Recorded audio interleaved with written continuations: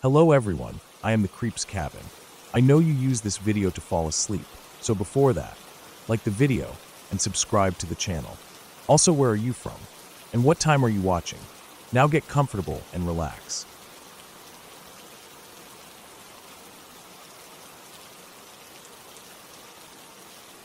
When I was 13, something happened at my family cabin in Cook's Forest, Clarion, Pennsylvania, that nobody will ever admit to, except maybe my great-grandpa, who, unfortunately, has long since passed away. Every time I bring it up, the adults change the subject, give me weird looks, or just flat out pretend I'm making it up. It's like it never happened.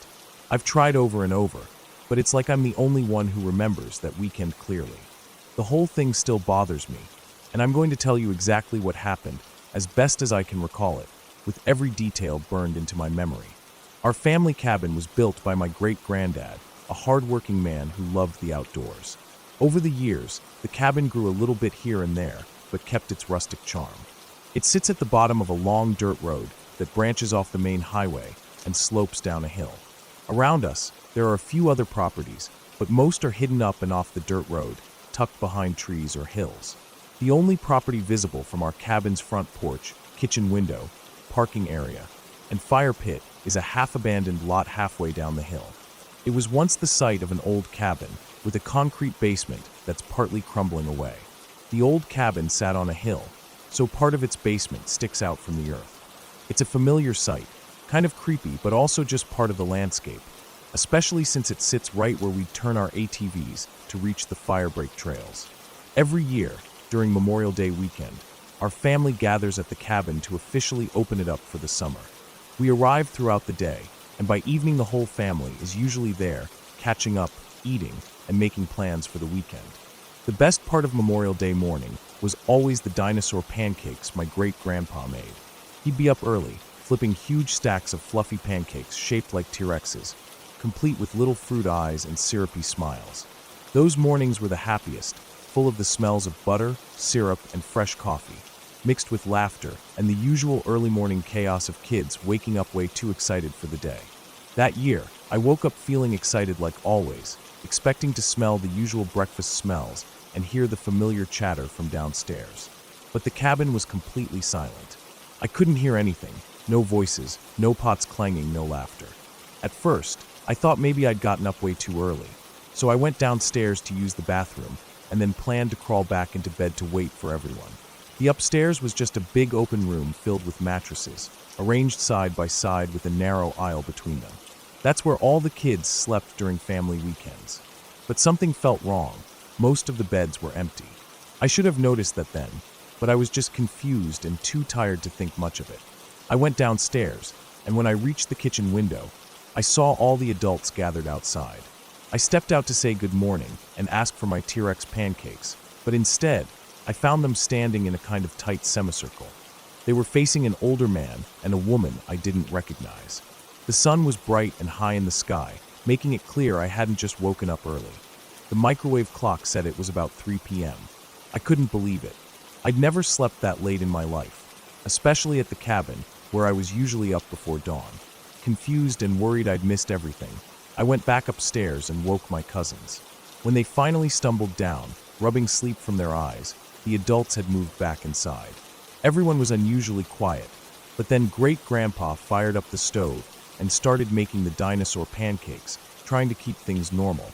The tension was thick in the air though, like everyone was trying too hard to pretend nothing strange had happened. I was there with my Aunt Beth, who was close to my age and basically the cool aunt. When I saw her pale face, I asked what was wrong. She pulled me outside and pointed toward that abandoned lot where the crumbling cabin used to be. But now, standing there in the bright daylight, was a huge sprawling cabin mansion. It looked brand new, like something out of a magazine, with a big parking area full of shiny SUVs and some of the coolest four-wheelers I'd ever seen. It was impossible. The place had been empty for as long as I could remember. Aunt Beth told me the people I saw earlier, the older couple, were the new owners. They'd invited our family to visit because they were having a Memorial Day get-together with their nieces and nephews, just like us. I was so excited, barely able to hold myself back from running over to check it out. But Aunt Beth grabbed my arm and reminded me about the dinosaur pancakes. I wanted to protest, but I gave in and went back inside. The mood inside was weird. The adults were trying to act normal, playing games and talking with the kids, but something felt off. I finally asked Aunt Beth what was going on. She just bonked me lightly on the head and asked if I'd seen that massive cabin mansion last night, or last year, or the year before. She said they'd been coming to the cabin for years and never seen any construction.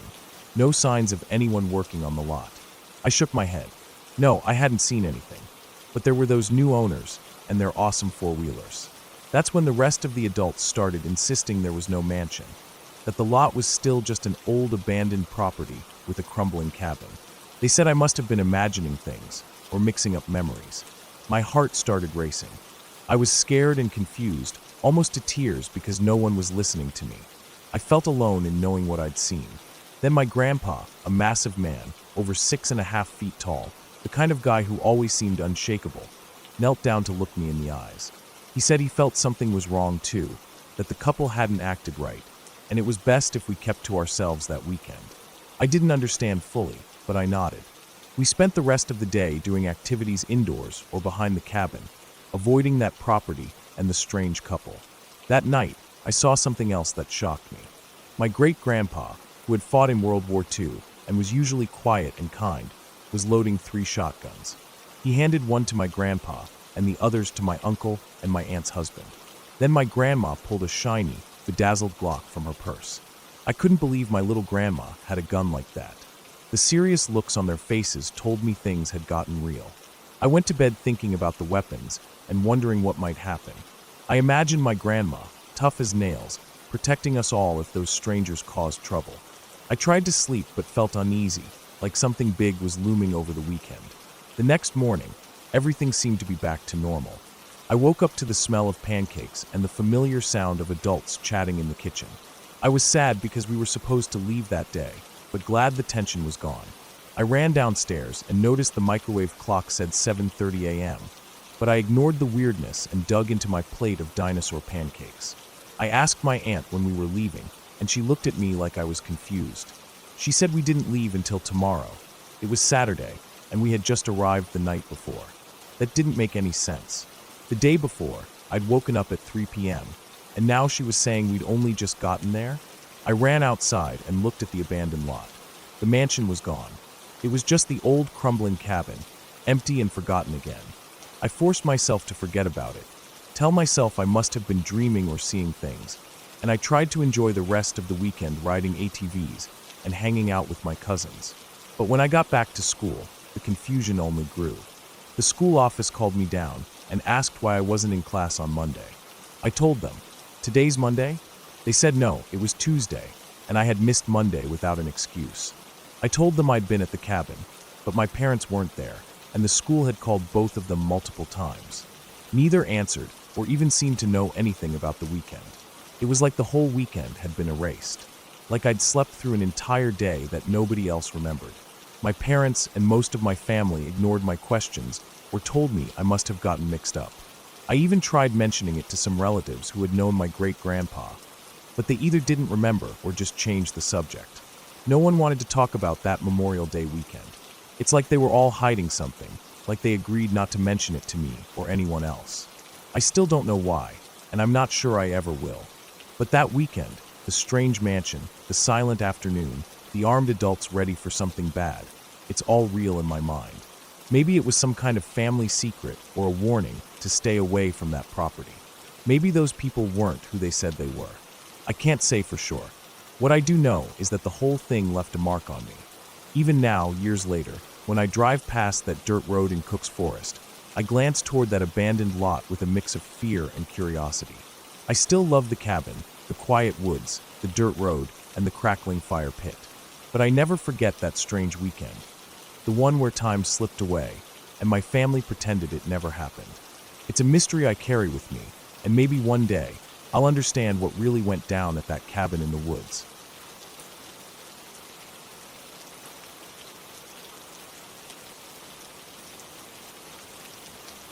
When I was a kid, me and my friends used to spend a lot of time on these paved walking paths in the middle of our city.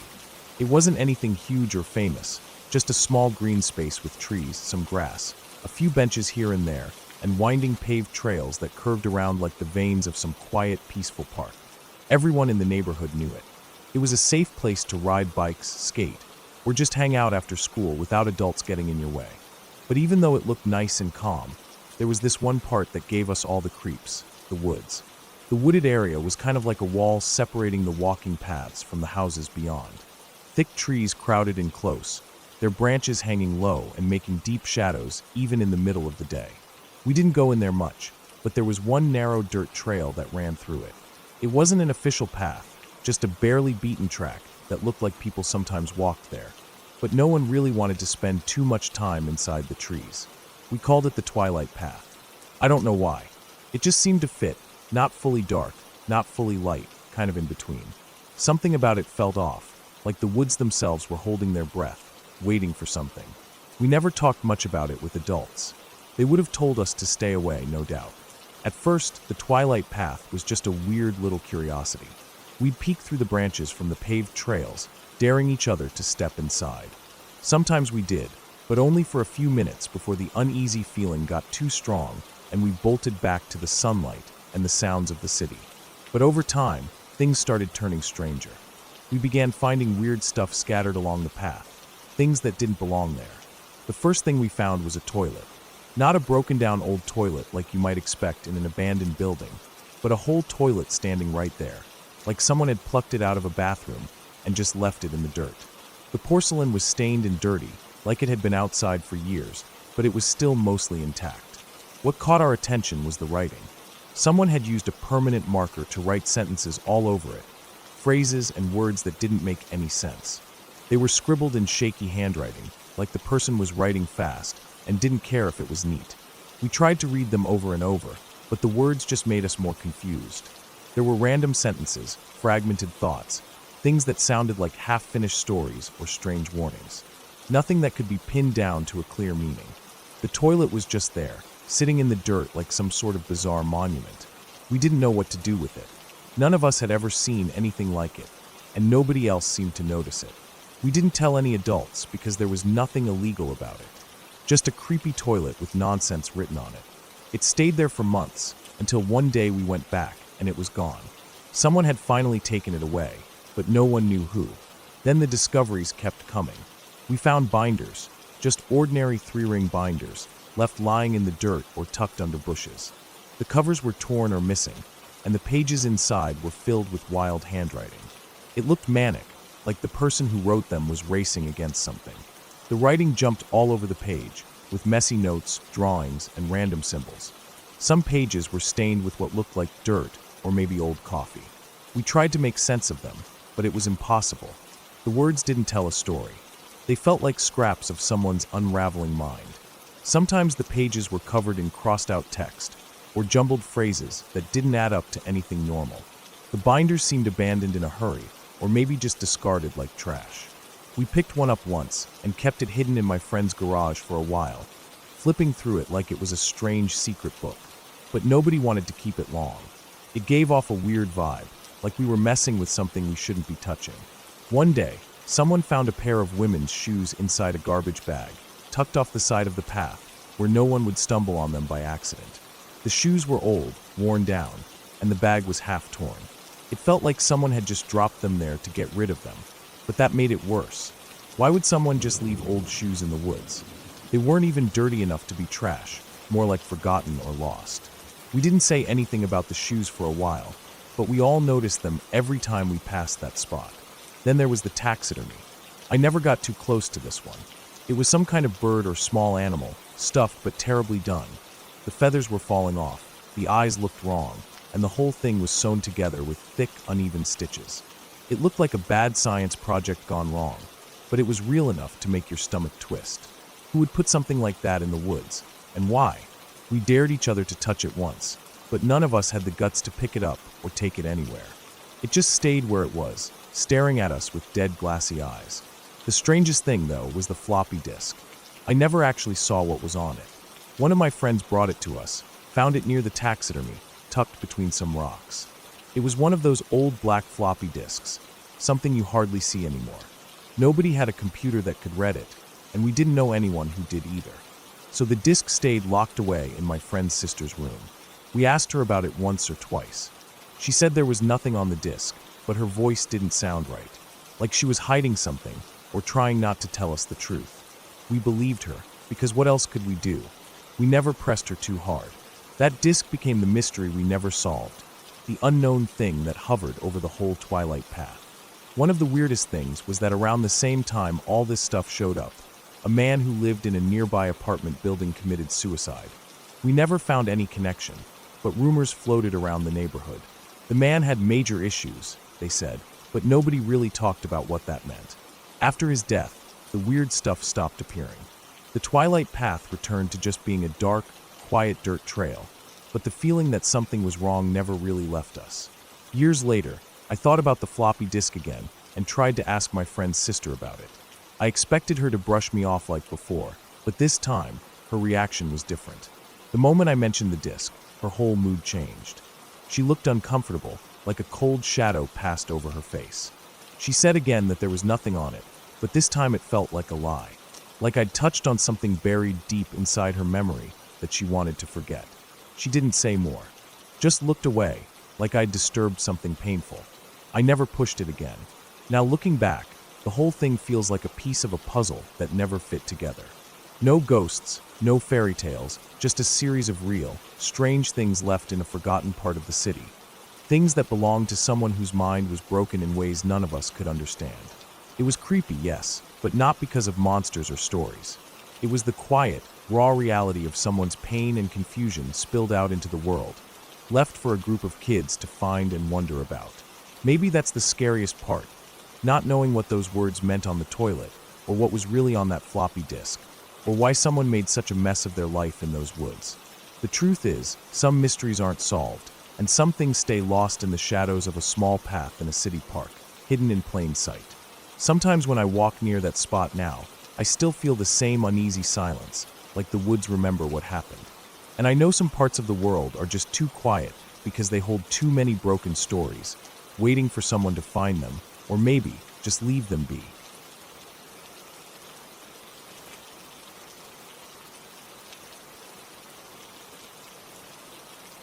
About 24 years ago, my parents bought 20 acres of riverfront property near Everett, Michigan.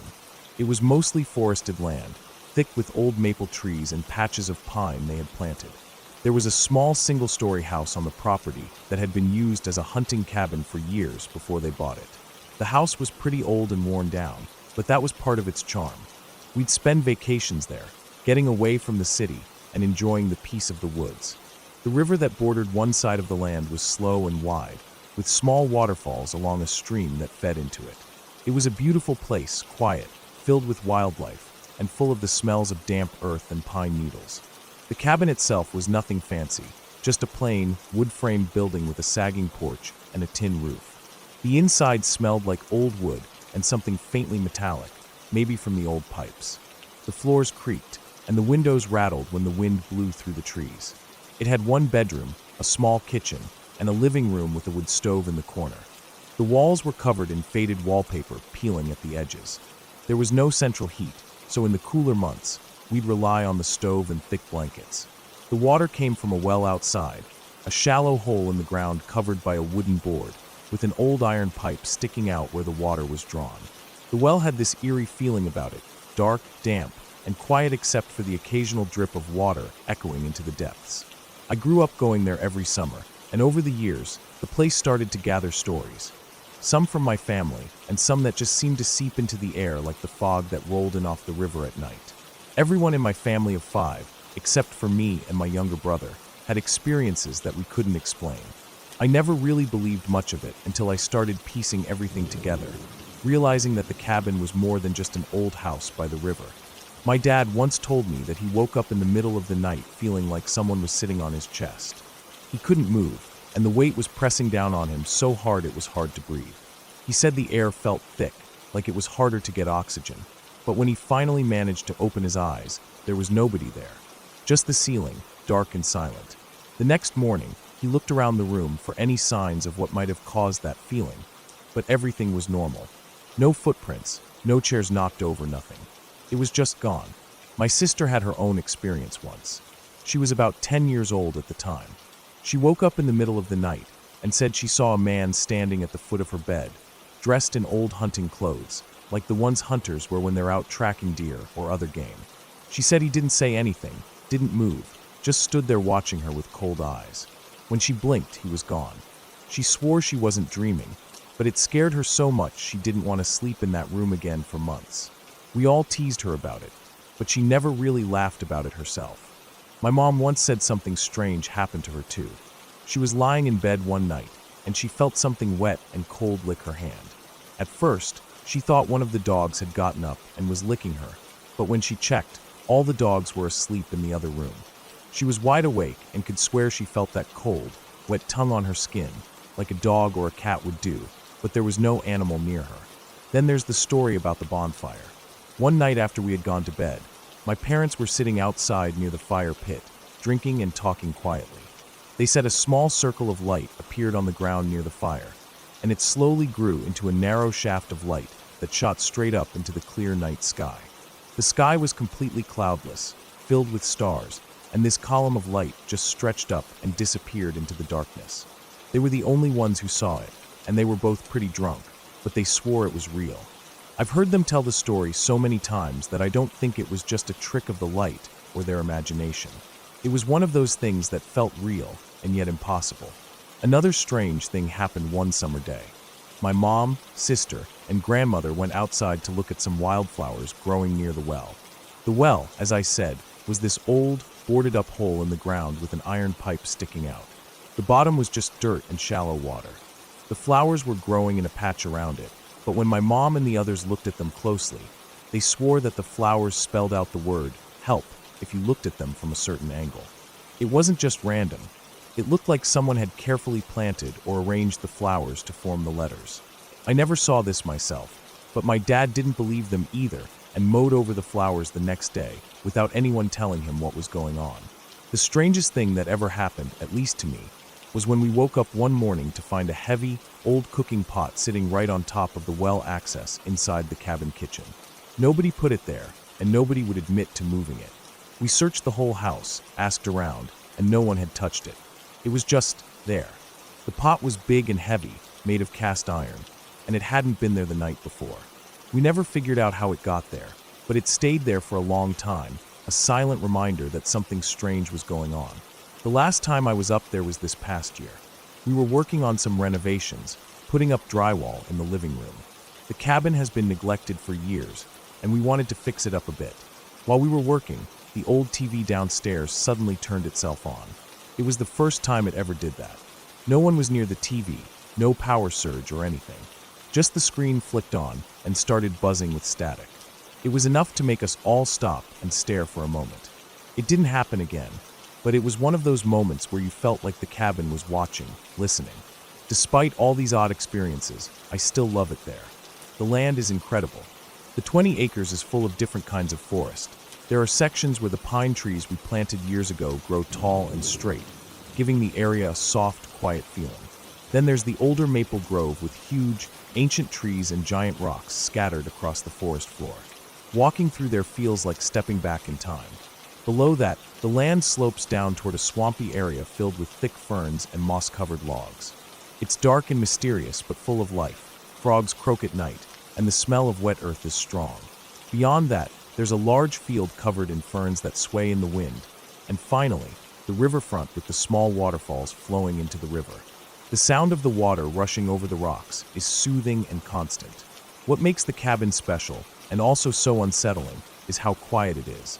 The kind of silence where even the smallest noise sounds loud, like the creak of a floorboard, the rustle of leaves outside, or the faint drip from the well. At night, the woods seem to press in close, and the shadows stretch long and dark. The air always smells a little different there, cooler, damp, and sometimes with a faint metallic tang from the old well. You can't help but feel like you're not entirely alone, even when you are. Looking back on all the stories my family has told, the weird things we saw and felt, I think the cabin is just a place that holds on to memories. Some from us, some from the people who were there before us. The land, the trees, the river, they all seem to carry something that's hard to explain, something you sense more than see. It's not ghosts or fairy tales. It's more like the land itself remembers. It reminds you that you're just passing through, that the forest and the river have been there long before us, and will be there long after we're gone. I still go back as often as I can. The work we do on the cabin, the hikes through the forest, the nights sitting by the river, all of it connects me to something real and lasting. The weird things that happen there don't scare me anymore. They've just become part of the story of that place, a reminder that some things can't be explained, and maybe don't need to be. The land is alive in its own way, and for me, that's enough.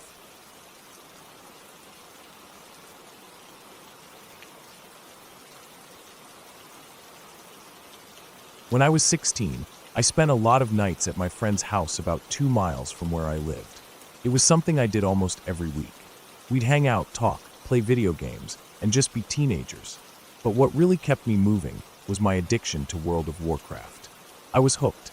So hooked that every night around 3 or 4 in the morning, I'd wake up, sneak out of my friend's house, grab my bike, and ride those 2 miles back home just so I could play. I didn't want to wake my parents or anyone else, so I always tried to be as quiet as possible. The neighborhood was usually dead silent at that hour, with only the occasional car driving by or the faint sounds of nature waking up. One night stands out in my memory more than any other. I woke up around the usual time, something like 3:30 a.m., and felt that familiar itch to get home and play. I was careful, making sure not to wake my friend or anyone else. I quietly slipped out the door, grabbed my bike from the porch, and started pedaling toward home. The air was cool, a little crisp like early spring or late fall in western Oregon. The streetlights cast a dim yellow glow on the pavement, and my bike tires hummed softly as they rolled along the empty roads. The ride was peaceful at first, the kind of quiet that feels like the world is holding its breath. I was almost halfway home when suddenly, something impossible appeared right above me. I mean, it wasn't just above me, it was towering over the whole town. At first, I thought it was a trick of my eyes or maybe a weird cloud formation. But no, this was real, and it was massive, like nothing I'd ever seen before. Bigger than our entire town, by a lot. It was shaped like a long oval, almost like a giant spaceship you might see in a sci-fi movie, but this was real. It looked like it was floating in space, except I was standing right under it on Earth. It was pitch black, but not just black. It had this oily shine to it, like the surface was covered in something slick that reflected tiny hints of rainbow colors around the edges. The colors flickered and shifted, like when oil spills on water catch the light and dance. The whole thing was at least 100 miles long, maybe more. It stretched so far that I could barely see one end from where I stood, and my neck started to hurt just trying to look along its length. There was no sound at all. No humming, no buzzing, nothing. Complete silence. I was frozen there, my bike fallen on its side beside me, my mouth probably hanging open. I didn't move. I just stared. I don't know how long I stood there, maybe 30 seconds, maybe longer. Time felt strange, like it slowed down or stretched out. I was caught between disbelief and awe and something else, something deeper and more primal that I can't quite describe. Then suddenly it moved. It shot forward like a light in hyperspace from Star Wars, the kind of speed you can barely register with your eyes. It continued moving in the direction it was already facing. Again, no sound. It was gone in an instant, disappearing as fast as it had come. Just like that, it was gone. I sat on the curb for a few minutes after it disappeared, heart pounding, trying to process what I'd just seen. The sky was clear, but I honestly couldn't tell if there was a moon or not that night. The streetlights washed out a lot of the natural light. I was unsure if I'd imagined it, but the memory stayed clear and sharp in my mind. After a few minutes, I picked up my bike and continued the ride home. I wasn't about to miss my World of Warcraft raid because of some strange object that showed up out of nowhere. My brain was still racing, but I tried to push the whole thing out of my mind and focus on the game waiting for me. This all happened in Western Oregon, but I have no idea the exact date. It was years ago, but I remember the feeling of it all like it was yesterday. If anyone else has ever seen something like this, or knows what it could have been, I'd want to hear about it. But from what I know, I was alone that night. There was another strange experience around the same time, maybe a few weeks later. My buddy and I were standing in my driveway smoking cigarettes late at night. We weren't exactly doing much, just hanging out and talking quietly in the dark. It was another one of those nights with no moon, or at least I don't remember seeing one. We looked up and saw these 5 green lights floating in the sky. They were arranged in a perfect circle and flashing in different sequences, almost like they were trying to communicate some kind of message. The lights blinked and changed rhythmically, and it looked intentional, not random. The circle was huge, about the size of the moon in the sky, which made it hard to tell how far away it was. It could have been really far, or maybe closer than we thought. The whole thing went on for several minutes, long enough for us to get curious and unsettled. We watched silently, neither of us saying much, just trying to make sense of what we were seeing. Then, just as suddenly as it started, the lights stopped blinking and disappeared. We never saw anything like that again. The memory of those flashing green lights stayed with me, just like the massive object from before. But the strangest thing didn't happen outside or in the sky. It happened in my own bedroom. I was lying in bed one night, wide awake, but trying to fall asleep. The room was dark, too dark to make out much beyond the edge of the bed. I wasn't scared at first, just restless. Then, from the end of my bed, where my feet were, I noticed my blankets starting to move. Slowly at first, but definitely moving. It was like something was pulling them off me, one hand grabbing at the fabric and dragging it down toward the floor. I sat up quickly, heart racing, but I couldn't see anything. The room was pitch black beyond the immediate area around my bed. I kept my eyes peeled, searching the darkness, but there was nothing. No shape, no shadow, no explanation. Just the blanket moving, as if an invisible force was tugging on it. The feeling was so real and unsettling that I was frozen for a moment, trying to understand what was happening. The blanket was almost completely off me when I finally snapped out of it.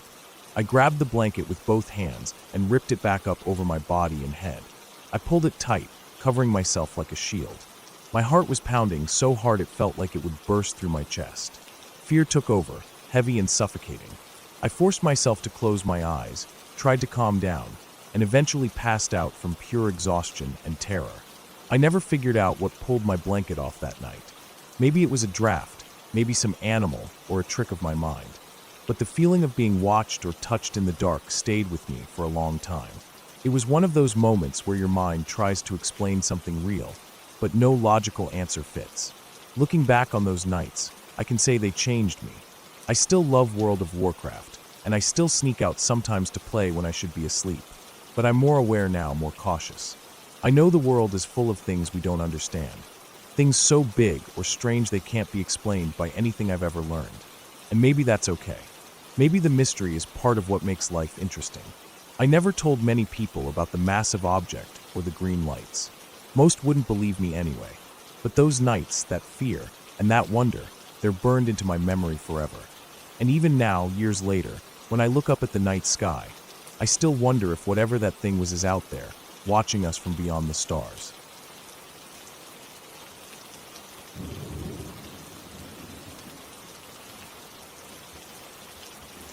Many years ago, when I was just a little kid, my family packed everything we had into a moving truck and our car and left California for a new life in Nebraska. I was maybe 5 or 6 years old at the time, so I don't remember every detail of the trip, but there are certain moments burned into my memory, mostly because of what my parents told me about them later. One of those moments still sticks with all of us, especially my mom. It happened when we were somewhere in Nevada, just after passing through Las Vegas.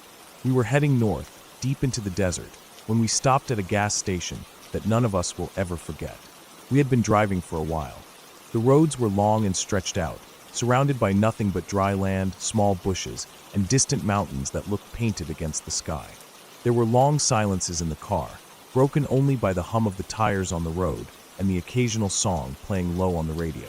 My mom and dad took turns driving, while I mostly sat in the back, half asleep, playing with my toys, or staring out the window. It was hot, even with the AC running, and the sun was starting to drop lower in the sky, casting long shadows across the road. At some point, the gas gauge dipped low. We hadn't passed another car in a long while, and there were barely any signs of life out there except for some scattered, worn-down buildings and empty lots. But then we saw a faded sign on the side of the road for a gas station coming up. It looked old, the kind that probably hadn't been updated since the 60s or 70s, with chipped paint and sun-faded lettering. My dad decided to pull in. The place was one of those classic, old-school stations that had a bell that rang when a car pulled up to the pump. The ground was cracked, with weeds pushing through the pavement, and the air smelled faintly like oil and sun-baked rubber. There was a small building attached, probably no bigger than a regular living room, with windows so dusty it was hard to see inside. I remember the sun glaring off the glass, making it almost impossible to tell what was going on in there. Dad got out first, stretching his arms and legs, trying to shake off the hours of driving. My mom said she was going to go inside to pay. The plan was simple: get gas, grab a couple of snacks, and keep going. I was still strapped in the back seat, looking around, not thinking much of anything. It just seemed like a normal stop. What happened next is something my mom still talks about to this day. And when she does, there's always a quiet seriousness in her voice. She says she stepped inside the gas station, and even though there hadn't been another car in sight for miles, the place was filled with people. Not crowded shoulder to shoulder, but enough people standing around that it didn't make any sense. And she swears they weren't doing anything. They weren't shopping, talking, or moving, just standing there. She walked toward the counter to pay, trying to act like everything was normal, but she said something felt off right away. The air was thick, like the inside of a closed room with too many people and no circulation. The fluorescent lights buzzed faintly overhead.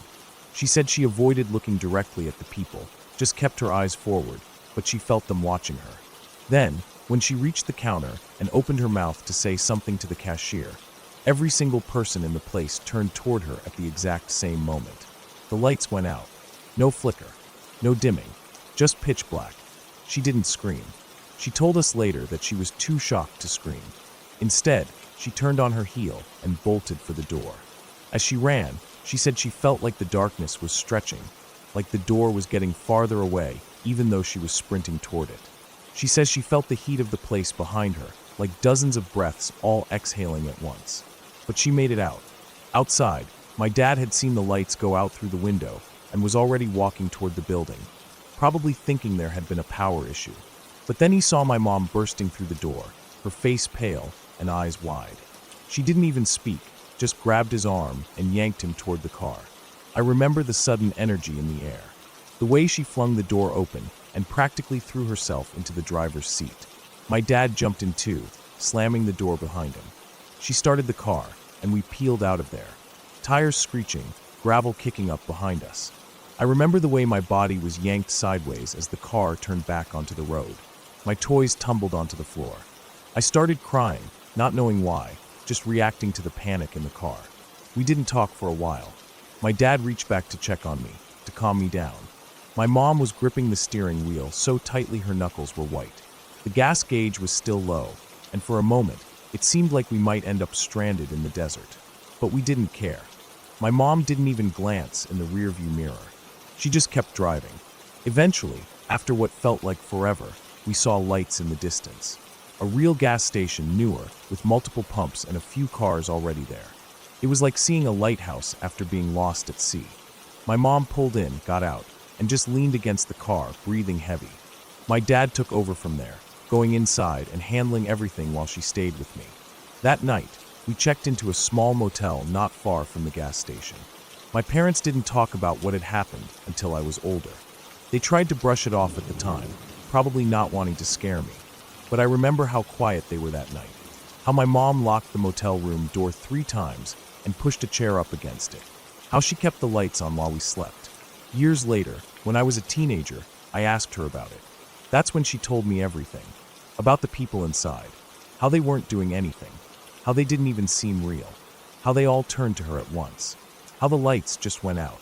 She's not a dramatic person, not the type to make stuff up or exaggerate. And when she told me, she looked the same way she had that night in the motel, pale, quiet, and unsettled. My dad backs her up, too.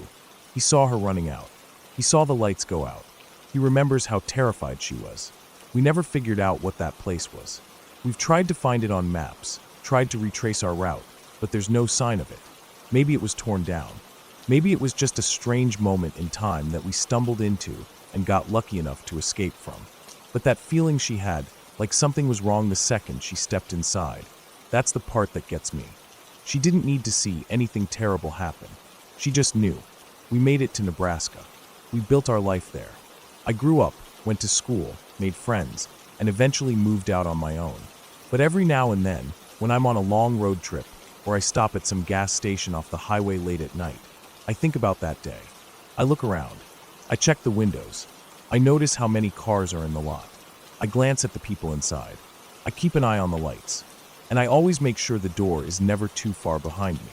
Because whatever was going on in that gas station, whoever those people were, or whatever they were doing, it didn't feel right. It didn't feel normal. It didn't feel safe. And sometimes, you don't need to understand something to know you should run from it.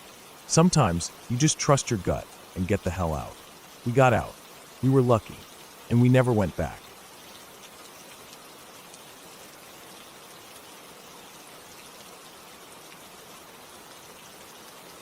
I was about 15 when I moved into that old house.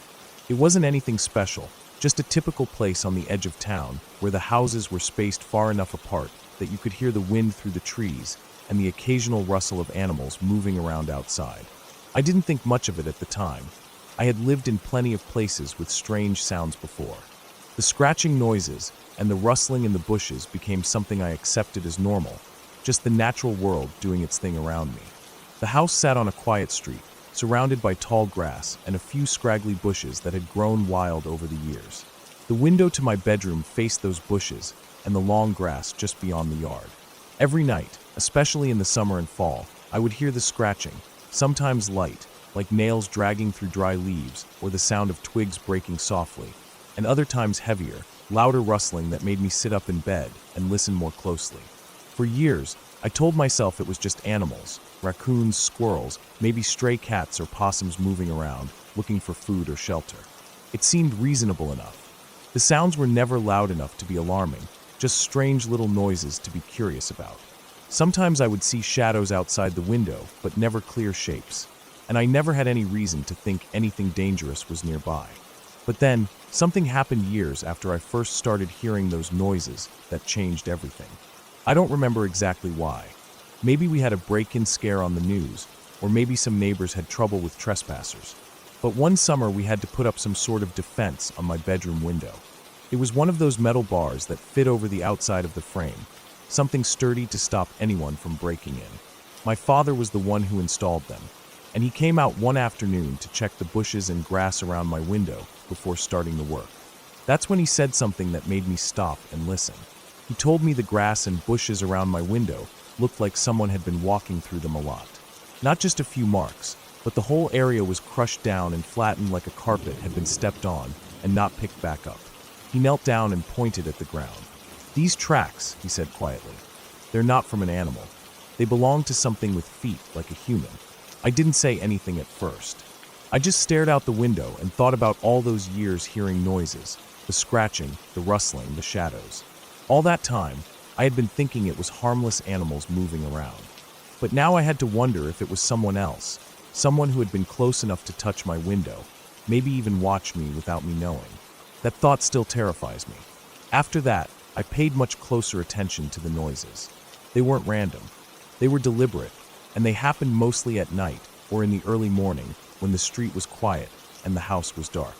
I started noticing patterns, a soft scratching at first, like someone testing if the window was locked or if the screen was loose. Then heavier rustling, footsteps crunching in the dead grass and dry leaves. Some nights, I would lie awake and hear the sounds moving slowly along the side of the house, circling around as if someone was trying to find a way inside or just pacing back and forth. I never saw anyone clearly, just fleeting shadows, shapes moving quickly between trees or behind the bushes. Sometimes I would hear the faint scrape of something being dragged over the ground, or the soft sound of fabric brushing against branches. One night, I remember waking up because the scratching was louder, right outside my window. It was a sharp, persistent sound, like nails digging into the wood or metal. I froze under the covers, my heart pounding so hard I thought it might burst. The window was locked tight, but the bars were new, and I could feel the weight of whatever was pressing against them, trying to get in. I didn't move. I didn't dare breathe too loudly. After what felt like an eternity, the scratching stopped and the rustling faded away. I waited another half hour, too scared to move, before I finally slid out of bed and checked the window. The grass was crushed down, just like my dad had said, flattened and disturbed like someone had been standing there for a long time. I told my parents about it, but they just brushed it off, saying maybe it was some kid playing a prank or animals. They didn't want to make a big deal out of it. But I knew better. I could feel it in my bones. From then on, I started keeping a flashlight by my bed. Sometimes I would catch the glint of eyes reflecting in the bushes, too high up and too still to be animals.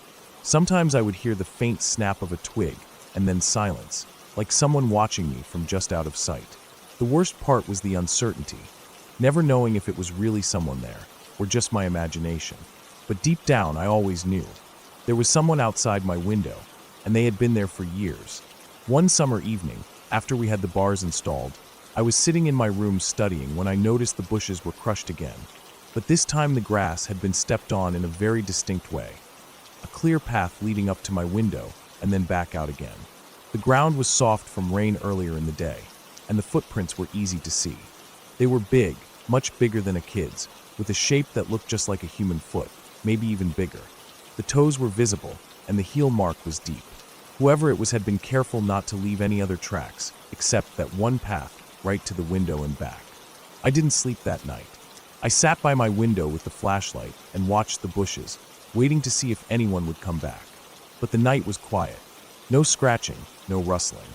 Weeks passed, and the feeling of being watched never left me. I kept checking the bushes every day and night. I tried to block my window with furniture and thick curtains, hoping it would stop whoever it was from seeing inside. One night, I was woken up by a strange sound. It wasn't scratching or rustling. It was soft, like breathing, very close to the window. I held my breath and listened. The sound was slow and deep, almost a quiet huff. It lasted a few seconds and then stopped. I stayed still, paralyzed by fear. My mind raced with every possibility, every dark thought about what could be lurking just outside the glass. I wanted to scream, to run, to hide, but my body was frozen. After what felt like forever, I finally found the courage to peek through the curtain. The bushes were empty. The street was silent.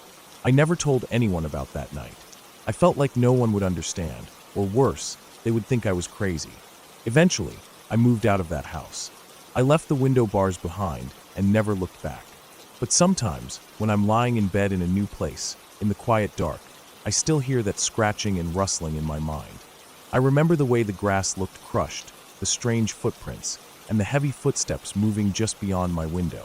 Knowing someone was outside, watching, waiting, that thought never leaves me. It never really goes away. And that is the most terrifying thing of all.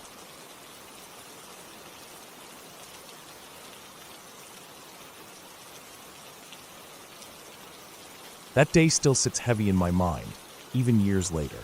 It started like any other summer afternoon back when I was 19, with nothing much to do and a few friends looking to kill some time before the week ended. We lived near Oakfield Ledge in Wisconsin, a place most people barely knew about, let alone ventured to. The hiking trail along the Niagara Escarpment wasn't popular, partly because it was rugged, partly because it was quiet. A quiet that sometimes felt too quiet. The trail itself hugged the side of the escarpment, with steep cliffs that you could climb if you were bold enough, and a handful of shallow caves peppered here and there. These caves were nothing special on the surface. Most of them were small, smelly, and full of trash left by other visitors, beer cans, old wrappers, stuff like that. But they made for a good spot to explore if you had nothing else going on. That afternoon, we were out for one of those casual hikes. Just me and 3 friends, all around the same age, full of restless energy and curiosity. We had backpacks, but no real plan other than to walk and see what we could find. Phones back then weren't fancy like they are now. No flashlights or apps to help us out in the dark. Just basic, old cell phones that barely had signal and no built-in light. We'd been crawling around a few of the small caves, joking and pushing each other into the tight spaces, trying to see who could get the furthest inside. That's when we stumbled on something different. One cave, tucked away beneath an outcrop of rock, looked deeper than the rest. It wasn't marked on any trail map or really visible unless you were standing right next to it. The entrance was low and narrow, almost hidden by bushes and fallen leaves. None of us had ever seen it before, and none of us knew anyone who had. Curiosity took hold, and we decided to go in. The moment we stepped inside, the temperature dropped sharply. It felt like someone had turned the air conditioning on full blast. The cold was sudden and biting, especially compared to the warm summer air outside. It was probably about 20 or 30 degrees cooler than the day around us. Our skin prickled as we adjusted to the change. The cave was dark, pitch black past the very small entrance. and we had nothing but our lighters to guide us. The small flames flickered wildly, casting dancing shadows against the rough walls. Our breath hung in the cold air as we exhaled, and the sound of dripping water echoed softly in the distance. What struck us first was how clean it was. There was no garbage, no markings, no graffiti that you'd expect in a place people sometimes crawled through. It was almost sterile. The rock floor beneath us was smooth and free of debris.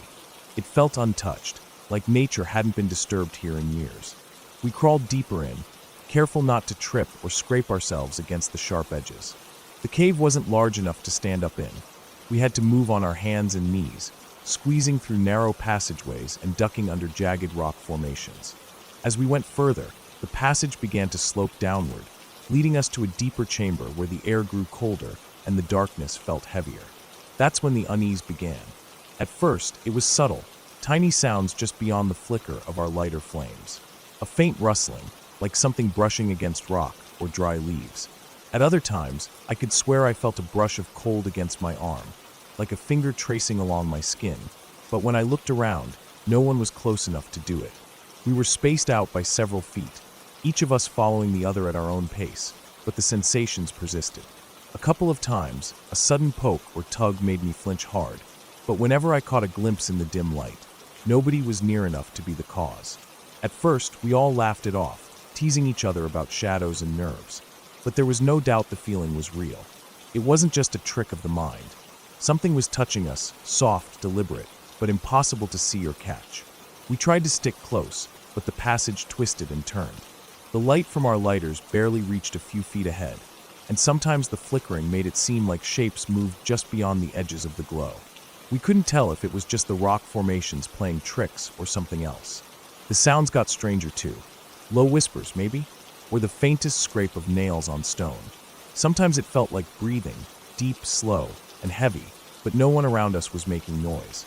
We tried calling out, but our voices seemed swallowed by the cave walls. The echoes twisted our words into strange noises that made it hard to tell what we had said or heard. After maybe 20 minutes of crawling and creeping, the feeling turned to something heavier. Fear settled in, cold and sharp. We weren't just uncomfortable anymore. We were sure something was in there with us, something unseen but definitely present. We started to accuse each other of messing around. Maybe one of us was pulling at someone else in the dark to scare them.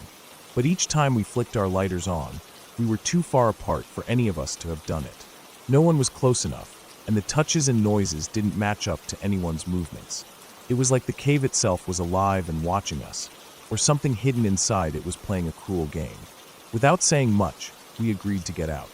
None of us wanted to be stuck down there longer. The cold had seeped into our bones, and the creeping dread was suffocating. We turned back the way we came, feeling our way along the walls. But as we moved toward the entrance, something was off. The passage seemed longer than before. The angles were slightly different, the same turns taking longer to reach. It was like the cave had shifted. Finally, we burst out of the opening into the fading light of dusk. The sun was low in the sky, casting long orange shadows across the trail. We had entered the cave around midday, but somehow, 3 hours had passed while we were inside those few minutes. We stood there, breathless, confused, and shaken. None of us spoke much, just stared at the cave mouth, trying to understand what had happened. None of us wanted to go back in without proper lighting and more preparation. We promised we would return the next week with flashlights and better gear. But when we came back, no matter how hard we searched, we couldn't find that cave again. The bushes had shifted, the rocks looked different. The trail didn't lead us back to that hidden entrance. It was like it had vanished.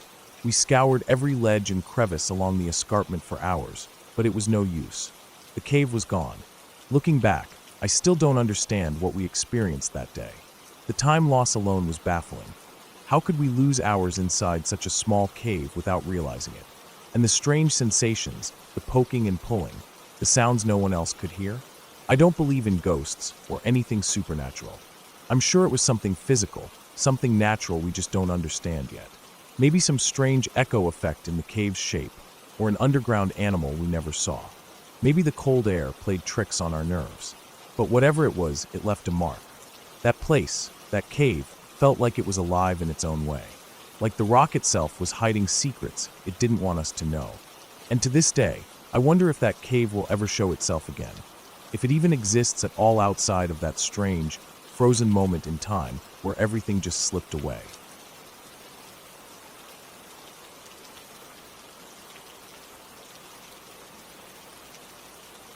When I was growing up, my grandparents had a big farm, not just a few fields, but a wide stretch of land that felt like it went on forever in every direction.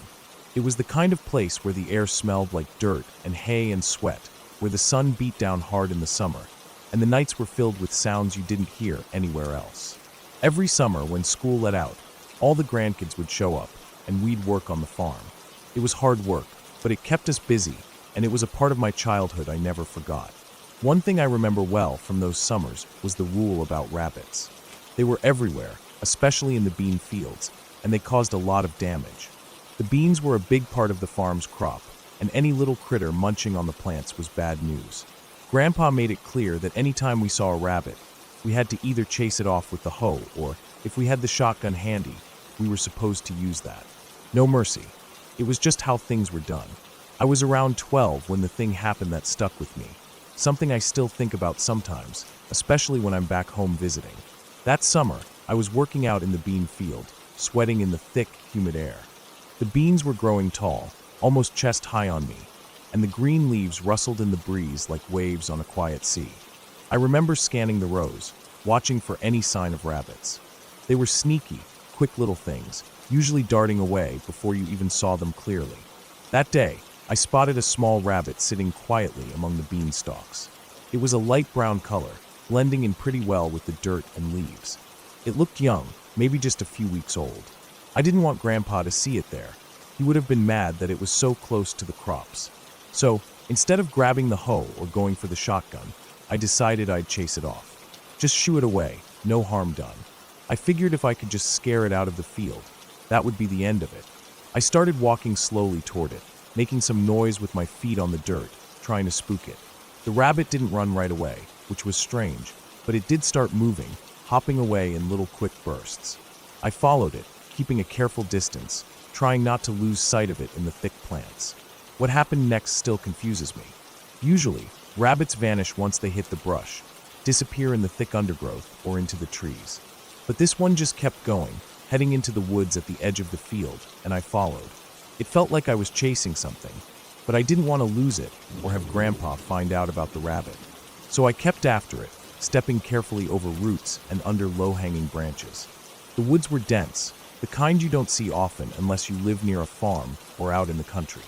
The trees were tall, mostly oaks and maples, their leaves thick enough to blot out the sun in places. The ground was uneven, scattered with dead leaves and small rocks. I had to watch my footing carefully, but I kept following the rabbit, which somehow stayed just ahead of me, moving almost as if it was leading me somewhere.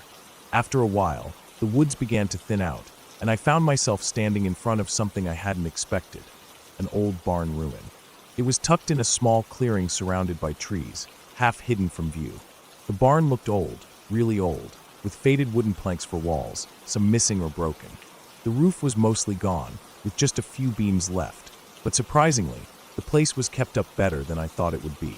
I stepped closer, the dry grass crunching under my boots, and looked inside. To my surprise, the barn wasn't just a ruin. There were antique farming tools hanging neatly on the walls, their wood handles smooth and polished despite the barn's age.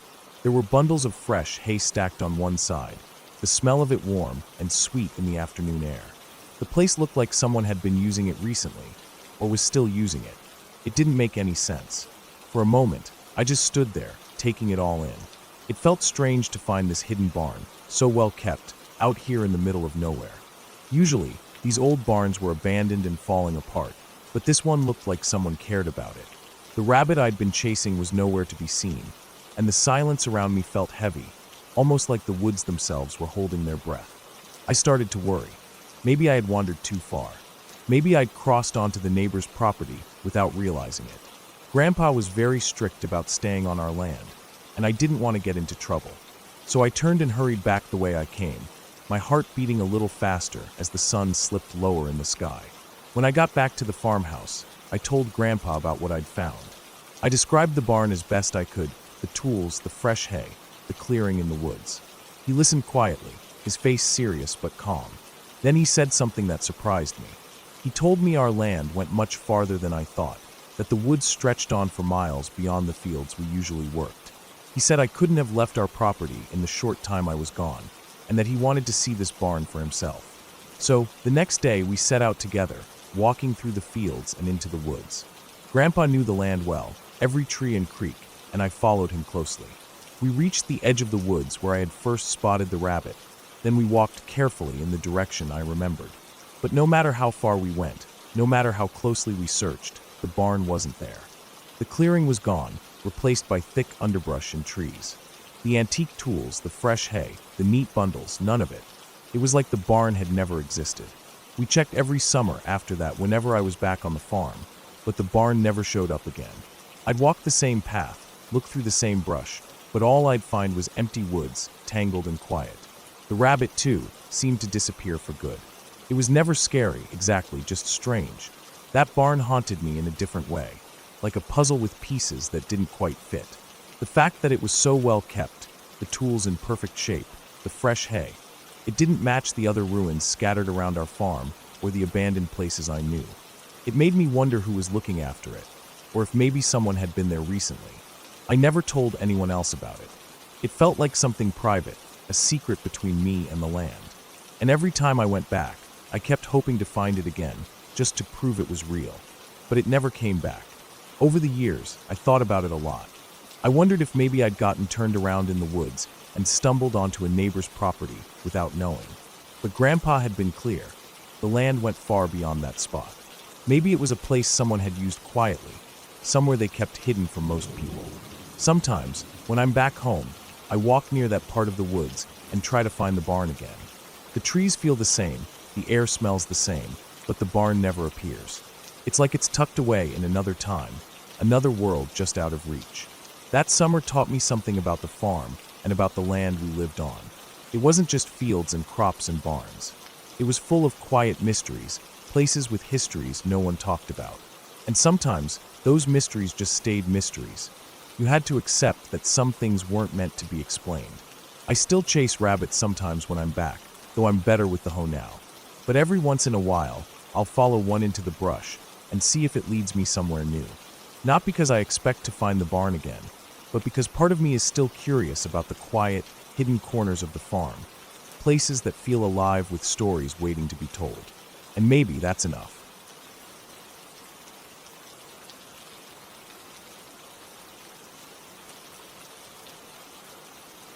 It was late in the afternoon when we finally reached the campground in the Angeles National Forest. I remember the sun was just dipping low behind the hills, casting long orange shadows through the tall pine trees. It was a busy weekend, and the place was packed. Cars were lined up everywhere along the dirt roads and between the scattered patches of campsites. The noise of people chatting, laughing, and kids running around filled the air. My mom's boyfriend was driving the old family car, and I sat in the back seat, holding my small backpack. The windows were down a little, and the smell of pine mixed with the hot California dust came in, dry and sharp. It was the kind of smell you only get deep in the forest in the late afternoon, that mix of dirt, pine needles, and campfires burning somewhere close by. I remember feeling a little nervous, even excited. We had never camped here before. This was the first time I was really going out in the woods like this, even though it was just a busy campground and not some remote wilderness. We found a spot eventually, though it was already starting to get dark.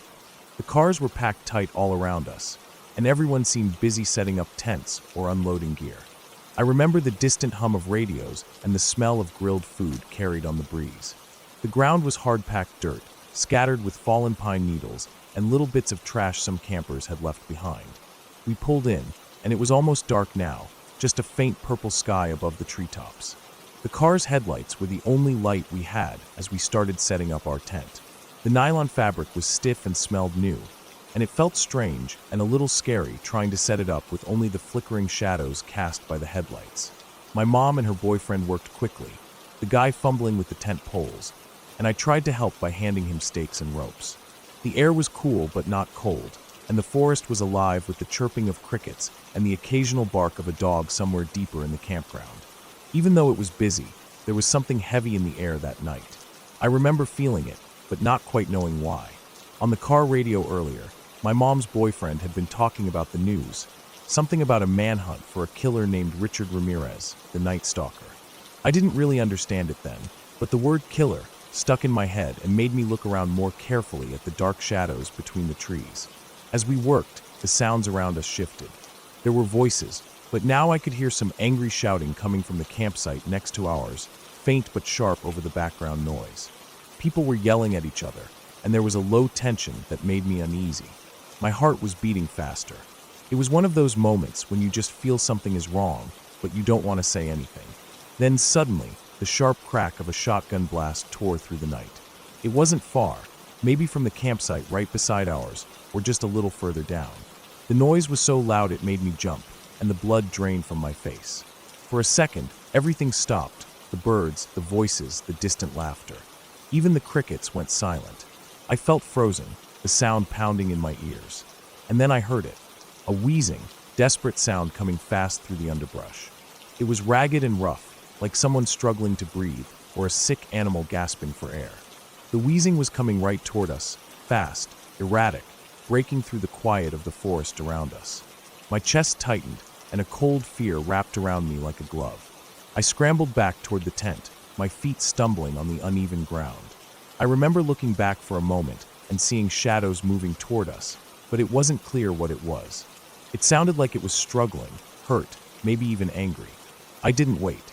I scrambled inside the tent, pulling the flap closed and trying to stay as quiet as possible, my heart pounding so hard I thought it might burst. The tent felt small and cramped, but safe somehow. I could hear the wheezing outside, getting closer, then fading away as whatever it was moved past. For a long time, I just lay there, trying to listen but hearing nothing but my own breathing. After what felt like forever, the sounds of shouting started up again.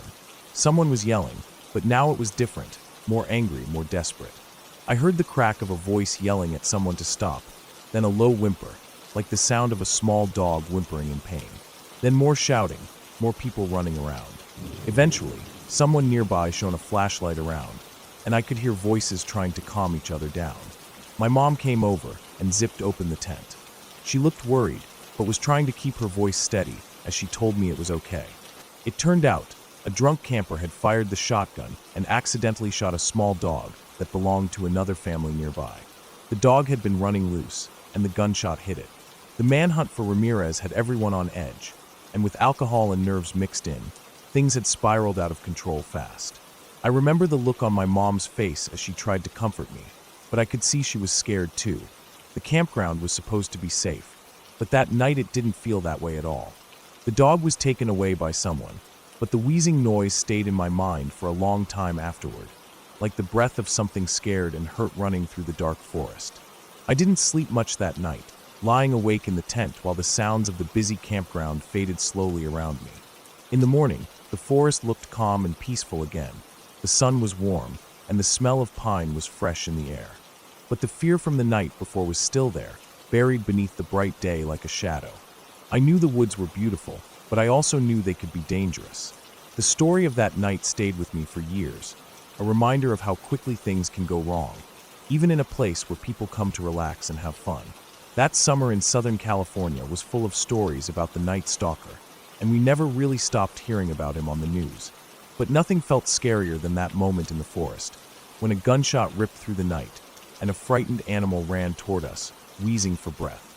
It was real, raw fear, and it was a lesson I carried with me. Sometimes, the things that scare you most don't come from monsters in stories, but from the people and events around you. The 80s had their own kind of wildness, and that night in the Angeles National Forest was one of those moments when I felt it all: danger, confusion, fear, and the strange mix of innocence and harsh reality that sticks with you long after the campfire burns out.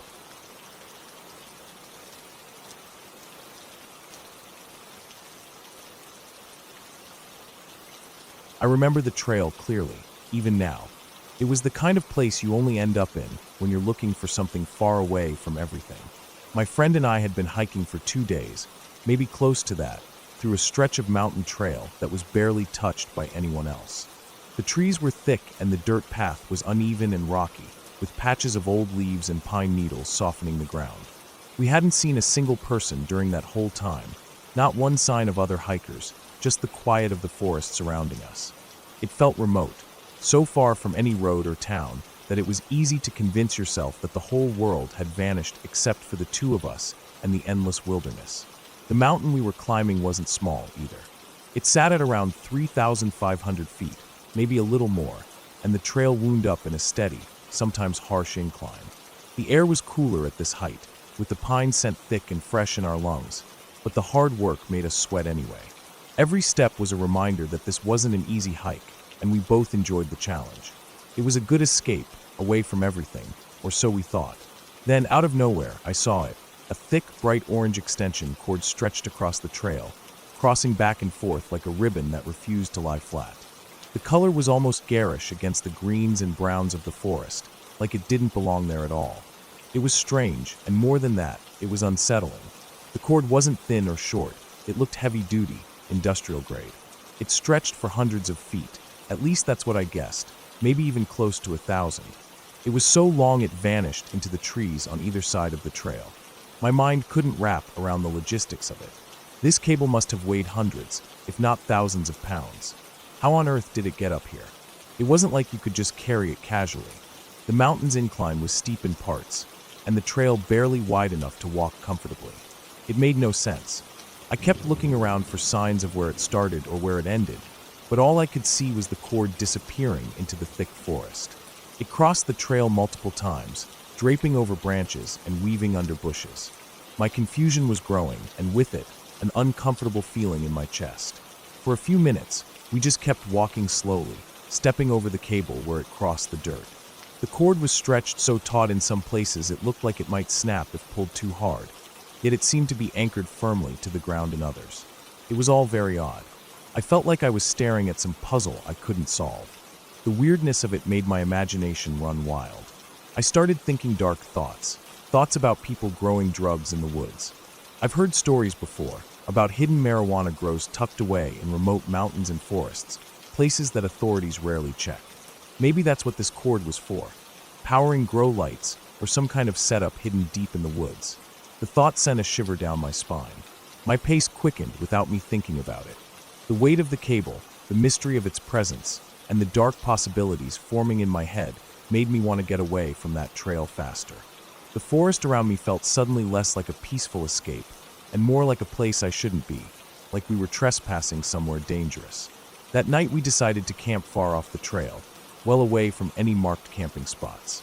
The sun was already low when we picked a small clearing, tucked behind a ridge, hidden under thick branches of evergreens and oak.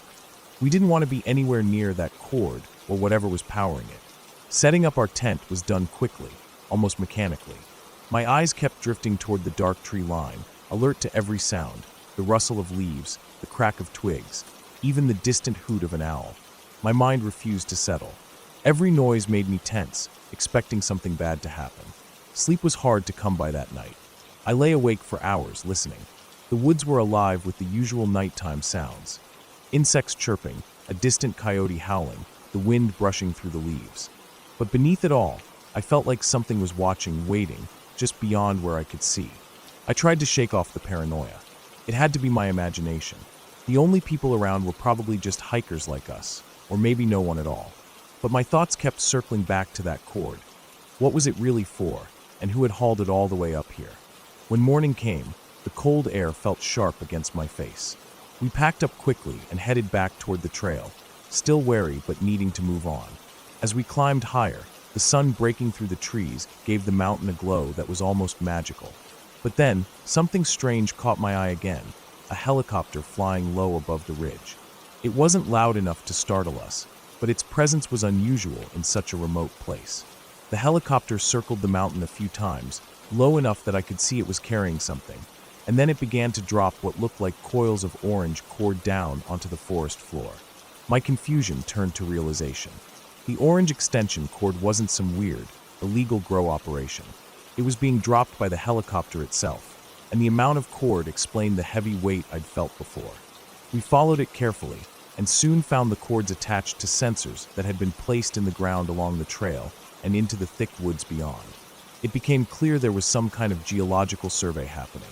The equipment was set up to monitor things deep in the mountain, soil movements, maybe seismic activity, or other data scientists needed to gather from such a remote and challenging environment. The knowledge eased the tension in my chest. I felt foolish for letting my mind spiral into darker thoughts. These were professionals with a purpose, not criminals hiding in the woods. The sense of danger that had clung to me overnight faded with every sensor we passed and every coil of cord we saw neatly laid out. It was technical, practical work, and far from anything illegal. That night, even though the rational part of me understood what was really going on, the fear lingered. The woods are still a place of mystery, after all.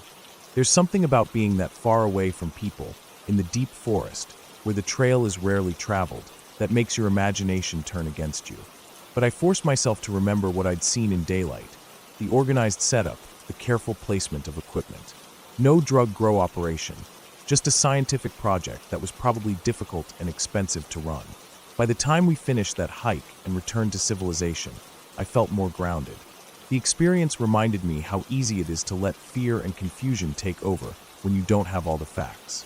It also made me appreciate the quiet, the remote places, and the people who work hard to understand them, even if their methods look strange at first. The mountain was still wild and beautiful, but no longer something to be afraid of, just a place full of secrets waiting to be uncovered in ways I hadn't expected.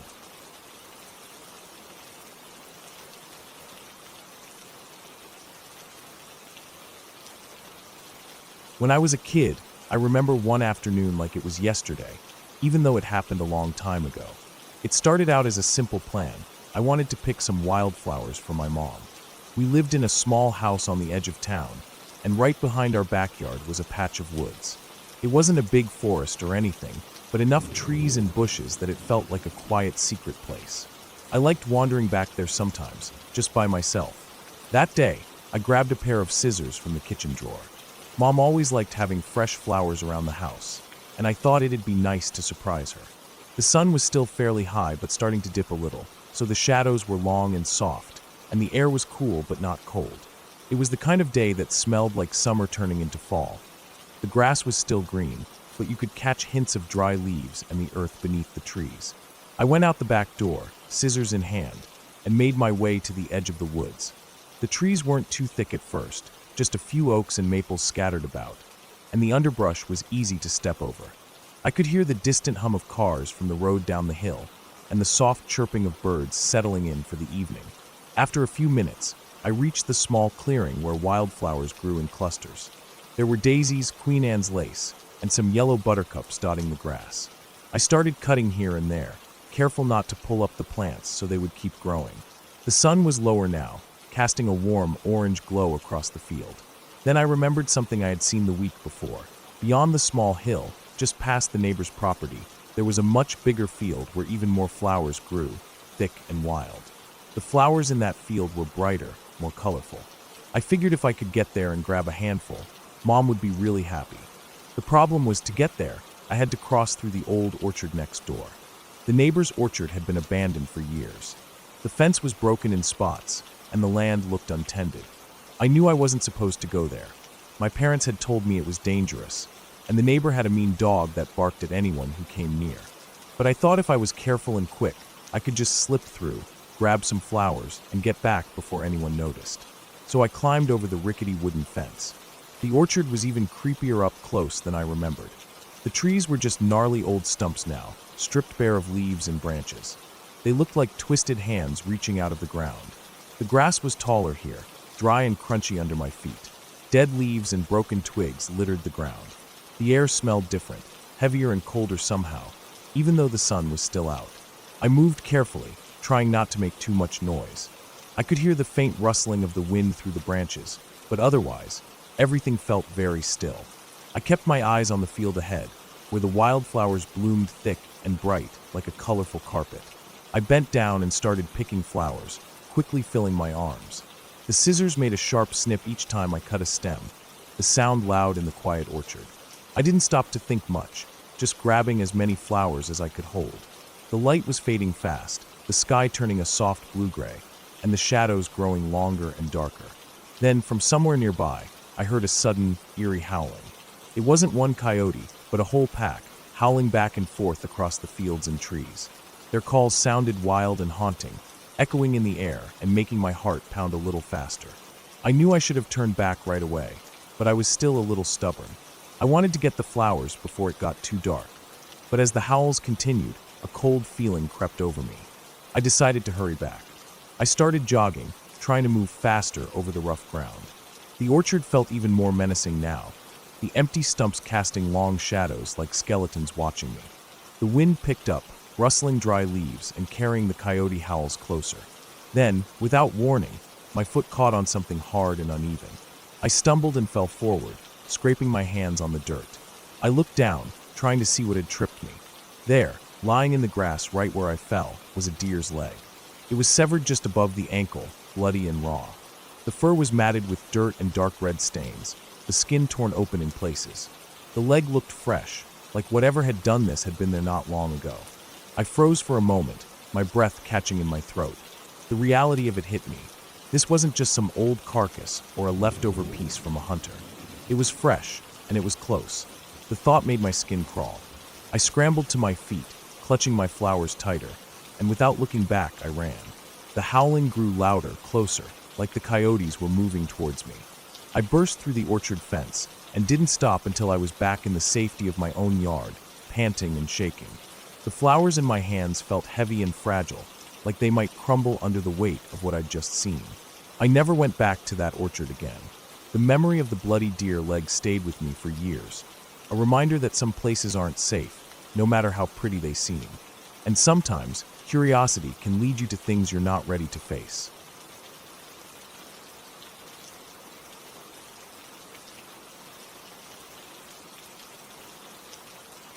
We were hiking in the mountains of northern New Mexico, a place where the land still feels raw and wild, where the pine-scented air is thick and cold in the morning, and the sunlight filters through the towering trees in sharp, golden slices. My photographer and our guide led the way along a narrow dirt path winding through the forest, the ground crunching softly under our boots, dry pine needles rustling with every step. The quiet was almost overwhelming, broken only by the occasional call of a distant bird or the snap of a twig underfoot. We all knew we were in lion country. The guide had told us earlier that a mountain lion had been spotted just about a mile from our location that very day. That fact hung in the air like a weight, even though we tried not to show it. The mountains are beautiful, but there's a primal kind of danger that lurks in places like this, especially with a predator as elusive and deadly as a mountain lion. The guide suddenly stopped dead in his tracks, holding up a hand to quiet us. His eyes scanned the ground ahead carefully, and then he crouched down. "Look," he said softly, nodding toward a patch of earth beneath a cluster of pines. "There's one of her kills. You're going to want to get some photos here." I moved closer, my photographer right behind me, and we both knelt down by the spot. Loosely buried under pine needles, dirt, and bits of broken branches, lay the remains of a mule deer doe. The body was fresh enough to still carry a faint scent of blood mixed with the damp earth and pine resin. The guide's voice was almost reverent as he started pointing out the details. The broken limbs where the mountain lion had leapt on the doe, the scuff marks on the ground where the two animals had struggled, the places where the forest floor was torn up and scattered. He explained how mountain lions don't always finish their meals in one sitting. When they kill something too big to eat all at once, they bury the leftovers under debris to keep them hidden from other scavengers and come back later to finish the meal. I was fascinated, but also more than a little unnerved. This was a fresh kill, and I couldn't shake the thought that the lion might be lurking nearby, watching us. "That looks pretty fresh," I said, trying to keep my voice steady. "So, she's probably coming back soon, right? I don't want to be standing between her and her dinner." The guide shook his head slowly. "They mostly move around dawn and dusk. She'll likely be off hunting or resting now." I glanced westward where the sun was dipping lower, soft orange bleeding into pink and purple hues. "Which is about an hour away, right?" I asked. "Did you bring your sidearm?" His answer made my stomach tighten. It's in the car, back at the trailhead." He looked embarrassed. My photographer, who hadn't said much until now, was done. She said it plainly: we needed to leave. Now, I agreed without hesitation. We'd stayed long enough. I asked if I could just take a moment to relieve myself before we headed out. The guide nodded, already looking ready to move. I stepped a few yards away, finding a tree to lean against, trying to calm my nerves. Then suddenly I felt it. My period started 3 days early, fresh and unexpected. I swear, I almost cursed aloud. It's no secret among hikers and outdoors folks that blood can attract predators. While bears have the notorious reputation for being drawn to it, mountain lions definitely do too. The guide hadn't mentioned it, but my gut told me this was bad news. I grabbed a large stick I found on the ground and held it like a weapon, even though it was just a stick. We high-stepped it back toward the truck, hearts pounding, every shadow feeling alive. If there had been a lump of coal inside me, I was sure it would have turned to a diamond by the time we got back safely. The cabin felt like a sanctuary when we finally reached it. We slammed the door behind us, bolted it, and leaned back against the wood, catching our breaths. The wild still pressed in against the windows, the trees whispering in the wind, but inside the walls felt solid and safe. That night, I lay awake listening to the sounds of the forest, every rustle or crack of a branch sending a spike of adrenaline through me. My mind replayed the image of that buried kill, the guide's casual warning, the reality that the lion could be nearby. The fear wasn't loud or sudden. It was slow, creeping, the kind that settles deep in your chest. The next morning, I stepped outside early, the cold air biting at my skin. Just 15 yards from my cabin door, fresh mountain lion tracks were pressed into the soft dirt, perfectly clear in the morning light. The deep pads, the long claw marks, unmistakable. I stared at the tracks for a long time, heart pounding. They were too close for comfort. Over the next few days, I tried to keep calm. I moved with purpose, but always kept my eyes and ears open. The guide had been wrong about one thing. The lion wasn't just active at dawn and dusk. It was out there, moving through the forest, sometimes closer than I wanted to believe. I changed my habits. No more wandering alone near the cabin. I made sure the doors and windows were always locked tight.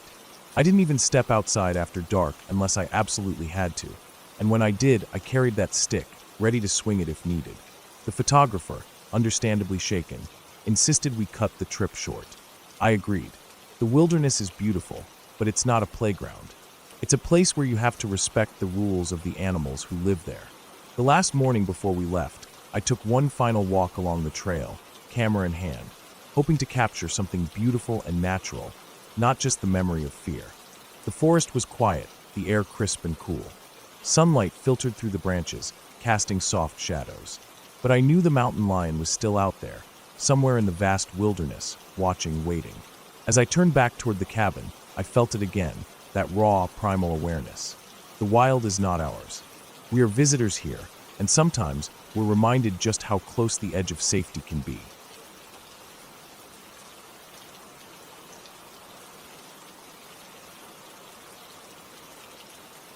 When my brother and I were 10 and 12, our family took a hike through the cemetery and into the woods not far from our house. We lived in a small town where those woods were basically an extension of our backyard. My brothers and I spent every day exploring those woods. We knew every tree, every fallen branch, every hidden nook and cranny. We even camped out there sometimes with just a small tent, a flashlight, and a little fire. It was our safe place, our little wilderness that felt like ours alone. That day, the family had planned a simple walk to our usual spot by the creek. It was about halfway through the woods and always felt like the perfect place to stop and rest. The sun would hit the water just right, making it sparkle. There were smooth rocks to sit on, and the creek's soft, steady sound was calming. It was a spot we had been to dozens of times before, so familiar it felt like a second home. But that day wasn't like the others. After about an hour of walking with our parents and our youngest brother, my older brother and I decided to wander off for a bit. We told them we'd be back soon, just wanted to explore a little further up the creek. The idea was to check out some new spots, maybe find a secret place where the water ran deeper, where the trees grew taller. We were feeling adventurous, like we always did. We followed the creek carefully, stepping over rocks and ducking under low branches. The air was cool but fresh, the smell of wet earth and pine thick around us. Birds called to each other from high above. Every so often, we'd stop and look around, making sure we weren't going too far, but it was easy to lose track of time when you were surrounded by all that green. The woods had a way of swallowing you up, making everything else fade away. After about half an hour, we came to a hill that neither of us had ever noticed before. It was big, bigger than any hill in those woods. It rose steeply on one side and stretched wide across the other. At the bottom, scattered all over the ground, were things that didn't belong in the forest. There were old pieces of furniture, broken chairs, a battered table with peeling paint, some drawers that had been pulled out and left lying in the dirt. Among those were clothes, worn and torn but strangely clean, and toys scattered like a child's forgotten playroom. It looked like someone had turned a house upside down and spilled the inside of it all over the hill. The whole scene was so out of place it gave me a strange feeling in my stomach. The trees around the hill were marked with large, painted X's. They were bright red, almost glowing against the dark bark. We knew what that meant. Those trees were scheduled to be cut down. We guessed someone had plans for this area, maybe to clear the hill or build something. But it was hard to imagine why anyone would leave all this stuff here like a dump. My brother and I poked around, picking up random things, trying to figure out what was going on. We weren't scared, just curious. The sun was dipping lower in the sky, but we still had plenty of daylight. Then, we thought we heard our mom calling us. We stopped what we were doing and shouted back that we were coming. We headed back down the hill, but when we got back to where we'd last seen our parents, something felt off. The woods were too quiet. No voices, no footsteps, no movement. We walked back another 20 feet, expecting to see our family somewhere. Nothing. That's when the first knot of worry started to grow in my chest. We shouted again louder, but the only sound that answered was the creek flowing steadily beside us. We stayed there maybe 10 more minutes, trying to figure out if we'd missed them or if they'd moved on. But nothing. No sign of anyone. Eventually, we decided to follow the main path back, hoping to catch up. It was the same path we'd taken with our parents, straight along the creek, wide and easy to follow. When we finally reached the open clearing where our family usually stopped, the sun was low and the shadows long. And then we saw her, our mom. She looked frantic, her face pale and eyes wide. Behind her, Dad and our youngest brother were calling our names, voices cracking with worry. They ran up to us as soon as they saw us, relief washing over their faces. But then came the shock. The time. It had been almost 4 hours since we said we'd be back in a few minutes. 4 hours. We tried to explain, told them we hadn't been gone that long, that we'd only wandered a little up the creek and found a hill we'd never seen before. We even offered to show them the hill and the strange things we'd found. But when we all walked back together, the hill wasn't there. We walked the path carefully, eyes scanning every tree and bush, but it was just the woods we knew. No strange piles of furniture, no painted trees. The land was flat and empty, no sign that a hill had ever been there. We stopped and looked at each other. I don't think any of us said a word for a while. Our mom looked at us like we were lying or maybe crazy. We weren't. We knew what we'd seen. After that day, for years, my brothers and I went back to those woods again and again.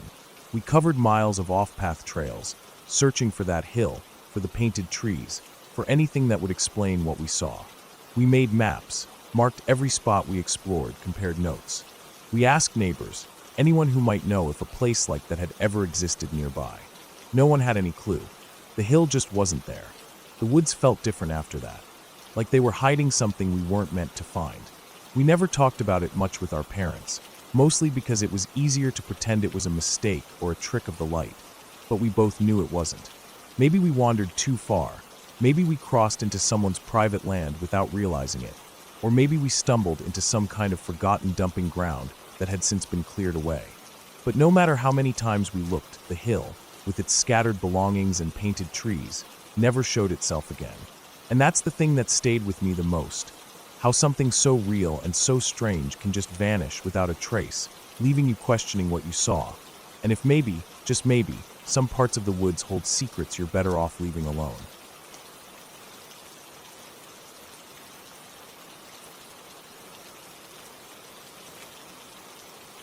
About 3 or 4 years ago, I decided to take a backpacking trip on the Smoky Mountain section of the Appalachian Trail.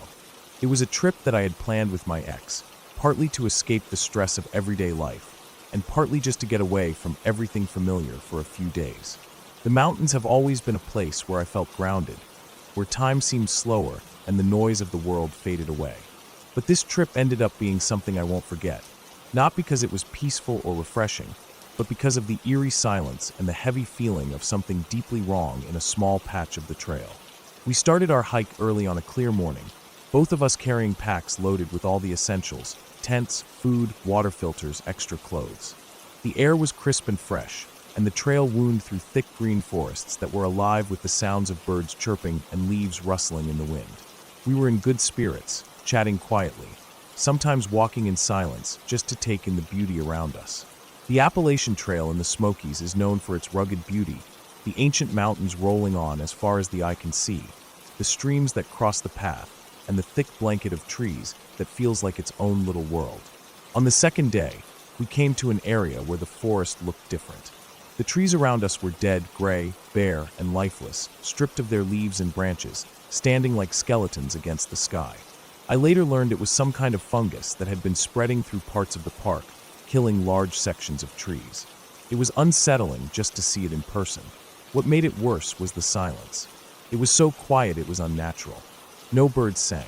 The usual background noise of the forest, the wind through the leaves, squirrels or other small animals rustling about, was completely gone.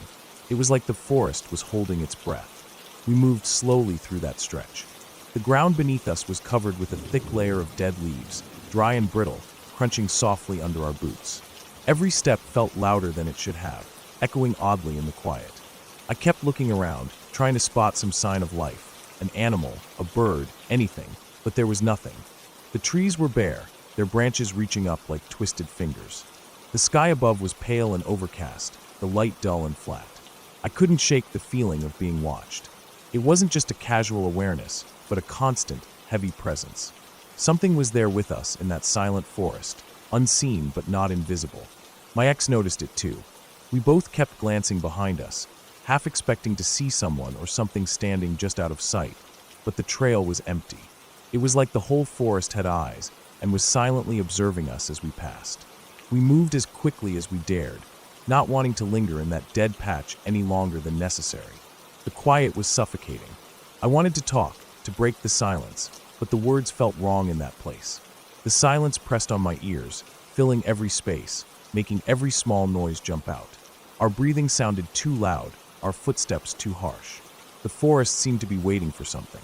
After what felt like an eternity, we left that dead zone behind. The forest gradually shifted back to life. Trees with green leaves, birds calling out, the rustle of wind moving through the canopy.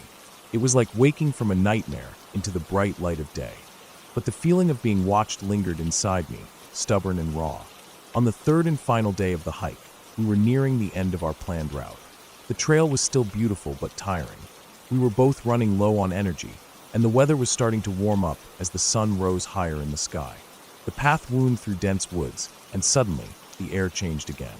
This time it wasn't the silence, but a smell, heavy, sour, and sickening. It hit us hard, a wave of something foul that seemed to cling to the air and the earth. We stopped. Neither of us said anything at first. The smell was sharp and overwhelming, like something dead and rotting had been left there to decay. We scanned the ground and the underbrush, but saw nothing. The trail was clear, and there was no visible sign of what was causing the smell. That made it worse somehow. For a smell that's strong to hang in the air without an obvious source, it had to be something large, something buried or hidden. We moved carefully through the area, eyes peeled. The silence around us was back, though not as oppressive as the day before. Birds were quiet, but the occasional rustle of leaves reminded us the forest was still alive. The stench clung to our clothes and skin, stubborn and impossible to shake off. Later that afternoon, we met up with my dad, who was hiking a different section of the trail nearby. When we told him about the strange smell, he nodded quietly and shared something he'd heard from a park ranger. Apparently, about a week earlier, two people had gone onto the trail in that general area with the intention of ending their lives. One of them was found dead, though the other person was still missing. The ranger had said they thought the body was probably in or near the section of trail we had passed through. It hit me like a punch to the stomach. The dead zone, the silence, the smell, they weren't just strange coincidences or nature's way. We had walked through an area where someone had died, possibly not long before. That heavy feeling of being watched wasn't just paranoia. It could have been the presence of something very real, a body out there decaying in the forest. I kept thinking about the smell and how we hadn't seen the body itself. It made me wonder if it was still covered, maybe hidden by leaves or brush, or if scavengers had moved parts of it. The park ranger said the search was ongoing, but the terrain was tough, and it wasn't easy to find someone in those woods. I remember the way the dead trees looked, stark and lifeless, and how that patch of forest had felt like a void in the middle of a living world. The silence wasn't natural. It was a silence born from death, from something gone wrong in the woods. The memory of that day still lingers, that eerie quiet, and the sense that something terrible had happened right there, where we had passed unknowingly. After we finished the hike, I couldn't stop thinking about it. It made me respect the power and the mystery of the mountains even more. The Smokies aren't just beautiful trails or peaceful nature spots. They hold real stories, sometimes dark ones, hidden in the trees and the soil. We had been lucky to walk through safely, but I also felt a strange sadness for the person whose life ended out there, unseen and alone. The experience changed how I look at the forest now. I don't just see the beauty. I see the quiet places where life and death meet, where the earth keeps secrets. And I remember to tread carefully, because you never know what lies just beyond the next bend in the trail.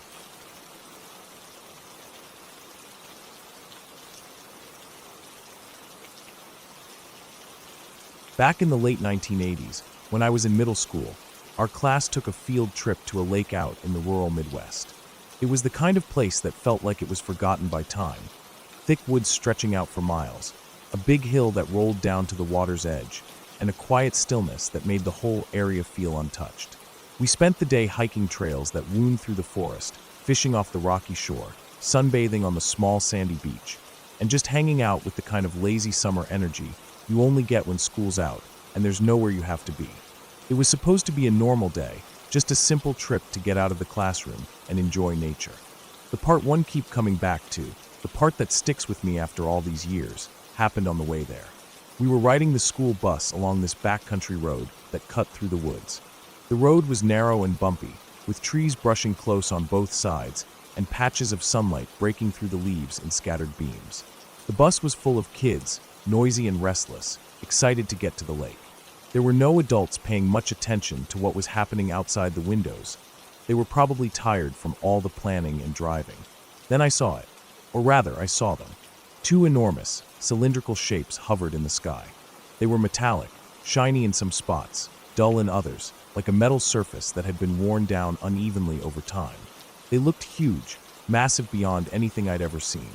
It's hard to explain just how big without some kind of comparison, but I'll try. Think of a commercial airliner, a big passenger plane like a Boeing 747. Now imagine stacking half a dozen of those end to end. That was the kind of size I was seeing. And there were two of them, side by side, or maybe one slightly behind the other, but definitely close enough that I could see both at once. They were behind this big hill, one of those rolling, rounded hills you find in the Midwest. The hill was my only frame of reference for size and distance. These objects didn't look far beyond the hill, but they were still massive enough that even from that distance, they filled a huge part of the sky. They didn't have wings or propellers, or any obvious features like the airplanes I was used to seeing overhead. No lights blinking, no markings, just two smooth, elongated shapes hanging in the air.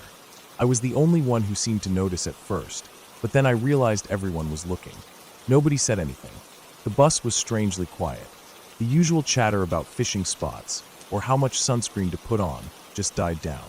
It felt like we all saw the same thing, but none of us wanted to talk about it. For a moment, I thought maybe I was imagining it. Maybe it was some trick of the light or a weird cloud formation. I turned to the kid sitting next to me to ask if he saw it.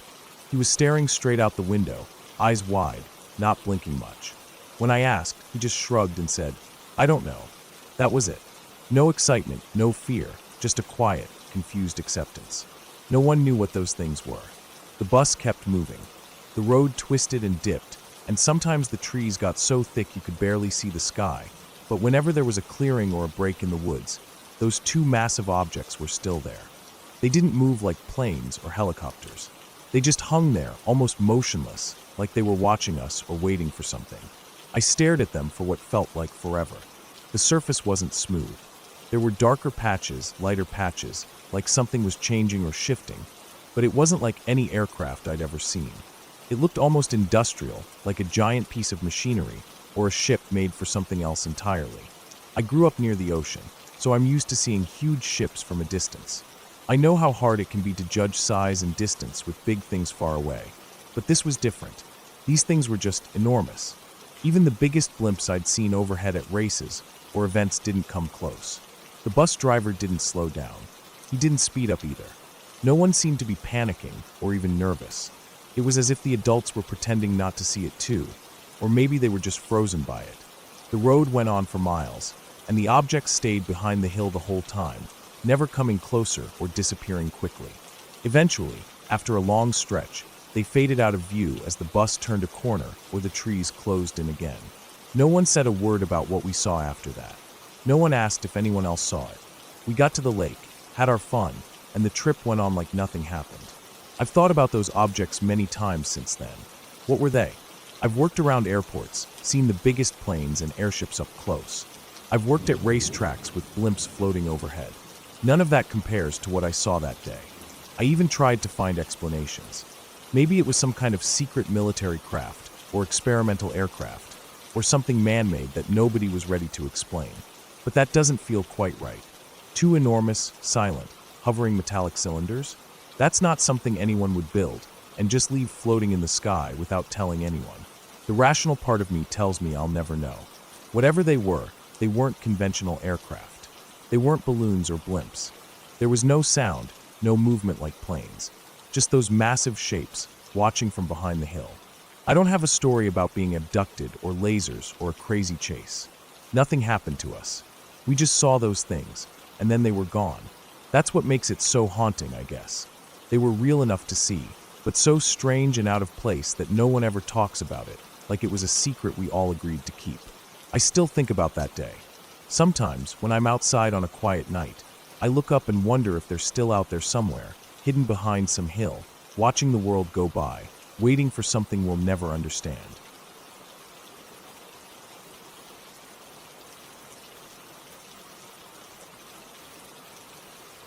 I remember that hike like it was yesterday, even though it's been years. It was one of those crisp fall days when the air feels sharp but fresh, and the forest smells like earth and old leaves. I went with my cousin. We'd been looking forward to it for a while, a chance to get out of town, away from the noise and the mess of everyday life, and just breathe some clean mountain air. The trail wasn't the easiest. It wound through dense woods, the ground soft underfoot from years of pine needles and leaf litter. The trees around us were tall, thick with branches heavy with needles, and the air smelled of pine sap and would smoke from distant cabins. The trail climbed steadily, the incline becoming steeper the closer we got to the top.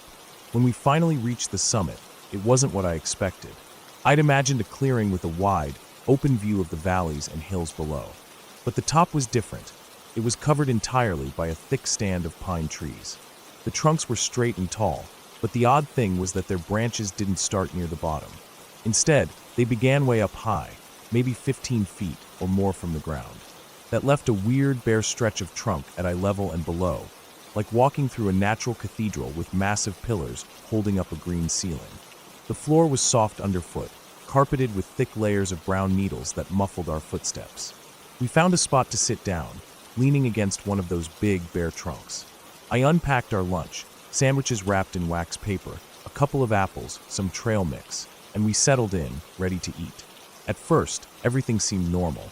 The air was cool, and the sun filtered down through the high canopy in patches, casting shifting shadows across the forest floor. But then, slowly, something started to change. The usual sounds of the forest faded until there was nothing left but a quiet that was almost unnatural. No wind stirred the branches, no birds called out, no insects buzzed nearby. The silence was thick and heavy, like the air itself had been sucked out of the world. We both noticed it at the same time, the way the quiet just pressed down around us. I stopped chewing and looked up. My cousin did the same. We exchanged a glance that said without words, "Yeah, this is weird." But we kept eating anyway, hoping maybe it was just a brief lull. The longer we sat there, the worse it got. It wasn't just the silence. It was the feeling.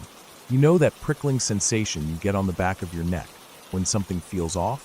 Like your skin is crawling even though nothing's touching you? That feeling settled in and refused to go away.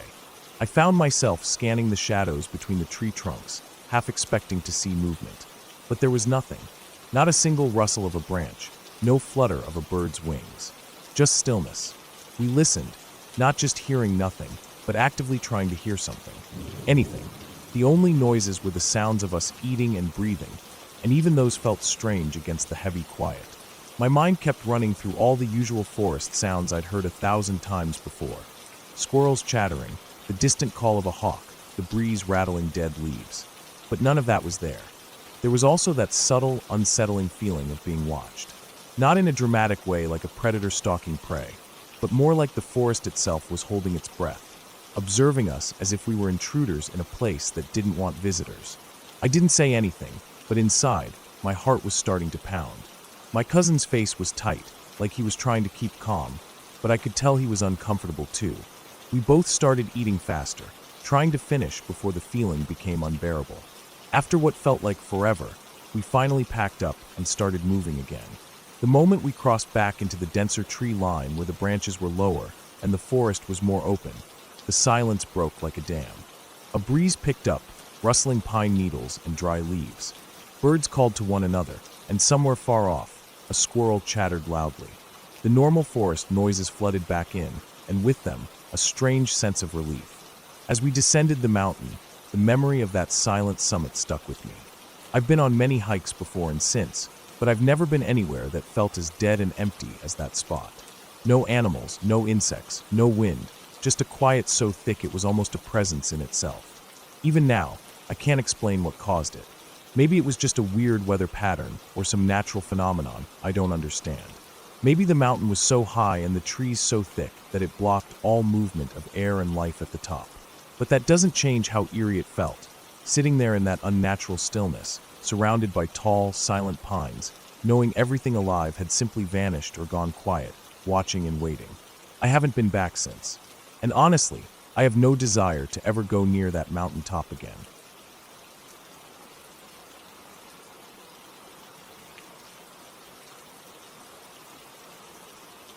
About 6 or 7 years ago, my ex-wife and I decided to go for a late-night drive. It was sometime around midnight. We didn't have any particular destination in mind, just one of those nights where you want to get out of the house and clear your head, maybe find some quiet. We live a bit north of Toronto, in an area where there are still some back roads that aren't crowded or heavily traveled. The city lights fade, and you're left with just the dark and the occasional flicker of a farmhouse light or a distant vehicle. That night, we found ourselves driving up one of those back roads. It was narrow, lined with dense brush and some tall trees on either side. The moon was behind some clouds, so the only light came from our headlights cutting through the darkness. The road wasn't completely straight. It twisted a little here and there, but it was quiet, peaceful even, except for the occasional rustle of something in the trees, maybe a raccoon or a deer. We'd been driving for maybe 15 minutes when we turned onto a smaller road branching off from the main one. I knew this road well. It was a dead end, about 1 kilometer or so long, mostly used by hunters or locals who lived far back on the farms. There were no houses at the end, just thick woods and some open fields. The kind of place where you wouldn't expect to see anyone out walking at night. As we drove down this road, the headlights illuminated the sides, low brush and a few scattered trees. About halfway down, on the right side near some thick brush, I noticed a knapsack sitting there. It wasn't in the middle of the road, but close to it, just beside the brush, maybe 3 feet off the edge of the pavement. It looked out of place. The bag was dark-colored, a bit worn, nothing flashy or bright, just a simple knapsack. We passed it slowly, casting glances at it, but didn't say much. The bag looked like it had been left there deliberately. We kept driving, about another 100 feet, until we reached the end of the road. There was no light except what our car was casting ahead. No other cars, no signs of people. I stopped the car, put it in reverse, and started heading back the way we came. The night was still quiet, and I remember the tires crunching softly over some gravel at the road's end. As we approached the spot where we had seen the bag, I looked out the window again. The knapsack was gone. Just like that, it had vanished. I blinked and looked twice, but the spot was empty. No bag, no sign of anyone having taken it. The bushes looked undisturbed. The darkness beyond the brush was just that, dark, silent. It was strange. We'd only been gone maybe a minute, maybe less. There was no way someone could have grabbed the bag and disappeared into the woods in such a short time without us hearing or seeing anything. It didn't add up. My ex-wife and I exchanged a look, but didn't say anything. Neither of us wanted to stop and get out to look. It felt like one of those things better left alone. So we just kept driving back toward town. The whole ride home, I kept wondering about that bag. Why was it there? Who left it? And how did it disappear so fast? There were no houses nearby. The closest was probably a kilometer away, and it was late enough that you wouldn't expect anyone to be walking there. The woods were dense. It wasn't a place to just wander off easily. I thought maybe it had been a hunter's bag, dropped or left behind, but that didn't explain the disappearance. Or maybe someone stashed it there temporarily and came back for it quickly. But if that were true, why didn't I hear footsteps or any noise? And with no houses or lights nearby, it seemed unlikely. We never talked about it again. The memory stuck with me, though. Something about that bag sitting there, then vanishing like it was never there, stuck in my mind like a puzzle with no answer. Fast forward about 4 years, and I found myself on that same road again. This time, it was broad daylight. I had my dog with me, a large, curious mutt who loves hiking and sniffing out every little thing on a trail. We'd parked at the end of the same dead-end road, just like before, but now in the light of day. The sun was shining through patches of trees, and the air smelled fresh, like the woods after a rain. We started our walk, heading into the woods on a trail that led from the road's end. It was narrow and a bit overgrown in spots, but easy to follow. The forest here was thick, maple, oak, some evergreens, and the ground was carpeted with fallen leaves, moss, and twigs.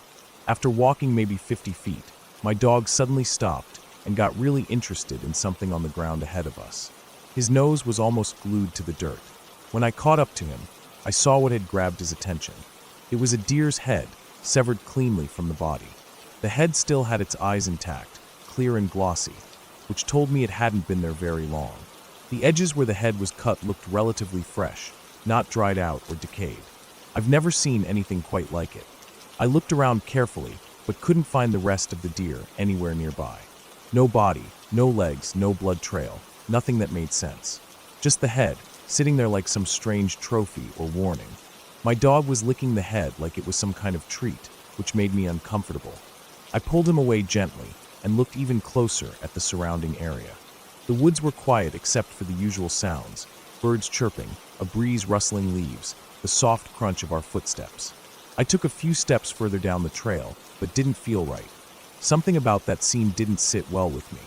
I kept scanning the trees and underbrush, expecting to find some clue or explanation, but there was nothing. We stayed on the trail a little longer, trying to shake the feeling that we were being watched or that something was off, but it just grew heavier.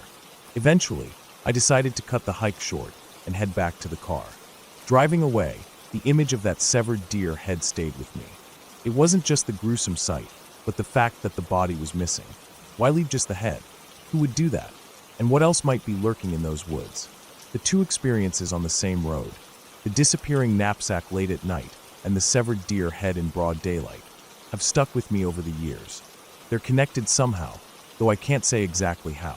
Both left me with that creeping feeling that the quiet backroads and dense woods hold secrets, things that don't make sense, and that you probably don't want to figure out. I don't drive down that road much anymore, and when I do, I keep my eyes sharp and my hands on the wheel a little tighter. Some places, even if they seem ordinary, have their own stories. Stories that don't need ghosts or monsters to be unsettling, just the quiet, unexplained things that don't fit. And sometimes it's better to just leave those stories alone.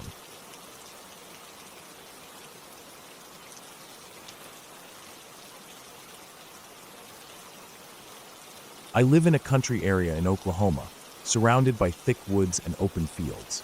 It's about 15 minutes from town, but being close to civilization didn't mean much when it came to what roamed in the woods behind our house.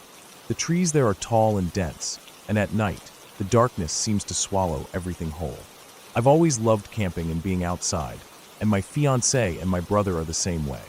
One weekend, we decided to camp in the backyard, but we set up a good distance away from the house. Far enough that the porch light wouldn't reach us, and the quiet of the woods could settle in around us. We wanted the full experience, even though it was our backyard. We were prepared. We packed like pros, thermal sleeping bags rated for 20 degrees, heavy blankets, a small portable heater, lanterns, a camping stove, and a ton of firewood. The night was supposed to drop to about 20 degrees Fahrenheit, so we knew we'd need all the layers and warmth we could get.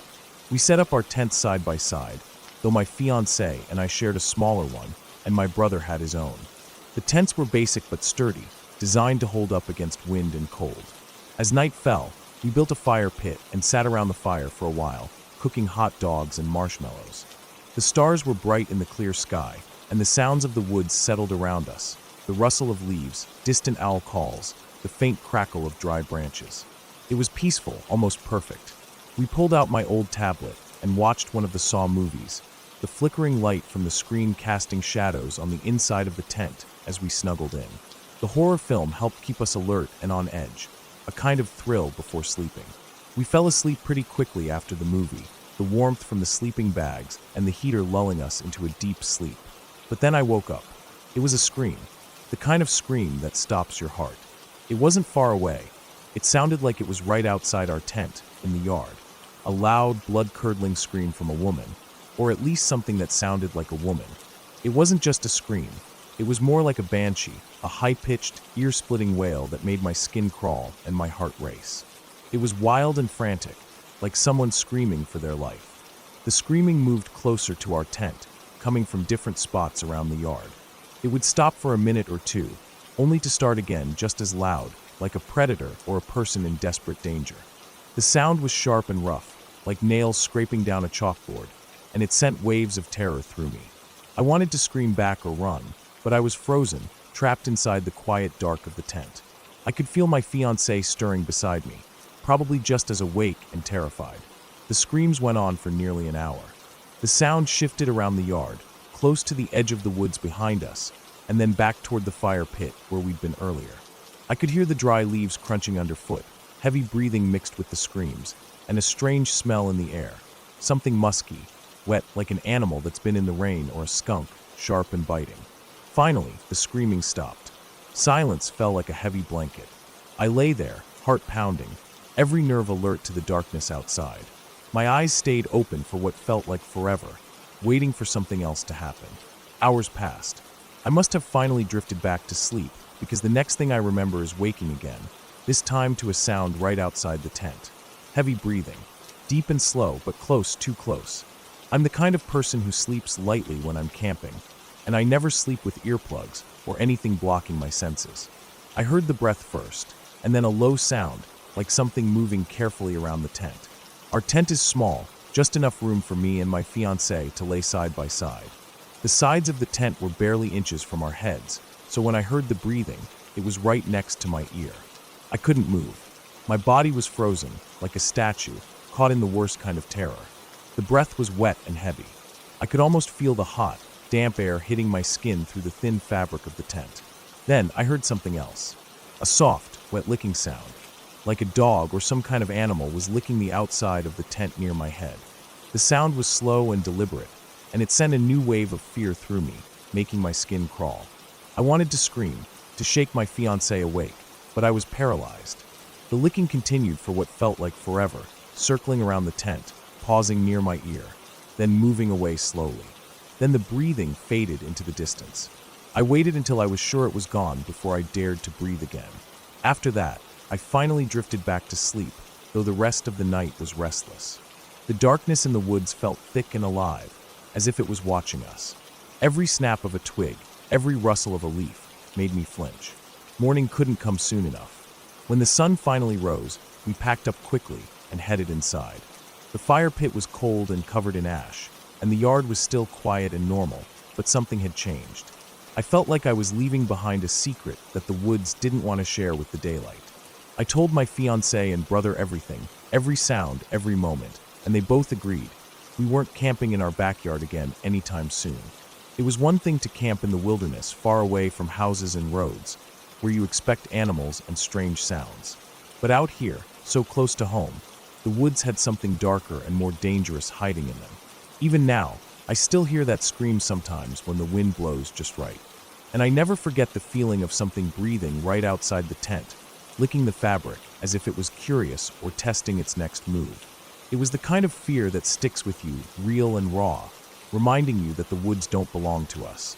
We were just visitors for one night, and whatever was out there made sure we knew it.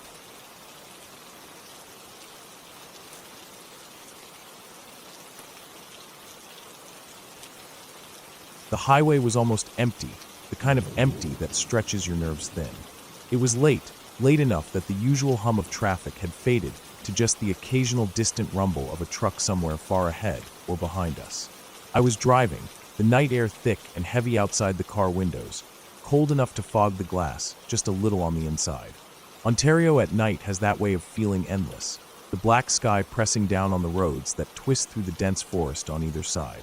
We'd been on the road for hours, maybe since sundown, just me and my friend, trying to make some distance before we found a place to sleep.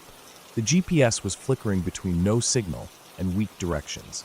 Cell reception was spotty out here, and the forest seemed to swallow up the usual noise of civilization. It was mostly just the sound of the car, tires humming over the pavement, the occasional crackle of static on the radio. I was tired but alert enough to keep my eyes on the road. We had been driving in silence for a while when my friend suddenly said he needed a break, a pit stop.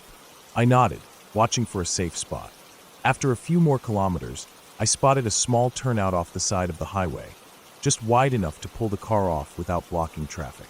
There was no streetlight, no sign of other vehicles, just the dark forest standing thick and still. I eased the car off the road, the gravel crunching beneath the tires. The headlights cut a cone of yellow into the blackness, lighting up the edge of the forest where tall, thin trees stood close together, their trunks and branches twisting into shadows that looked like they could move if you stared too long. The wind was still, the trees were eerily silent, no rustling or birdsong, just the occasional creak of a branch. My friend climbed out of the car and walked a few steps into the shallow ditch beside the highway. I could see him squat behind a thick patch of bushes. The glow from the car's interior light made his figure pale and still, except for the slow rise and fall of his shoulders. I sat in the driver's seat, rolling down the window a crack to let in some fresh air. The night felt close, like it was pressing against me through that opening. The cold air carried a faint smell, wet earth, pine needles, and something else I couldn't place. Something damp and sour. Then, out of the corner of my eye, I caught a movement. Something dark shifting just beyond the reach of the headlights, between the trees. At first, I thought it was a deer or maybe a raccoon, but whatever it was, it moved upright, tall and slow, stepping through the underbrush in a way that didn't look right for any animal. It was a figure for sure. Tall, thin, maybe 7 feet or more, but hunched slightly, as if trying to keep low. I couldn't make out details. The branches and shadows broke up the outline, but I knew it wasn't human. There was something wrong about the way it moved. It was methodical, silent except for the faintest crunch of leaves underfoot. My heart began to beat faster. I kept watching as the figure moved closer, creeping out from the dense trees and edging toward my friend. I tried to call out, but swallowed the words. My fingers tightened on the steering wheel. "Hey," I said, lowering my voice and rolling the window down more. "There's something in the trees. It's coming at you. Get back here." My friend froze at first, then slowly turned around. His eyes widened as he caught sight of the figure stepping through the bushes. The headlights fell on the figure for a second, revealing something pale and gaunt, like it had been stretched thin. It didn't run or charge, it just moved steadily closer. Then my friend did something stupid. Or brave. I don't know which. He whistled at it. At first, I thought maybe he was crazy. Maybe he thought it was an animal or some kind of prank. But then the figure answered back with a whistle. The sound was eerie, part whistle, part hum, like it was mocking him. It didn't sound human, but it was close enough that I could feel it vibrating in my chest. The whistle was slow, steady, and then it shifted into a strange melody, a kind of low, almost mechanical hum layered with the whistle notes. It sent a cold shock down my spine. My friend's face went pale. He shouted something I couldn't hear, dropped whatever courage he'd had, and bolted back toward the car. I hit the gas before he even reached the door, tires spinning on the gravel as I pulled back onto the highway.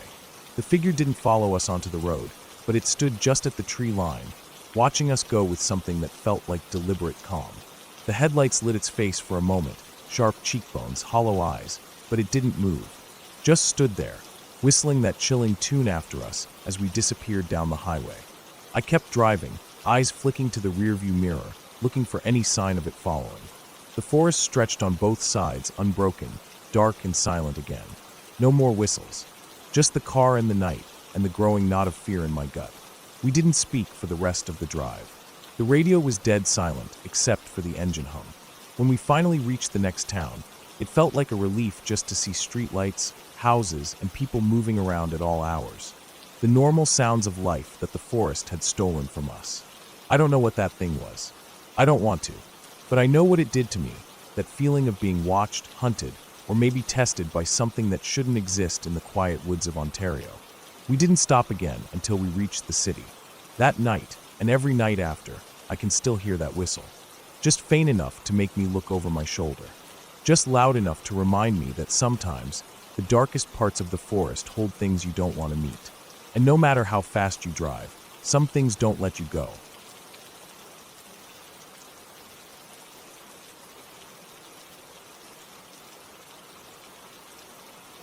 We'd been hiking most of the day through the rough trails of Arkansas, my wife and I. The sun was dropping fast, and somehow I'd lost track of time. We had planned to camp at this little spot tucked into the woods, a place I'd heard was peaceful and quiet, perfect for us to unwind. But when we finally got there, it was already late, and the space was full.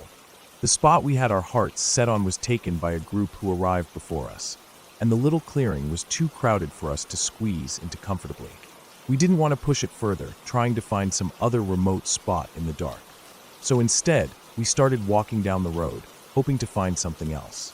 After a while, as the sun was almost gone, we stumbled across a ranch with a big wooden sign out front that said something like, "Campers Welcome."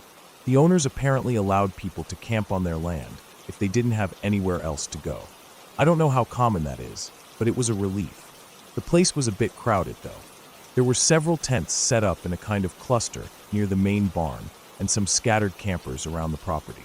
When we arrived, we spotted a small group of college-age kids sitting around a campfire near an empty spot. So I walked over and asked if we could pitch our tent next to theirs. They were loud and obviously had been drinking, but they were friendly and even helped us set up the tent, which was a nice surprise. My wife and I felt thankful, but as the night wore on, the noise from the kids got louder. They were drinking and laughing, shouting, playing music on a portable speaker, and it went on well past midnight. We tried to ignore it, but it was tough to sleep with all the noise. Eventually, I must have dozed off because I woke up at some point in the early morning. The air was crisp, with a hint of wood smoke from a distant fire, and birds were starting to stir. I felt rested enough to get up and get breakfast going while my wife stayed in the tent a bit longer. I was sitting on a small camping stool, munching on some granola bars and sipping coffee from a thermos, when out of the corner of my eye, I saw a movement by the tent next to ours. At first, I thought it was one of the college kids from the night, before coming out to stretch or grab something. But when I looked fully, I didn't recognize the person at all. It was a woman, older than the college kids, maybe in her late 40s or early 50s, and she was followed by a small girl, maybe around 5 or 6, holding her hand. My eyes quickly scanned the rest of the area around their tent. The chairs were still there, the same folding camp chairs with bright patterns on the fabric. Their small cooler was by the side. Their car, a battered old SUV, was parked just where it had been the night before. Even the tent itself looked exactly the same color, the same wrinkles and folds in the fabric, like it hadn't been taken down. But the people were completely different. The college kids from the night before were nowhere to be seen. Instead, it was this quiet woman and the little girl. They moved calmly, with no sign of the loud energy from the night before. I blinked and looked again. For a moment, I thought maybe I was seeing things wrong, or maybe those kids had packed up early, and someone else had taken over their spot while we slept. But that didn't make sense. Who would just take over someone else's campsite without notice? Still, the tents and gear were the same. There was no indication that anyone had packed anything away. The fire pit was cold but still intact, and the ground looked undisturbed from the night before. No fresh footprints except the ones from this new woman and the little girl. The whole thing felt strange.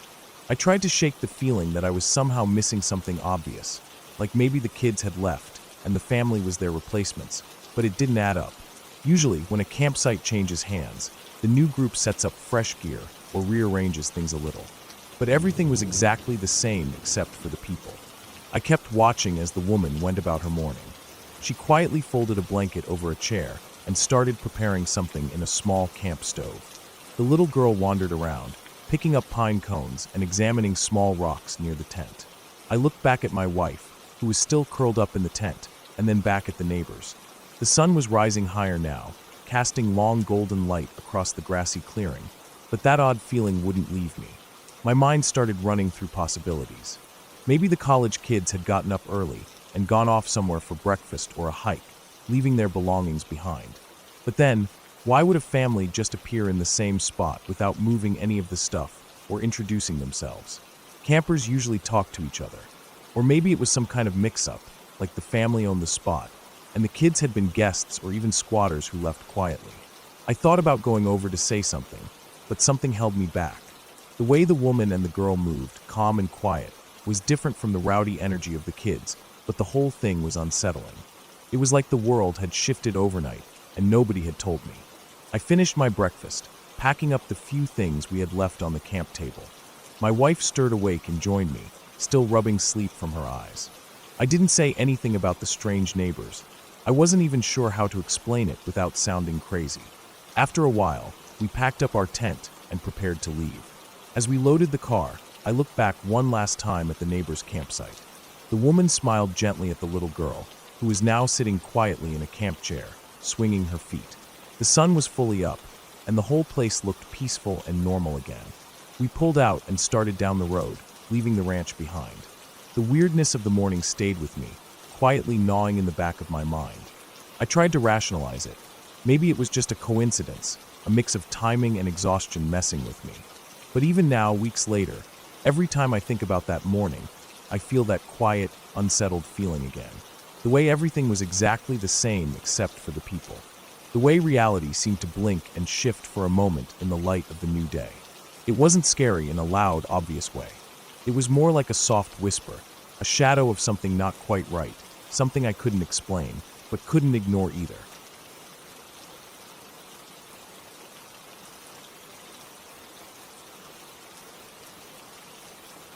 Every year, for Labor Day weekend, my family rents out this old summer camp by the lake to celebrate my parents' anniversary.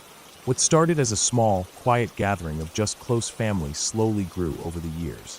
Now it's this big weekend event with about 20 or more people, relatives, close friends, even some family friends who've become like family over time. It's a tradition we all look forward to.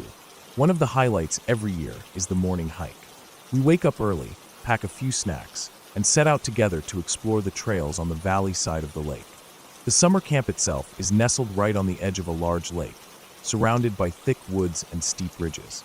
The trail we usually take goes up along the side of the valley, winding its way through tall trees, patches of ferns, and occasional rocky outcrops. The air is always crisp in the morning, smelling of pine, earth, and the faint coolness of the lake just below us.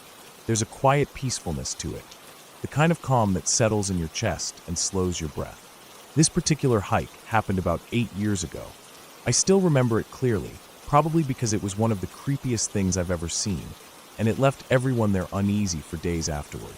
It wasn't some ghost story or fairy tale nonsense, just something real and deeply unsettling that no one expected. We started out like any other year. About 20 of us, all bundled up in our hiking boots and jackets, moving at a steady pace. Kids running ahead, laughing, adults chatting and taking pictures of the views. The trail was familiar, but the woods always felt alive and different each year.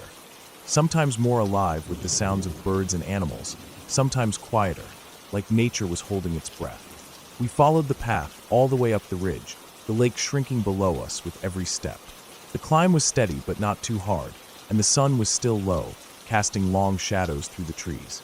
The trail opened up at the top into a clearing, a small patch of open space surrounded by dense forest. We usually stopped here to catch our breath and take in the view, but this time something was wrong. Right in the middle of the clearing, there was a tent. Not just any tent, it was one of those big, dome-shaped camping tents, the kind that could comfortably fit 5 people. It looked out of place, almost like it had been dropped there overnight. No one was supposed to be camping out here. The area was remote, with no clear trail leading off from the clearing. We'd never seen it there before in all the years we'd been coming. At first, the tent just caught everyone's attention, quiet curiosity mixed with unease. The fabric was faded and dirty, with long, jagged tears on one side that looked like something had ripped through it. The tears were uneven and messy, like the tent had been slashed or clawed at. It made the whole scene feel wrong, like the tent was trying to tell a story of trouble. Nearby, tipped over next to a circle of stones that looked like a fire pit, was a large plastic jug. The kind you see at sporting events, those big igloo jugs usually filled with Gatorade or water. It was dented and scuffed, lying on its side with some dirt spilled around it. The fire pit itself looked like it had been used recently, but not just a week ago or a month ago. When someone cautiously reached to touch the ashes, they could feel that the coals were still warm. Not hot enough to start a fire again, but definitely warm enough to say someone had been here within the last day or so. That was when the unease really sank in.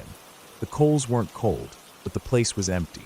No backpacks, no sleeping bags, no signs of a camp other than the tent and the jug. The long rips in the tent's fabric made it seem like whoever had been here left in a hurry, or had been forced out. Someone carefully unzipped the tent door. Inside, there was nothing but an old, rusty axe lying on the ground. No gear, no food, no evidence of a person, just that axe. It was clean and looked like it had been used recently. The whole thing felt like a message, but no one could tell what it meant. The tent wasn't just a weird discovery, it felt threatening. The rips in the fabric looked fresh enough to have been made by an animal, maybe a bear or something larger. But there was no sign of the animal itself, no tracks or claw marks beyond the tears in the tent. The axe raised a new kind of worry. Who had left it there? Why? And had it been used for something dangerous? Everyone in the group started to quiet down. The usual chatter stopped. A few of us exchanged looks, but no one wanted to say what was on their mind. There was an unspoken agreement to move on, but none of us wanted to leave the clearing first. The forest around us felt darker than usual, even though the sun was still shining through the trees. The birds had gone silent. The usual rustling of small animals in the underbrush had stopped. We stood there for a moment, just listening to the silence. Slowly, we turned away and continued on the trail, but the image of that empty tent, the ripped fabric, and the cold axe stayed with us the entire hike. No one spoke about it for the rest of the weekend, but I could see it in the eyes of my family and friends. It wasn't just curiosity or fear. It was the feeling that something dangerous had happened there, and maybe the person or people involved hadn't wanted to be found. We reported the tent to the camp's management, hoping they'd investigate or remove it. But when we came back the following year, the tent was gone, along with any sign that it had ever been there. The fire pit was empty and cold, no jug, no axe, nothing. Still, every time we hike that trail now, we all glance at that clearing a little longer, a little more cautiously.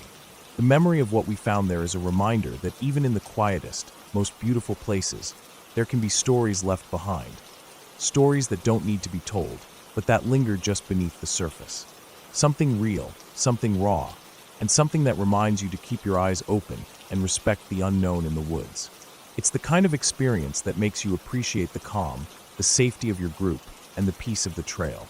Because out there, beyond the familiar path, there are places where people have been and left pieces of themselves in ways that words can't explain. And sometimes, the scariest thing is knowing you stumbled upon those pieces by accident, with no idea who was there before or what they went through. That day changed how we all looked at the woods around the lake. It's no longer just a pretty hike or a fun tradition. It's a place with secrets, with shadows you don't want to chase too closely. And every year, when we go back to celebrate my parents' anniversary, that clearing reminds us that some parts of the forest don't want to be disturbed.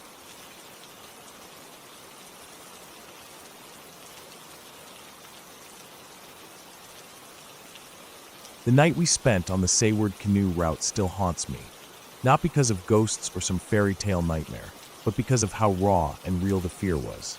It was the kind of fear that comes when you realize how small you really are against nature, how close you came to disaster without even knowing it, and how unpredictable the wild can be when the dark settles in. We had just finished paddling the first day.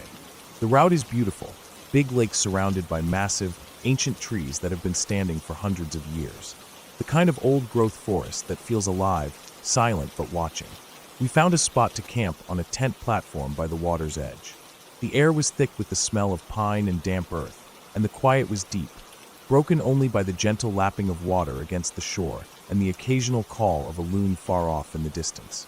We set up the tents, small, lightweight, the kind you use on trips like this. I shared the platform with two of my friends, but we had separate tents, each zipped tight and small enough to keep the bugs out and keep us warm through the night. The sun had just set, and the sky was a blanket of stars, cold and clear. I lay inside my tent, the thin nylon barely keeping the chill from creeping in. The night was still. At least it seemed so. Then suddenly there was a sound, a deep, groaning crack like the world itself was splitting apart. The ground trembled just a little. I froze. Then louder, like a thunderclap from the forest itself, a massive old-growth tree broke free and crashed down just beside our camp. The sound was immense. It wasn't just the noise of wood snapping. It was the sound of something that had stood for centuries finally giving way, falling in a long, slow, violent arc. The tree didn't hit our tents. It fell maybe 20 feet to the left, just out of reach of where we were sleeping. If it had been even a few feet closer, it would have smashed right through us. The weight, the force, the sheer size of it was terrifying. You don't expect a tree that big to come down out of nowhere in the middle of the night, especially when the wind was calm and everything seemed peaceful. My heart was pounding so hard I thought it might burst through my chest. The whole camp woke up. We all sat up, staring at the massive fallen trunk lying like a giant beast beside us, its branches twisted and broken. No one spoke. No one moved.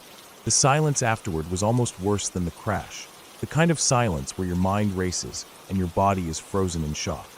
I thought about what could have happened if we'd been just a little closer.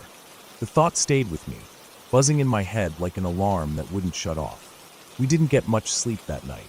Every little noise in the forest made us jump. The creek nearby sounded like it was rushing louder than usual. The wind brushed through the trees and made them creak like they were alive. But the crash had changed everything. Nothing felt safe anymore. The next day, we paddled further into the route, moving through narrow channels and deep woods. The air was warmer, and the sun filtered through the branches in golden beams. Still, the memory of that fallen tree stayed in the back of my mind. I kept glancing at the giant trunks lining the shore, half expecting another one to come crashing down. That night was worse. 2 of the guys in our group started having night terrors. We had all been tired from the long day on the water, but around 2 a.m., it hit like a punch to the gut. One of them began screaming, sharp, guttural, a scream so raw and primal that it ripped through the stillness of the night. It wasn't like a normal scream or a shout. It was blood-curdling. The kind of scream you only hear when something inside someone's mind breaks, and they're trapped in a nightmare so vivid it feels like they're actually dying. I was still half asleep when I heard it. My buddy beside me jolted awake too. We both scrambled out of our tents, knives drawn, 4-inch blades, small but better than nothing.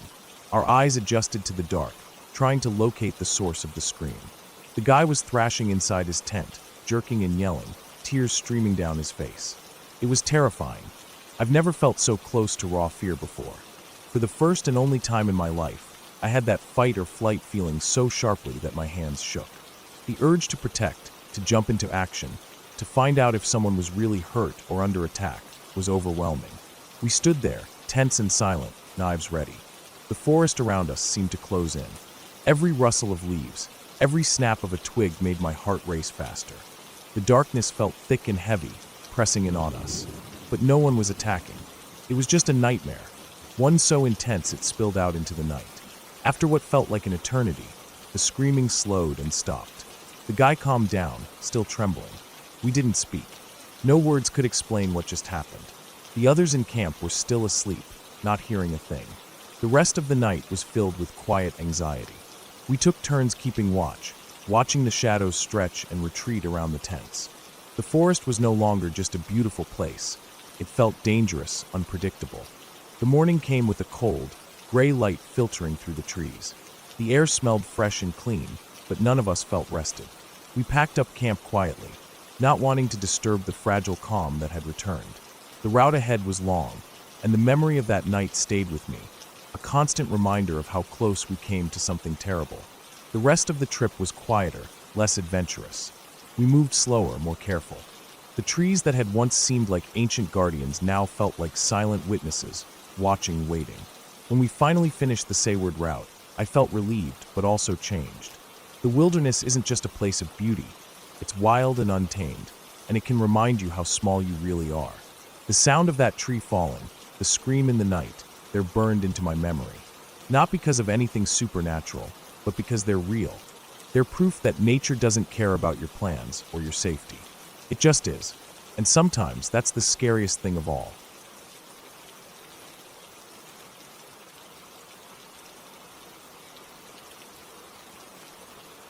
I remember that day like it was yesterday, even though it happened many years ago. It started out as a simple plan. Me and two of my best friends were going to spend the day mountain biking up at Snowshoe in southern West Virginia. We had been looking forward to it for weeks, talking about the trails and the fresh air, the kind of escape you don't get in the city or the suburbs. Back then, this was before GPS was a thing. No smartphones to pull up directions or reroute you if you got lost. All we had was an old paper map, folded up and pretty worn, and some vague instructions from a buddy who had been there once or twice. We packed the truck early in the morning, loaded our bikes on the rack, and hit the road. The ride was beautiful, the kind of winding mountain roads that snake through thick forests and hills, everything green and lush in early summer. The air smelled fresh, full of pine and damp earth. We were excited, joking around, blasting some music from the truck's radio, and feeling like we were on an adventure. The plan was to follow the map and reach Snowshoe by mid-morning, so we could spend the whole day riding. But as it sometimes happens, things didn't go as planned. We started taking some back roads that looked promising, following the little lines on the map, but none of the signs really matched up with what we expected. After a while, it became clear we were off track. We kept going, telling ourselves it was part of the fun. Sometimes getting lost is just part of the adventure, right? But after an hour or so, the scenery started to change. The roads got narrower and rougher, and the trees closed in tighter around us. Eventually, we came into this tiny little town that wasn't on the map. It was so small, I don't even think it had a name listed anywhere. The first thing we noticed was how dead quiet it was. Not a single car on the road, no people anywhere. We pulled the truck over near the main street and got out, hoping to find someone to ask for directions. The air was still, except for the occasional creak of an old wooden sign swinging gently in the wind. The buildings looked old, some peeling paint, a few boarded-up windows. The only thing that gave any sign of life was the faint sound of music coming from inside the one bar in town. We walked around, checking the post office, the general store, the bar. Everywhere was unlocked, but completely empty. The music was weird too. It was playing on a loop, some old country song, but there was no jukebox in sight. No one to change the song, no bartender, no customers.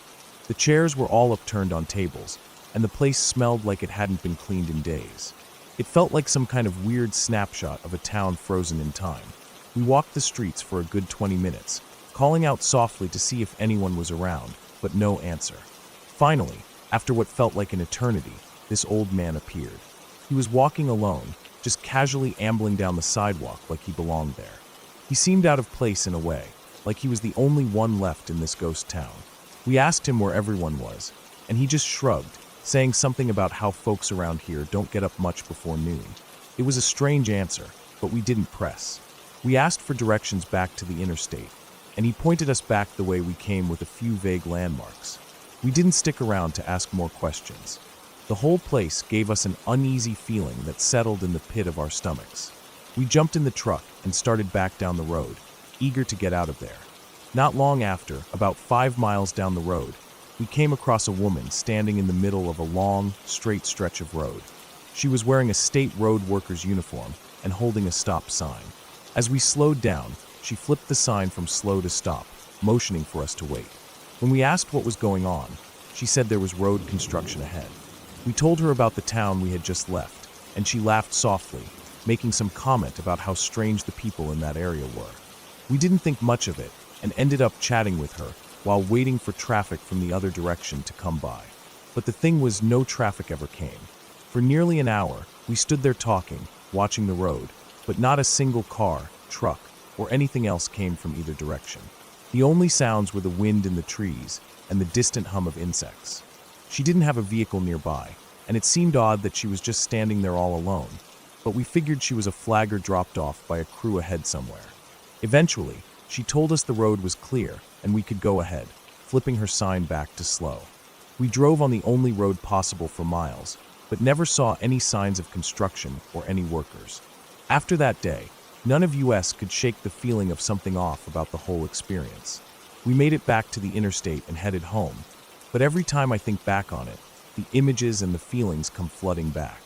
Even years later, when I ran into one of my friends at a wedding a few months ago and brought it up, he looked just as unsettled as I felt that day. The thing is, the whole experience was completely real and completely normal on the surface. There were no ghosts, no fairy tale creatures, no elaborate tricks.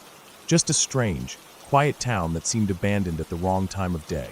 A solitary old man who appeared out of nowhere, and a road worker standing all alone in the middle of nowhere, holding a stop sign with no traffic in sight. None of it added up, and none of it made sense. The whole day was like being stuck in a half-remembered dream, where everything looks familiar, but something is just wrong. The silence, the emptiness, the feeling of being watched but never seeing anyone. It wasn't scary in a way you would expect from a horror story. It was the kind of fear that creeps in slowly, a low-level unease that won't let go because it's tied to something you just can't explain or understand. I've thought about it a lot over the years, trying to piece it together, wondering if maybe the town was in the middle of some big holiday nobody told us about, or if it was a place where people just lived differently. But nothing fits. And that road worker, just standing there like she belonged to a place that didn't exist, that moment sticks with me more than anything. Like the world paused just long enough for us to see something we weren't supposed to. Maybe someday I'll drive back there, try to find that town again, and see if it's really just a quiet mountain town with odd hours, or if something else is going on. But for now, it's just a memory that feels too strange to be real, but too real to forget. A reminder that sometimes the world is bigger and weirder than we think, and sometimes getting lost doesn't just mean losing your way on a map. It means losing your way in the ordinary.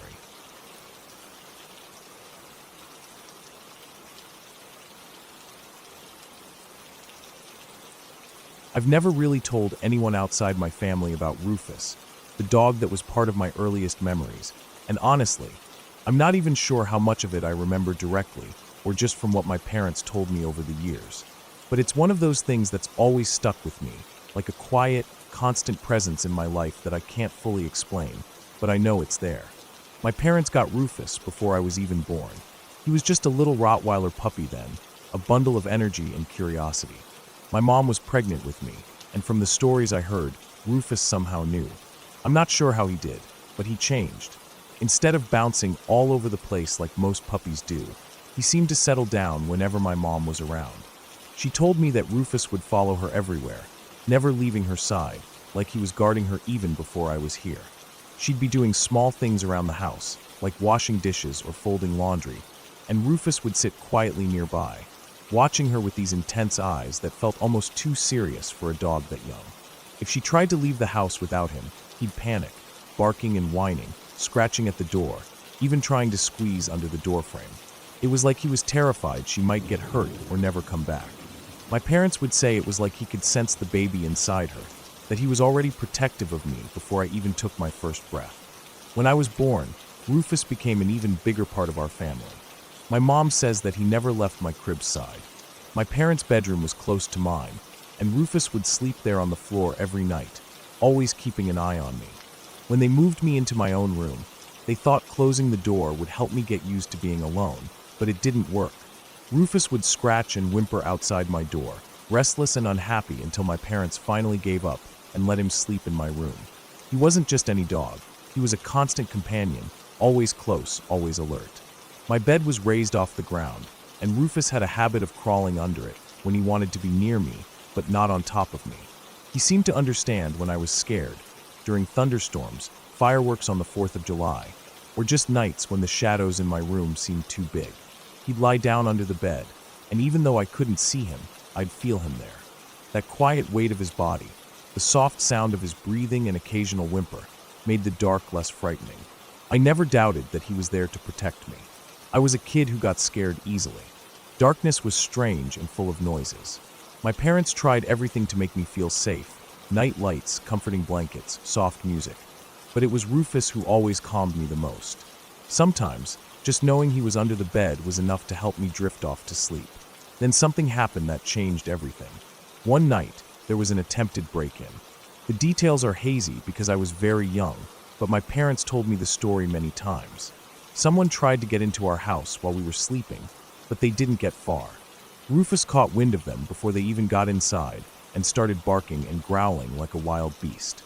He charged at the intruders, biting and snapping, refusing to back down no matter what. My parents say he fought fiercely to protect us, but the burglars managed to escape in the chaos. Unfortunately, Rufus didn't come out unscathed. He got badly hurt during the fight and didn't survive. My parents were heartbroken, but they also knew that without Rufus, things could have been much worse. The burglars ran off, scared and injured enough to never come back. After Rufus was gone, the house felt different. It was quieter in a way that felt empty. But every once in a while, I'd hear something that made me pause, a scratching sound at my bedroom door, a soft whimpering coming from under the bed. At first, I thought I was imagining it, but it happened enough times that I knew something was there. Sometimes, when I closed my bedroom door to sleep, the scratching and whining would start. It was faint, but unmistakable. It would last until I got out of bed and opened the door. The moment I did, the sound stopped, like whatever it was, had no reason to stay when I was awake. There was one night during a big storm when my mom came in to check on me. She told me later she could have sworn she saw something, a tail sticking out from under my bed. She looked closely, but saw nothing else. She told my dad about it, and they both got quiet. They never talked much about it after.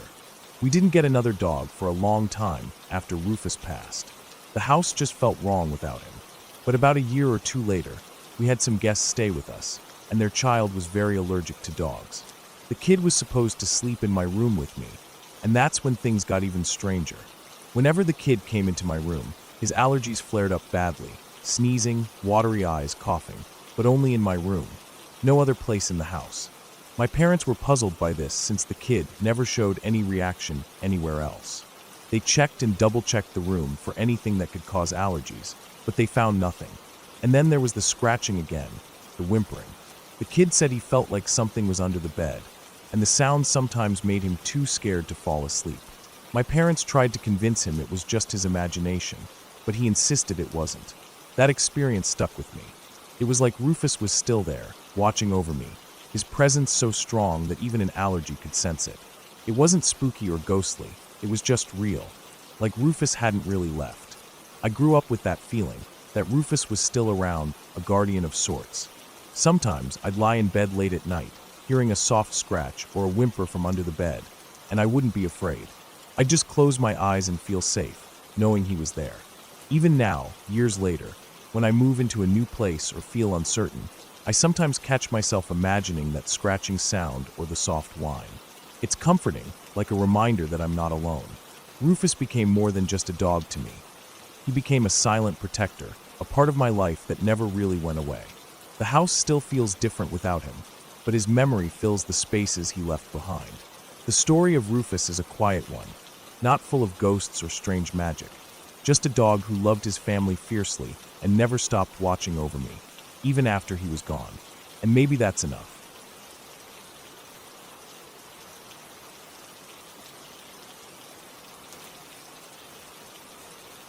When I was a kid, my grandparents lived in this big old house about an hour away from where we lived. It wasn't just any house. It belonged to an old doctor who had made some important discoveries in medical science, though I don't really know the details. What I do know is that there was a heavy history tied to the place. I heard rumors about tragic deaths, maybe even murders or suicides, but no one ever talked about it openly. It felt like one of those things people whispered about, but never wanted to explain. I stayed there quite a few times when I was younger, and even though I was a kid, I remember things from that house in ways that never made sense until much later. I saw things, people, or at least what I believed were people. I never called them ghosts or anything like that. They didn't feel dangerous, just kind of sad and distant. I never felt afraid. Because of that, I never told anyone. Why bother? What would they say? Probably that I was imagining things. I didn't know it at the time, but the way I remember the house, the rooms, and those figures, I realize now it all fits together more than I could have understood back then. The house had these long hallways and rooms with old, creaky wooden floors that moaned whenever you stepped. The walls were thick, and the windows were tall and narrow with glass that wasn't quite clear, like it had been made decades ago and now had tiny ripples that twisted the light. The air always had this faint, musty smell, like old books and something faintly metallic, maybe from the old doctor's equipment or medicine bottles left behind. The house was big enough that my grandparents only used a few rooms regularly. The rest stayed dark, untouched. I used to sneak around a lot, curious like any kid, poking my head into rooms no one went into. Sometimes, I'd sit by the windows looking out at the yard, watching how the wind moved through the tall grass and trees. It was peaceful, except when I'd notice something out of place, something or someone I couldn't explain. The first time I remember seeing one of those figures was in the living room. I was playing with my toys on the floor when out of the corner of my eye, I saw a man standing near the window. He was tall, wearing old-fashioned clothes, a dark suit with a white shirt. His face wasn't clear, it was blurred, almost like I was looking at him through water. I blinked and he was gone. I looked all around the room, but no one was there. I felt calm, not scared, so I just kept playing. I thought maybe it was just my imagination or a trick of the light. Over time, I saw more. Sometimes it was a woman in the hallway near the stairs, wearing a long dress, standing still as if waiting for something. Other times it was a younger man, sitting in a chair in the old study, staring at some papers on a desk that I never saw anyone use. I never heard voices or footsteps, just these silent figures appearing and disappearing quietly. One memory sticks out clearly. It was late afternoon, and the light was soft through the tall windows. I was in the kitchen with my grandmother, helping her peel potatoes. The kitchen had yellowed wallpaper and a big wooden table that looked worn from years of use. Suddenly, in the corner near the doorway, I saw a small boy, maybe my age. He was wearing old clothes too, something from a long time ago, with his head slightly bowed like he was sad or tired. I didn't say anything, just watched. My grandmother didn't seem to notice, and I didn't mention it. I thought I was the only one seeing these things until years later, when my grandparents moved away. One day, much older now, I told my mom about those figures in the house. She asked me which ones I'd seen. Before I could list them, she told me about the ghosts she saw when she was a kid growing up in that same house. The same ones I saw. It was strange and unexpected to hear her say that, like suddenly pieces of a puzzle fell into place. That was proof enough for me that I hadn't been imagining things. Looking back, the house itself seemed to hold these memories. It was like a vessel carrying the past, filled with echoes of lives once lived inside its walls. The figures I saw weren't frightening or hostile. They felt like remnants of people who had lived their lives there and hadn't quite left behind everything when they died. Maybe some of them were tied to the doctor who lived there before, or to the tragedies that happened. I never felt like I was in danger around them. If anything, their presence was quiet and heavy, like a slow, endless sigh from the past. The more I think about it, the more I understand that those figures weren't trying to scare me. They were part of the house's history, part of the stories that no one talked about, but were always there, waiting to be noticed. I never felt like I needed to chase answers or explain what I saw. It was enough just to know they were there, silent and still, like memories frozen in time. When my grandparents finally moved, the house felt empty, like something important had left with them. I never went back after that, and the figures disappeared with the house from my life. But those memories stayed clear and real, a reminder that some places carry more than just walls and furniture. They carry pieces of the past that refuse to be forgotten. And that's the story I've carried with me for years. Not scary, not haunting, but quietly strange and real in a way that only old houses can be.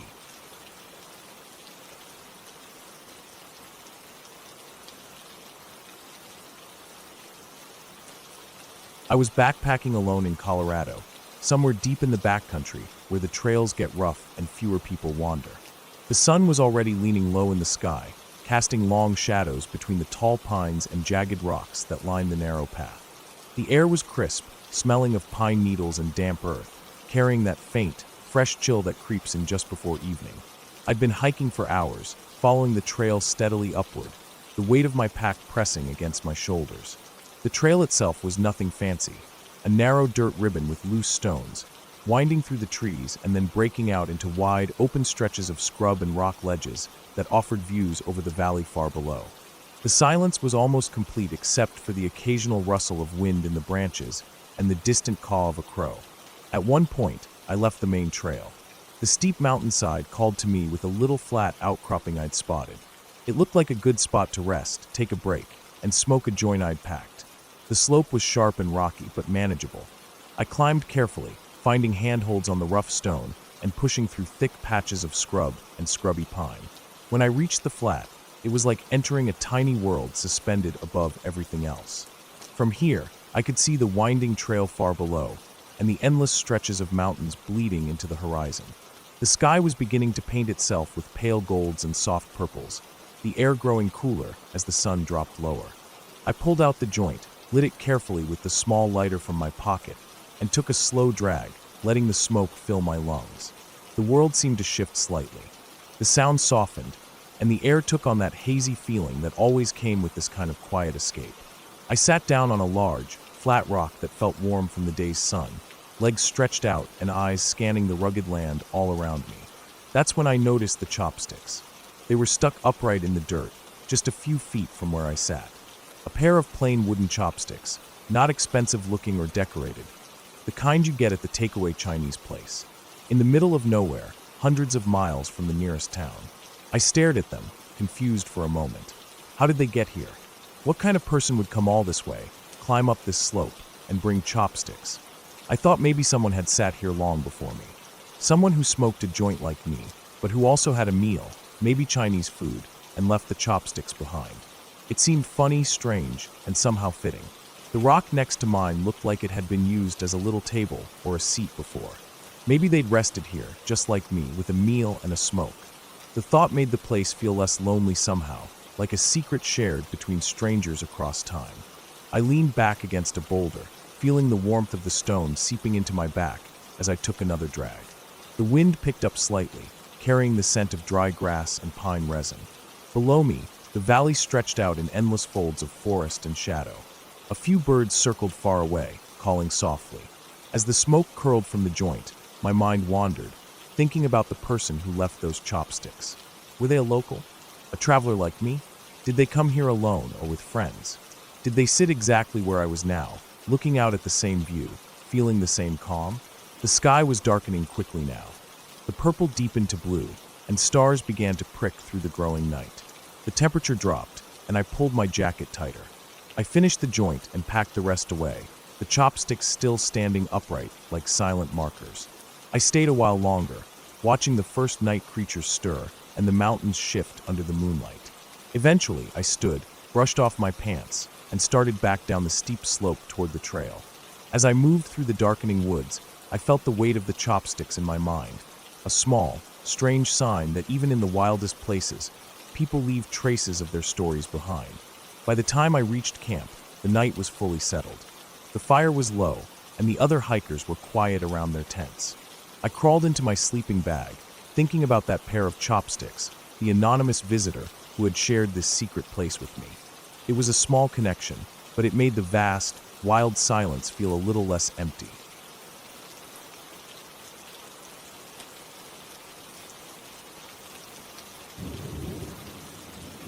I live in a house with 2 floors. My bedroom is on the first floor, and the living room and kitchen are upstairs. The house is not very big, but it feels comfortable. My parents usually come home late because of work, so sometimes I am alone for hours before they get back. I don't mind it most of the time. I'm used to the quiet and the calm of being alone. One night, I was lying on my bed, trying to fall asleep. The room was dark except for the soft light from the street lamp outside, which shined through the window. I had my phone next to me, but decided to turn it off to avoid distraction. I wanted to sleep early because the next day was a busy day. My parents were not home yet. They had told me they would be late. Suddenly, I heard something. It was very faint at first, but I was sure I heard footsteps. The sound came from above, the second floor. It was slow walking, like someone was stepping carefully. I sat up in bed and listened. My heart did not race. I have heard noises before in the house, sometimes creaks or small sounds when the house settles, but this felt different. This was clear footsteps. I got out of bed quietly. The floor felt cold under my bare feet. I moved toward my bedroom door and opened it slowly. I called out, "Hello." My voice was soft, not loud, because I didn't want to scare myself or whoever was there. Maybe my parents had arrived and were moving around upstairs. Maybe they came in quietly, and I just didn't hear them before. But no answer. No footsteps anymore either. It was silent. The kind of silence that feels heavy and makes the air feel colder. I waited a moment, listening carefully, but nothing came. I decided to go back to bed. Maybe I imagined the sound. Just as I was about to close the door, a very faint creak came again from upstairs. I froze. It was not the same slow step as before. This one sounded heavier and faster, like someone was walking hurriedly, maybe trying to be quiet, but not doing a good job. The sound moved slowly from one side of the house to the other. It was above me. I felt a strange mix of curiosity and unease. I told myself it had to be my parents. Maybe they dropped something or were walking because they just arrived. I walked slowly toward the stairs. The steps were wooden and old.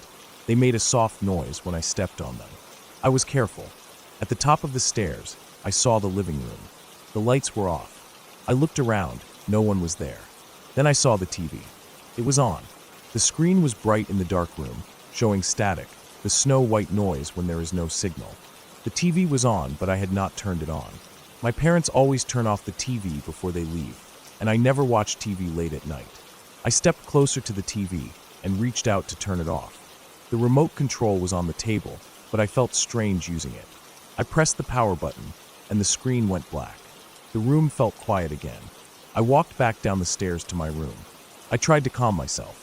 Maybe the TV turned on by mistake because of electricity problems or a power surge. The footsteps could be something else, like an animal outside, or the wind making the floor creak. I tried to think logically. I got back in bed, pulling the blanket close to me. My heart was beating faster now, but I told myself to be calm. Suddenly, the TV upstairs turned on again. The static noise filled the silent house.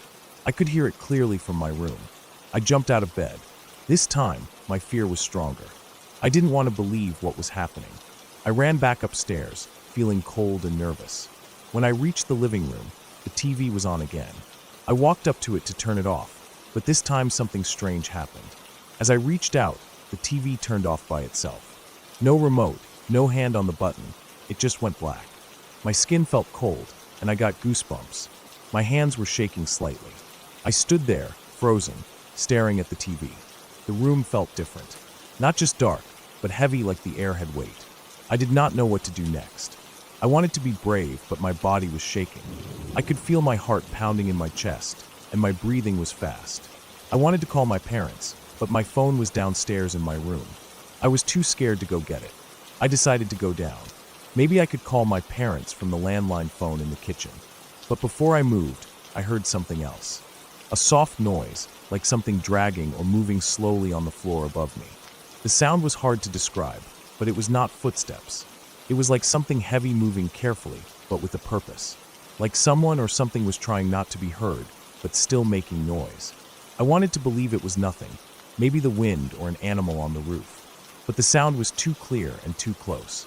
It was inside the house. I ran down the stairs as fast as I could without falling. The wooden stairs creaked loudly under my weight. I reached the kitchen, grabbed the phone, and dialed my parents' number. The phone rang, but no one answered. I tried again and again. Then, I heard the back door open. My heart jumped. Maybe my parents were home. I ran to the door and looked outside, but no one was there. The door was open, swinging slightly in the wind. I felt cold air enter the house. It smelled like rain and wet earth. I closed the door quickly and locked it. Then I went back to the living room to check the TV one last time. It was off. The room was dark again. I looked around the house carefully. Doors, windows, everything was locked. No sign of anyone else inside. No footprints in the dust on the floor. No objects moved or out of place. But the feeling of being watched stayed with me. My skin crawled.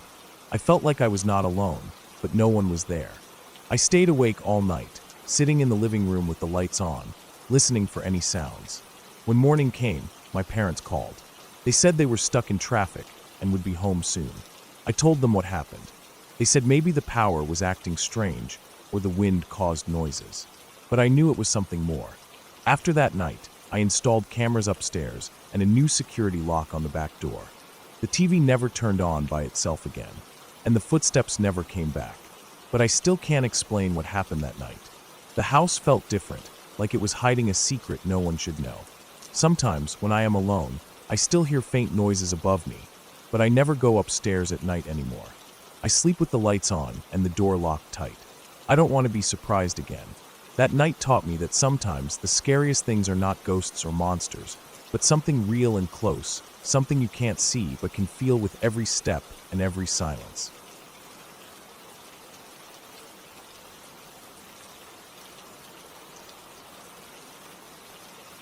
I was in 7th grade, and it was one of those rare early May days when the sun seemed like it belonged to summer already. It had climbed to 70 degrees, which in northern Wisconsin was almost unheard of for that time of year. The air smelled fresh but warm, and the trees had just started to leaf out with a delicate green that made the world look softer somehow. My two friends and I decided to take advantage of the sudden heat. One of my friends lived near a beach on a bay of Lake Michigan. We often hung out there in the summer, but this early in the year, the water was usually still freezing cold. This time felt different. We all grabbed our bikes and rode down the narrow, cracked asphalt path that led from the road to the beach. The sun warmed our backs as we pedaled, the breeze carrying the scent of water mixed with fresh pine from the nearby woods. The path curved just before the shore, and when we finally pulled up, we saw the wide bay stretching out, calm and shimmering under the clear sky. The beach was a mix of sand and small, smooth stones, and the water lapped gently against the shore. It was peaceful, inviting. We dumped our bikes near a group of weathered picnic tables and took off our shoes, the cool sand squishing between our toes. The plan was simple. Maybe dip our toes in the water, get a little sun on our skin, and just hang out for the afternoon. Usually, even in July, the water was cold. In early May, it was supposed to be unbearable. But today was different. The water felt warm, actually warm, like bathwater. Surprising for this time of year. The bay was shallow for a long way out, so we waded carefully, feeling the sand shift underfoot as the water slowly deepened around us. The sunlight danced on the ripples, turning the surface into a glittering mosaic. We laughed and splashed, dunking each other and pretending to swim like we were pros. The cold water shock we expected never came. Instead, it was comfortable, almost soothing. As we moved farther out, the water reached chest height. We were all swimming around, pushing each other under, trying to see who could hold their breath the longest. But then, slowly, I began to feel off. It started with a headache, sharp and sudden, pounding at my temples like a dull drum. Then nausea hit. My stomach churned and flipped in a way I hadn't felt before. I felt wobbly, like I was drunk, even though I hadn't touched a thing. My legs felt weak beneath the water. I tried to shake it off, thinking maybe I'd just been in the sun too long or hadn't eaten enough that morning. But then I noticed my two friends weren't acting like themselves either. Their faces looked pale, and their movements were sluggish. When I asked if they felt okay, they both nodded weakly, but then admitted they felt sick too. It was strange because none of us had been ill earlier in the day. We decided to head back to shore, but it wasn't easy. My legs felt like jelly, and every step in the shallow water was a struggle. The sand felt rough and heavy underfoot, and the cool water that should have refreshed us seemed to sap our energy instead. We were barely able to crawl the last few feet out of the water before collapsing under the shade of a large tree near the beach. The branches spread out wide, casting a cool shadow over us, and the ground was soft with fallen needles and dead leaves. We lay there, eyes half closed, trying to catch our breath. The headache throbbed steadily in my head, and the nausea stayed like a weight in my stomach. I wasn't sure how long we were out. It felt like hours. When we finally woke up, it was as if we had been in a strange, heavy sleep. Our bodies felt sluggish, but the sickness had eased enough that we could sit up and talk, or at least try. The most bizarre thing was the water. I slipped a toe back in, thinking maybe it had warmed up more while we were asleep. But the moment my foot touched the surface, I jerked it back. The water was freezing cold. The same water that had felt like a warm bath just hours before was now icy and biting. It didn't make sense. We sat there for a while longer, watching the waves and trying to figure out what had happened. We never mentioned it out loud, but none of us ever went back in that water again. I've thought about it many times since. What could have made the water suddenly feel so warm and then so cold again? And why did it make us so sick? There was an old chemical plant not far from the town, on the edge of the bay. It was a place we never really paid much attention to as kids, but the adults talked about it sometimes.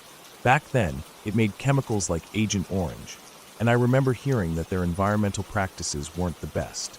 The plant was shut down years ago, but maybe some of what they dumped or spilled ended up in the water. Maybe something strange had stirred up that day, a patch of water contaminated by chemicals, warmed by the sun in a weird way, then moving away with the current. Whatever it was, it left us sick and shaken. Years later, every time I think about that day, I still get a chill. It wasn't a ghost or something from a story. It was real, and it was dangerous. The beach that had once felt like a place of freedom and fun suddenly felt threatening, like a secret hiding beneath the calm surface of the bay. I've never been near that water again, and I still warn people not to swim there early in the season, no matter how warm it looks. Sometimes the most ordinary places hide the scariest things.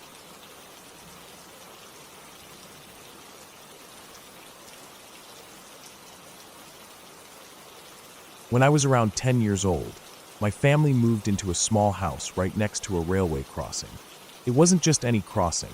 It was one of those old-fashioned ones with the gates that came down whenever a train was near, the loud clanging bells, and a set of tall floodlights that had been installed recently. The floodlights were meant to keep the crossing bright and safe at night, so drivers and pedestrians could see clearly. But what no one seemed to realize was that these lights shone directly into my bedroom window. At first, I thought it was kind of neat. The way the lights hit the trees just outside, casting long shadows and making the branches look like they were performing some kind of slow puppet show against my curtains. I'd lie awake sometimes, watching the moving silhouettes shift and dance. It was almost hypnotic. I could see every branch and leaf moving with the wind. The world outside my window looked like a strange, flickering shadow play, alive but quiet. My bedroom was on the side of the house, facing the crossing. The window was big and square, and the floodlights made it impossible to fully darken the room at night. Even with the curtains drawn, there was always some light spilling through, making it impossible to get complete darkness. When I was little, that didn't bother me much. I thought it was just the way things were. One summer night, my two best friends came over for a sleepover. We were all around 10 years old, and for us, sleepovers were big events, a chance to stay up late, whisper secrets, and watch movies. That night, I remember we had the lights off and were lying in my bed with the blankets pulled up to our chins, the glow from the streetlights and floodlights outside seeping faintly through the curtains. We were giggling, talking quietly about silly things kids talk about, like who had the coolest toys or what games we would play tomorrow. Suddenly, one of us noticed something. At first, it was just a faint silhouette, but then it became clearer. There was something crouched right outside my window. I remember it so clearly, even now, how it looked like it was pressed right against the glass, but there was no way anyone could stand there. Outside the window was just a drop-off, about 3 feet below the sill, leading down to a patch of grass and dirt. There was no ledge or anything that someone could balance on, no tree branches close enough to reach the window. It was impossible for a person to be there, and yet the figure was there. It wasn't a person exactly. At least, it didn't look like any person I'd ever seen. The shape was thin, too stretched out. Its limbs were long and bent at odd angles, like it was a puppet with stringy arms and legs. The head was the most disturbing part. It was pointed sharp, almost like a triangle, like a cone or a spear. It didn't have a face, at least none I could make out. Just a dark silhouette against the floodlight's glare. It stayed crouched there for a long time, not moving much, as if watching us. The three of us were frozen under the covers, only daring to peek out from time to time, afraid to blink or even breathe too loudly. The light from the floodlight made the figure's shadow stretch and bend. The way the elongated arms and legs looked made me think of something out of a nightmare, something I never wanted to see again. We were terrified. Our hearts pounded. The room felt heavy and cold even though it was summer. I could feel the hairs on the back of my neck stand up. We whispered to each other to stay quiet and not let it know we saw it. We wanted to disappear, but we were trapped in the room. After what felt like forever, the figure suddenly moved. It jumped sideways, disappearing from the window instantly.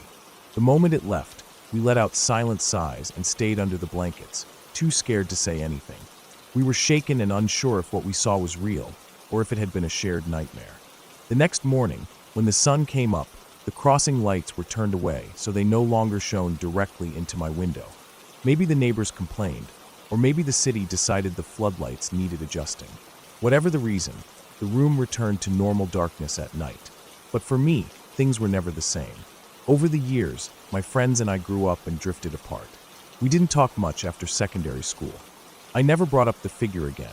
I just assumed it had been a weird dream or a trick of the light and shadows. Sometimes I wondered if I'd imagined it. Kids have wild imaginations, after all. Then, on the last day of school, as everyone was signing yearbooks and saying goodbyes, one of the girls I hadn't seen in years asked me quietly if I remembered the thing at my window. I froze. I thought she was joking, so I looked around to see if anyone else was listening. But when I asked another girl who was also at the sleepover, she said yes, she remembered it clearly too.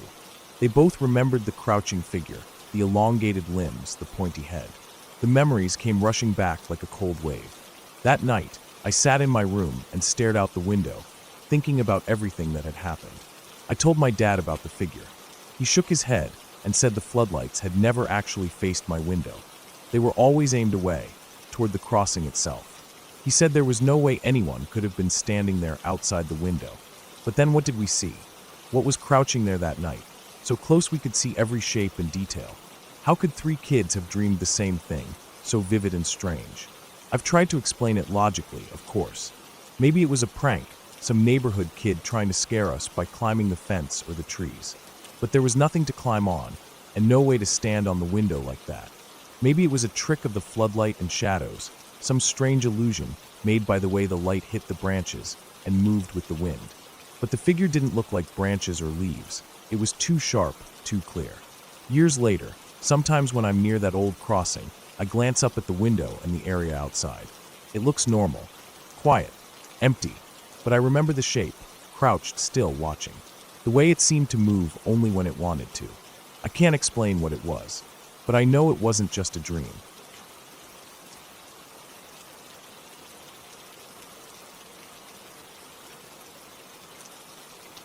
I was camping alone in a cave deep within Shawnee National Forest in southern Illinois.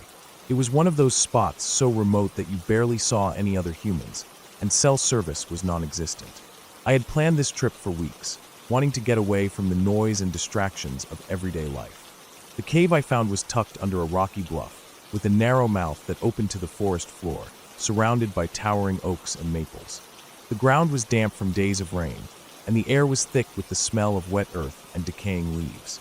That evening, the rain had come down heavy, drumming on the stone roof of the cave, making a steady, constant noise. I stayed inside, trying to keep warm, cooking some dehydrated food over my small camp stove, and listening to the water run off the rocks. The forest outside was alive with the sounds of raindrops hitting leaves, small critters moving quickly to avoid getting soaked, and the occasional distant rumble of thunder from a storm that had passed. When the rain finally stopped, and the skies cleared just enough to see stars peeking through breaks in the trees, I decided to leave the cave and stretch my legs. The dampness was starting to seep through my clothes, and the stillness of being trapped inside was getting to me.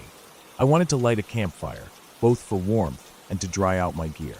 I gathered my flashlight and some dry kindling I had collected earlier that day and stepped out. The forest was quiet at first, the only sounds coming from the dripping leaves and my own footsteps crunching softly on the wet dirt. I walked toward the dirt road where I had parked my Jeep earlier that afternoon. It was a rough, narrow track carved out years ago for logging trucks and four-wheelers. The moon was low and behind clouds, making the night darker than usual. My flashlight cut a narrow path through the shadows, illuminating patches of moss and fallen branches. As I neared the road, I heard a sudden commotion that stopped me cold. There was the sound of pounding hooves, heavy breathing, and frantic snorting, like something in desperate flight. I stood frozen for a moment, trying to see through the blackness. The forest on either side of the dirt road was dense, with trees standing like silent guards. Then, from the darkness, a white blur came charging toward me. It was a horse, pure snow white, with its mane and tail flying wildly. The horse was terrified. Its eyes were wide, almost bulging, reflecting the beam of my flashlight. Its nostrils flared as it ran full tilt down the road, and the sound of its hooves pounding against the dirt filled the night air. It made a wild, panicked noise, a mix of neighing and snorting, that echoed through the forest. Something about its frantic energy was chilling. It was clear this horse was running for its life. Dragging behind it was a set of harness straps. They were torn and snagged on the horse's legs as it sprinted, making clanking and scraping sounds against the dirt and stones. I guessed it had been pulling some sort of wagon or cart, maybe one that had broken loose or crashed. The horse seemed completely out of control, desperate to escape whatever was chasing it. I stayed rooted to the spot, watching as the horse disappeared into the pitch-black woods beyond the road's edge. The noise gradually faded until there was nothing but the quiet night once again. After a few minutes, I pulled myself together and started toward my Jeep. I checked my watch. It was nearly midnight. The whole incident had rattled me. What had scared that horse so badly? What had it been running from? I scanned the woods carefully as I walked, trying to pick out any signs of movement or danger, but all I saw were the dark, looming trunks and the occasional flicker of my flashlight on leaves. I got into the Jeep and locked the doors. I sat for a while, listening to the silence and trying to calm my pounding heart. I thought about the horse and the harness. It made no sense that a horse would be here, this deep in the forest, at this hour, without anyone around. There were no nearby farms or homes for miles. The nearest town was at least 10 miles away. Who could have been out here with a horse and a wagon, late at night, in the middle of nowhere? I kept telling myself it was probably some local farmer or someone transporting supplies who had gotten lost or into trouble. Maybe the harness broke, and the horse ran off scared.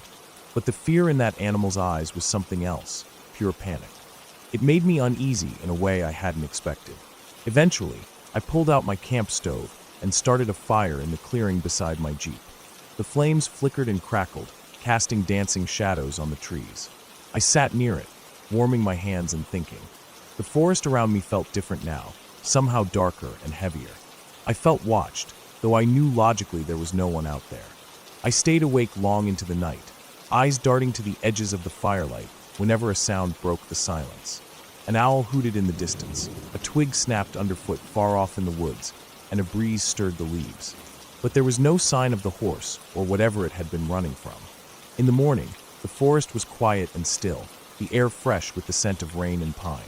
I packed up my gear, feeling a strange mix of relief and regret. I never saw the white horse again, but its image stayed with me, wild, terrified, and running hard into the night. Driving away, I kept glancing back at the twisting dirt road and the dense trees beyond. Something about that night in the cave, the rain, and the horse left a mark. Shawnee National Forest was beautiful, yes, but also unpredictable and untamed in ways I hadn't fully understood before. It reminded me that no matter how prepared we think we are, out here, nature holds its own rules. And sometimes, those rules come crashing through with the pounding hooves of a desperate, snow-white horse running for its life in the dark.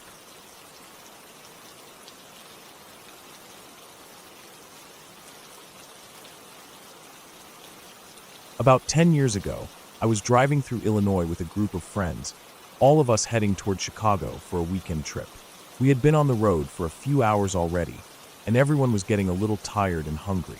So when we spotted the Taco Bell off the highway, it seemed like the perfect place to stop, stretch our legs, and grab some food.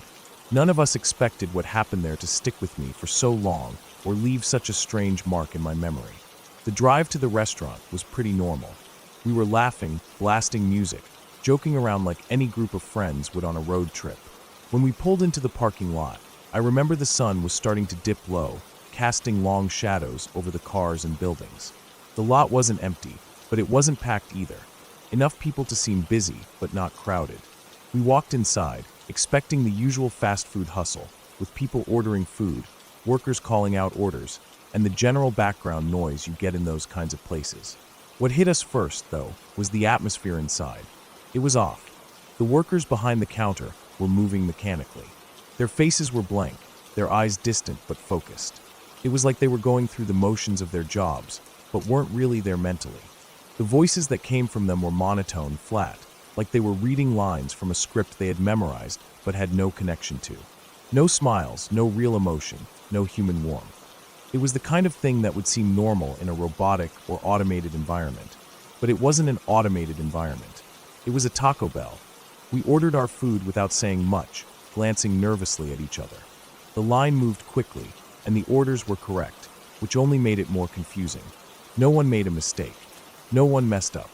Everything was perfect on the surface, but beneath it was this strange emptiness. We took a table by the window and started eating. At first, it was just weird. But then, as we looked around, we realized something else was wrong. The conversations happening around us didn't make sense. People were speaking English, using words we all knew, but the sentences had no meaning. The words were strung together randomly, like someone had taken a list of common English words and arranged them in a way that sounded almost like speech, but was actually nonsense. There were customers at other tables, talking to each other in this bizarre, broken language.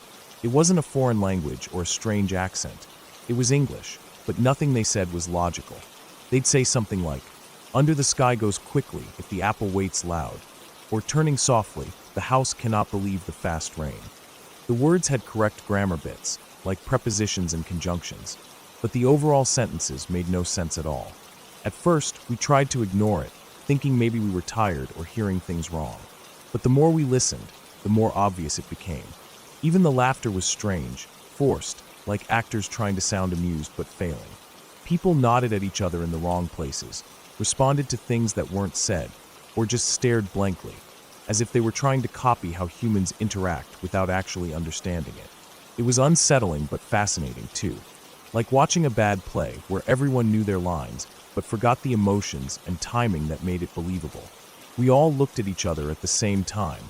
That moment of silent recognition when something strange is suddenly obvious to everyone. None of us said it out loud, but the feeling hung heavy in the air. This wasn't normal. None of us wanted to talk about it much inside. The mood was weird, like we were all trying to convince ourselves it was just a trick of our tired minds or something we misunderstood. But the moment we stepped outside, the air felt heavier and the tension broke. We all started talking at once, confirming each other's experience, laughing nervously, but with a shared edge of fear and confusion. We joked about it then, calling the place the NPC training center. Like the people inside were non-player characters from a video game, learning to mimic humans, but not quite getting it right. It was a dark joke, but it helped us shake off the weird feeling.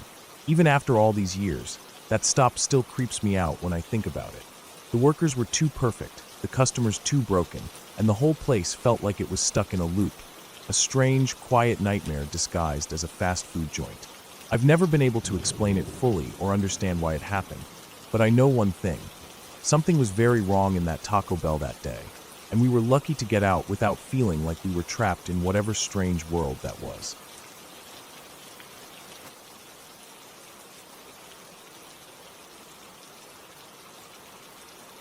I was running a bit late to meet my friends that afternoon. We'd planned a hike around some hills near a small town in central Utah, a place I'd never been before, but they'd all been talking about it for weeks. I grabbed my pack and hurried out, trying to catch up to them on the trail. The air was dry and warm, the late spring sun angled low in the sky, casting long shadows across the rocky landscape. The hills rose up in rolling waves, coated with a thin layer of sagebrush and brittle grasses that cracked underfoot. The scent of dusty dirt and pine lingered faintly in the air. When I caught up, my friends were already ahead, milling around at the edge of a narrow trail near the base of some cliffs. I slowed down, squinting at what they'd found. It looked like two dark holes in the rock, side by side, just at the base of the cliff face. They were strange openings, like deep sockets carved out of stone, their rough edges jagged and sharp. The way the top of each hole curved down, combined with the piles of rubble slumping out in front of them, made the holes look eerily like a pair of open eyes staring out from the cliff. The group had already started cracking jokes about it being, "The hills have eyes," laughing nervously as if trying to shake some weird feeling that clung to the place. I could feel it too, a strange unease, like the holes weren't just empty caves, but something watching us. One of my friends pulled out a flashlight and shone it inside one of the openings. The beam pierced the darkness for a few feet, then disappeared into blackness. The tunnel inside seemed to go deep into the hill, the light fading without any sign of an end. Someone suggested sending in one of our more athletic friends. He was thin and used to crawling through tight spaces. Without hesitation, he slipped into the hole, sliding through the narrow, jagged opening like a snake. I watched as he disappeared into the darkness, his flashlight beam bobbing ahead of him. A few seconds later, I heard his voice echo back. "It's huge inside." He sounded excited, but a little breathless. "It opens up into a big tunnel. You guys gotta see this." That got us all moving. The first part was tight. I'm a bit heavier than most of them, and squeezing through the rocky opening was tough. I had to brace myself against the rough stone with my hands and feet, inching forward carefully, trying not to scrape my arms on the sharp edges. My heart was pounding a little, not from fear, just the effort of maneuvering through that small gap. Once I finally slipped through, I was able to sit up. Then, after a few more steps, I could stand. The tunnel inside was dark, but the flashlight beams showed us more of what was there. It looked like an old mining shaft, probably abandoned for decades. Wooden support beams were spaced regularly along the walls and ceiling, some looking rotten and cracked, others surprisingly intact. The floor was uneven, littered with small piles of rock and old debris. We climbed over chunks of rubble and walked carefully, our shoes stirring up clouds of dry dust. Along the walls, some parts had graffiti, simple tags, some dates from the 70s or 80s, and a few crude drawings. It was obvious people had been down here before us. We found little side rooms carved out of the stone, probably where miners once took breaks or stored supplies. The air was cool and stale, smelling faintly of damp earth and old wood. The sound of our footsteps echoed faintly in the quiet tunnel, broken only by the occasional drip of water from somewhere deep inside. We explored for a long time, wandering down corridors, squeezing past fallen beams, ducking under low arches. It felt like we were under the earth, hidden away from the world, walking through a forgotten piece of history.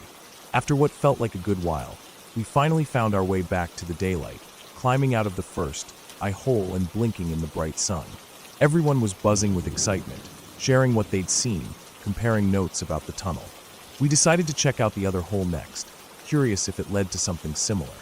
This second opening was harder for me to get into. The shape was less friendly, narrower, with jagged rock edges that cut into my shoulders as I tried to squeeze inside. No graffiti here, no signs anyone had been down this shaft in a long time. We moved slowly, our flashlights casting long beams down the dusty corridor. The walls here were rougher, the wooden supports older and more decayed. It felt colder in this tunnel, even though the sun was warm outside. The silence was heavier, broken only by our footsteps crunching on gravel. After walking for several minutes, we came to the end of the corridor. There, in the middle of the floor, stood a stack of rocks, piled about waist high. It wasn't leaning against the walls or anything. It was just balanced on its own in the center of the passage. On top of the pile sat a doll. It was an old, ratty little doll of a girl, dirty and worn with faded clothes. Its painted eyes stared at us, glassy and unblinking, down the corridor. The doll's face was cracked, one eye missing a bit of paint, and its hair was matted and tangled. The way it sat there, so deliberately placed, felt deliberate, like someone had put it there for a reason. None of us said anything. The air felt tight, like the tunnel was holding its breath. The quiet around us stretched out for a long moment, and I could feel my skin prickling, my heart pounding louder than it should. The flashlight beams bounced nervously on the walls, trying to catch any movement, but there was nothing else. I looked down the tunnel behind the doll. The passage ended in a rough wall of stone, but the presence of the doll made it feel like the place was watching us, waiting. We didn't linger long after that. Without a word, we turned and retraced our steps back to the entrance, the doll's silent stare burning into my memory. Outside, the sunlight felt like a relief. We climbed out, dusting off, and exchanged uneasy glances. Later, on the drive home, I kept thinking about that doll, sitting there in the dark. Who had left it there? Why? What had happened in those tunnels to make someone do that? The town was small and quiet, with history buried deep under the hills. The tunnels weren't just old mining shafts. They held secrets. Even now, days later, I can't shake the feeling that when I looked at that doll, I was looking into something much bigger than just a toy left behind. It was a reminder that some places keep their stories hidden in the dark, and some mysteries aren't meant to be solved.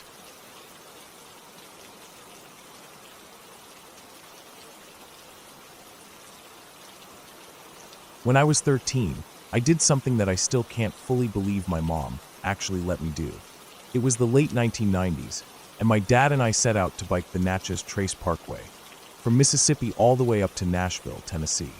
The trip was planned to take about a week, and looking back, I'm pretty sure I complained about the difficulty almost every day. But despite all that whining, it was an amazing trip. It was one of those rare moments where my dad and I really bonded. We spent hours on the road, pushing our bikes through rolling hills, sharing stories, and just being there together in the quiet stretches of that long parkway. One day in particular stands out, and it's less scary than it is just really strange, almost like something out of a movie. It was the day we rode from Belmont, Mississippi, heading toward Waynesboro, Tennessee. The day before, we had pushed ourselves way too hard, riding 92 miles because we couldn't find a motel room anywhere. Mom had insisted we not camp, so it was either motel or bust. We were exhausted, and the terrain wasn't easy. The hills got tougher after crossing the Tennessee River, especially once we hit northwest Alabama. The distance that day was about 75 miles, and we were both ready to be done. We had a small motel guide for the trip that mentioned a motor lodge just off the parkway. When we finally got off the Natchez Trace, we turned west for about 4 miles. That's when we saw it, an old motor lodge, looking like it hadn't changed since the 1950s. The building was weathered, the paint peeling, and the whole place had this faded charm about it. There were just two vehicles out front, an old pickup truck and a semi-bobtail. It looked like no one was really there. We were nervous. There wasn't a soul for miles around, and the little town it was supposed to be near was nowhere in sight. We walked inside, and to our surprise, there was a couple at the front desk. They were ready to check us in, and even invited us to have dinner with them in their little diner, which they were trying to reopen. We were starving after the ride and happy to accept. We took a room, but it was rough. The walls were covered with old faux wood paneling that looked like it had been there forever. The carpet was a thick orange shag that was probably original to the place. The beds were hard as rocks, and the room felt like an oven, still soaked in the heat of the day with no air conditioning on. We found an old window unit and cranked it up as high as it would go. The TV had rabbit ears and could barely pick up more than 1.5 channels. This was 1999, and that just felt like another reminder of how out of time this place was. The shower was lukewarm at best. I remember stepping under the water and feeling like it was more sweat than anything else. We took turns cooling off, one of us in the shower, the other trying to let the room cool down with the door open and sitting outside on a broken chair in the heat of the evening. The road outside was empty, no traffic, no streetlights, no people. Just the sound of insects and the distant hum of crickets. The town nearby wasn't much more than a sign a few miles down the road. At the diner, the lights outside flickered on as the sun dipped behind the hills. The place looked small and worn, but was warmly lit inside. It was just the couple who ran the place, a trucker who had pulled in earlier, and us. The food wasn't great, but after riding 75 miles, anything warm was welcome. The couple was kind and welcoming, talking about their plans to renovate the motel and get the diner fully up and running. They mentioned wanting to start karaoke nights to bring in business. The husband showed me a karaoke machine he had just bought and was struggling to set up. I fiddled with it for a few minutes, not really knowing what I was doing, but somehow I got it working again. He sang a song, and for a moment, it felt like the place might really come alive again. And then, just like that, the power went out. The couple lit some candles and said this had happened twice already since they took over the place. They didn't know why, and it wasn't their fault. We all talked in the soft glow of candlelight for a bit, sharing stories about the road and the trip. Eventually, we said goodnight and went back to our room, which was still hot and uncomfortable. My dad said he didn't think the motel would last much longer. The place was too run down, too isolated. Still, he said the couple was really nice, and it was a shame. The power came back on sometime before midnight, and we slept fitfully on those hard beds. The next morning, we had breakfast at the diner. The couple apologized for the outage and promised they were working on the electrical issues. We wished each other luck and left, continuing our journey. A few days later, after we'd reached Nashville and taken a bus back for our minivan, we stopped by the Motor Lodge again, just to say hi. But it was closed, locked up tight, no sign of life. The place had shut down again, quietly disappearing as if it had never been open at all. Years later, I've tried to find any trace of the place online or in records, but it's long gone, demolished or reclaimed by the road. Still, I remember that odd night, the heat, the flickering lights, the couple trying to breathe life back into an old place no one else wanted. For a brief moment, it was open just for us, a strange little stop on a long journey that we never forgot.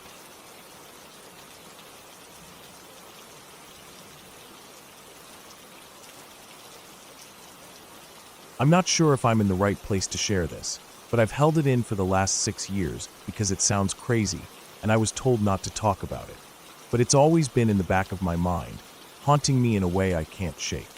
I'm still not sure what exactly happened that night, but it was real, and it left a mark on me. I've never told this story fully to anyone, so here it goes. 6 years ago, I went camping with my boyfriend at the time. We had picked a spot that seemed perfect, remote, quiet, and beautiful. We drove in on rough trails, a little bumpy but manageable, and found a clearing near some hiking trails. The place was isolated, with no other campers around for miles. Nearby, there were natural hot springs and a massive waterfall we wanted to check out. The air was fresh, the sky was clear, and it felt like a little piece of paradise tucked away from the world. We set up camp right next to our car, so we could keep an eye on everything and have easy access to the stuff we brought.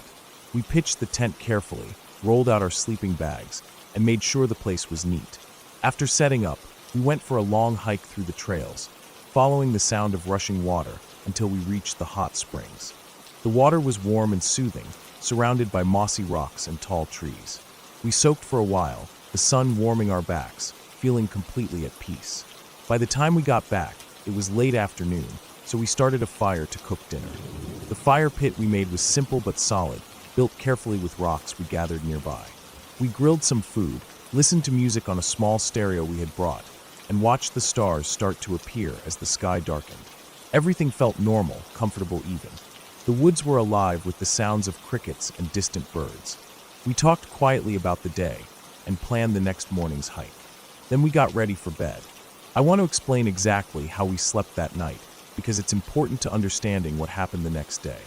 Before going to bed, I took our food cooler and the stereo and locked them inside the car. I was careful with the keys. I put them in the front pocket of my backpack, which I placed next to my sleeping bag on the far side of the tent, away from the door.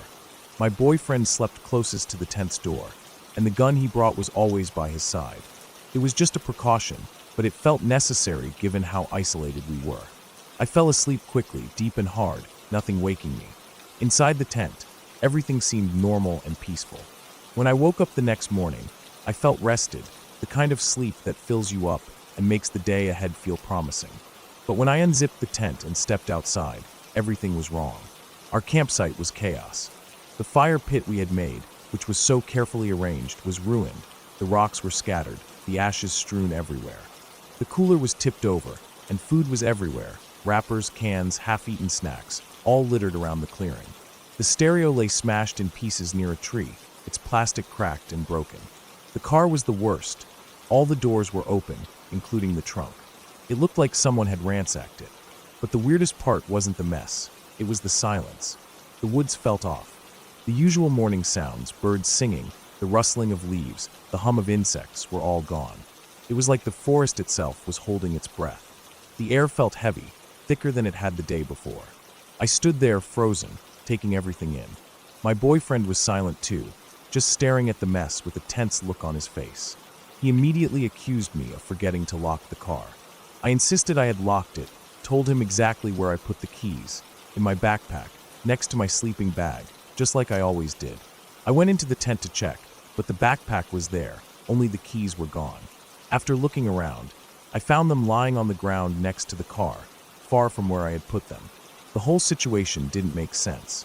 How had the keys gotten out of the backpack and onto the ground? Who or what had come through the campsite? I felt uneasy, and my boyfriend's quiet anger made the tension worse. We quickly packed everything back into the trunk, not daring to stay another minute. We drove off, the forest disappearing behind us, but the feeling of unease didn't leave. He finally broke the silence on the way home, telling me about a dream he had the night before. In the dream, something was kneeling over him inside the tent, holding his gun and just staring at him.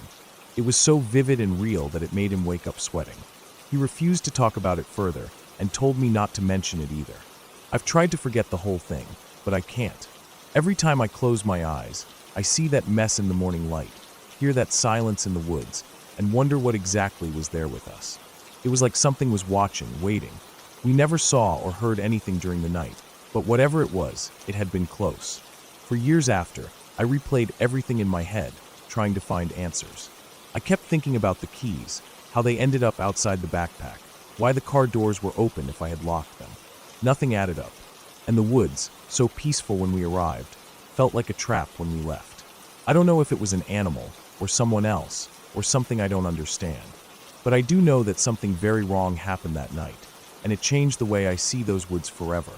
The fact that my boyfriend didn't want to talk about it, that he told me to keep quiet, makes me think he felt the same fear I did, but was too scared to face it. I wish we had never gone camping that night, but it's part of me now, a quiet, dark memory I carry with me. A reminder that sometimes the most peaceful places hide the most unsettling secrets.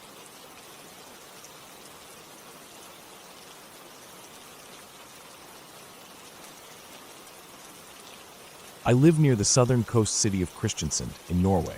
Around here, the land is mostly valleys and forests, with the large, open fjords stretching out not far away. The air always carries a sharp, fresh scent, especially in winter, when the snow lies heavy over the hills and trees. The cold feels biting on your cheeks, and the silence is something you can almost hold in your hands. Not far from where I live, there's a popular skiing route. It's a long one, running all the way from the edge of the city to a massive mast perched on top of a mountain deep in the forest. From up there, you get this wide view, snowy hills stretching north, and the sea shimmering in the distance to the south. When the weather is clear, the horizon seems endless, like you could just keep walking forever and never lose sight of the world's edges. I've skied that route many times. Sometimes, though, I get restless. The path is familiar, and there's a part of me that wants to find something new, something no one else has seen. So, I've wandered off the trail a few times, pushing through dense patches of pine and spruce, stepping carefully over mossy stones and broken branches, trying to find new roads or clearings. One day, I strayed further than I usually do. The snow was thick, and the sky was overcast, the light gray clouds muffling the sun. The forest seemed quieter than usual, almost like it was holding its breath. I was following a vague idea that there might be a less used path leading somewhere interesting, but the trees grew tighter, the underbrush thicker. At some point, I stumbled across a small mire, a patch of wet, marshy ground surrounded by thick moss and scrub. Right on top of a mossy rock in the middle of this mire, I saw it, a shack barely bigger than a garden shed, maybe 4 by 4 meters at most. It looked old and run down, like it could collapse if the wind caught it wrong. The wood was gray and cracked, some parts rotting away. The roof sagged, and the whole thing leaned to one side so badly that it looked like it might tip over completely if I put too much weight on the door. I was curious. The forest had swallowed this place up completely, and whoever built it had left a lot behind. I went closer, stepping carefully on the damp moss and around small pools of water. The smell hit me right away, musty, damp, and a little sour, like something had been left to rot inside for a long time. The door was old and creaky. When I pushed it open, it made a low groaning noise, as if warning me to stay away. Inside was a dim little space, barely enough room to stand. The light came from a small window covered in grime. Dust floated in the air, thick and heavy. The floor was littered with things I didn't expect. Along the walls, there were several old beds, rusty metal frames with worn-out mattresses that looked like they'd been there since the 80s. I remember thinking they looked like something you'd find at IKEA decades ago, but clearly forgotten. On the beds were suitcases, their leather cracked and stiff. I opened one carefully. Inside were sheets, yellowed with age, stained with what I hoped was just water. On the walls hung faded posters of ABBA. One was torn in half, ripped across the middle, like someone had taken a sudden, violent swipe. The colors were dull, the faces blurred by dust and time. It felt strange, ABBA posters, beds, old suitcases. All here in the middle of the forest, in a shack barely held together. The floor was covered with something else, 2 piles of socks. It was like someone had dumped their entire sock drawer out here. I tried to count, but there were just too many. White socks, gray socks, some with holes, some that were oddly clean. They were scattered everywhere, tangled up with bits of old fabric and leaves. I don't know why, but I kept looking. My eyes caught sight of a book lying in one corner, on a small wooden crate. It was a Bible, an old, thick edition of the Old Testament. I pulled it closer and flipped through the pages. Every single page was ripped out, completely empty inside. No writing, no print. Just torn, ragged pages lying there as if someone wanted to erase it entirely. I didn't understand any of it. Why would someone bring all this here? The shack looked like it had been lived in, or at least used, but it made no sense. The socks, the torn Bible, the posters, the suitcases filled with stained sheets. The whole place felt like a jumble of forgotten things, but somehow it gave me a chill, an uneasy feeling that I couldn't shake. I didn't want to stay long. I took a few last steps around the shack, careful not to disturb the floor too much, and I noticed the mire around the rock was even thicker than I thought. The moss was slippery, and there were patches of dark water hidden under the greenery. I realized I could easily get stuck if I wasn't careful. So, I left the shack behind and started walking back to the ski route. The sky had grown darker, and the wind picked up, rattling the bare branches of the trees. I kept looking over my shoulder, half expecting to see someone, or something, watching me. But there was only the forest, quiet and cold. When I reached the trail, I took a deep breath and looked back once more. But the shack was already almost swallowed by the trees. It was as if it had never been there. Days passed, but I couldn't stop thinking about that place. The whole thing felt like a puzzle I couldn't solve. Who left all those socks? Why rip out every page of the Old Testament? And the Abba posters, what did they mean? One evening, I went back with a flashlight, hoping to get a better look. The forest was darker then, the snow turning to ice beneath my boots. When I arrived, the mire had frozen over in parts, but the shack was still there, creaking softly in the cold wind. The smell was stronger this time, damp old wood, and something metallic beneath it all. I hesitated at the door, but curiosity pushed me inside again. This time, I spent longer looking. I saw scratches on the walls, faint marks in the wood that might have been from tools or knives. There were stains on the floor, dark old, but I couldn't tell what they were. The suitcases were still there, the sheets inside even more tattered. Something about the place made me uneasy. It felt like a secret someone wanted to hide, a story someone was too afraid to tell. I left with the sinking feeling that whatever had been here was unfinished, like the shack itself was waiting for someone to come back and finish whatever had started. The forest had swallowed it once, but the shack was still holding on, stubborn and quiet, a forgotten piece of the wilderness. From then on, I stayed on the main ski route.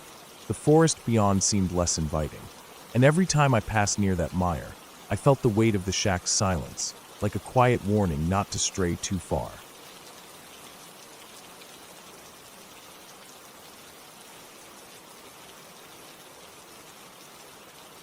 It was the mid-90s, a time before cell phones were everywhere and GPS was a luxury few had. Paper maps were the only way to find your way if you didn't already know the roads. My two best friends, Paul and Taylor, and I had just got our driver's licenses and, eager to taste a bit of freedom, decided one Saturday to take a road trip. Our destination was a water park in southern Missouri. None of us had been there before, and according to the map, it was roughly a 3-hour drive from our small hometown in northwest Arkansas. We left early in the morning, each of us pumped full of excitement.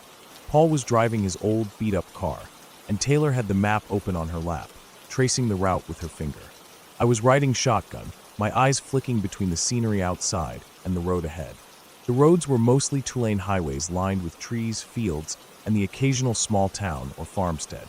We played music from a cassette tape, sang along off-key, and joked around like teenagers finally tasting independence. The water park was everything we hoped it would be. Slides that twisted and turned, wave pools that crashed and receded like the ocean, and lazy rivers that let you float away from reality. We lost track of time splashing, laughing, and trying to outdo each other on the big slides.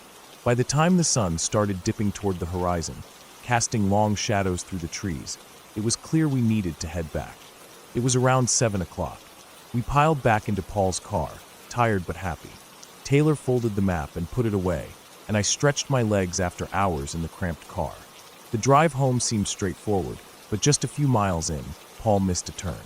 Taylor, acting as navigator, was quick to reassure us that another turn just up ahead would get us back on track. It was a small detour, nothing to worry about. But then things started to go sideways. The road we took wasn't marked well. There were fewer signs than we expected, and no streetlights. The sky darkened rapidly as the sun sank below the tree line, and our headlights cut narrow beams through the thickening dusk. The road twisted and turned between dense woods. Every time we passed a fork or intersection, there was no sign to say which way to go. Taylor kept checking the map, trying to figure out our position, but the paper didn't seem to match the roads we were driving. By 8 o'clock, we were definitely lost. We kept driving, hoping to see a sign or a town, or at least another car, but the highway felt like it disappeared into nothing. The trees pressed in on both sides, blocking any distant lights. The only sounds were the tires crunching on the gravel shoulder and the occasional bird calling out into the night. We hadn't seen another vehicle for miles. Finally, we spotted a dim light in the distance, which turned out to be a small gas station. The sight was a relief. We needed fuel and directions badly. Paul pulled up to the pump while Taylor and I stepped inside. The store was small and cluttered with candy bars, sodas, and a rack of maps. Behind the counter stood an old man, probably in his early 60s, with a wide grin and weathered skin like leather. His clothes looked like they'd been worn in the sun and dirt for years, and his voice was thick with a drawl that reminded me of Foghorn Leghorn from cartoons. He greeted us with a loud and drawn-out, "Wheel hello there," flashing that big grin. We told him we needed to fill up and asked if he could help us with directions. He said he was just about to close for the night, but would be happy to help. Then, out of nowhere, he said, You have to make haste, though. Tonight is buffer night. Taylor and I exchanged a glance. The phrase didn't make any sense, but the way he said it made the hairs on my neck stand up. The man shuffled behind the counter to grab a road map, trying to find our location. At that moment, two people came into the store from a door at the back, a man and a woman. They called out for the old man, who replied that he was at the front. The pair approached us. At first, they looked confused when they saw us. Then, as if suddenly remembering something, they smiled. "Are these the guests tonight?" the woman asked. "No, these are some lost children," the old man said, with a glance that made my skin crawl. The couple then turned to us and repeated, almost word for word, "The three of you should make haste, because tonight is buffer night." Those words echoed in my mind, the same phrase spoken by three different people who had no apparent way of knowing we were here. My heart pounded harder. We quickly got directions back to a main highway, paid for the gas without waiting for change, and hurried outside to Paul, who was still pumping gas. We jumped into the car and didn't even wait to buckle up before Paul floored the accelerator.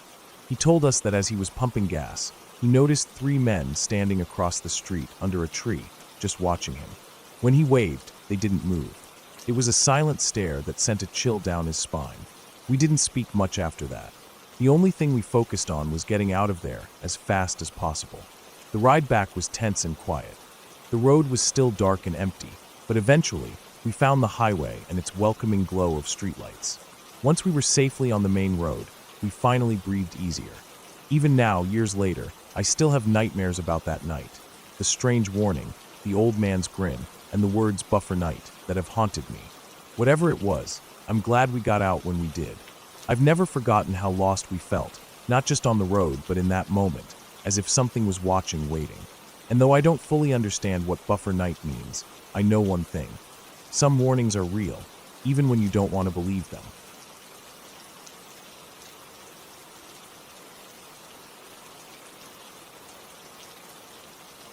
When I went to stay with my uncle for the weekend, I wasn't expecting much out of it. He lived way out in the countryside of England, in a place where farms stretched for miles and the roads were nothing more than tight, twisting country lanes. The kind of place where at night, darkness seemed to swallow everything whole. It wasn't the kind of place I was used to, but I liked it peaceful, quiet, and away from all the noise of the city. My uncle had a dog, a big Labrador mix with a thick coat and deep brown eyes. The dog was friendly but alert, and he needed walks 3 times a day. Once in the morning, once before lunch, and then a late walk around 10 or 11 p.m. That last walk was the one that always felt the most strange, the quietest and the darkest, and it was the one I'm going to tell you about. That night, as the sky shifted from a soft twilight to complete black, we decided to take the dog out for his last walk. The air was cool and still, and the only sounds were the soft padding of the dog's paws on the grass and the distant chirping of crickets. The stars above were faint, barely breaking through the thick blanket of darkness that stretched over the fields and farms. We started off down one of the narrow country lanes, the kind where only one car can pass at a time, and the hedges on either side feel close enough to touch. My uncle lifted the dog gently over a small wooden fence that marked the edge of a field, and I just hopped over myself. I'm tall, so clearing it wasn't much of a challenge. Beyond the fence, the ground dipped slightly, and we found ourselves walking into an orchard. The orchard was a place of rows upon rows of fruit trees, their branches tangled and thick, leaves rustling faintly in the breeze. The trees were planted close enough that their branches nearly touched, forming narrow paths or aisles between them. As the darkness deepened, I flicked my phone light on to cut through the gloom and give us a better view of where we were stepping. The orchard felt different at night. During the day, it was quiet but inviting. The smell of damp earth and ripe fruit filled the air. But at night, everything seemed tighter, closer, like the trees themselves were pressing in around us. The shadows stretched out long and sharp beneath the weak light, twisting the shapes of branches into strange forms. I kept glancing around, feeling a strange sensation like someone or something was watching us. It wasn't just a feeling out in the open, but close enough to be right there in the shadows of the trees. My heart beat a little faster, but I told myself it was probably just an animal, a fox or a badger, or maybe the way the light and darkness played tricks on my eyes. Then, as I looked to my left down one of the long aisles between the trees, I saw it. Something tall and humanoid walking slowly past the edge of the orchard. It wasn't running or moving fast. just a steady, slow walk, like it was following us but not wanting to get too close. I froze for a moment and stared hard, trying to make sense of what I was seeing. It was definitely tall, at least 8 feet, if I had to guess. The shape was human-like, but there was something off about it. The way it moved was almost too smooth, too deliberate. It wasn't carrying anything and didn't seem to be making a sound. The darkness hid most of its details, but it was unmistakably there, slipping through the shadows like it belonged to the night. I turned to my uncle and said, "Did you see that too?" pointing towards the trees. He gave a quick glance in the direction I was pointing and said quietly, "Kind of, yeah." We kept walking, both of us feeling the weight of the presence nearby, but neither of us wanting to say more. The dog was sniffing the ground, unaware of what we'd seen, but suddenly started barking sharply. The sound broke the stillness, harsh and loud in the quiet orchard. As the dog barked, the tall figure stopped walking. It stayed still for a moment, watching us. The trees nearby swayed gently, as if something was moving between them. The figure's silhouette was sharp against the faint light, and its eyes, if it had any, seemed to be fixed on us. It felt like it was waiting for us to make a move. Then, just as suddenly as it had appeared, the figure turned and walked off, disappearing silently into the darkness after the dog stopped barking.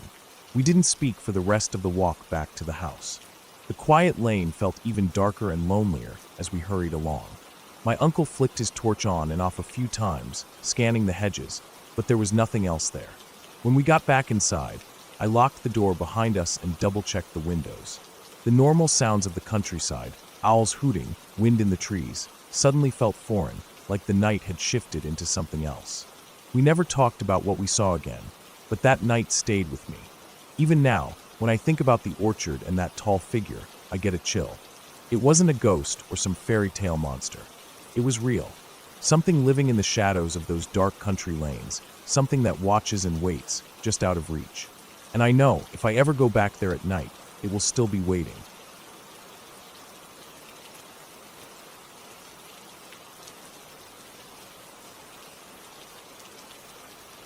About 27 years ago, my family and I would spend weekends at this old cabin in northern Pennsylvania. The place was beautiful, real rustic, the kind of cabin you see in old movies or nature magazines. It was a log cabin, just one room below with a loft above. Inside, there were 4 bunks lined up against one wall. The cabin had a big old fireplace that looked like it had been there for decades, maybe even longer. Outside, there was a porch that was built way up above a small gully. Down below, the gully was where a natural spring bubbled up, cold and clear. The water from that spring was the freshest, sweetest water I've ever tasted in my life. It wasn't just cold like from a tap. It had a natural chill that could wake you right up. This cabin was really deep in the woods. There were no stores nearby, no gas stations or convenience shops within at least 40 minutes in any direction. It was quiet except for the sounds of the forest. We usually went up there for a weekend or so at a time. No electricity, no running water, no bathrooms inside. Just a single-seat outhouse about 2 minutes walk away through the trees. That outhouse was old, creaky, and I think it was built even before my mother was born.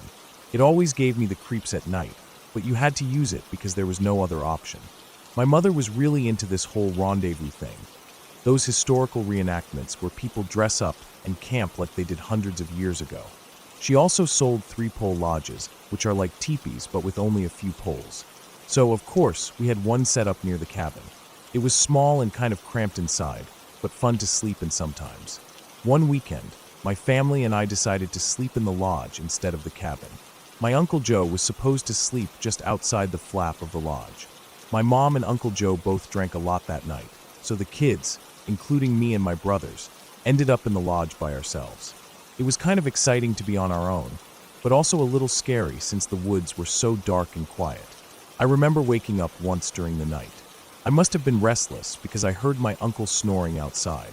I got up, walked through the dark woods to the outhouse to do my business, and then came back to the lodge and went back to sleep. The woods were really still except for the occasional rustle of leaves or snapping of twigs under small animals' feet. The next morning, we found out something that scared me more than anything I had ever experienced up to that point. Uncle Joe hadn't actually slept outside at all. He had fallen asleep inside the cabin because he was too drunk to stay awake. But when we looked around the lodge and the area outside, there were huge bear tracks everywhere, right where Uncle Joe was supposed to have been sleeping. There were bear tracks all over the ground where he would normally lie outside the lodge flap. These weren't small bear tracks either. They were huge. I had seen bear tracks in the woods before, even once while riding my bike on the trails near Nobles Park. But those tracks were on a completely different scale. These paw prints were enormous. The strangest, and frankly the most unsettling part to me, was how my footprints from the night before were mixed up with the bear tracks. Outside the tent, my footprints were there both on top of and partially covered by the bear paw prints.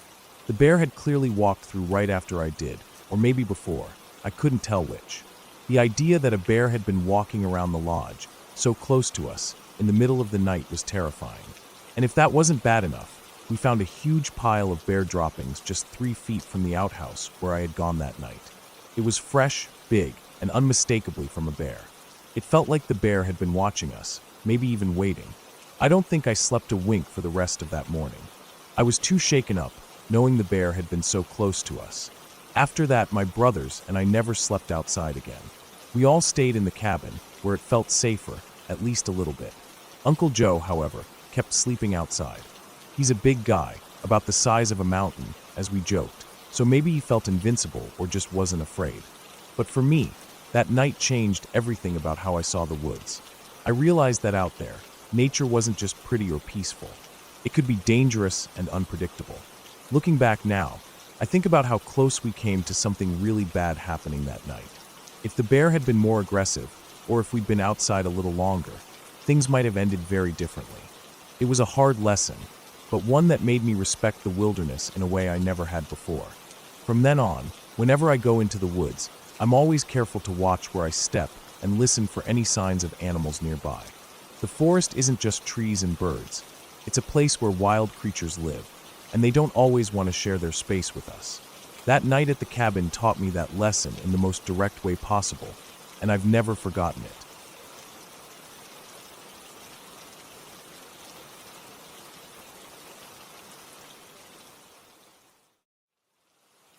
Hello everyone, I am the Creep's Cabin. I know you use this video to fall asleep, so before that, like the video and subscribe to the channel. Also, where are you from? And what time are you watching? Now get comfortable and relax.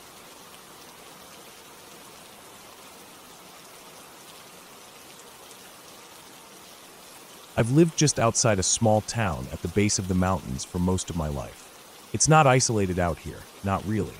You can drive down the road and pass a house every few hundred meters.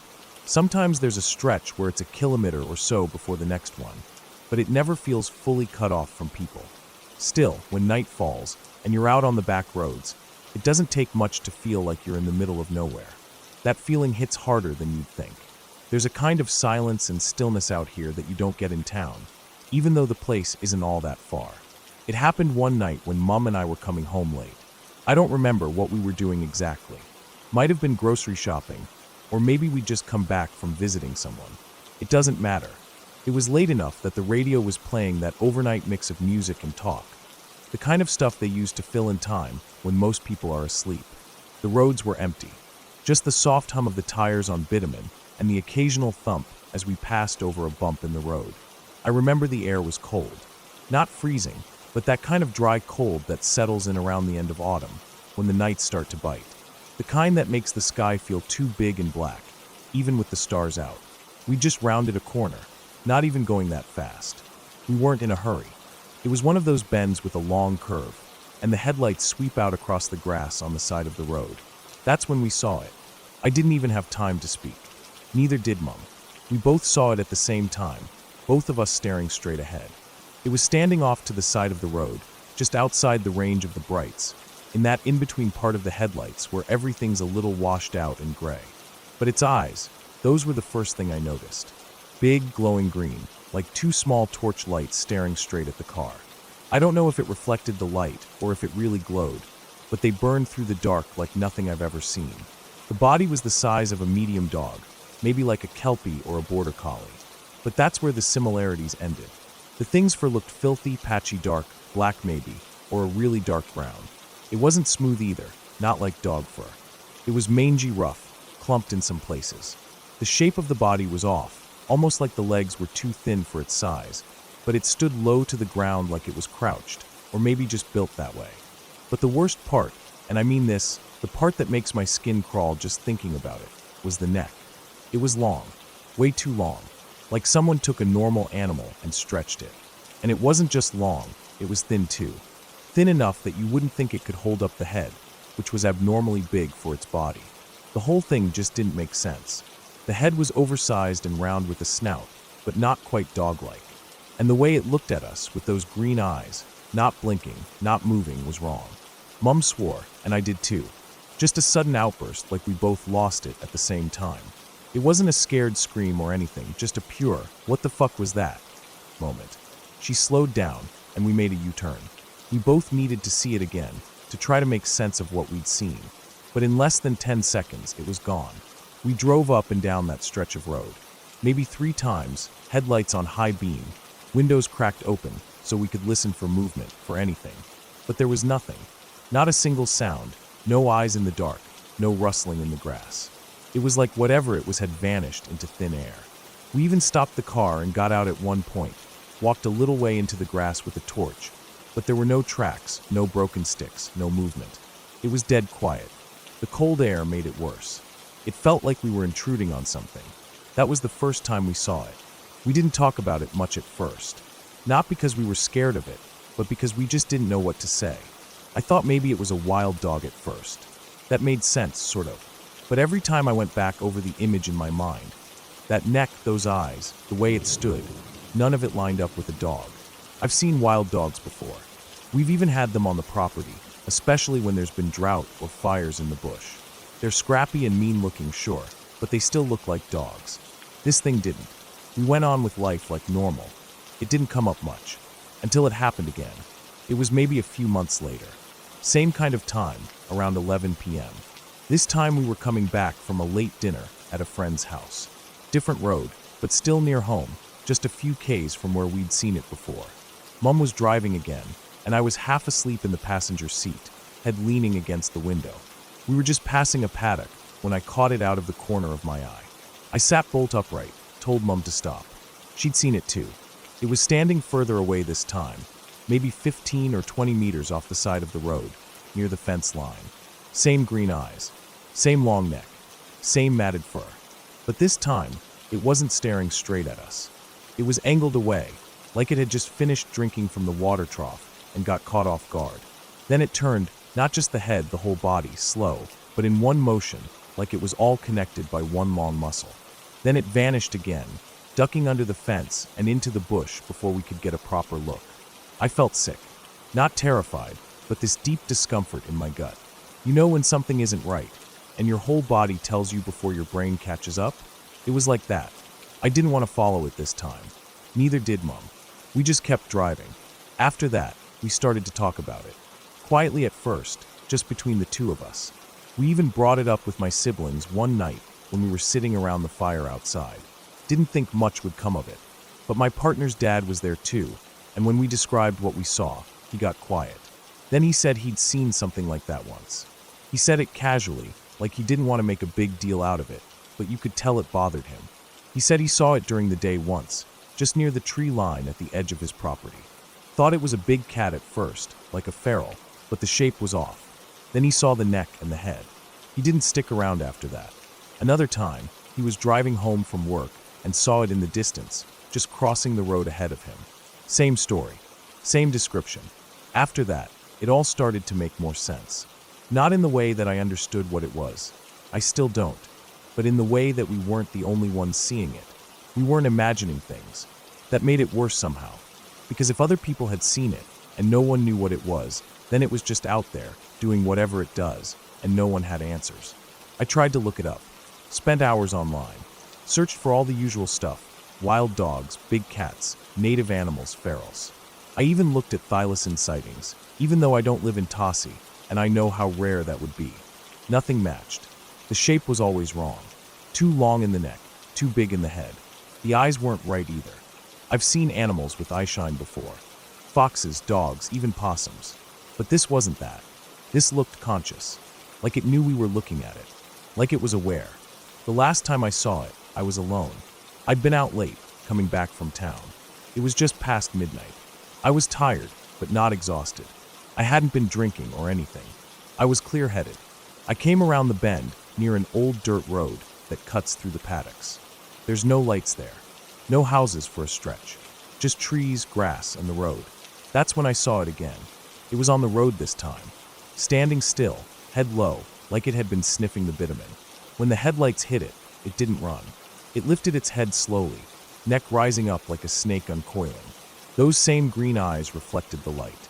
And for a moment, it didn't move. Neither did I. I slowed down, heart pounding, eyes locked on it. Then, without warning, it turned and darted into the bush. Fast, low to the ground. No sound, no trace. I kept driving. Didn't stop. Didn't look back. I haven't seen it since. But I don't drive that road at night anymore. Not unless I have to. And even then, I keep the windows up and the radio off. I listen to the night now. I watch the sides of the road more than I used to. Sometimes I wonder if it's still out there. Not in a creepy monster-under-the-bed way, but in a real, practical way. I know the bush can hide things. Australia's full of animals that people don't see often. But this thing, whatever it is, isn't just rare. It's something else. Something that doesn't belong on a list or in a textbook. I don't need it to be some mythical beast or cryptid. I don't believe in that stuff. But I do believe in what I saw. Because I wasn't alone the first time. And I wasn't the only one who's seen it. It's real. I don't know what it is. Maybe it's something that's always been out here, hiding in the shadows, too strange or smart to get caught. Maybe it's just an animal we haven't understood yet. But it's there. And some nights, when the wind's just right and the roads are quiet, I feel like it's still watching. From the trees, from the paddocks, from somewhere out in the dark.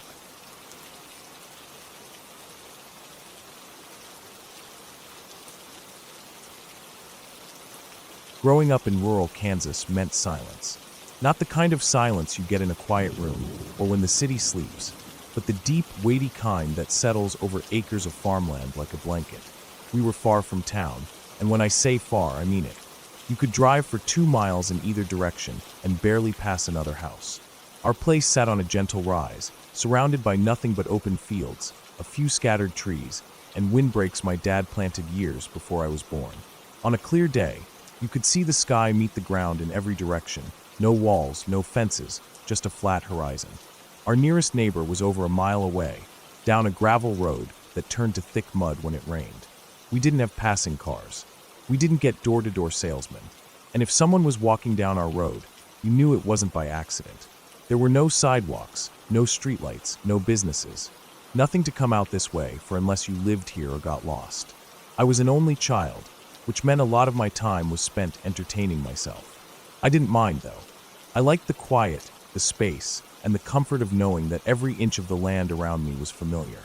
I knew the way the barn creaked in the wind, which steps on the porch squeaked, and how far you could walk into the field before you hit the broken-down fence line we hadn't bothered to fix.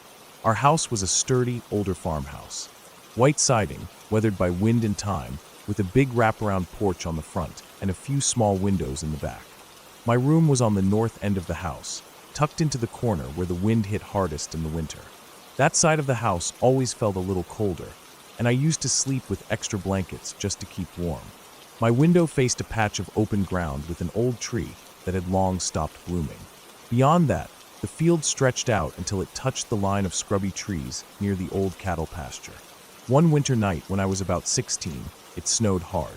The kind of snow that falls wet and heavy, blanketing everything in a thick layer that turns the world into a soft, glowing silence. I remember going to bed that night with the snow still falling, flakes thick as feathers drifting past the porch light. The whole world was quiet, peaceful. My parents had already gone to bed, and I sat up a while longer in my room, reading by lamplight with the shades drawn up just a little. I liked watching the snow fall outside, seeing how it made the world look softer somehow. Clean. Still. Eventually, I got tired, turned off the light, and slid under the covers. The room was cold, as usual, but I was used to it. The wind was low, barely a whisper against the side of the house. Everything felt normal. I drifted off like any other night. At some point later, how much later, I couldn't say, I woke up. Not to a sound exactly, but to the kind of feeling you get when something's off. You know that sensation? When your body knows something before your brain catches up. That's what it was. My eyes opened in the dark, and for a minute I just lay there, listening. There wasn't any noise at first. Just the regular creaks of the house settling in the cold, the hum of the heater kicking on from downstairs. Then I heard it. Crunch, crunch, pause, crunch. It was unmistakable. The sound of boots on snow. Not animal movement, not the scatter of branches or the thud of snow falling off the roof. Human footsteps. Slow, measured. Not running, not stumbling. Just walking. I froze. My heart started pounding in my chest, and my first thought was maybe my dad had gone outside for some reason. But then I remembered. Both my parents were heavy sleepers, and they never went out at night unless it was an emergency. Plus, the sound wasn't coming from the front of the house near the porch. It was near my window, the north side. I didn't move. I just lay there, eyes wide open, listening to the sound. The crunching stopped after a few steps, and then there was silence again. But the silence felt different this time. Thicker, like something was there. I don't remember how long I lay awake after that. I didn't hear anything else. No more footsteps, no car engine, no door opening or closing. Eventually, I must have drifted back to sleep. I didn't look out the window. I don't know why. Maybe I was scared. Maybe I didn't want to see something I couldn't explain. The next morning, the sun came up bright. That kind of clear winter morning where everything sparkles like it's been dipped in sugar. I pulled on jeans, a sweatshirt, and my boots, then went outside. I didn't tell my parents anything. I figured maybe it was nothing. Maybe I dreamed it. But something pulled me toward the side of the house, like I needed to know for sure. And there they were. Footprints. Clear as day. They came from the direction of the old tree, where the snow was still smooth and untouched. You could see where the person had walked right up to the window outside my room, stopped, and then paced around a bit. The prints weren't erratic or wild. Just calm. Almost deliberate. Like someone was thinking. Or watching. The tracks wrapped around the north corner of the house, then curved toward the east side, toward the direction of the pasture. But then they just stopped. Completely. No more prints. No car tracks. No sign of where the person came from or went. The snow was undisturbed past that point. It was like the person had just vanished. I walked around the house twice, then a third time, trying to find some explanation. But the snow didn't lie. It was fresh and clean and heavy. No way the wind erased anything, especially on the north side where the wind had hit hardest. And there hadn't been much wind anyway. The size of the footprints stood out to me. Bigger than mine, smaller than my dad's. My boots at the time were women's size 10. My dad wore a size 14 wide. These were somewhere in between, maybe a men's 11. I knew my mom's boots too. Tiny, maybe a women's 6. It wasn't her, and it couldn't have been my dad either. The prints were too small, and the pattern of the soles wasn't anything I recognized from any shoes in the house. There was just no explanation. I stood out there for a long time, looking at those prints. My breath fogged in the cold. The sun glared off the snow, and the silence was back again, but not peaceful this time. It felt like the world was holding its breath. Eventually, I went back inside. I didn't tell my parents. I don't know why. Maybe I thought they wouldn't believe me. Maybe I didn't want to scare them. Or maybe I just needed to make sense of it myself first. I kept thinking about how the tracks didn't come from anywhere. Just started near the tree and ended halfway around the house. No return trail. No tire marks at the road. No sign of someone pulling up, getting out, walking to the house. Nothing. And even if someone had walked backward in their own footprints to hide their trail, why? Why do that way out here, where no one was watching? That question stuck with me the most. Who would do that? Why? We didn't have delivery drivers coming out that far. No neighbors wandering over. No hikers or random walkers. We were surrounded by fields. A person would have to walk at least a mile from any direction just to reach our house, through knee-deep snow, with no guarantee that anyone was even awake or home. And if they came with a vehicle, where was it? Where were the tracks? I kept it to myself. For a while, I even convinced myself it was just a drifter. Someone cutting through on foot. Lost maybe. Except, how do you get lost out here? There aren't trails or roads that lead accidentally to our house. And who walks that far just to stand outside a teenager's window in the middle of the night? I didn't sleep well for a long time after that. Every time it snowed, I'd check. I'd walk around the house the next morning, scanning for tracks. I never saw anything like that again, but I couldn't forget it either. It lodged in my brain like a splinter. Some nights I'd wake up and listen, ears straining in the dark for the sound of snow crunching. Sometimes I thought I heard something, but maybe that was just nerves. Years went by. I moved out, went to college, lived in a city for a while. But every time I came home for the holidays, I found myself looking out that same window. That old tree's still there, dead and gray, just like always. The house hasn't changed much. My parents still live there. They never knew about that night, and I never brought it up. It's been 20 years now. I'm older. Life has moved on, but I still think about those footprints. It wasn't a ghost or anything supernatural. I don't believe in that stuff. What scared me wasn't some monster or spirit. It was the realness of it. The physical weight of someone being there. Someone standing outside my window, in the middle of the night, in the middle of nowhere. Someone who left no trace of how they came or where they went. That's what stayed with me. That a person, asterisk a real person asterisk, walked right up to our house, to my window, paced around like they were thinking, and then left no trail behind. And the worst part is, I'll never know who it was. Or why. That's what keeps me up sometimes, even now. Not fear of something coming back, but the knowing that someone did. And that they were quiet enough, calm enough, to walk through snow without leaving a beginning or an end. Sometimes the scariest things aren't what we imagine. It's what we know happened but can't explain. And no matter how many years go by, I can still see those prints in my mind, clear, sharp, perfectly shaped in that wet snow. And I still hear that slow, steady crunch outside my window, echoing in the silence.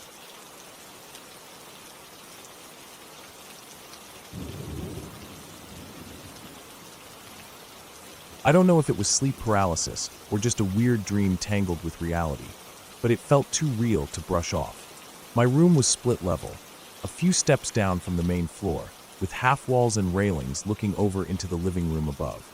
I had lived in that house for years, and nothing about it ever really creeped me out before. It was out in the country, quiet most of the time except for coyotes or the occasional owl.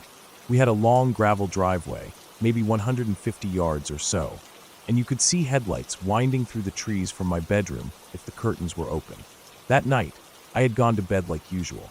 The room was cool, not cold, but I always liked having a heavy blanket tucked up to my chin.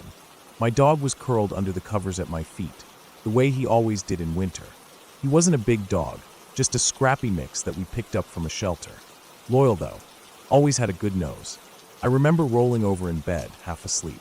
My dog let out a soft bark, just one of those little warning yaps, not full panic, but enough to say, "Hey, something's out there."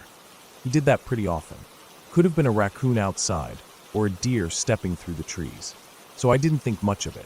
I blinked and looked at the alarm clock. The red numbers glowed. 3:11 a.m. I groaned and turned over to face the wall. The click of the clock flipping to 3:12 seemed louder than it should have been, almost like it snapped in my ears. Then I heard the crunch of tires on gravel. I froze. My eyes were open now, completely alert. I didn't sit up, I just stayed there listening. I could hear it clearly, a car rolling slowly down the driveway. Headlights arced through the trees and lit up my ceiling in slow motion. That driveway was long enough that you got a good 30 seconds of approach time before anyone ever reached the house. But I wasn't expecting anyone. My dog started to bark again, louder this time. Not a full frenzy, but deeper and sharper than before. Something wasn't right. I tried to sit up but couldn't. Not from fear. It wasn't like that. My chest wasn't tight, and my heart wasn't racing. I just couldn't move my arms or legs. Only my head turned slowly, and even that felt like it was underwater. Like I was sinking into the mattress and couldn't break the surface. The car stopped. The lights shut off. I stared up at the half wall that opened to the living room. A dull amber light glowed from upstairs, the kind that the old wall-mounted nightlight always gave off. I used to leave it on so I wouldn't trip if I had to go upstairs for water in the middle of the night. The front door sat just out of sight, but I heard it open. The hinges made a soft groaning sound, and a rush of cold air came down the stairs like a wave. My dog was growling now, louder, teeth out. He wasn't moving either, just stayed under the blankets beside me, rigid. Then I saw it. A shadow, darker than the stairwell, stepped into the light. It came down the steps fast, too fast, like a blur, and the moment it hit the last step it leapt toward me. No sound, just a flash of movement. I couldn't move. It was above me, and then I woke up, bolting upright in bed, heart pounding. The room was quiet. My dog let out a single soft bark under the blanket, and I looked at the alarm clock. 3:11. I stared at it for a second. It clicked. 3:12. That sound again. Tires on gravel. I sat up straight, now fully awake, fully able to move. My dog was staring at the window, ears up. I got out of bed, walked to the curtain, and looked out. A pair of headlights crept through the trees. I could see the car now. It was my mom's old sedan. She parked crooked near the garage, and the headlights clicked off. A minute later, I heard the front door open and her voice float down from upstairs. Drunk and cheerful, talking to herself like she always did after a night out. I sat back down on the bed and rubbed my eyes. The timing of it all shook me a little. It was too exact. The dream, if that's what it was, mirrored real life beat for beat. I didn't go back to sleep that night. I sat up with my dog, listening to the house, waiting for something else to break the quiet. I had other moments in that house, not necessarily scary, but ones that stuck with me. There was one time I got home from a 12-hour shift, dead tired, ready to collapse. It was just past dark, the kind of exhaustion that makes your whole body feel like it weighs double. I pulled into the driveway and saw that the porch light wasn't on. That was odd.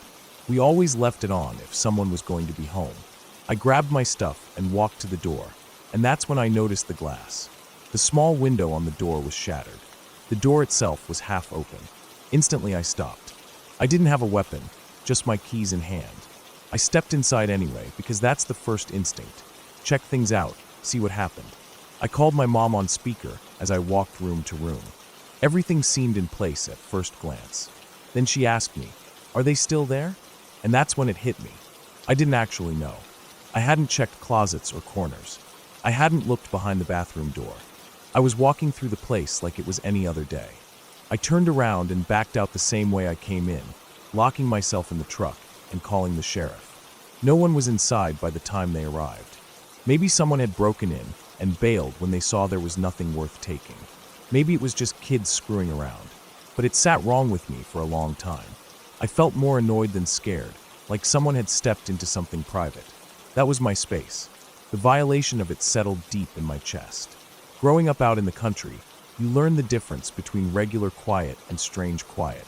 Nights when the woods go still feel unnatural. No bugs, no wind in the trees, no rustle of grass. Just nothing. The kind of silence that makes you hear your own blood moving. And you never really sleep deep on those nights. Your ears stay open even if your eyes are shut. I used to camp by the creek with friends all the time when I was younger. Just tents, sleeping bags, and the sounds of the forest. But after we saw the Blair Witch Project, something about those nights changed. We laughed about it, sure, but the next time we went out there, I remember lying in my tent and staring at the zipper, thinking, what if something unzips it from the outside? That stupid fear got stuck in my head. And once it's there, it never leaves. Even the dogs didn't help after that. Country dogs are always alert, and when they bark at something you can't see, it does something to you. You try to brush it off. Probably just a squirrel. But when it's 3 in the morning and your dog is growling low at the tree line, it might as well be a monster. There's a different kind of darkness out there. City people don't get it. They think darkness is turning off a lamp. But country dark is the kind where moonlight feels like a flashlight, where shadows stretch across entire fields and you can't tell what's moving or not. Your imagination starts doing the heavy lifting. One last thing. If someone comes to your door in the middle of nowhere offering free help, or saying they're selling something, odds are they're casing the place. It happened once at our house in California. My wife thought they were just being nice, offering some free home improvement estimate.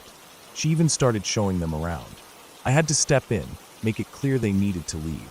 It wasn't a threat, just a loud reminder that people notice things out here. That not all houses are easy targets. Sometimes just the tone in your voice is enough to send someone packing. You don't wait for something bad to happen. You recognize the signs, and you cut it off early. I think back to that 3:11 a.m. moment sometimes. Not because I think something supernatural happened. I don't believe in ghosts or any of that. But I do believe in awareness. In how your mind picks up on patterns before you consciously register them. Something was stirring that night, enough for my brain to flag it, turn it into a dream, make me relive it a moment before it happened. Maybe that's what all those moments are. Warnings, or just reminders, that we're not always in control. That sometimes the night pays attention to us, even if we aren't paying attention to it. And I don't sleep without locking every door now. Not because I'm scared, but because I know better.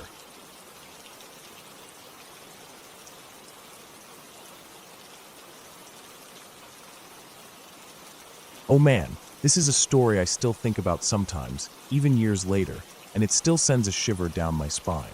I want to tell it exactly how it happened. No sugarcoating, no added fantasy or ghost stuff, just the real deal.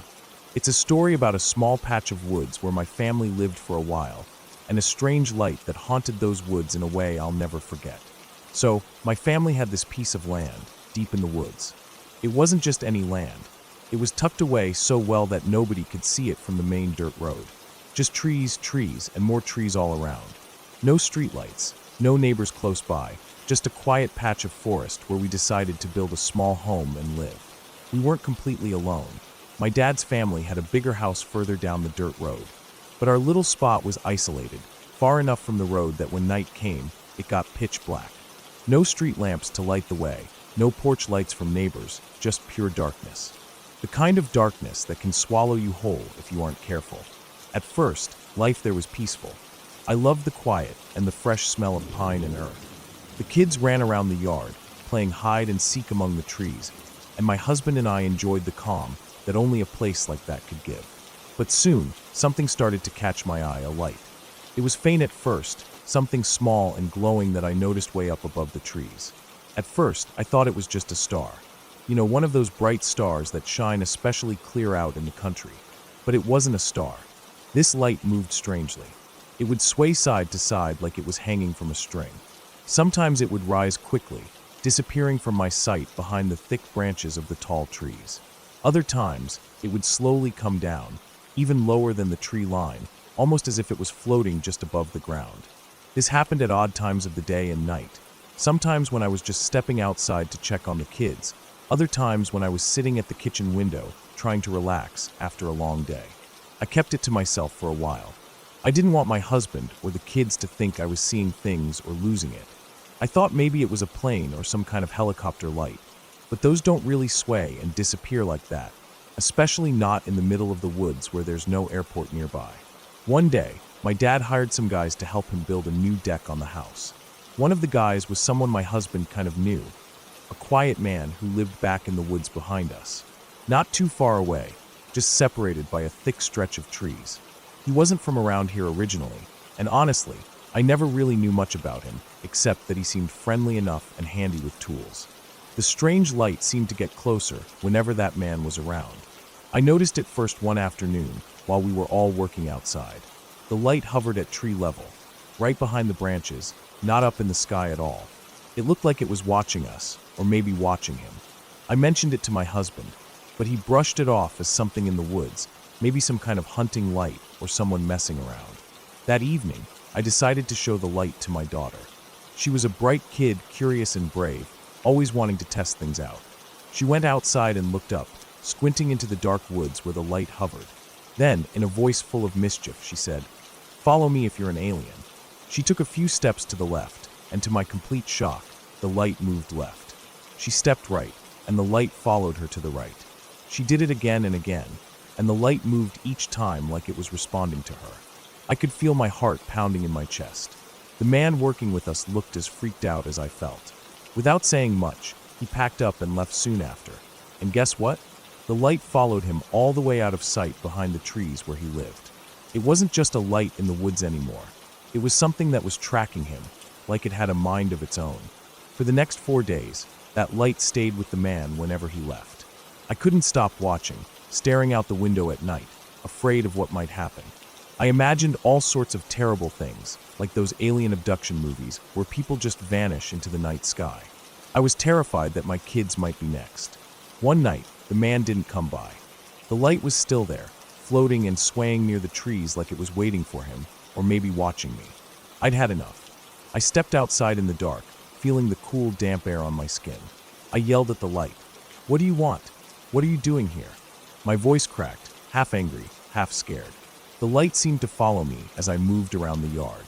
At one point, I lost my temper and flipped at the bird. The light suddenly dove toward me fast, and I swear, I thought that was the moment the aliens were going to come for me. My heart slammed against my ribs like it wanted to jump out. But then, just as suddenly, it vanished. I turned around and ran back inside, shaking. I told my dad about it the next day, hoping for some kind of explanation, or maybe just to hear him say it was nothing. Instead, he looked at me like I was crazy and said, "Are you on crack?" That stung more than I expected. I explained no, I wasn't crazy or on drugs, just really scared and confused. He gave me a shotgun and told me to shoot the light next time I saw it, if it's real. I never did, though. Something about firing a shotgun into the woods at a mysterious glowing thing didn't sit right with me. The light always came back when the man came around and left when he left. It was like they were connected somehow, though I couldn't figure out how or why. After a while, the man was arrested. It came as a shock to us, but not entirely a surprise. We found out he was involved in some serious stuff, drug dealing and connections with the Mexican mafia, as the news called it. We had suspected he dealt drugs, but mafia ties were a whole new level of danger we hadn't signed up for near our kids. Years later, I read a local news article that made my jaw drop. It explained that the local police had been using drones to catch drug dealers and other criminals in the woods near us. It was before drones were well known or common, especially to someone like me who didn't use the internet much back then. Suddenly, everything clicked. That strange light wasn't aliens or something supernatural. It was probably a police drone, or maybe even multiple drones, spying on the man and whoever he worked with. Thinking about it now, whoever was flying those drones must have been bored or trying to mess with us, making the light behave like it was alive, moving side to side, rising and falling, following people around. Or maybe they just wanted to keep their presence hidden, making us think it was something unexplainable to throw us off. I'm honestly glad I never pulled the trigger on that shotgun, because if it really was a police drone, shooting at it would have landed me in big trouble, maybe even prison. The whole time I was terrified of aliens, when really it was something all too human and all too dangerous happening right in our backyard. Living there, surrounded by nothing but trees and darkness, and being watched by that strange light made those nights feel endless and filled with quiet terror. Even after the man was gone and the light disappeared, I couldn't shake the feeling that those woods still held secrets, and I wasn't the only one who had seen something strange. But whatever it was, I learned to live with the mystery, knowing that sometimes the scariest things aren't aliens or monsters. They're just the shadows of people hiding things we don't understand. That light, that time in those woods, it changed me. It taught me to be wary of the quiet places where things happen just out of sight, where darkness covers more than just trees. And I still sometimes catch myself looking up at the night sky, wondering if something might be watching. But now, I tell myself it's probably just a drone. Or maybe, just maybe, I'm finally letting go of the fear.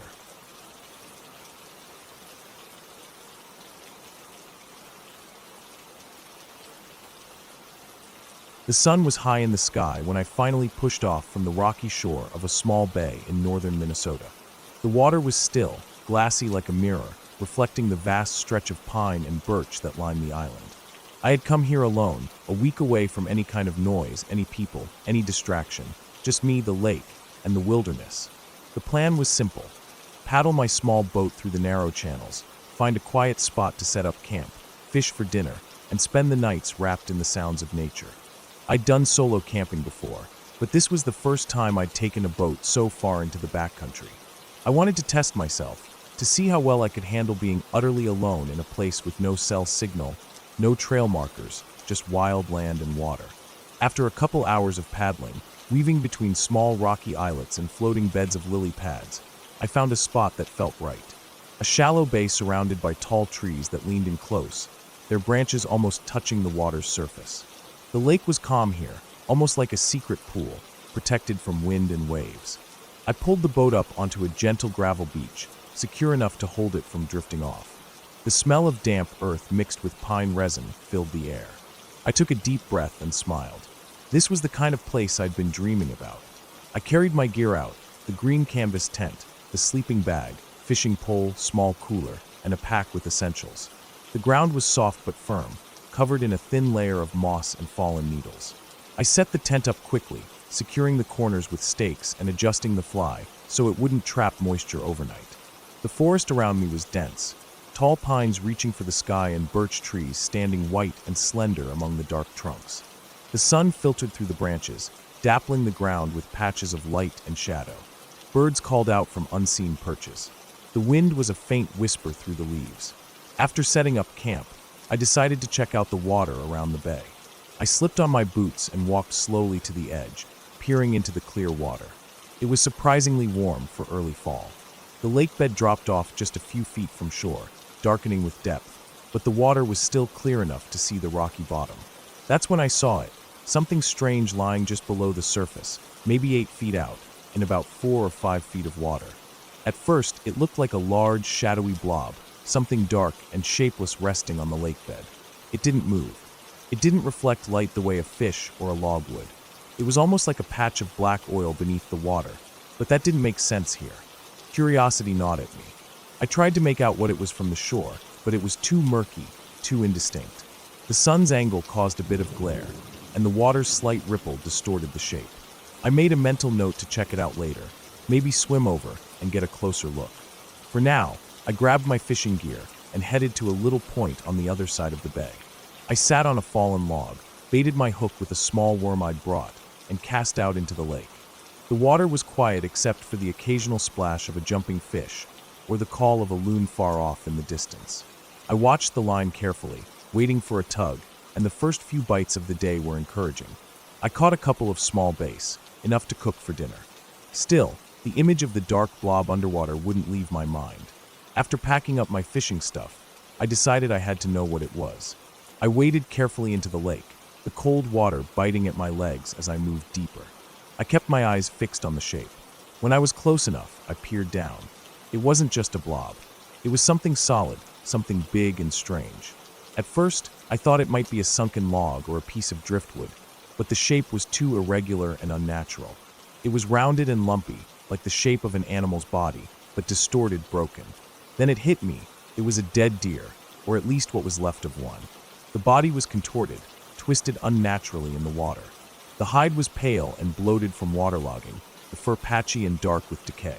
What made it worse was that the abdomen was missing, a gaping hole where the deer's stomach and guts should have been. I didn't want to imagine what had happened, but something had obviously scavenged the carcass. Maybe a bear or a pack of wolves had found it, or maybe a fisherman had stumbled on it and dragged it off. Whatever it was, the sight made my skin crawl. I backed out of the water, feeling a chill that wasn't just from the lake. I rinsed off my legs and sat down on a rock, staring back at the spot. The lake had swallowed the deer like a secret grave, silent and still. As the afternoon drifted toward evening, I went back to camp to prepare dinner. I set up a small fire pit a few yards from my tent, using dry twigs and pine cones as kindling. The smell of burning wood and smoke filled the air, mixing with the scent of damp forest. I cleaned and filleted the fish, wrapped it in foil, and cooked it slowly over the flames. The taste of fresh-caught bass, lightly smoked over the fire, was one of those simple pleasures that felt luxurious out here. After dinner, I sat on a fallen log, just watching the forest darken. The sun was dipping low, casting long shadows between the trees. The temperature dropped quickly, the air crisp and cool. I wrapped myself in a jacket and looked up at the sky where the first stars were starting to appear. That's when I noticed something odd, something I hadn't seen in the bright light of day. About 8 feet up on one of the large pine trees nearby, the bark was scraped clean in long vertical streaks. The wood beneath was pale and raw, the rough bark peeled away as if by large claws. I knew that sign, bear scratch marks. Bears climb trees to escape danger or to reach food, and they leave deep claw marks on the trunks. The height and size told me this was a big one. I felt a sudden edge of tension in the quiet woods. I wasn't scared exactly, but I was aware of how alone I was here, how this was the territory of wild animals bigger and stronger than me. The sky grew darker. The forest noises changed with the falling light. The birds quieted down. Somewhere in the distance, a lone wolf howled, the sound carrying across the still lake. The wind picked up, rustling the leaves and carrying the scent of pine and earth. I took a last look at the water, where the dead deer still lay beneath the surface, and then I started preparing to settle in for the night. I put out the fire carefully, covering the ashes with dirt and stones. I checked the perimeter around my tent, looking for any more signs of animal activity, broken branches, fresh scat, anything that might hint at a nearby presence. The bear scratches were the only obvious clue, but that was enough. I zipped myself inside the tent, unzipping the flap just a crack to let in the cool night air without letting bugs in. The darkness was thick outside, the forest pressing in on every side. The smell of wet earth and pine filled my nose. The occasional snap of a twig, the distant hoot of an owl, the soft splash of fish jumping in the lake. These were the sounds that would be my companions tonight. Sleep didn't come easily. I lay awake, alert to every noise. The memory of that dead deer weighed on my mind. It was a reminder that death wasn't far off here, that the wilderness took and gave in ways I wasn't used to in the city. The bare scratches meant a big animal had been close, maybe just hours before. The thought of a bear roaming nearby made me check my small knife and the bear spray I'd packed, just in case.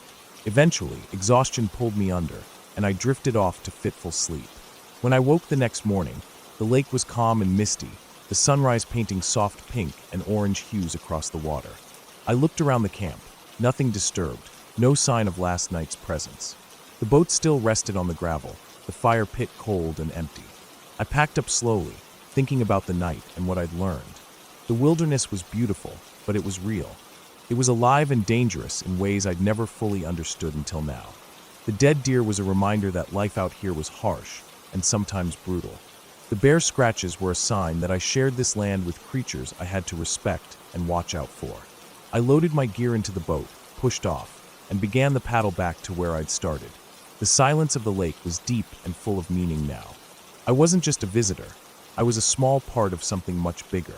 And I was grateful to leave with that understanding, safe and alive. The wilderness would be there when I returned. But next time, I'd be even more careful and even more respectful of the wild world beneath the calm surface.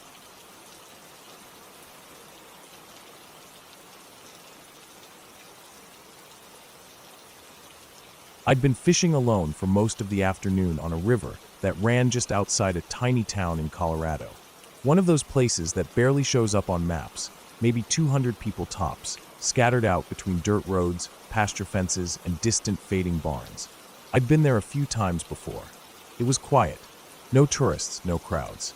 Just a long, winding stretch of water and some fading light in the sky. The kind of place that lets you forget things. I parked my truck in a little pull-off beside the bridge, a spot I'd used before, and made my way down the embankment with my gear. The river itself wasn't wide, maybe 30 feet across in most places. Waist deep at the center, shallower near the banks. It twisted through the land like it had been laid down with care, slowly carving its way over time. The bridge was nothing special, just an old concrete thing with rusting railings and faded tire marks. One of those county road deals that look like they were built decades ago and barely get used anymore.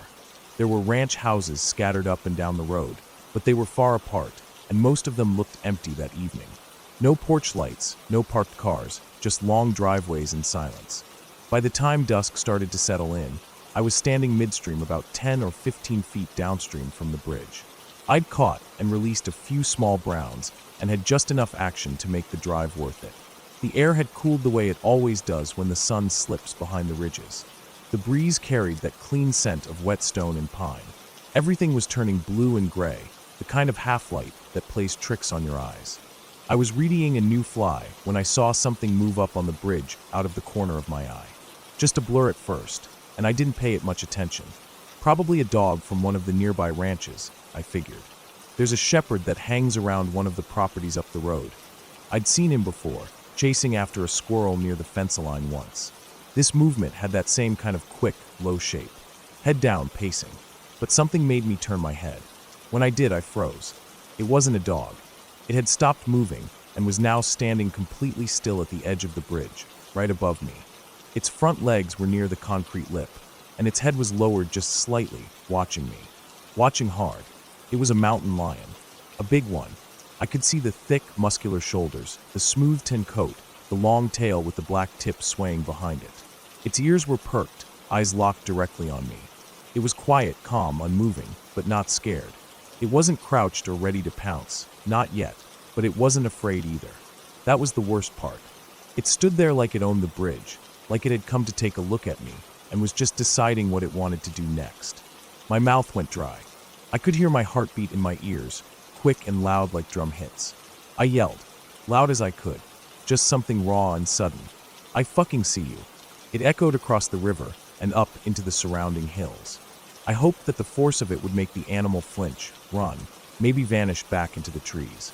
Instead, it stayed still for another long second, like it was giving me a moment to prove I meant it. Then, without any real panic or urgency, it slowly turned and walked away from the edge of the bridge, back out of my view. That was somehow worse than if it had bolted. I stood there for a few seconds, just staring at the spot it had disappeared from. The shadows were getting deeper. The sky had gone from pale purple to navy. The sun was gone. The breeze had picked up a bit, rustling the leaves in the cottonwoods lining the banks. I realized I'd been holding my breath and let it out slowly. My hands were shaking. I'd heard stories about mountain lions before. Most people don't ever see them. They stay hidden, follow you from a distance. The old saying goes, if you see a mountain lion, it's because it wanted you to. That kept running through my head on a loop. And now, I didn't know where it was. That was the part that made the fear settle deep and heavy in my chest. It could have gone anywhere. Into the trees, down the slope, underneath the bridge, across the road, behind my truck. The idea that it had calmly walked out of sight and was now unaccounted for didn't sit well. My nerves were fraying fast. I looked toward my truck. It was parked maybe 40 yards up the road, just beyond the bridge on the right side. That meant I had to cross under the bridge to get there, through thick brush that grew right up under the structure. Real close and tangled stuff. The kind you have to push through with both arms. The kind of place where something could sit completely hidden until you were 3 feet away. It felt like the worst kind of funnel. The thought of going that way, knowing I'd be half blind and surrounded by vegetation that could hide 1,000 pounds of muscle and claws, made my skin crawl. I tried to picture myself making my way up that slope, the brittle branches snapping underfoot, and something rustling just ahead, or behind me, and then, no. I looked to the left bank. It was mostly gravel and some low grass. No real cover. The incline was a little steeper, but manageable. It was also the direction the mountain lion had originally come from. It hadn't looked like it was in a rush when it walked off the bridge, but I couldn't shake the idea that it might have circled around. Maybe watching from the tree line now. Maybe waiting. Neither option felt good, but I made my choice. I reeled in fast. My hands weren't steady, but I got the line wrapped up and the rod held under one arm. I started walking toward the left bank, taking slow steps, eyes flicking to every dark shape and shifting shadow in the woods. I started singing, just whatever came to mind. Off-key, stuttering, cracking songs. The sound of my own voice helped break the silence, though I couldn't shake the feeling that it also told the animal exactly where I was. Every few steps I looked over my shoulder. The river behind me was dark now, the surface rippling with faint wind. The bridge loomed ahead like a gate. My chest felt tight, like I hadn't taken a full breath since I first saw the cat. Every part of my body wanted to run, but I forced myself to walk slow. I knew that turning my back and sprinting could be the worst thing I could do. If it was out there, somewhere nearby, I didn't want to trigger its instinct. I made it up the left bank, feet slipping a bit on loose gravel. My boots were wet and heavy.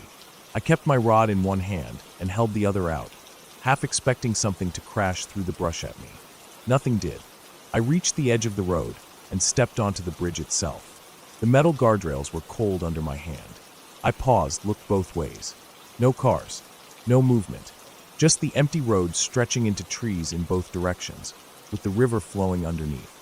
I crossed quickly, boots thumping on the concrete, and kept glancing down to the right side where I'd originally stood in the stream. The shadows down there were almost black now. I couldn't see anything through the brush. My truck was right ahead. I reached it, yanked the door open, and tossed my rod inside without breaking it down. I kicked off my wading boots and peeled off the soaked waders as fast as I could. Every second felt like a minute. I kept expecting to hear a low growl behind me or see movement from the corner of my eye. Nothing came. I slammed the door, started the engine, and backed up onto the road. My hands were still shaking. The headlights cast long beams across the trees, catching empty fence posts and flickering leaves. I drove away fast, heart still racing. I didn't see the mountain lion again, but I couldn't stop thinking about how calm it had looked. Like it had seen this all before. Like it had stood on that bridge watching other people the same way. I kept thinking about how close I'd been, how it had the high ground, the advantage, how it hadn't flinched when I yelled, how it had turned away not out of fear, but something else. Disinterest maybe, or patience. That night, Even after I got home, I kept going over the whole thing in my head. I couldn't sleep. Every sound outside made me flinch. I looked out the window half a dozen times, expecting to see something just at the edge of the dark. A few days later, I bought a .357. I'd never been a gun guy, not really. I'd never felt like I needed one. But that day changed something. When you're standing alone in the middle of a river, and a predator that size decides to look at you like prey, you realize real fast how little you control out there. Now, whenever I fish alone, it's on my belt. Not because I want to use it, but because I might need to. Because I never want to feel that helpless again. The wild doesn't care how good your intentions are. It doesn't care how peaceful you feel standing in a river at dusk. It just watches. And sometimes, it steps out into the open and lets you know it's there.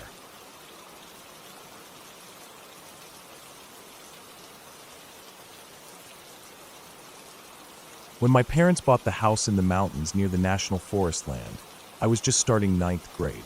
The place was everything I'd dreamed of, nestled on a hillside with thick woods all around, and beyond that, miles of untouched forest stretching out as far as I could see.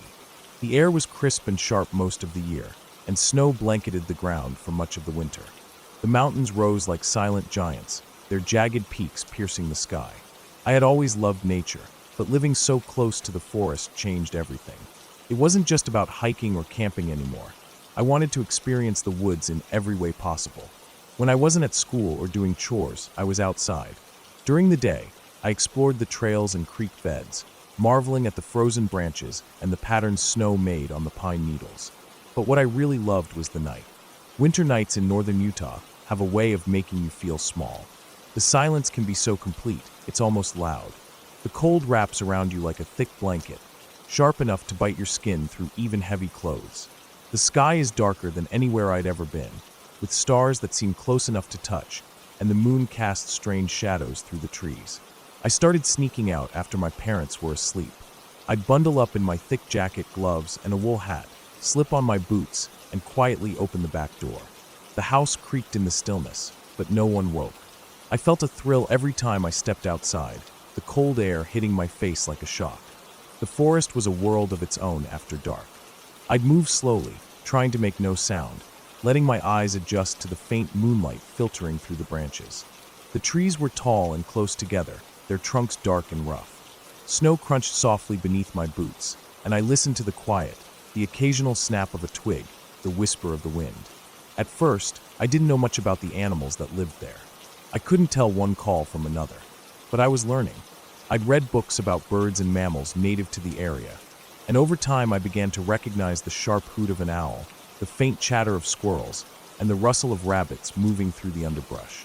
One cold winter night, maybe 2 months after we'd moved in, I set out just after midnight.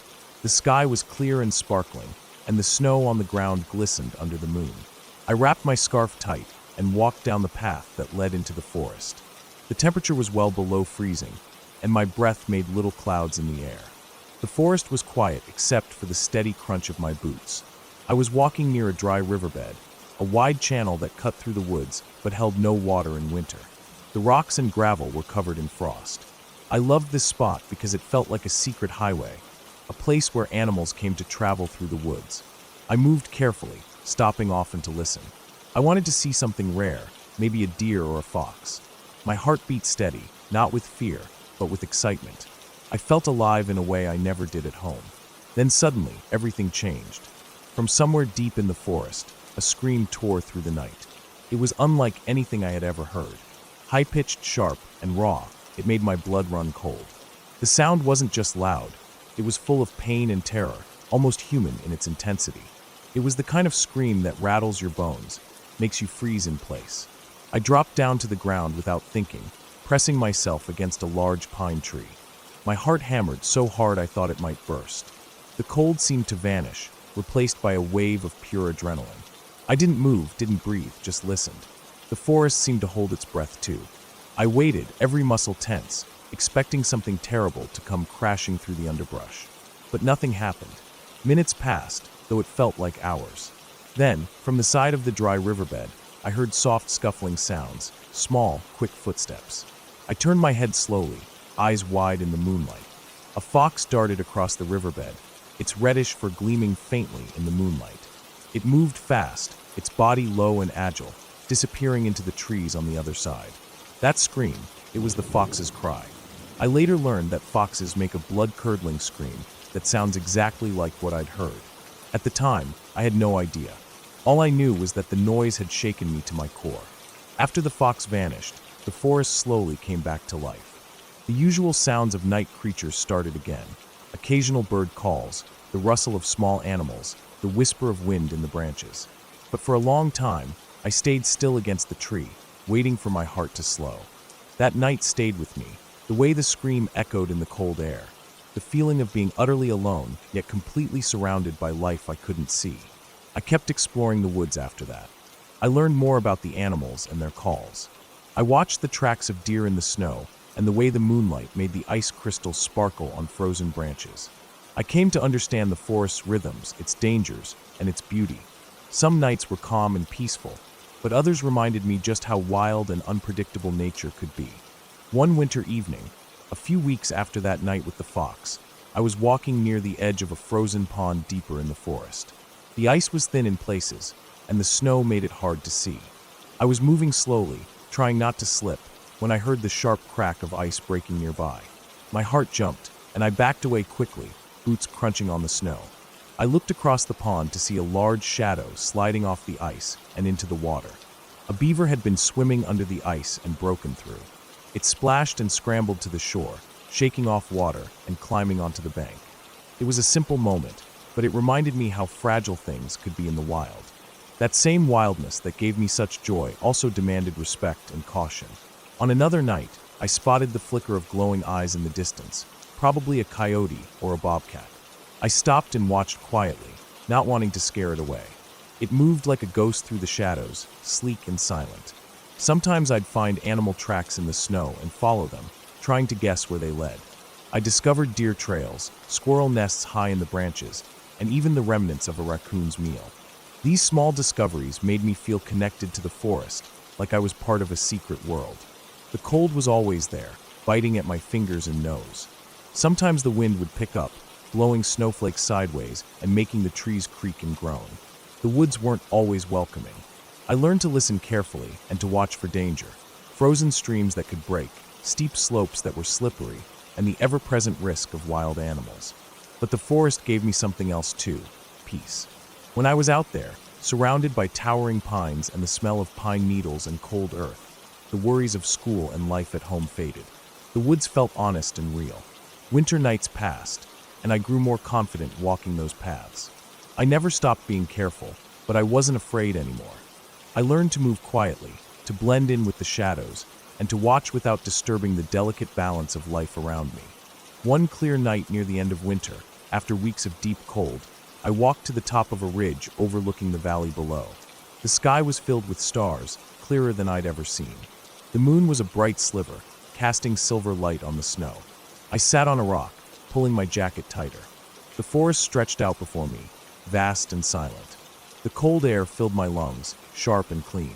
No screams, no rustling, just the quiet and the beauty of the night. That moment made me realize something important. The forest wasn't a place to fear. It was wild, yes, and sometimes terrifying, but it was alive and full of stories.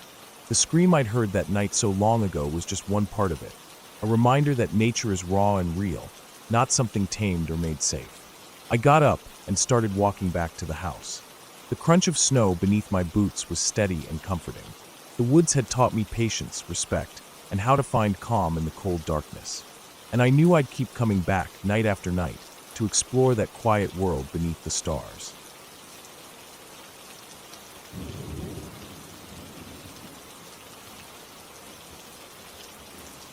I don't usually think much about fear when I'm out on a run. I'm not the fastest guy or anything, but I like to get out into the woods where it's quiet. I live in central Wisconsin, and there's a stretch of old logging roads cutting through the forest not too far from my house. I run them a lot, especially in the fall when the leaves have mostly dropped and the air is cold enough to keep the bugs down. It's peaceful out there, just you, the trees, maybe a few squirrels, or a white-tailed deer bolting off into the brush. On most days, it's easy to forget how alone you really are. This happened in late October, maybe 2 weeks before Halloween. It had been raining off and on for a few days, but that morning was clear, Gray skies, sure, but no fog or mist. Just cold and still. The kind of morning where you can see your breath puffing out in little clouds. I had some time before work and figured I'd go out for a 5-miler on the trail. I parked my truck on the edge of one of the old forestry access roads and started jogging in. The trail isn't marked with signs or anything, but I've run it enough times that I know the turns. It's basically a series of rutted-out dirt roads crisscrossing the forest. Some are blocked by downed trees or just vanish into thickets, but the one I take curves steadily for about 2 miles before sloping into a shallow valley. It's quiet, remote. Not many people come out this way. The first mile was uneventful. My breath fell into rhythm with my strides, and I remember noticing how crunchy the leaves were underfoot. Brown and yellow oak leaves mostly, and the odd red maple clinging to the last of its color. Squirrels rustled in the underbrush, and a pileated woodpecker called somewhere off to the right, echoing through the trees. Everything smelled damp, wet earth, rotting wood, pine needles. I don't run with headphones, never have. I like hearing what's around me, especially in the woods. That morning it was dead quiet, even for a forest. I remember that pretty clearly. Not creepy quiet, at least not yet. Just still, calm. Then something changed. I didn't hear anything, and I didn't see anything, but I just stopped. I can't explain it right. It wasn't like I heard a branch snap or saw movement. It was more like my body just decided it was time to stop, like something wasn't right. I slowed to a walk first, then stopped altogether. My heart was thudding from the run, and I stood there, looking up the road, trying to figure out why I felt off. That's when I saw it. About 50 yards ahead, the trail curved slightly to the right where the trees thinned out. There's a little rise there, a sort of knoll on the edge of an old cut. That's where it stepped out. A wolf. A big one. It didn't come running or snarling or anything like that. It just stepped out of the trees like it had been standing there the whole time, watching me. I froze. My breath caught in my throat. It was gray, not like a domestic dog gray, but the kind of gray that blends right into the forest. Ashy, smoky, with hints of brown and black around the shoulders and down the legs. I couldn't see its eyes clearly from that distance, but I knew it was staring at me. It was still, completely still. I didn't move. There's something strange about seeing a predator like that in the wild, especially when you're alone and there's nothing between you and it. It's not like a zoo. There's no fence, no barrier, no comfort in thinking someone else is nearby. You realize just how soft and slow you are compared to something like that. I stared. It stared. We just stood there like that, probably 30 seconds, maybe more. Time feels different in moments like that. I remember the wind moving the treetops behind it, just gently. A few leaves blew across the trail. I could hear my own heartbeat in my ears. Then, just as quietly as it had come, it turned. No sound. No rush. It slipped back into the trees like a ghost. One moment it was there, the next it was gone. I didn't move for a while after that. I was trying to decide what to do. I could have turned around, gone back to the truck, called it a day. But something in me didn't want to run from it. I'm not sure why. Maybe it was pride, or just stubbornness, but I started jogging again. Slowly at first. My legs were tight from standing still, and I was hyper-aware of every little sound now. I stayed in the middle of the trail and kept glancing side to side, looking for movement in the trees. I didn't see the wolf again, but that feeling didn't leave me. The one that made me stop in the first place. That prickling on the back of my neck, like eyes were following me just out of sight. The woods were still quiet, but now it felt wrong. Too quiet, like everything was holding its breath. I kept running. I passed the rise where the wolf had stood, glancing toward the spot where it had vanished. Nothing. Just underbrush and ferns. A few old stumps from long-dead trees. I slowed down again. My heart was thudding harder now, but not from exertion. I told myself it was probably long gone. Wolves don't usually stick around people, especially not for long. I told myself that, but my legs felt tight and jumpy. About a quarter-mile farther, I came to the shallow valley. There's a low spot where runoff from the hills makes a little creek when it rains. Right then, it was mostly just mud, but I had to watch my footing because the ground was slick. I remember seeing some deer tracks in the mud, heading the opposite direction. I followed the trail across the low ground and started the slow incline on the other side. That's when I heard something. It was faint, off to the left. Just a crunch, like something stepping on dry leaves. I stopped again and listened. Nothing. I turned slowly, trying to see between the trees. The forest isn't super dense there, mostly oaks and some tall white pines, but it's enough that you can't see more than 50 feet or so unless you're looking straight down a line of trunks. I waited. No sound came again. I started moving, slower now. A light jog. I couldn't shake the feeling. I've been alone in the woods more times than I can count, and yeah, I've spooked myself before. But this was different. I didn't feel jumpy, I felt watched. Constantly. Every part of me was tense. I could feel my body telling me to run faster, to get out of there. But running full speed just felt wrong too, like it might trigger something. So I kept going at a steady pace, eyes scanning left and right every few seconds. It stayed that way for the rest of the run. Another 2 miles, maybe more. Every now and then I'd hear a rustle or a crack or what sounded like a footstep, but never twice in the same spot. Never close enough to be sure. Eventually, I saw the metal glint of my truck through the trees, parked at the edge of the road. My relief was real, like a pressure releasing from inside me. I walked the last 100 yards. My shirt was soaked with sweat, even though the air was cold. My breath steamed out in front of me. I stopped by the driver's door, looking back down the trail one last time. Nothing. No movement. No sound. I got in and shut the door. That's when I finally let out a long breath and just sat there, my hands gripping the steering wheel. The cab of the truck felt cramped and small and safe in the best way. I didn't start the engine right away. I just sat there, staring out the windshield at the road that vanished into the trees, thinking about what I'd seen and what I hadn't seen. I know what I saw was a wolf. I've seen coyotes, I've seen big dogs. This was neither. Its size, the shape of its legs, the way it moved, it was a wolf. No collar. No hesitation. It wasn't scared. It just looked. What got to me most wasn't even seeing it. It was the rest of the run. That feeling. The not seeing. The idea that it could have been pacing me just out of sight the whole time, deciding something I'd never know. Wolves rarely attack people, I know that. But knowing that didn't make me feel safer out there. Not alone. Not that far from anywhere. I've run that trail since then a few times, but not often. Not alone either, not anymore. I bring bear spray now, and I tell someone where I'm going, how long I'll be out, just in case. And every now and then, when the woods go real quiet, and I feel that tightness in my neck, I remember that morning. That stare. That moment frozen in the cold. And I wonder if I ever really stopped being watched, or if I just stopped noticing.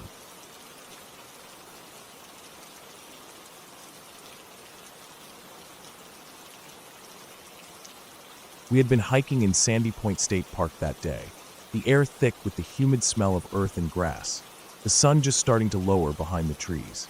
The park was sprawling, with vast stretches of tall grass that rustled softly in the breeze.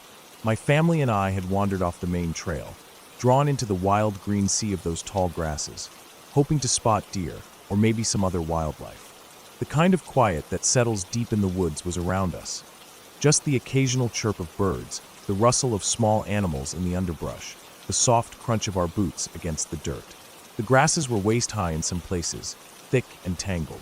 You could barely see far ahead, but we moved slowly, careful not to make too much noise. My dad was ahead of me, scanning the ground and the trees. My mom was just behind me, and my little sister followed, poking at the bushes with a stick. The late afternoon light filtered through the canopy, turning everything golden. The atmosphere was peaceful, but there was an edge of anticipation, the feeling you get when you're deep in the woods and the world narrows down to just the quiet sounds around you. After walking for what felt like an hour through the tall grasses and dense brush, we came upon a small clearing. It wasn't large, maybe 20 feet across, but it felt almost like stepping into a different space. The grass opened up, the sunlight falling fully on the ground, the air seeming stiller here. In the middle of the clearing was a small, scraggly tree, thin branches with a few stubborn green leaves clinging on. At the base of the tree, something caught my eye. There was a white sheet, old and frayed at the edges, folded and tied loosely into what looked like a sack. It was resting on the dirt, partially hidden by some fallen leaves and small twigs. Something about it didn't feel right, like it didn't belong there. I moved closer, my heart quickening for some reason. Dad saw it too and came over. We didn't say much, no need to. We just stared at the sack. I knelt down slowly and carefully untied it. Inside was a jumble of strange things. Wooden dolls, each crudely carved, but detailed enough to be unsettling. Their faces were blank, but their hair was made from what looked like real human hair, matted and tangled, dark and light strands mixed together. There were maybe a dozen or more of these dolls packed inside, some tied with thin string, others lying loose. Each doll looked worn, like it had been carried around and used repeatedly. Alongside the dolls was a kitchen knife, the kind used for chopping vegetables. The blade was smeared with dark red stains that looked like dried blood. It wasn't rusty or old. The blade was sharp, the handle worn from use but still solid. We all looked at it. The knife just sitting there next to the dolls in this strange bundle in the middle of a forest clearing. Next to the knife were 4 crumpled dollar bills, each stained with the same dark red as the knife, splattered unevenly across the paper. The bills were folded and dirty, but still recognizable. We didn't touch them much, just let our eyes take it all in. There were also some lottery tickets, a handful of them, scattered loosely inside the sheet sack. Their numbers and colors stood out against the otherwise grim contents, looking oddly mundane and out of place. And underneath it all was a folded piece of paper, a letter. The edges were worn and creased, the ink faded in spots. It looked like a love letter, but reading it wasn't something any of us felt ready to do. The combination of those things together was chilling.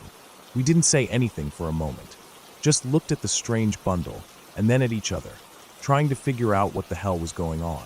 None of us had ever seen anything like it. I kept thinking, who would leave this here? What was it for? Was it some kind of ritual? Some weird superstition? Or something darker? It didn't feel like something innocent or harmless. The dolls alone gave me goosebumps. There was something about them, the way they were made and the hair. It was almost like they were meant to be creepy. My dad finally said he'd take the sack. I think he wanted to report it to the park rangers, or maybe the police, to see if they knew anything about it. He wrapped it carefully in his jacket, and we headed back toward the parking lot. That's where things got even stranger. When we got to the Ford Bronco, the old SUV we had driven to the park, Dad put the sack in the back seat, carefully, and we started driving home. The air inside the car was thick with an unspoken tension, everyone quiet, staring out the windows. I tried to shake off the uneasy feeling curling in my stomach. But then, over the next few days, weird things started happening. Every time we got in the Bronco, we found those wooden dolls again. At first, we thought maybe Dad had left the sack back there, but the dolls weren't bundled anymore. Instead, 1 or 2 would be sitting on the seats or the floor, sometimes right on the dashboard, as if someone had put them there deliberately. We checked the bag thoroughly, made sure it was all zipped up and locked away when we weren't using the car. But the dolls kept showing up in different places. We couldn't explain it. The knife, the money, the letter, those didn't reappear, just the dolls. Sometimes the dolls were arranged in odd ways, like facing us or lined up as if waiting. I didn't tell my parents right away. I thought maybe I was imagining it or forgetting where things were left. But my sister started saying she saw shadows moving in the windows when no one was there. Dad said he felt like the car was watching him. Mom was quiet about it, but her hands trembled when she opened the glove box and found a doll sitting inside. We finally took the sack to the park rangers, just as Dad planned. They were as confused as we were, but one of them told us stories about people leaving odd things in the woods. Sometimes rituals, sometimes just crazy people dumping their junk. The dolls could have been voodoo dolls, or part of some local superstition. The money with blood was the strangest part. They'd never seen anything like that. The rangers promised to keep an eye on the area, but nothing more came of it. The whole experience left us shaken, though. For months after, I hated getting in that Bronco. I felt like the dolls were watching me from the shadows, like the strange bundle had planted something in the car. Even now, thinking back to it, I get goosebumps. It was real. No ghosts, no spirits, just this awful, creepy thing someone left behind, and somehow it followed us. I never found out who put it there or why. Sometimes, I wonder if it was meant to send a message, or if someone was trying to hurt someone else through those dolls and that bloodied money. It felt like a warning, or maybe a curse, but not the kind you see in movies. More like the kind of thing you'd hear about on the news, something real and ugly hidden just beneath the surface of a quiet park. In the end, we sold the Bronco. The new owner didn't believe us when we told them about the dolls. But I think about it every time I see a patch of tall grass or a small clearing in the woods. I think about that white sheet tied up at the base of that lonely little tree. And I think about how sometimes real fear doesn't come from monsters or ghosts. It comes from the things people do and the secrets they leave behind.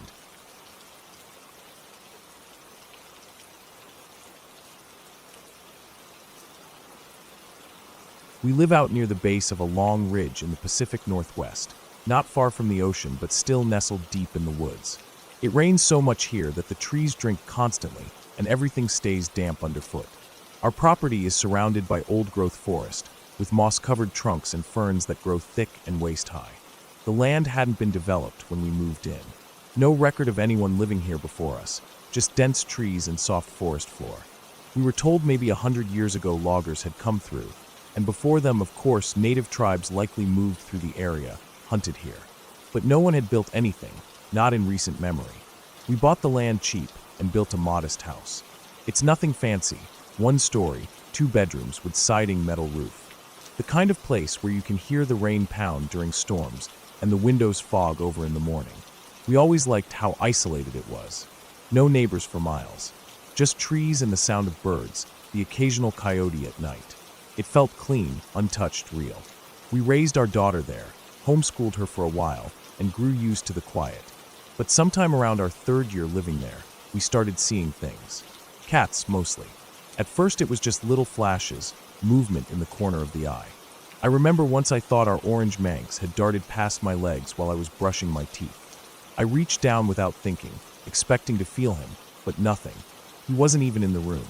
When I went to look for him, he was curled up asleep on the back of the couch. I brushed it off. Maybe I was just tired, I told myself. We were both working full-time back then and raising a kid, keeping a home in the middle of the woods. It made sense that I might have imagined it. But it kept happening. My wife mentioned it next, not knowing I had seen anything. She told me she thought she saw a beige cat sitting on the closed toilet lid in the bathroom. It was there for just a second when she turned the light on, but when she looked again, it was gone. Our cat was not beige, never had been. And again, he was asleep in the other room. We looked at each other, a bit confused, but didn't dwell on it. Over time, the sightings increased. They came in clusters. Weeks would pass without anything odd happening, and then suddenly we'd have multiple sightings within a few days. The cats were different each time. There was an orange one with a full tail that didn't match our Manx, a black and white one that scurried from our bedroom and under the kitchen table, a beige one that seemed to linger near the sink. We never heard any sounds from them. Not the click of claws on the floor or the faint thump of a jump. Just the visual, the sudden presence, and then they were gone. Once, my daughter had a few of her teen friends over. They were sitting around the table, eating chips and laughing, and one of them let out a sudden squeal and pointed under the chair. All 3 of the girls said they saw a black and white cat run out from our bedroom and dart under the chair. I was in the kitchen and saw them all react. They got up and looked around, even lifted the chair to check underneath. Nothing. They asked if we had another cat, and we told them no. Just our orange boy. He was asleep in his usual sunny spot by the window. It became something we joked about in the house, but only lightly. Not the kind of joking that makes it less strange, just the kind that helps take the edge off when something brushes against your ankle and there's nothing there. My daughter and I both had that happen, always in the bathroom, always while standing at the sink. It felt exactly like a cat winding between your legs. Not forceful, but enough to make you step back. Every time, I looked down expecting to see our Manx, but he was never there.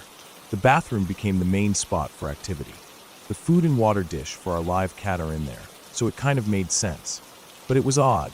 How many times I thought I saw something pass through the cracked door, or spotted the shape of a cat sitting near the baseboard heater when I knew there shouldn't be anything there. Once my mother was visiting. She was talking to me in the kitchen when we both heard a meow from the hallway. Clear as day. Then another, a few seconds later. We both stopped and looked toward the sound. Our cat was asleep on my mom's lap at that moment.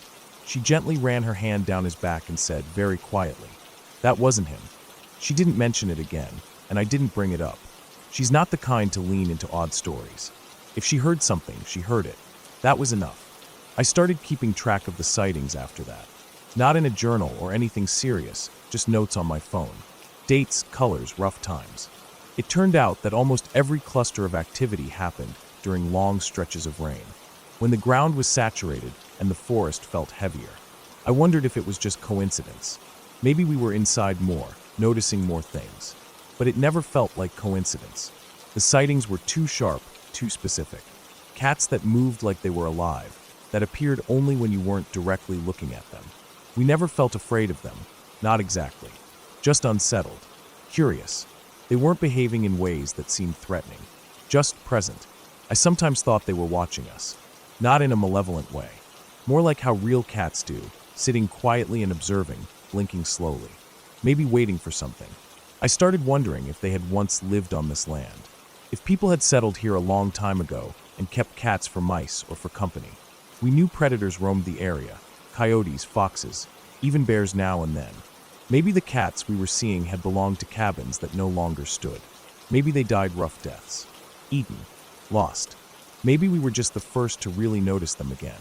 The idea stuck with me. It made the sightings easier to accept. Like the place was just remembering them, not haunting us. The forest is old. The trees have seen everything. Why wouldn't they hold on to the shapes that once moved through the underbrush? We never tried to film them. I don't think it would have worked anyway. They were always gone too fast, too brief. Like a flicker of light on a pond. I did try leaving out a second dish of food once in the bathroom. Not for our cat, for the others. It was just wet food on a paper plate. I checked it after a few hours. Nothing. Next morning, it was dry at the edges but untouched. I threw it away. I didn't do that again. It felt like a weird thing to do, too close to some superstition. And nothing came of it. Years passed, and the sightings kept coming. Not all the time, but regularly enough to never fade entirely. Guests saw them now and then. My brother saw one curled up on the rug near the fire and almost stepped on it. When it didn't move, he looked closer and realized there was nothing there. He didn't say anything at the time, just mentioned it in passing later. I nodded. Just another tally. I thought maybe they would stop once our cat passed away. He was old, and we knew his time was coming. I prepared myself for the house to feel emptier, quieter. But when he died, the sightings didn't stop. If anything, they became more frequent for a while. Like the others were stepping in to fill the space. The day after we buried him near the tree line out back, I saw the orange full-tailed cat sitting on the bathroom rug. Just sitting, looking up. It didn't move when I opened the door. But when I looked again, it was gone. I stood there for a long time. Eventually, they quieted again. Now we go months without seeing anything. Sometimes almost a year. Then one night, out of the corner of your eye, there's a flick of movement. A soft sound where there shouldn't be one. I know they're still there. Whatever they are. The woods remember. I've stopped trying to explain it. There are no ghost stories here. No legends or curses. Just a quiet house in the middle of a deep forest, where rain drips from high branches and the air always smells like earth and green. And sometimes, if you're lucky or unlucky enough to catch it, you might see a shape slip by that shouldn't be there. That's all it is. We never invited them. We don't talk to them. We just let them be. Because in the end, I think they belong here more than we do.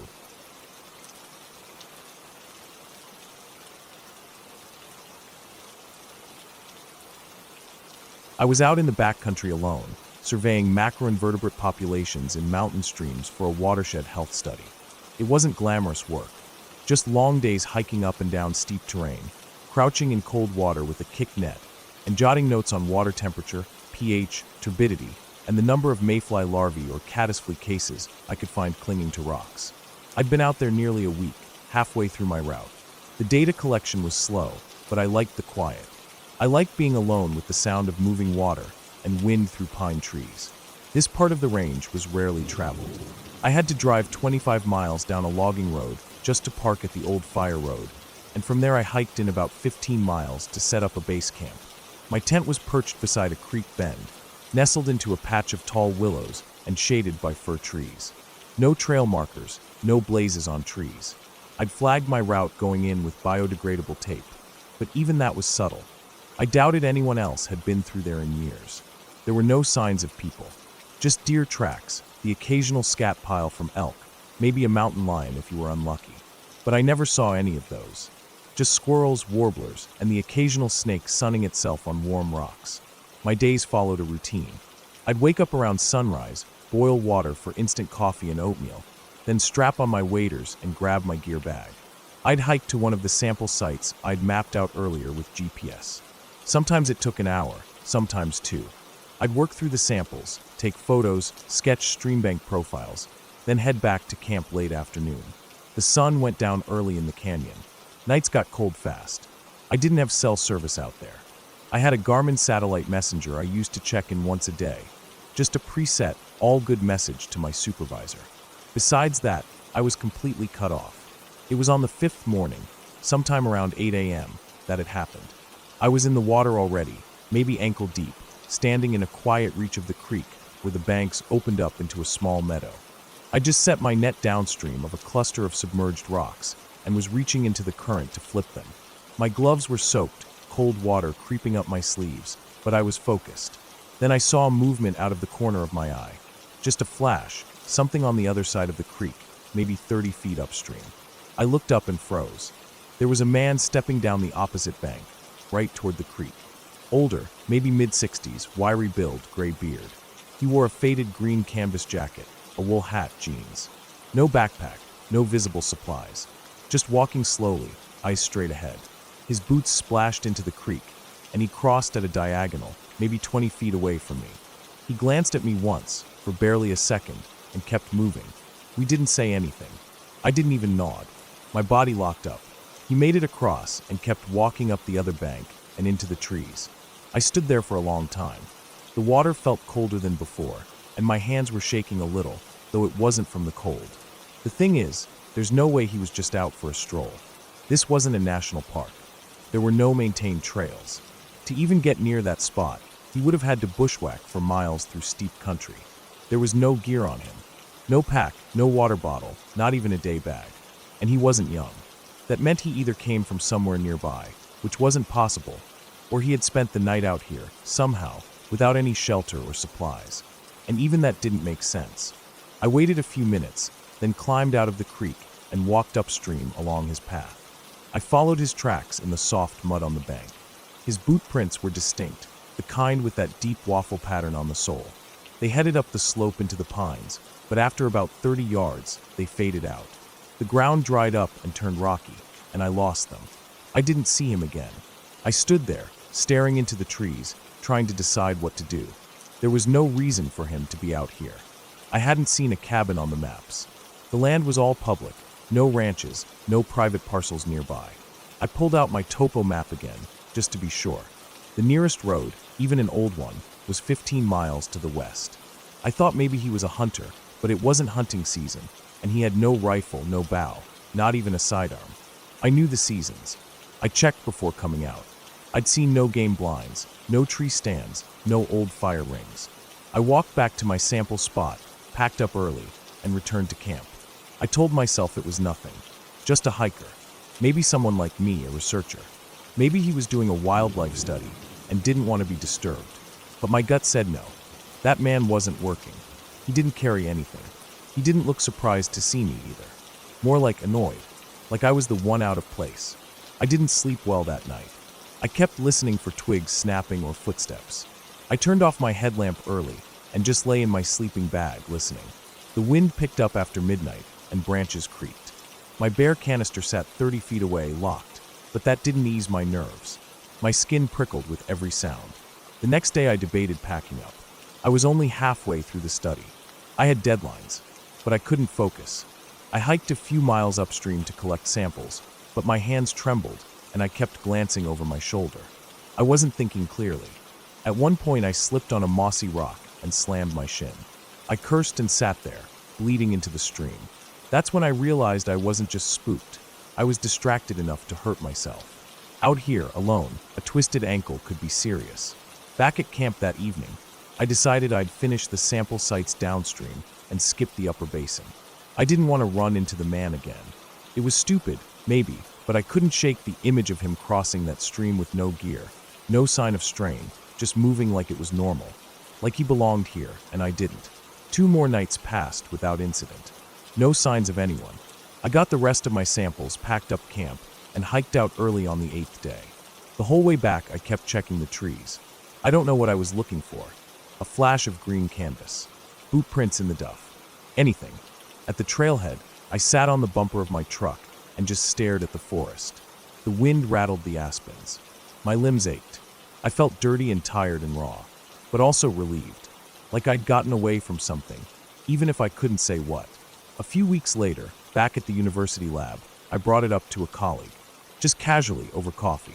He'd done a lot of field work up north. When I told him the story, his brow furrowed. Older guy, no gear? He asked. Way back off trail. I nodded. He leaned back. You ever hear of legacy squatters? I shook my head. Sometimes, he said slowly, people drop off the grid.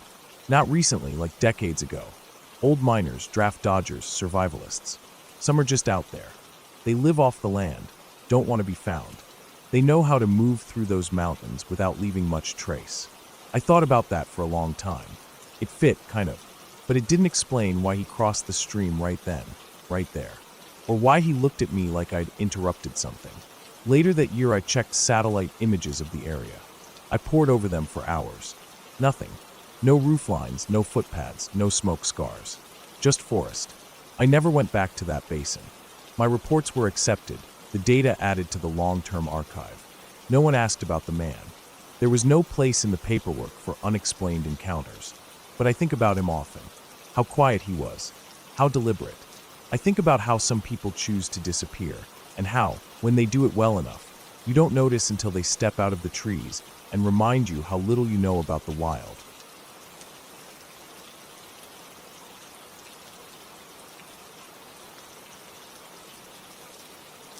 I never thought I'd end up somewhere like that, stuck in the middle of nowhere with nothing but the dimming light to keep me company.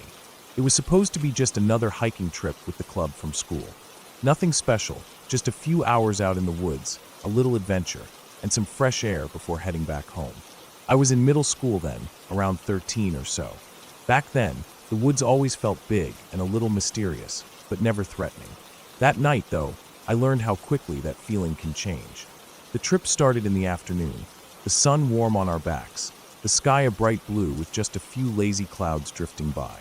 The woods were alive with the sounds of birds, the rustling of leaves, and the distant chatter of our group leaders. I was with a bunch of other kids from the club, about a dozen of us, all excited and a little nervous because the trails we were on were a bit more challenging than usual. The leaders, two older kids from high school and a couple of adults, had mapped out a route that was supposed to take us through some beautiful parts of the forest. For a while, everything went fine. We followed the trail markers, crossed a small creek on a rickety wooden bridge, and climbed a gentle hill that gave us a clear view of the sunset. The colors in the sky were incredible, deep oranges and reds fading into dark purple. I remember thinking how lucky we were to see something like that. But after the sun slipped below the horizon, things started to feel different. The woods grew darker fast, shadows stretching out between the trees. The leaders decided it was time to head back, but that's when the problems began. At first, we tried to retrace our steps, but the trail markers didn't look right. Some were missing or broken, and the familiar landmarks didn't seem familiar anymore. The trees looked the same, dense and dark, like a sea of trunks and branches that went on forever. The adults started to whisper nervously among themselves, trying to figure out the way. The high schoolers looked uneasy too, their earlier confidence fading. I felt the anxiety building in the pit of my stomach. The sun was gone, and the fading light was swallowed up by the thick canopy overhead. Our flashlights barely cut through the darkness, flickering in the cool, damp air. The sounds of the forest changed too. The birds had gone quiet, replaced by strange, distant noises, branches cracking, leaves rustling, the occasional snap that sounded close enough to make you jump.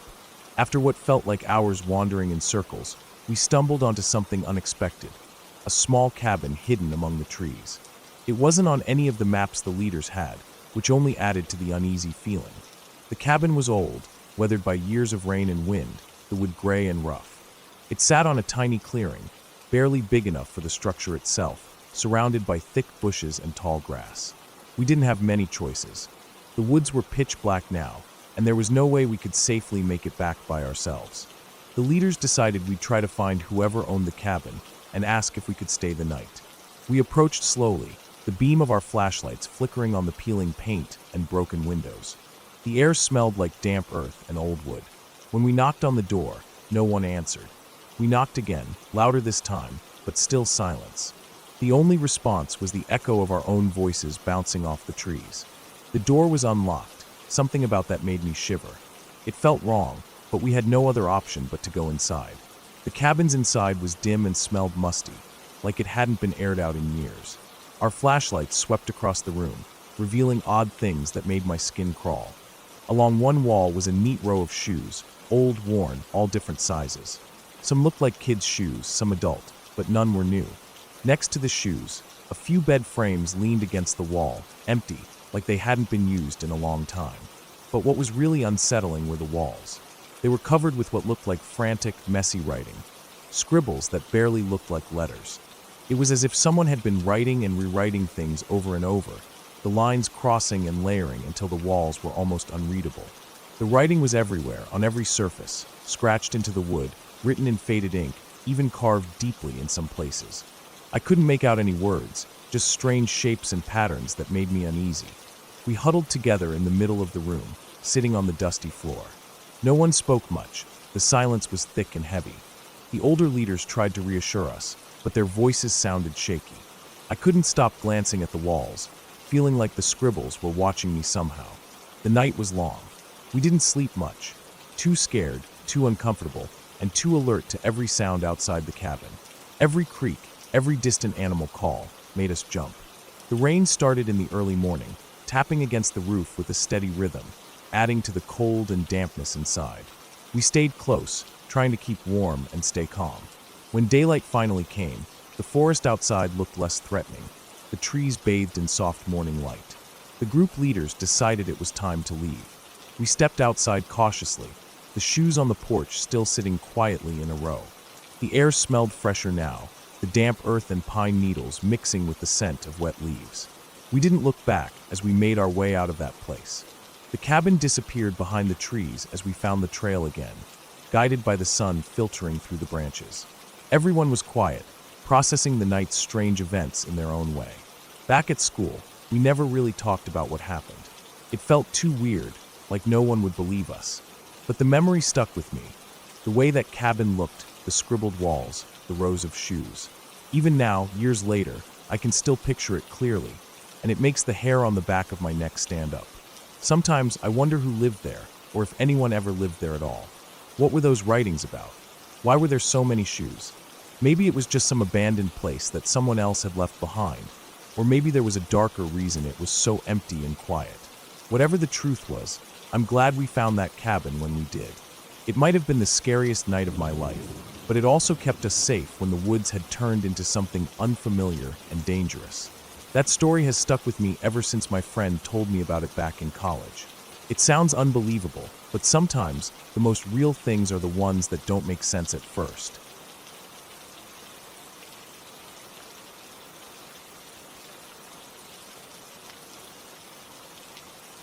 I worked at a ranch in southern Arizona, right on the border.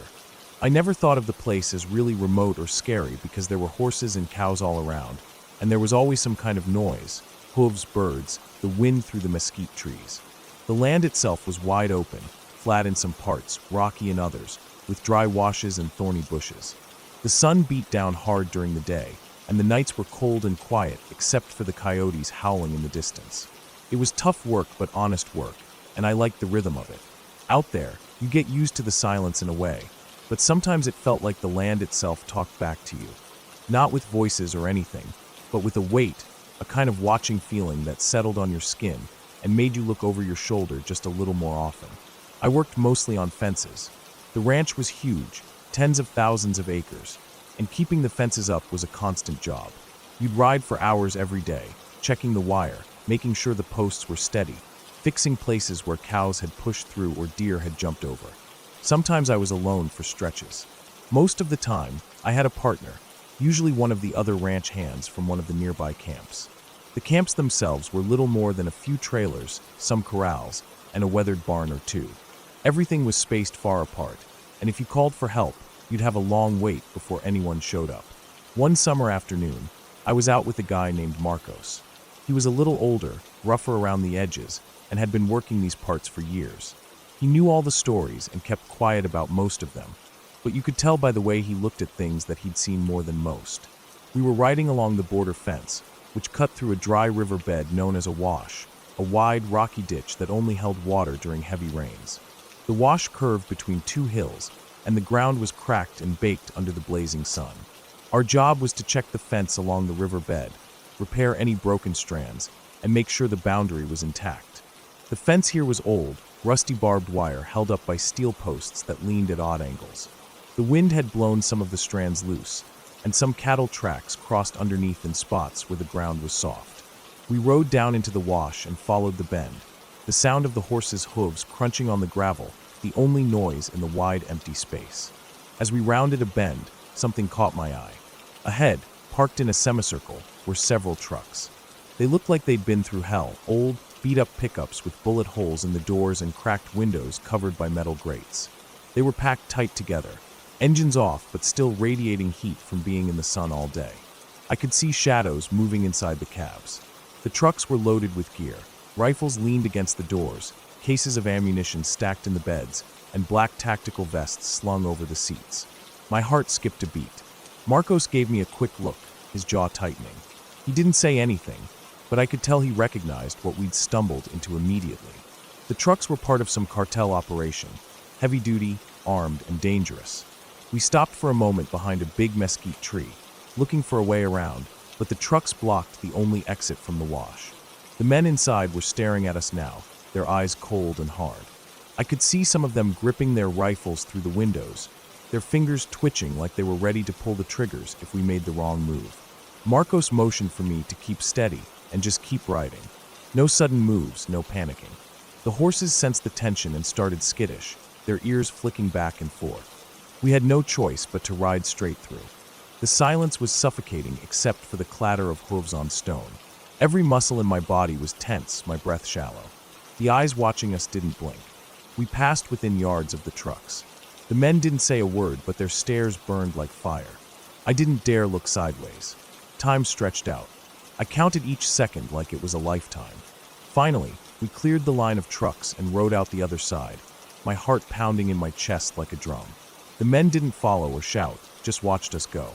When we finally stopped at the far edge of the wash, Marcos sighed, wiped sweat from his brow, and gave me a look that said everything I needed to know.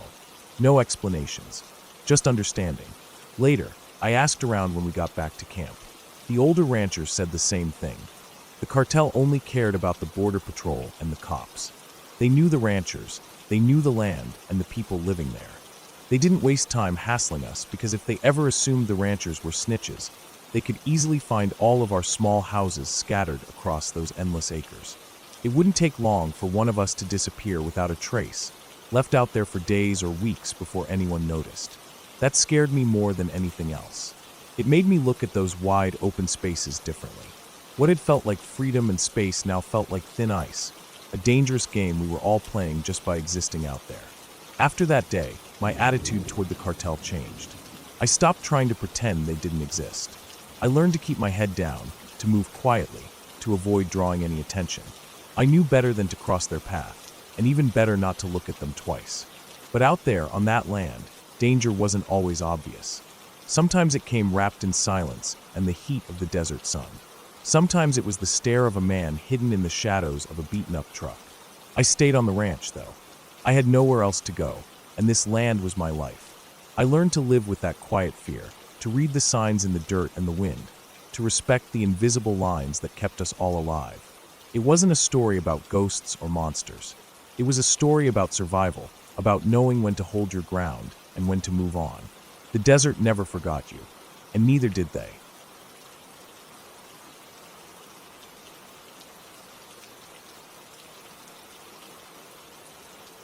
I grew up living in an old house deep in the woods of Georgia. The kind of place where you don't see cars passing by every day, maybe once or twice a week if you were lucky. The road to our house was a long dirt path lined with tall pines and thick underbrush, twisting and turning so much that it felt like you were driving through a tunnel made by nature itself. Our house was tucked back from the road, surrounded by trees that towered over the roof and made the whole place feel isolated from the world.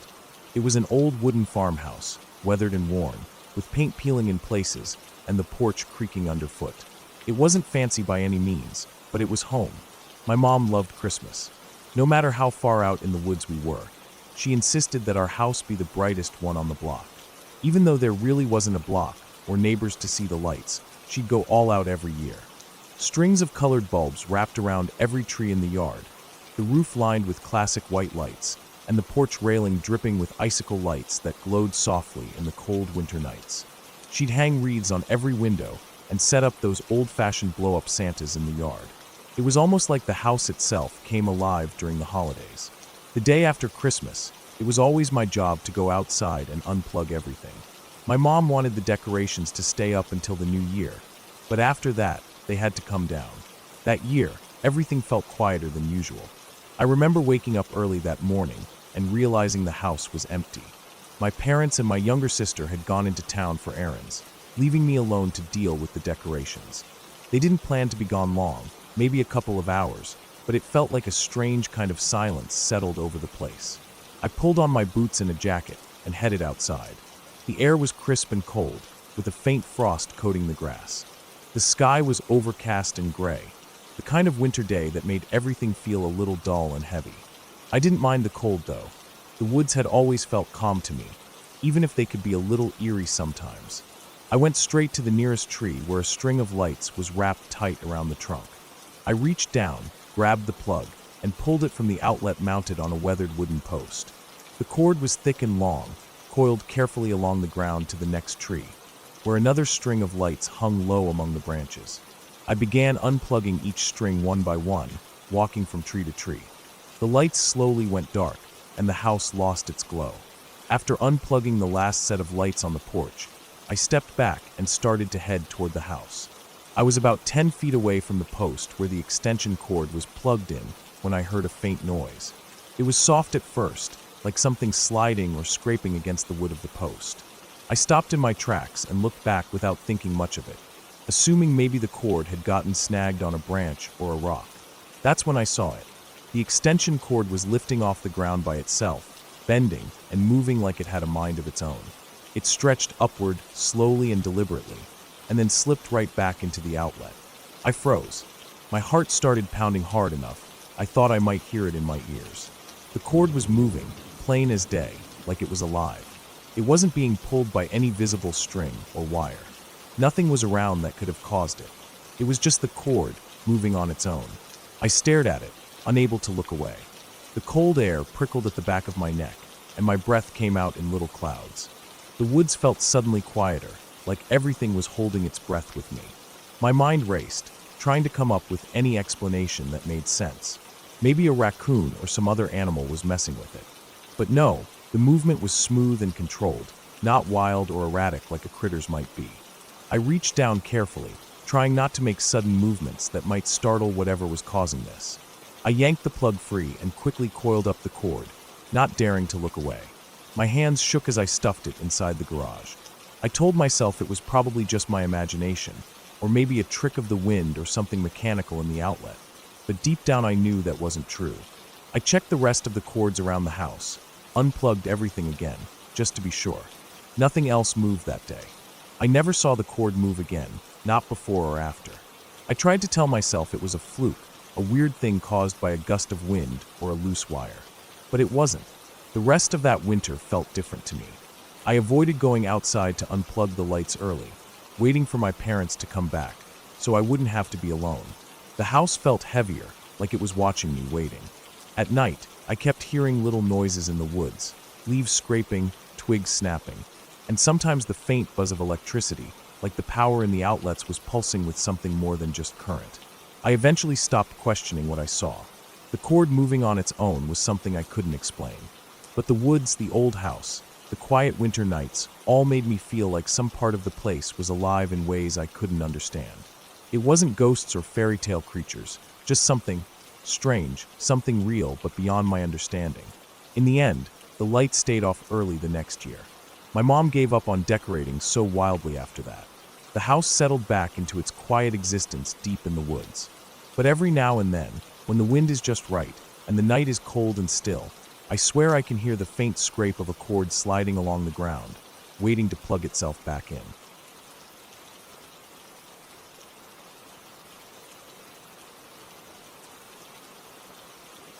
I was in a tiny town somewhere deep in South America, far from the usual tourist spots. The town was small, dusty, and quiet, nothing like the bustling cities I was used to.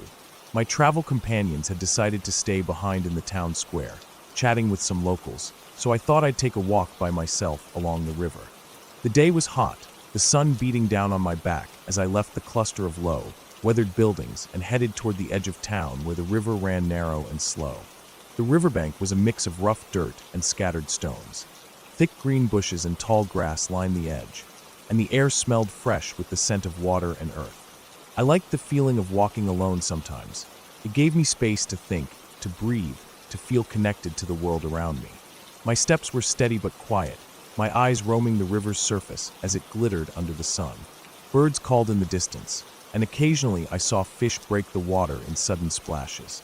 About 20 minutes into my walk, I reached a part of the river where the land jutted out sharply. A large rock stood alone, rough and gray, sticking straight up from the ground like a crooked finger. It was big enough to create a small hollow or cave underneath it, the kind of place that looked like it had been carved by water and time. Curious, I stepped closer. The cave was low, dark inside, but I could see the damp ground and patches of moss clinging to the stone walls. I crouched down, trying to peer into the shadows. At first, I thought it was just a collection of bones left by some animal or bird. But then I saw it clearly, a human skull, resting there on the stone floor. Its empty eye sockets stared back at me, and the sunlight hitting its surface made it look bleached and eerie. For a moment, I froze. My heart thudded, and I felt a strange chill despite the heat around me. I looked closer, careful not to disturb anything, and saw a few more scattered bones nearby. It wasn't some creepy story or myth, it was real. I felt an uncomfortable weight settle on my chest. I knew I had to get out of there. I turned around quickly, stepping back toward the riverbank. As I did, I noticed movement across the narrow river, which was maybe 5 or 6 meters wide at that point. On the opposite side stood a farmer. He was middle-aged, with sun-darkened skin, and wearing a wide-brimmed hat.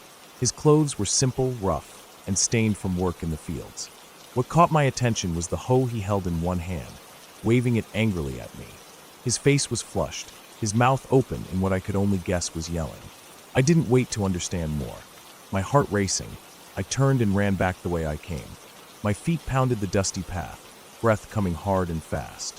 I didn't look back until I was well away from the riverbank, far enough to feel some safety in the town again.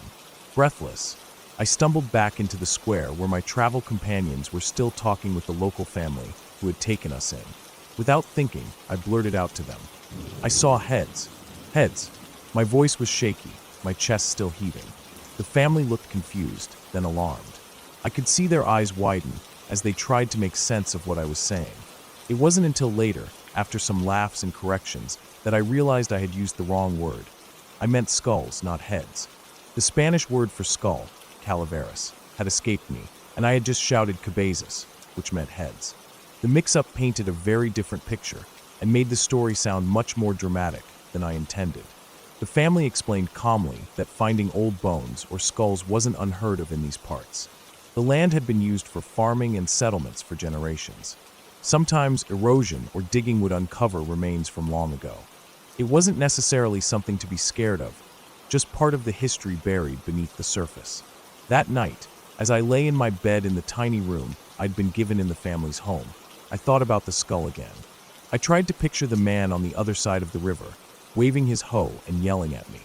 Was he protecting his land, warning me off, or was he scared too?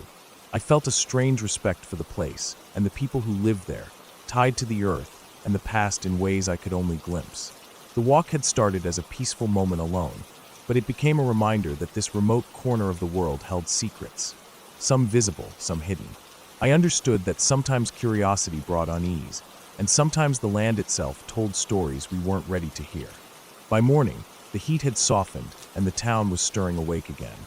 I stayed close to my companions, grateful to be surrounded by familiar faces. But I knew that if I ever took that walk along the river again, I would remember the skull, the farmer's angry shout, and the weight of history resting quietly beneath the ground.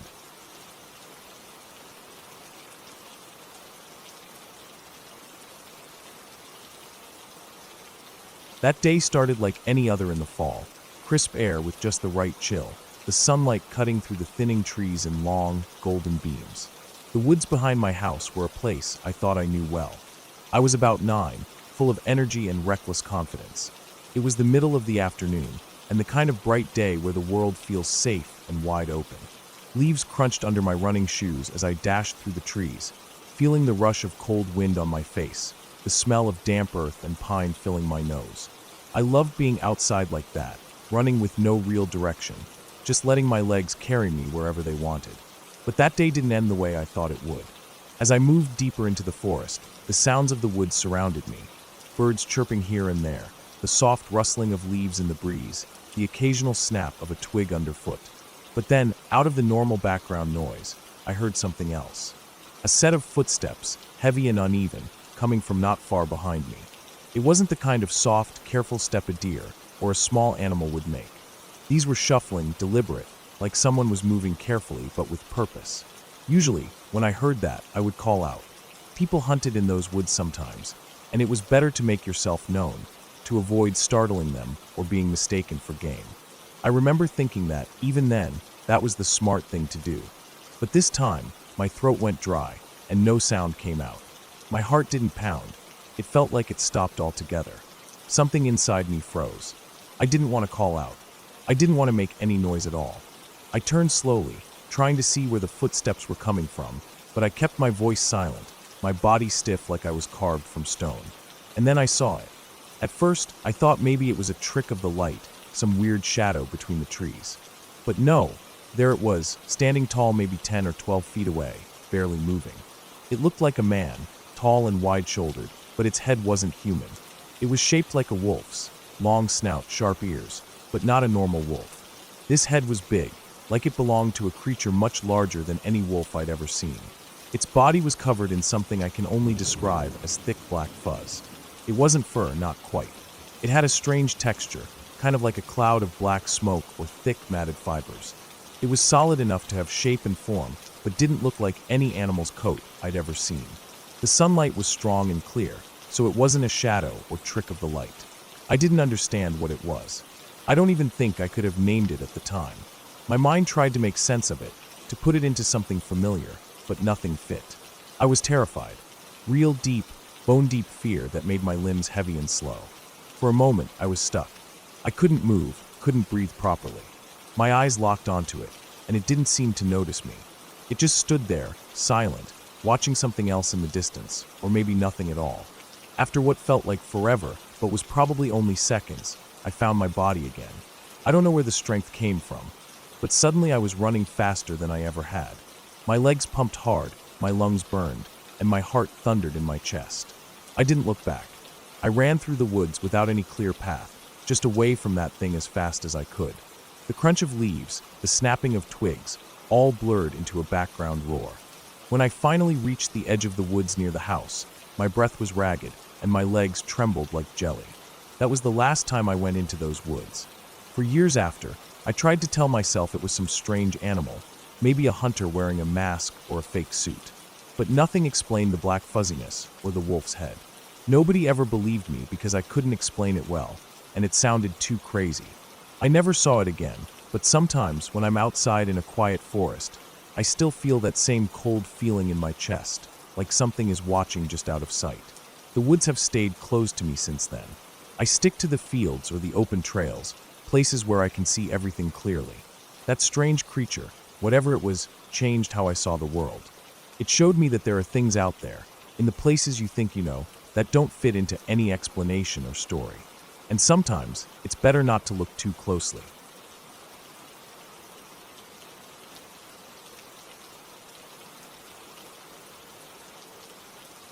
A few of my teammates from college had been talking about checking out this old insane asylum on the edge of town. It wasn't just one building either. This place was huge, practically a ghost town on its own, with crumbling wings, walled courtyards, and forgotten hallways. It used to be this sprawling facility, closed down years ago, and since then it's been mostly left to rot.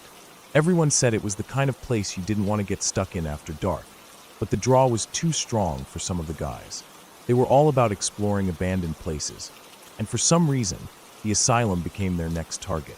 Me and one other teammate weren't really into the whole exploring thing, but we had a plan to mess with them a little. They thought they were going to have some sort of spooky adventure, so we decided we'd show up, hide out, and scare the hell out of them when they least expected it. It felt like the perfect setup. We arrived just after sunset, the sky turning a deep shade of purple that made the whole place look even creepier. The big, rusted gates at the entrance were chained up, but there was a broken section on the side where we slipped through. The ground was littered with bits of shattered glass, twisted metal, and dead leaves crunching under our feet. The air smelled sharp, a mix of old concrete mold and something else I couldn't quite place. It had this stale, heavy feel to it, like the place had been holding its breath for decades. We walked slowly, sticking close to the cracked walls and broken windows of the main building. Our footsteps echoed against the empty halls, and the wind whispered through the cracks like faint voices. It was quiet except for the occasional distant crow or the scurry of rats somewhere inside. Then, through a window, we saw it. 3 figures dressed head to toe in black, their flashlights cutting thin, shaky beams through the darkness. We were pretty sure it was our teammates. They moved fast, their flashlights bouncing off the walls, and then suddenly, they darted toward the edge of the property, where the asylum met the dense woods behind it. Without thinking much, me and the other guy followed them. The woods were thick, the trees packed close together with branches scratching at our faces and clothes.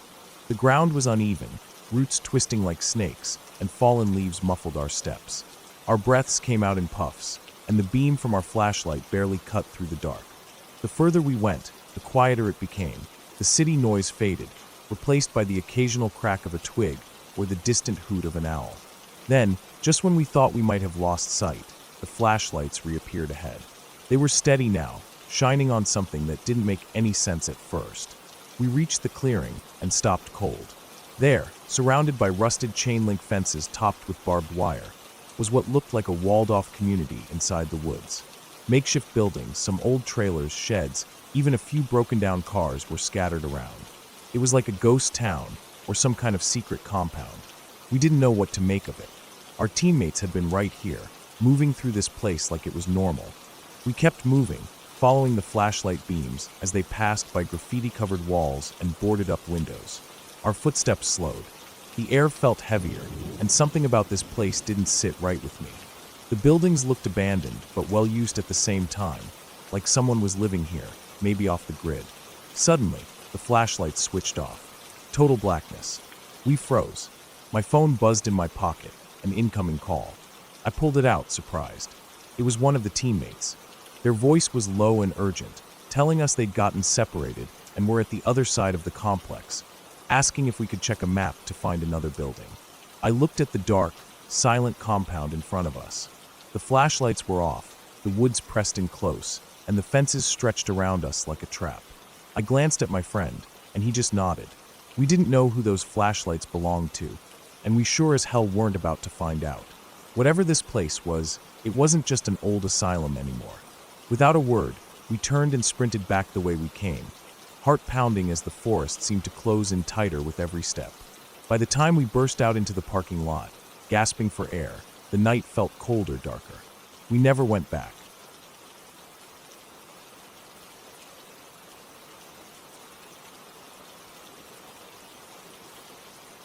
It was one of those hot summer days where the sun feels like a constant weight on your skin, baking everything it touches.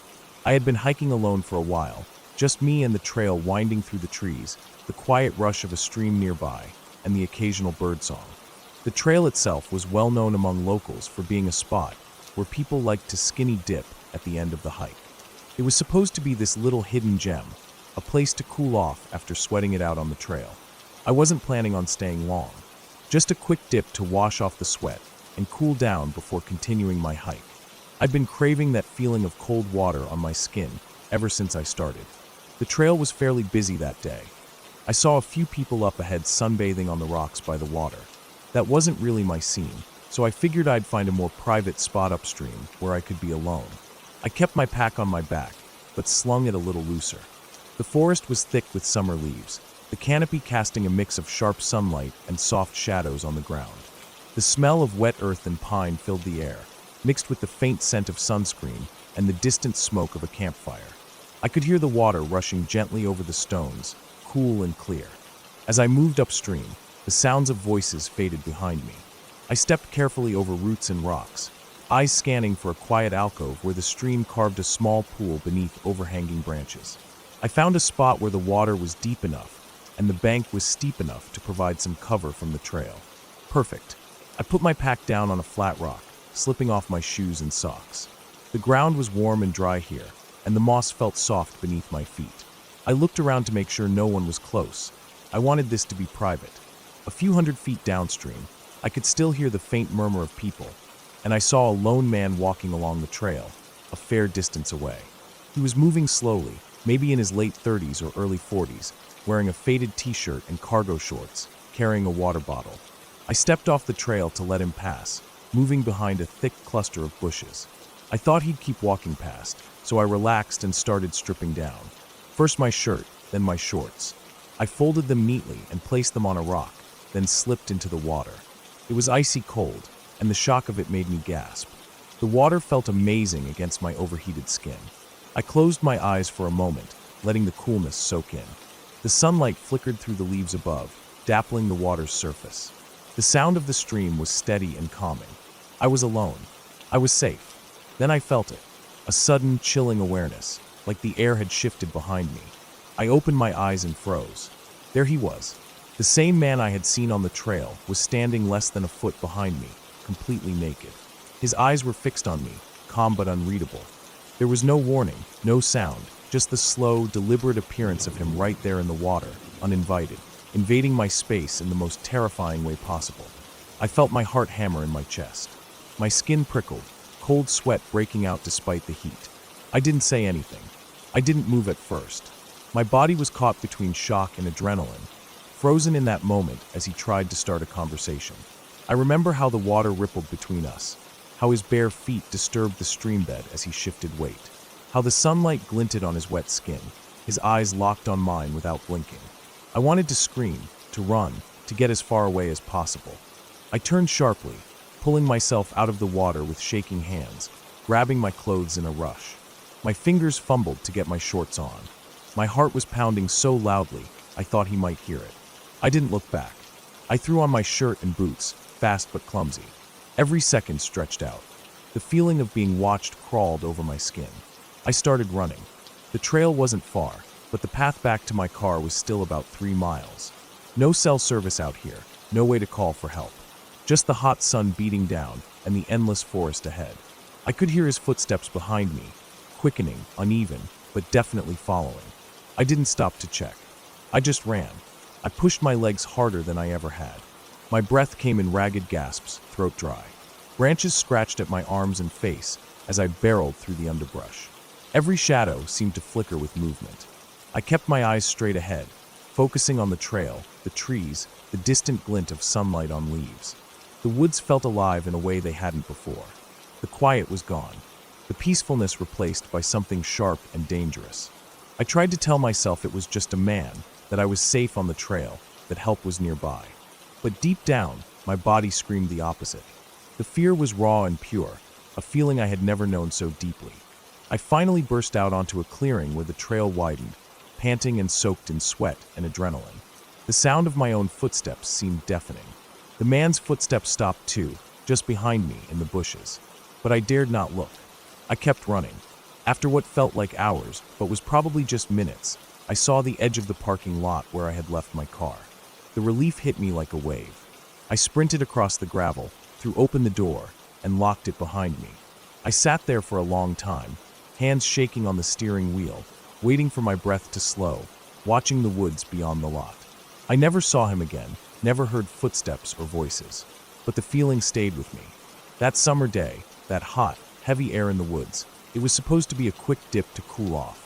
Instead, it was a reminder of how quickly safety can vanish, how close danger can get without warning, and how sometimes the only thing standing between you and harm is the will to run faster than you ever thought possible.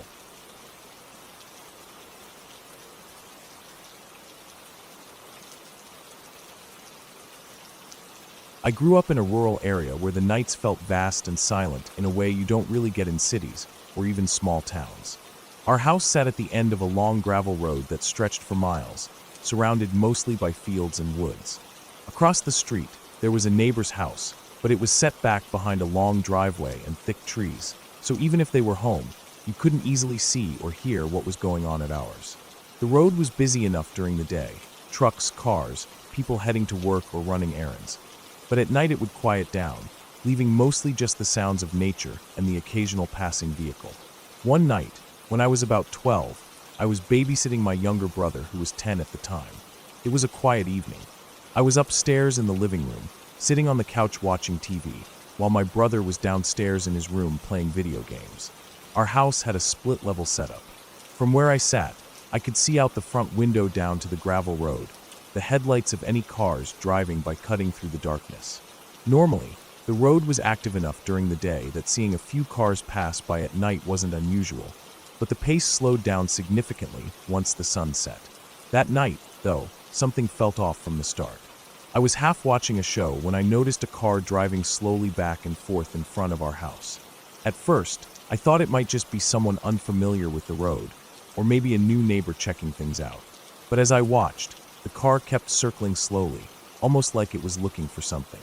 It wasn't just driving past, it was deliberately moving back and forth in front of our property. Then the car pulled into our driveway and slowly made a circle around the house. It was the kind of movement that felt deliberate and invasive, not just someone lost or driving by casually. My heart started pounding as I locked the doors downstairs, then came upstairs to lock the ones I could reach. The thought that someone might be watching us, or worse, waiting for us, made my skin crawl. The car finally pulled out and drove away slowly, leaving me shaking but feeling a little relieved. I kept watching from the window, waiting for any sign of it returning. The night stretched on with nothing else happening for about 30 minutes. Then suddenly, a car came speeding down the gravel road, its headlights almost blinding in the dark. It raced past our house fast, too fast for the gravel, and almost immediately a police car followed close behind, its red and blue lights flashing. I never found out what had happened, and no one ever told me if the police caught whoever was in that speeding car or the one that had circled our house. But that night stuck with me for a long time. I lay awake for hours after that, checking every window and door, listening for any sound, no matter how small. The fear was real and raw, not from some scary story or movie, but from something that actually happened in the quiet countryside where I thought I was safe. It was a sharp reminder that even in places where you expect peace and quiet, the world can surprise you in unsettling ways. Years later, after I moved to the city, I had a totally different kind of night that was scary, but also kind of funny in hindsight. I was living in a suburban neighborhood, and I'd recently installed a Ring doorbell camera because someone had been messing with my Halloween decorations. Someone had cut some of the lights, and it felt invasive and weird, so I wanted to have some security. Halloween had passed, and I'd taken down all the decorations. I wasn't worried about anyone messing with things anymore, so I wasn't paying much attention to the camera at night. But one night, after working a late shift, I was still awake around 2 a.m. The house was dark and quiet except for the hum of the refrigerator and the occasional distant car. Suddenly, my phone buzzed with a notification from the Ring app. Someone was at my front door. My heart jumped. I looked around the dark living room, thinking maybe one of my roommates had come home early. But they were all at work and wouldn't be back for hours. I didn't want to open the door, but I didn't want to just ignore it either. I worked up the courage to open the Ring app and check the live feed. On the screen, I saw a deer. It was standing right outside my front door, munching on the leaves from one of the bushes by the porch. I laughed, feeling silly for getting so scared over a deer. The night felt lighter somehow, knowing it was just a harmless animal and not someone lurking around. The contrast between that night and the night back in the country was huge, but both stuck with me in different ways. One night had a real threat that left me shaken and afraid, while the other was just a reminder that sometimes our fears get the best of us, even when there's nothing dangerous at all. Looking back, those nights taught me a lot about the strange mix of fear and relief that comes with living in different kinds of places. Whether you're surrounded by endless fields or rows of suburban houses, the night holds its own quiet secrets and unexpected moments that stay with you long after the sun comes up.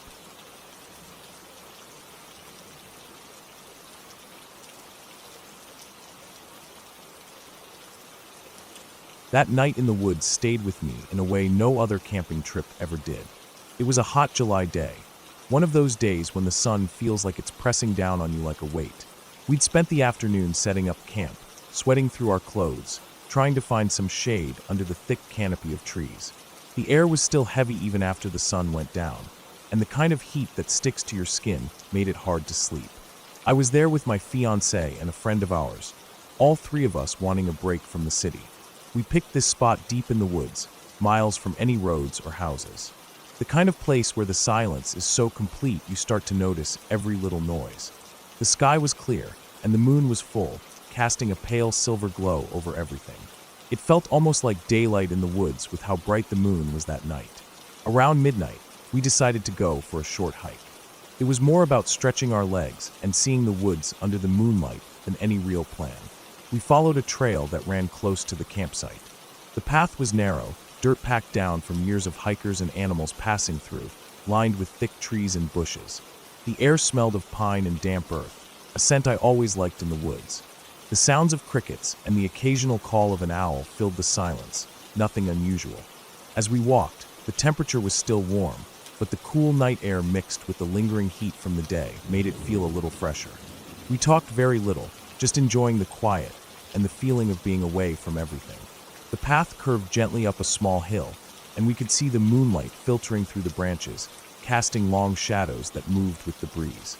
Every now and then, a twig snapped underfoot or a small rustle in the bushes made us pause, but we never heard anything that felt out of place. After hiking for about half an hour, we decided to turn back. The trail led downhill and back toward our camp. The woods felt a little different on the way back, though. Maybe it was just because we were a little more tired, or maybe because the night was getting later and quieter. The full moon made the shadows sharper, and sometimes shapes in the dark looked like something they weren't. When we were close to the campsite, maybe 100 feet or so from where we'd started, the moonlight revealed something out of place. Right at the edge of the path, sitting there like it had been forgotten or left behind, was a McDonald's cup. It was the kind with the bright red and yellow colors, the kind you see everywhere in the city, but never expected to find miles deep in the woods. I stopped and stared at it, confused. We hadn't seen it at the start of the hike, and I was pretty sure it wasn't there before we left. The cup looked almost new, the kind of plastic cup you get with a fountain drink. It was standing upright, perfectly still, almost like someone had set it down and forgotten it. My friend bent down and picked it up, giving it a shake. He lifted the lid and tipped the cup a little, and sure enough, there were ice cubes inside. The ice wasn't melted. It was solid, cold to the touch. That didn't make any sense. The day had been brutally hot, above 90 degrees, maybe close to 95, and even at night the temperature was hanging in the high 70s. There was no way ice could have lasted long in that heat without melting completely. We all looked around, half expecting to see someone nearby or hear a car engine or footsteps. But there was nothing. The woods were silent except for the normal sounds of insects and the occasional rustle of leaves in the breeze. No voices, no movement, no sign of anyone else out there. We stood there for a moment, the three of us just staring at the cup. It felt wrong, like it wasn't supposed to be there. Nobody in our group had seen it before, and no one else was camping anywhere close. The whole area was supposed to be empty, miles from the nearest road or house. And yet, someone had been here recently enough to leave a cup with ice inside. That's when the feeling hit me. That creeping, uncomfortable sense that you're not alone even when it seems like you should be. I started scanning the shadows between the trees, looking for any sign of movement or a flashlight beam. My fiancée pulled her jacket tighter around her, and our friend folded the cup back up and tossed it into a bush out of sight. We didn't say much after that. The mood shifted, heavy and silent. There was no clear reason to feel scared. We'd been in the woods before, knew how to handle being alone out there. But this was different. Something about that cup and the ice inside, on a hot summer night, made it clear that someone else was out here. Someone who had been close, but had vanished without a trace. We packed up everything quickly after that. Our fire was barely a pile of cold ashes, but we put it out fully just in case. The night air felt thicker as we hurried to break down the campsite. We moved fast, grabbing bags and gear, eager to get away from that place. On the hike back to the car, the woods seemed darker, the moonlight less comforting. Every sound was sharper, branches cracking, leaves rustling, the distant hoot of an owl that suddenly sounded too close. We kept our eyes peeled for any sign of the person who'd left the cup, but the woods were empty. We didn't hear any footsteps, no voices, no sounds of movement aside from the animals. When we finally reached the clearing where our car was parked, I looked back at the trail. It was quiet, empty, the cup nowhere in sight. The whole thing felt like a weird, unsettling moment frozen in time. We got in the car, started the engine, and drove off without a word. The radio was silent, the headlights cutting through the darkness as we left the woods behind. Driving home, I couldn't shake the feeling that someone had been watching us all night, staying just out of sight. But if that was true, why leave a cup with ice on the trail? It felt like a message, or maybe a warning, or maybe just a strange coincidence that kept me awake for nights afterward, wondering who else had been out there, so close but invisible. The woods are supposed to be peaceful, quiet, a place to get away. But that night showed me something different, that even in the middle of nowhere, you're never truly alone. And sometimes the smallest, simplest things, like a plastic cup with ice, can remind you of that in a way you won't forget.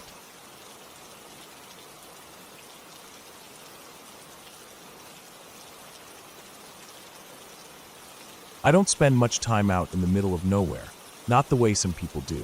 Most days I'm in town, near enough to neighbors, roads, and a cell signal. But this story I have, it's about a time when I was way out in the sticks, deep enough that the buses didn't run there, and there was no cell service. It wasn't planned as anything crazy, just a run. Me and a friend decided to take a shot at running in some remote woods near a barn and farmhouse his family owns out in rural Ohio. They don't actually live there, it's more like a weekend place or something, owned by his family who are millionaires, so it's got that kind of quiet, untouched feeling. He and I both ran cross-country back in high school.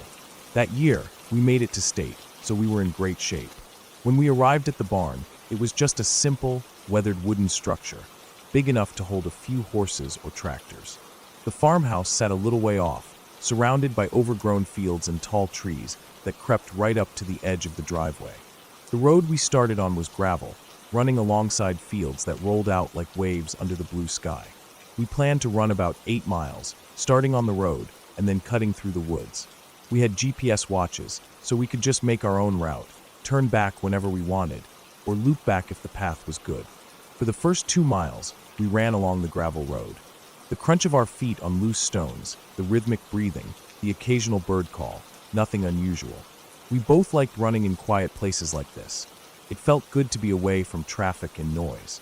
Then, we saw a small gravel path that veered off the road and headed right into the woods. It looked like a hiking trail. We decided to take it, figuring the woods would be cooler and maybe more interesting than just running on the open road. We weren't worried. This was country, after all, and we'd done similar stuff before. I don't wear my glasses when I run. I'm practically blind without them, but glasses don't stay put when I'm moving fast, and I prefer to just trust my other senses. So I'm running, keeping a good pace, my legs burning nicely from the workout. The trail was narrow, packed dirt with roots and stones sticking out. Trees leaned overhead, their branches forming a patchwork of shadows and sunlight on the ground. The air smelled like pine and damp earth, a clean, fresh scent that made the run feel almost peaceful. Suddenly, I ran right into my friend.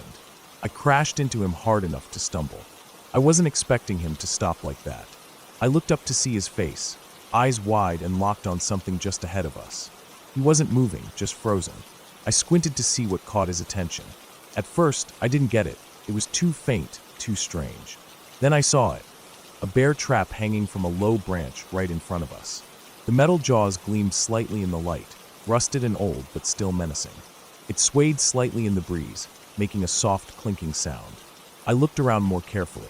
There were others, more traps, tied to branches or dangling from vines all around us. They weren't on the ground. They were hung up like some kind of twisted decoration. Then, off a little way, propped against a tree, was something that looked like a man.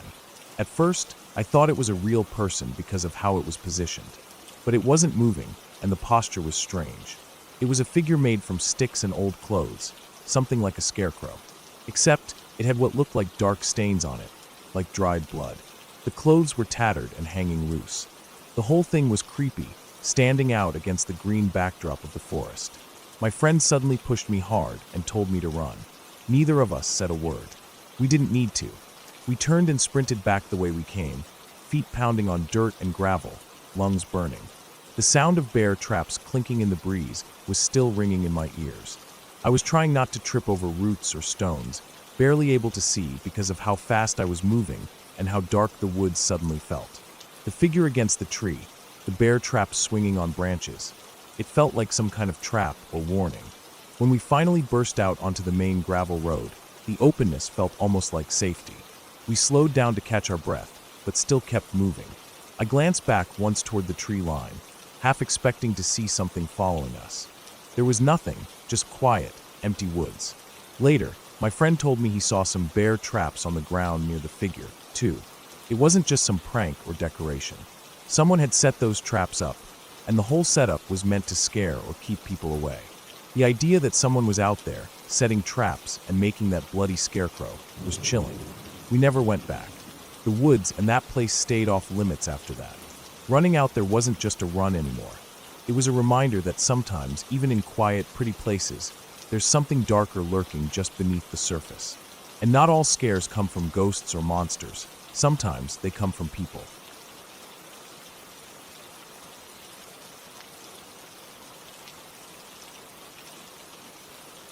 Late one night, long after my brother had gone to bed, I found myself alone in the living room of our small house. The quiet was thick, almost heavy, except for the low hum of the TV. We lived in a town so small that most people barely locked their doors. It just wasn't something anyone felt was necessary. Our house, an old place passed down through family, creaked and settled like an old man shifting in his chair. The floors sometimes groaned underfoot, and the walls seemed to hold the weight of years, memories embedded in the very bricks. I was folding laundry. It was late, the kind of late where everything outside is just black, the sky a deep velvet that swallows sound and light whole. My brother had gone upstairs early. He wasn't a fan of staying up late, and I was left on my own for a little while. The basement had the washer and dryer, so I headed down there to get the laundry started. The basement was the kind of place that had never been made for comfort. It was cold and damp, with bare concrete floors and walls lined with old brick. The ceiling was low, with exposed pipes and wires snaking across it. The only light came from a single bare bulb hanging near the stairs, and the switch wasn't on a wall. It was one of those old pull-string switches that swung like a pendulum when you moved through the room. You had to be careful not to knock it accidentally, because the basement would go dark instantly. I'd been down here dozens of times before, but tonight the shadows seemed darker, the silence heavier. I pushed the laundry basket in front of me as I walked to the washer. The sound of the clothes tumbling inside the drum was oddly loud in the quiet basement. I went to the storage room at the far end, a small area cluttered with boxes, old furniture, and random junk that no one ever bothered to throw away. The air smelled musty, like years of forgotten things mixed with the faint odor of mildew. The light string hanging there caught my eye because it was swinging gently, moving back and forth like someone had just brushed past it.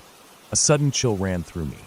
I froze, trying to convince myself it was just the draft from the old window cracked open a little. But no, the string was still swinging, as if disturbed by something living. I stood still and listened. The basement was silent except for the faint hum of the washer, but the silence wasn't empty. It felt charged, like the air before a storm. I edged closer to the back storage room. The piles of boxes and crates made shapes in the dim light that my mind tried to fill with shadows. I looked inside as far as I dared. The corners were dark, filled with stacked boxes and forgotten junk. Nothing moved. But the swinging string had made me certain someone had been there, just a moment ago. My heart started pounding harder. I didn't want to go any deeper, but I also couldn't just leave it. I called my brother, my voice low but urgent. He came down, carrying his old shotgun that he kept for protection. He was calm but serious, his eyes scanning the dim basement as he moved closer with me to the storage room. Together, we carefully shined a flashlight into the darkest corners. Behind some old cardboard boxes stacked against the wall, a shape shifted. It was a person, someone curled up, trying to stay hidden. My brother quickly moved forward, the shotgun steady in his hands, and pulled the guy out. It was one of his friends, someone who had never been to our house before and definitely hadn't been expected. The guy looked uncomfortable, stiff and cold from curling up on the hard concrete floor and hiding behind the boxes in a basement that felt more like a cold, dark cellar than a part of the house. We all wondered what he was doing down there, why he'd come in without saying anything, and why he'd chosen to hide in such a miserable place. We took him upstairs, away from the basement and its shadows. The feeling of relief was immediate. The house seemed lighter without that presence lurking below. Later, after everyone calmed down, we figured out the friend had just been looking for a place to crash for a few hours, maybe drunk or just lost. But the whole night, the memory of that swinging light string and the quiet, heavy darkness of the basement stayed with me. The basement, with its cold brick walls and rough concrete floor, the way the shadows seemed to move just at the edge of your sight, and the eerie silence that wasn't empty but full of something you couldn't quite name, made the night feel longer and the air heavier. It wasn't a ghost or anything supernatural, just a stranger hiding in a place no one ever wanted to be, but that made it feel all the more real and unsettling. After that night, I never went down to the basement alone again after dark. The house itself didn't change, but I did. The old basement was still the same cold, dark place, but I could never shake the feeling that it held secrets in the shadows, waiting for someone to find them. Even now, just thinking about it makes the hairs on my neck stand up.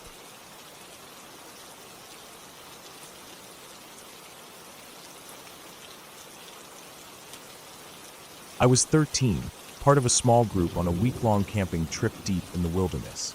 There were 7 of us kids, all around my age, and 2 adults who were supposed to keep an eye on us. We had spent the entire day kayaking down a winding river, surrounded by thick forest on both sides. The trip was supposed to be fun, an adventure, but the weather had other plans. The sky grew dark and heavy, and then the rain came. At first just a drizzle, but soon it was a full-on deluge. The rain slapped down so hard it felt like it might rip the trees right out of the ground. The river swelled, currents grew wild and angry, and our whole schedule for the day got thrown out the window. We were soaked to the bone and cold, and the adults made the call. We wouldn't be making it to the campsite that was supposed to be our resting place for the night. The sun was already sinking low, and trying to push on would be dangerous and exhausting. So instead, we settled for a spot just a few meters off the riverbank. The ground was damp and uneven, but it was all we had. By the time we got there, everyone was wiped out. The adults were tired enough that they didn't even want to build a fire. There wasn't much light left, and it was still warm and muggy from the day's rain, so they told us we didn't need to put up our tents or build shelters. We could just lay out in our sleeping bags. That sounded good at the time. No work, just rest. I remember feeling relief mixed with a weird sort of nervous energy because the forest around us was alive in the dark, full of sounds I'd never really paid attention to before. The rest of the group gathered close together in a clearing. It had been made by a big tree that had fallen recently, its roots ripped up and curling like giant claws reaching out of the earth. The hole left by those roots was big and dark and seemed like it might be home to all sorts of creatures. I didn't want to be anywhere near it, so I set my sleeping bag a little further back, about 4 meters away from the clearing where everyone else was. Lying there, I stared up at the sky, which was just barely visible through the thick branches above. The leaves were still dripping from the rain, and everything smelled wet and earthy. The forest wasn't silent. There were distant calls from birds settling in for the night, insects buzzing faintly, and the occasional splash of water from the river nearby. It was peaceful but strange. I felt small out there by myself, but it also gave me a little space from the rest of the group. Hours passed. I think I must have fallen asleep at some point, but I woke up suddenly in the middle of the night. There was a strange noise, rapid clicking sounds mixed with sniffing noises, around me. The sounds were soft but quick, like something was tapping or clicking tiny hooves or nails. It was coming from all directions, surrounding me. I froze. My heart pounded, but I stayed still because I didn't want to scare whatever it was. I pulled my flashlight out slowly, but I didn't want to shine it around. I was scared that if I did, whatever was out there might get scared and react badly. I figured maybe it was deer or something like that, but I couldn't be sure. Slowly, I realized I wasn't alone. The noises were close now, and I felt movement around me, soft, careful, quiet movement. Then, something stepped onto my sleeping bag. The weight wasn't heavy, but it was there, a gentle pressure that made my bag sink a little. I tried not to move as I realized it was one of the animals from the noises. It settled down on my sleeping bag, right on top of me. I could feel it breathing, steady and calm. Around me, more of those sounds appeared. I could hear others moving nearby, shifting and getting comfortable. After a while, I allowed myself to peek out, though I wasn't wearing my glasses and everything was a bit blurry.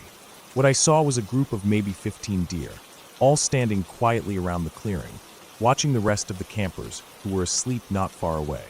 The biggest one, the one that had stepped on me, sat calmly on my bag, as if it was the most natural thing in the world. The deer didn't seem aggressive or scared. They just stood there, watching, making those clicking sounds softly now and then, and breathing. Their eyes caught the little light from the distant camp area, reflecting it in the darkness. The moment was strange and peaceful all at once. It felt like time slowed down, like I was part of something quiet and wild that I wasn't meant to understand fully. I stayed still for hours, watching the deer. I think I finally fell asleep sometime before dawn. When I woke up, the sky was turning pale orange with the sunrise. The deer were leaving, slipping quietly away one by one into the trees and brush. My sleeping bag was wet and flattened where the biggest deer had laid, and there were small patches of leaves and dirt scattered on it. I could see faint hoof prints in the soft earth around me. The rest of the campers were waking up too, still groggy and talking about how exhausting the day had been.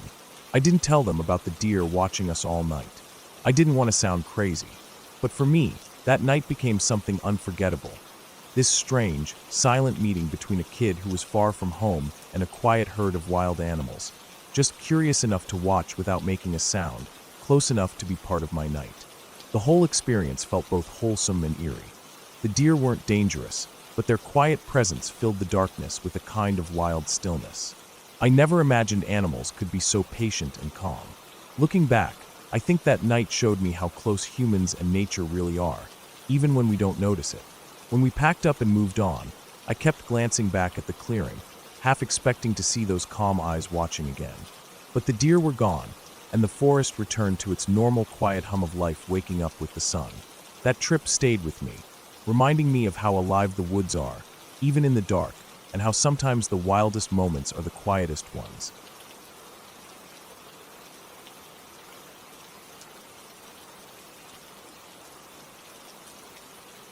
I remember the day I set out for my solo in the White River National Forest, like it was etched into my mind. The air was still thick with the smell of damp earth and pine needles from the rain that had fallen overnight. The sky had cleared to a pale blue by the time I reached the part of the forest where I was supposed to set up camp alone. My backpack felt heavy on my shoulders, loaded with the bare essentials. A small journal, some pens, a handful of trail mix and energy bars, my sleeping bag, and a lightweight tent. Everything had to be minimal for this solo, but also enough to keep me safe and comfortable for the 24 hours I was expected to spend on my own. The instructors had given us clear instructions earlier in the day. Choose a spot close to the trail, but hidden enough that you won't be disturbed. They said the solo was as much about learning to be with yourself as it was about survival skills. At first, I was excited. I had done plenty of hiking before, but never completely alone in the wilderness.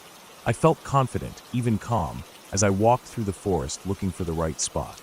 I finally settled in a small clearing surrounded by a tight cluster of fir and aspen trees. The ground was soft and damp, a result of the rain from the night before. There was a faint smell of wet moss and decaying leaves, which I found oddly comforting. The canopy overhead was thick, but patches of sky peeked through where the branches thinned. I started setting up my tent, trying to find the flattest piece of ground so I wouldn't roll around while I slept. It took a bit of effort. Soft earth can be tricky for tent stakes, but I finally got it secure.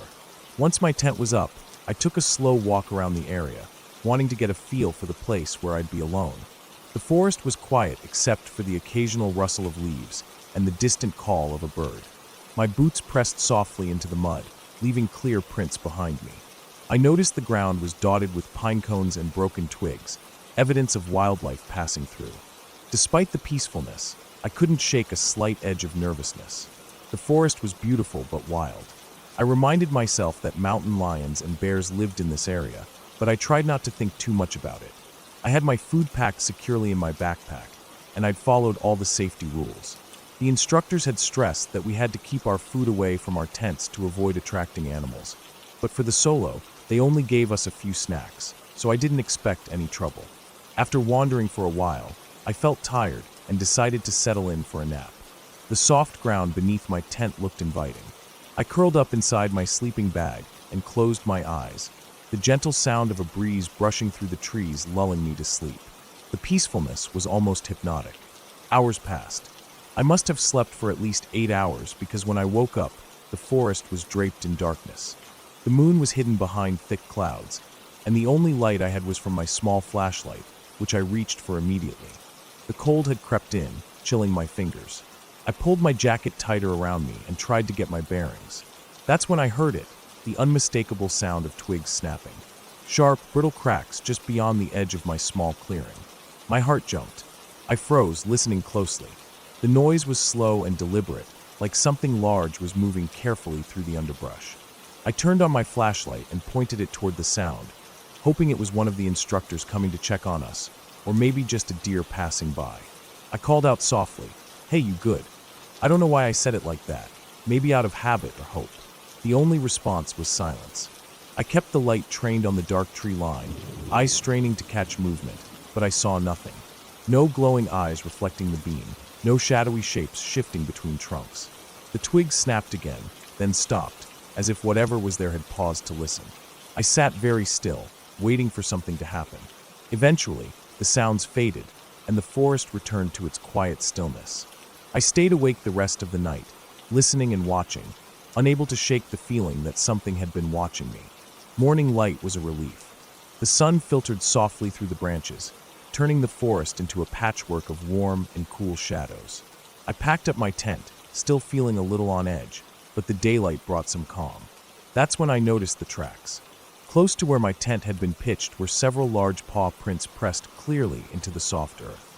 The prints were deep and wide, with 4 distinct toes and sharp claw marks visible. I recognized the shape immediately: mountain lion tracks. They hadn't been there the night before, I was certain. I had walked the area before I set up and seen nothing like them. Seeing those tracks so close to where I'd been sleeping was unsettling. I thought back to the sounds from the night, the slow, careful footsteps, the way the twigs snapped. It was no mistake. The mountain lion had been close, almost too close. After the solo, when I returned to the group, I told the guides what I had found. They listened carefully and became very serious. From that point on, they reminded us all how important it was to keep our food far away from our sleeping area. They shared stories about how even small things like crumbs or the smell of snacks could attract predators. Looking back on that solo experience, I realize how lucky I was. The mountain lion could have easily been disturbed, or worse, but it seemed to have just passed through, uninterested in me. The forest is a wild place, and no matter how prepared you think you are, nature has its own plans. That night alone taught me a respect for the wilderness that goes beyond any classroom lesson. It showed me how small and vulnerable we really are out there, and how important it is to stay alert, even when everything feels peaceful. I still think about those paw prints sometimes, their size, the sharp claws pressed into the earth. And I remember that night when the forest wasn't just quiet and calm, but alive, watching, just beyond the edge of my little tent.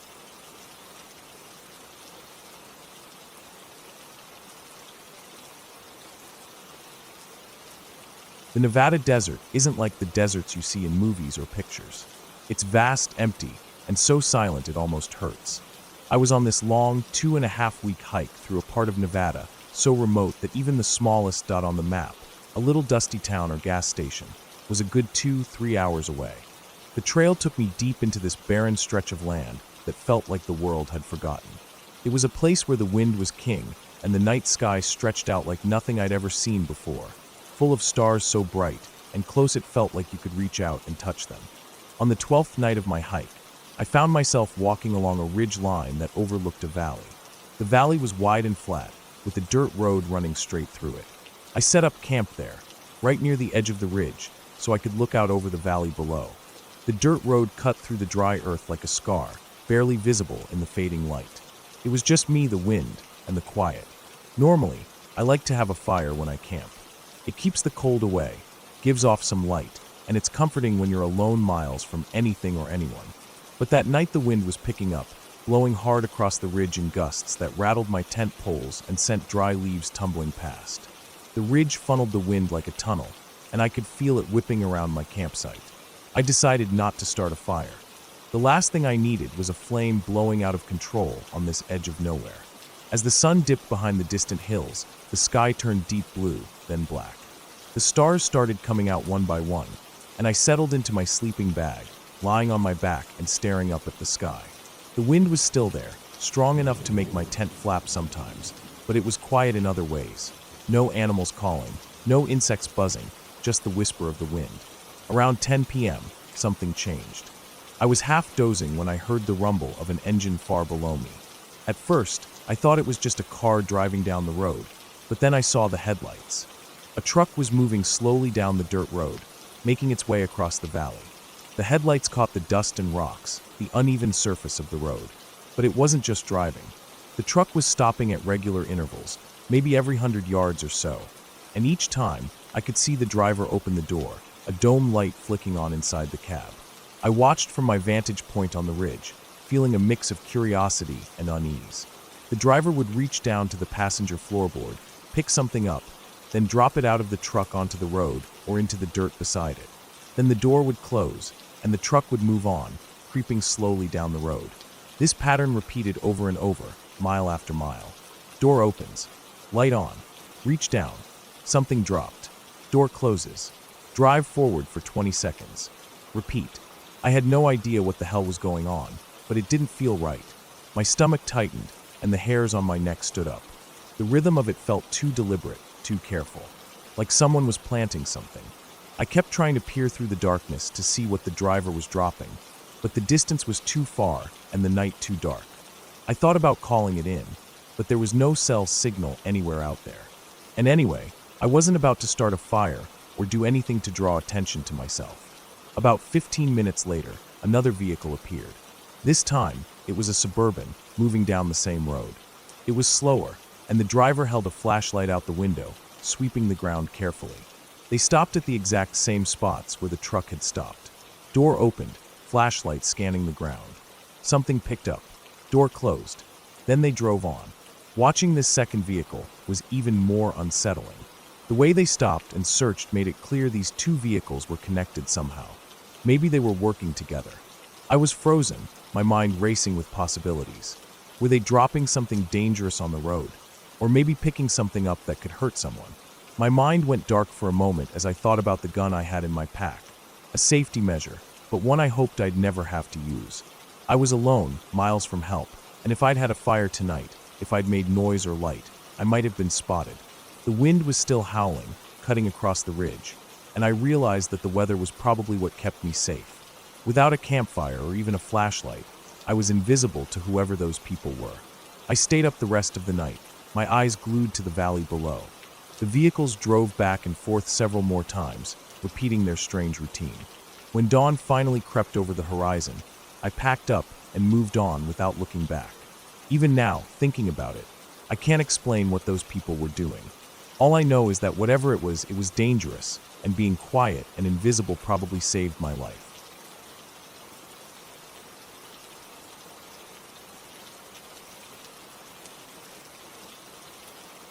I had been hiking the Appalachian Trail in New Jersey for most of the day. The path was familiar enough, but I wanted to break from the usual routine, to find a quiet spot away from the usual campers and hikers. I'd heard about a small lake just a little off the main trail, a place where people sometimes snuck away to camp even though it wasn't officially allowed. It sounded perfect. I needed somewhere peaceful, away from the noise and crowds.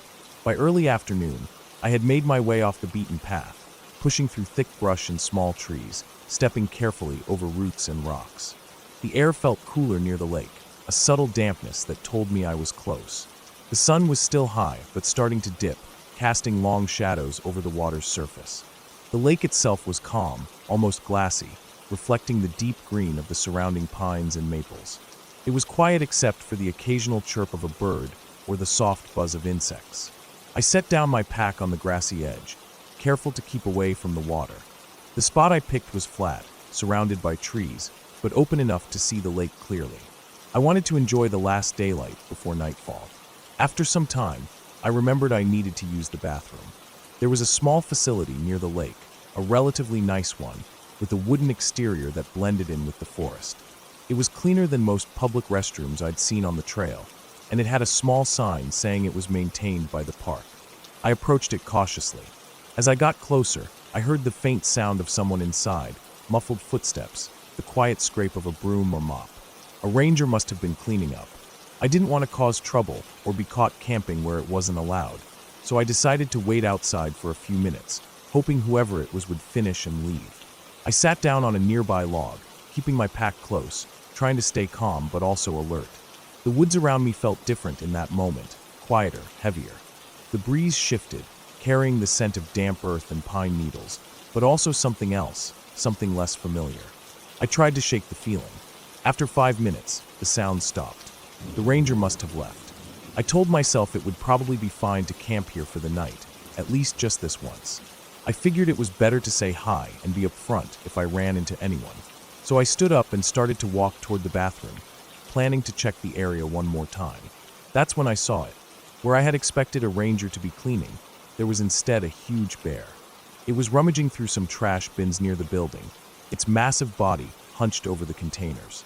The bear's fur was thick and dark, mottled with patches of brown and black. Its back was broad and muscular, rising high off the ground. It was easily the largest bear I'd ever seen, and it was probably only 12 feet away from me, too close. My heart froze for a moment, and I stepped back without making any sudden movements. The ground beneath me felt uneven, covered with pine needles and small twigs. The smell of the forest was strong, mixed now with the unmistakable scent of the bear itself, wild, musky, powerful.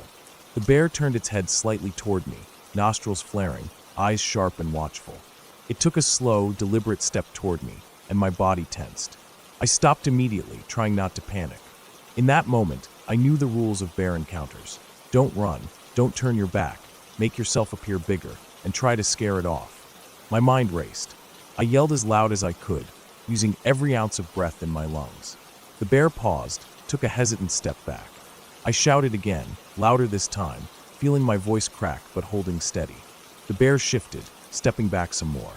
I found a large rock nearby and quickly climbed onto it, putting my hands above my head, trying to look as big and threatening as possible.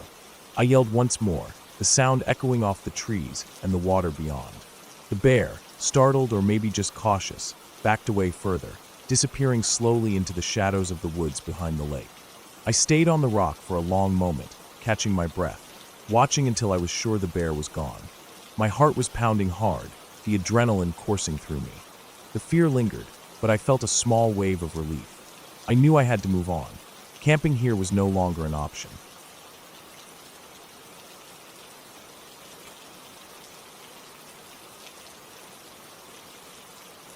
It was a Saturday night when it happened. I still don't know exactly what to call it, and to be honest, I don't like talking about it unless I really trust the person. But I've never forgotten it, and I don't think I ever will. My brother and I were staying at an old trailer that belonged to our uncle.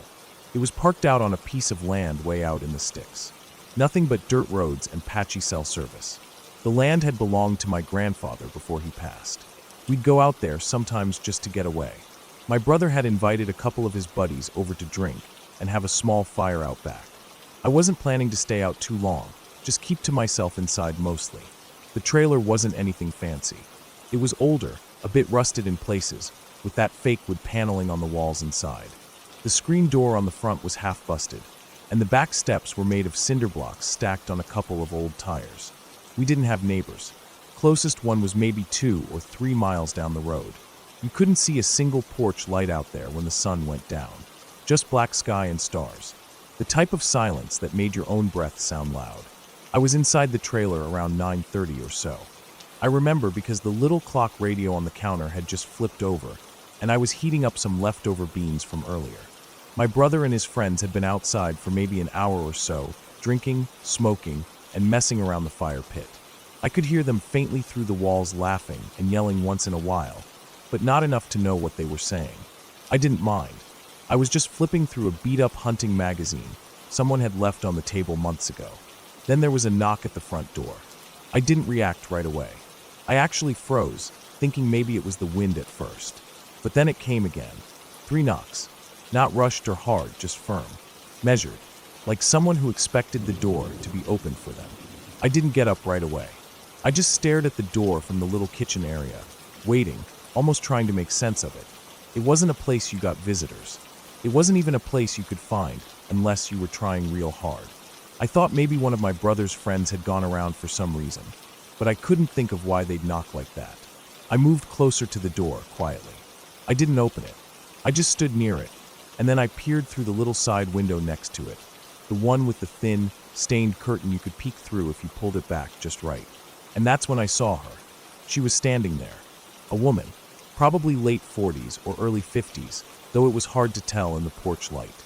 She was dressed in a red outfit, head to toe. A red dress with a matching red blazer. A red church hat with netting that dipped down over her face a little. even red heels. She looked like one of those women you'd see walking into a small-town church on Easter Sunday. But here she was, standing on the front porch of a rundown trailer in the middle of nowhere. And she wasn't looking around. She was looking straight at the door, like she knew someone was on the other side. I felt a weird sense of dread roll through me, like my stomach dropped a little and my chest tightened. Not fear exactly, just that heavy, wrong kind of feeling. The kind that tells you something isn't how it's supposed to be. I didn't open the door. I didn't even step closer. I just called out, keeping my voice firm, trying not to let anything show in it. "What do you want?" She didn't say anything. I waited. Still nothing. Then she tried the doorknob. It turned slightly, but the door was locked. I heard it click and rattle under her hand. That small sound sent a jolt down my spine. Before I could say anything else, the back door creaked open behind me. I turned fast, startled, and saw my brother stepping in. He walked in with a half-empty case of beer in his arms, clearly expecting to just grab it and head back out. But when he looked up and saw the look on my face, he stopped. "There's someone at the door," I said, motioning with my head. He stepped forward, put the beer down on the counter, and walked toward the front with me. He peeked out the same side curtain I had.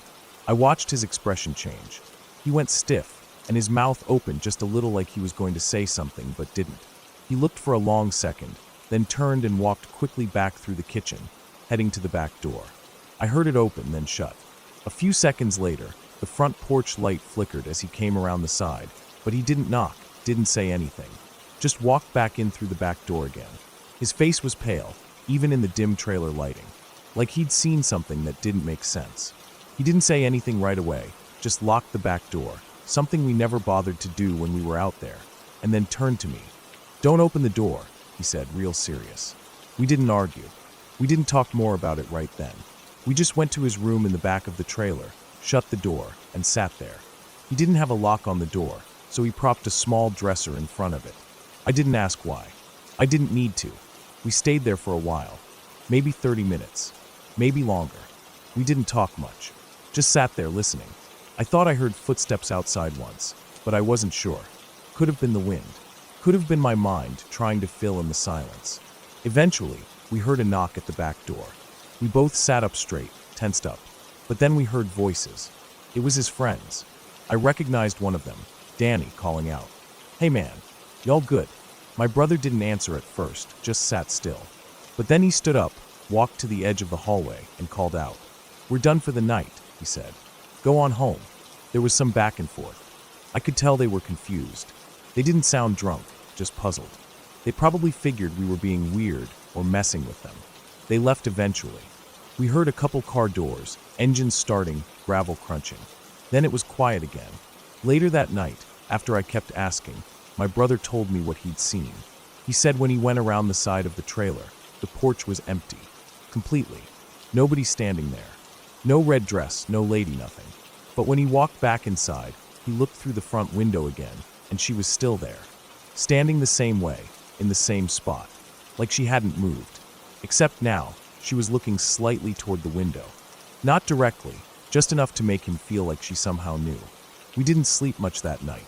Just laid there, the two of us, wide awake in his room. The lights were off, but the hallway light stayed on. At one point, we heard something, maybe footsteps, walking slowly across the front porch. Just once. No knocking. No voices. Just soft, slow steps and then nothing. In the morning, the porch was empty. The red lady was gone. There weren't even footprints. But it had been dry, so maybe that didn't mean anything. My brother and I didn't really talk much on the drive home. He dropped me off at my place and said he'd call later, but he didn't for a few days. When we finally did talk again, he told me he'd told our uncle about it. Our uncle didn't laugh. He didn't act surprised. He just listened. Then he said something that stuck with me. Some people die so confused they don't even know they're gone. They keep knocking. That creeped me out, but it also felt like he didn't mean it literally. Like he was just talking in that old way some folks do, where everything's kind of wrapped in a story or a warning. But I don't think she was a ghost. I don't think she was some spirit or anything like that. I think she was a real person. But that made it worse somehow. Because how does a person like that end up out there? Dressed to the nines in red heels and a church hat, on a pitch-black night, walking through the woods to some rusted-out trailer in the middle of nowhere? What did she want? Why didn't she speak? Why did she try the door? And how did she disappear from the porch, but still appear in the window? I've tried to reason it out over the years. Maybe it was a setup. Maybe someone wanted to see how we'd react. Maybe she was part of some weird group, or just mentally unwell. Maybe she thought we were someone else. But none of it makes it sit right in my mind. I never went back to that trailer. My brother did once more with some of his buddies, but he said it didn't feel the same. He didn't stay overnight. He just grabbed some stuff we'd left behind and left. We don't bring it up much anymore, but once in a while, if we're around a fire or swapping weird stories, we'll look at each other and know we're thinking about it. That knock, that red dress, that dead silence when we asked what she wanted. That image still comes back to me sometimes, especially when I see old church women dressed real sharp. Something about the neatness of it, the precision, that color red. We don't have any real answers, and we probably never will. But I know what I saw, and so does my brother. We don't open doors out there anymore, not without knowing who's on the other side. We don't knock either.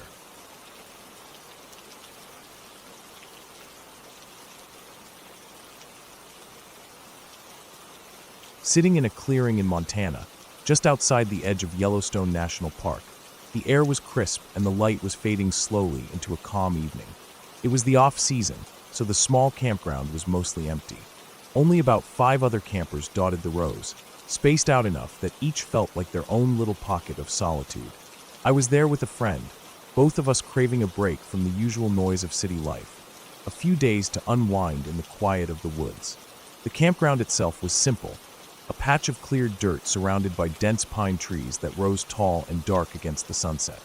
The ground was sprinkled with pine needles, and a few stubborn patches of last season's dead leaves rustled lightly in the breeze. The smell was fresh and earthy, damp soil, pine sap, and the faint hint of smoke from other campfires nearby. It was the kind of place that felt removed from the world, like time slowed down here. Earlier in the day, when we first arrived, I took a slow walk around the campground to stretch my legs and take in the surroundings. It was then that I noticed the couple parked a few spots down from us. Their RV was an older model, a bit faded by years on the road, but clean and well cared for. Outside their door sat a large dog, a mix of something sturdy and thick-coated, probably a breed suited to colder climates. The dog was calm but alert, watching me as I approached. I reached out and petted the dog's head. It was friendly, pressing into my hand with a warm, heavy head and soft eyes that seemed to say, "It's okay, I'm just here." The dog's fur was coarse and a little rough, but I could tell it was well fed and cared for. The couple smiled from the RV doorway, nodding their approval as I continued on my walk. That brief moment stuck in my mind, a simple interaction that felt comforting and normal. The day passed slowly, the sun climbing and then dipping lower behind the mountain ridges. My friend and I set up our campsite, a tent pitched carefully in a small clearing just off the gravel road, a camp stove, and some folding chairs arranged to catch the last of the daylight. We had food and water, warm clothes, and books to pass the time. The plan was to relax, maybe do a little hiking the next day, and just enjoy the stillness. That evening, as the sun started to set, painting the sky with deep oranges and purples, I settled into my chair with my Kindle. The light was fading fast, but the glow from the screen was enough to keep me reading. The forest around us was quiet except for the occasional bird call and the distant rustle of leaves. The smell of pine was stronger now, mixed with the cooling earth and the faint musk of wildlife settling down for the night. Suddenly, I felt something cold and wet brush against my arm. A nose, soft and warm, nudged up underneath. It was that kind of gentle push dogs use when they want attention, friendly, expectant, almost demanding. Without thinking, I reached down and began scratching behind the ears, feeling the fur, soft and surprisingly thick. The animal leaned into the touch, eyes closing in contentment. I hadn't yet looked up to see who it was. Maybe the dog from down the road had come over to say hello again. That thought was what kept me calm for the few seconds it took before my friend rounded the corner and froze. His face was pale and eyes wide with a kind of silent alarm. I looked up then, and my heart stopped for a moment. The animal leaning into my hand wasn't a dog. It was a gray wolf, big, muscular, and utterly still except for the slow rise and fall of its chest as it breathed. Its eyes were calm but sharp, watching me with a strange intelligence. The fur was thick, a mix of ash gray and white, blending perfectly with the early twilight shadows. Its nose was cold and damp where it pressed against my skin, and its ears twitched occasionally. I froze too, caught between fear and fascination. My hand was still moving automatically, scratching the wolf's head, feeling the texture of fur unlike anything I'd ever touched before, coarse but soft in places, thick enough to feel like a winter coat.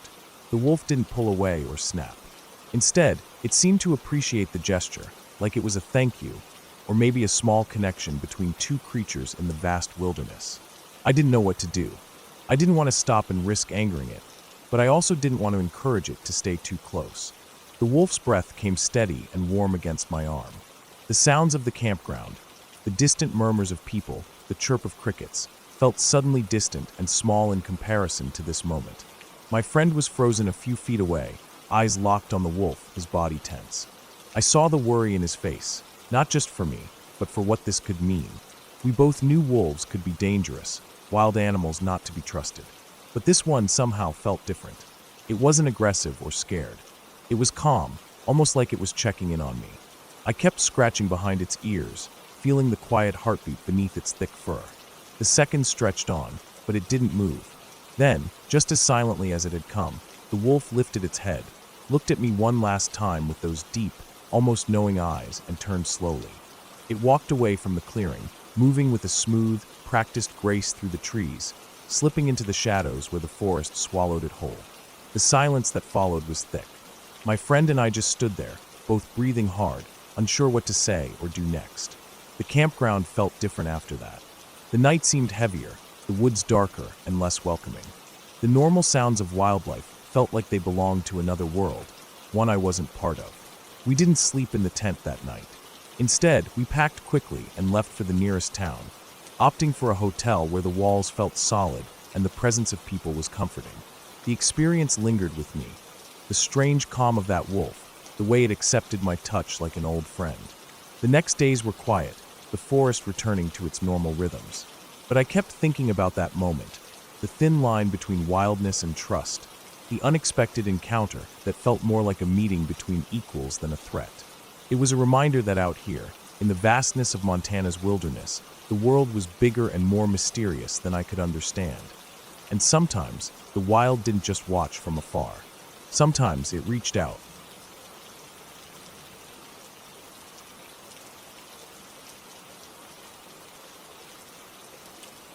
Sentinel Butte rose sharply from the flat plains of North Dakota, a lone mound breaking the endless horizon. It was one of the highest points in the state, and I was visiting my family who lived nearby.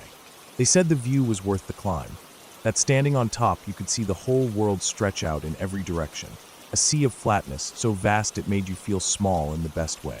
It was late afternoon when we decided to make the trip, the sun low but still bright enough to paint the grasses gold and the sky a wide blue. My cousins and I were restless, eager to explore.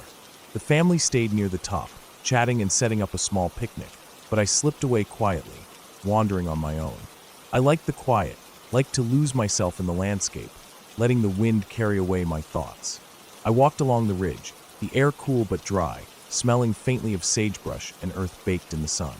I found a narrow crag, a gap between rocks that looked like a natural slide, and without much thought, I slid down it. The ground beneath me was rough and uneven, scattered with loose stones that scraped my jeans as I moved. At the bottom, the ridge narrowed sharply, with a sheer drop, easily 300 feet, on one side. The cliff face was jagged, worn by wind and time, a wall of stone stretching down to the plains far below. I stayed close to the ridge's edge, careful not to get too close. The wind was stronger here, whipping my hair and carrying the sound of distant birds and insects. As I moved along, my eyes caught something carved into the stone at the far end of the ridge. It looked like a human figure, roughly shaped but unmistakably a seated form. What made my skin crawl was the sight of bloody handprints smeared over the carving, dark red and smeared as if someone had pressed their hands hard against it. Beneath the figure was a large pile of bones, small, fragile bones from birds, rabbits, and other small animals. They looked like they had been gathered over time, piled carefully in a rough heap. I crouched closer, fascinated despite the unease crawling up my spine. I picked up a few bones, turning them over in my hands. The edges were sharp, some still stained a dull brown, probably old dried blood or dirt. The wind seemed to drop suddenly. The world felt quieter, heavier. I had the sudden, sharp feeling that I wasn't alone, that someone, or something, was watching me from just beyond the ridge. I froze, heart thumping, eyes scanning the shadows and rock faces, but there was nothing there. Then, from behind me, I heard my cousin scream my name. The sound shattered the silence, urgent and loud, and I dropped the bones, scrambling back up the slope toward the top of the butte. When I reached the family, the sky had shifted. The clouds that had been scattered in light were now gathering fast, dark and swirling. A funnel cloud was reaching down toward us, twisting and bending in the late afternoon light. It wasn't right to see a tornado forming so close, especially here, where the air usually stayed steady and calm. The wind whipped around us as we hurried down from the ridge. The funnel moved past the butte, shifting away to the east. We watched it touch down about 45 miles away, near the interstate, where it tore through fields and trees. The tornado's path was clear from our vantage point, a thin but terrifying line on the earth. It was a strange end to the day, standing in the shadow of that violent force, far away but close enough to feel its power. Afterwards, I tried to find that carving again. I went back several times over the next few days, walking every inch of the ridge, but the stone was bare. No human shape, no bloody handprints, no pile of bones. When I mentioned it to people in the village, none of them had ever heard of any carving on the butte, let alone one covered in blood and bones. The older folks told me stories about the butte being a lookout point, how the native people used it to watch the land and warn each other, but nothing about anything carved into the rock. The mystery stayed with me. I never spoke of it much, partly because it sounded so strange, and partly because I wasn't sure if I'd imagined it all. But every time I close my eyes, I see that carved figure, feel those cold handprints, and hear the faint rustle of movement behind me on the ridge. There's no accounting for weather, they say. But sometimes, I think there's no accounting for what we stumble upon when we wander far enough from the familiar. The butte is a quiet place, but it holds secrets, and I'm not sure I want to find out what else is hidden in its shadow.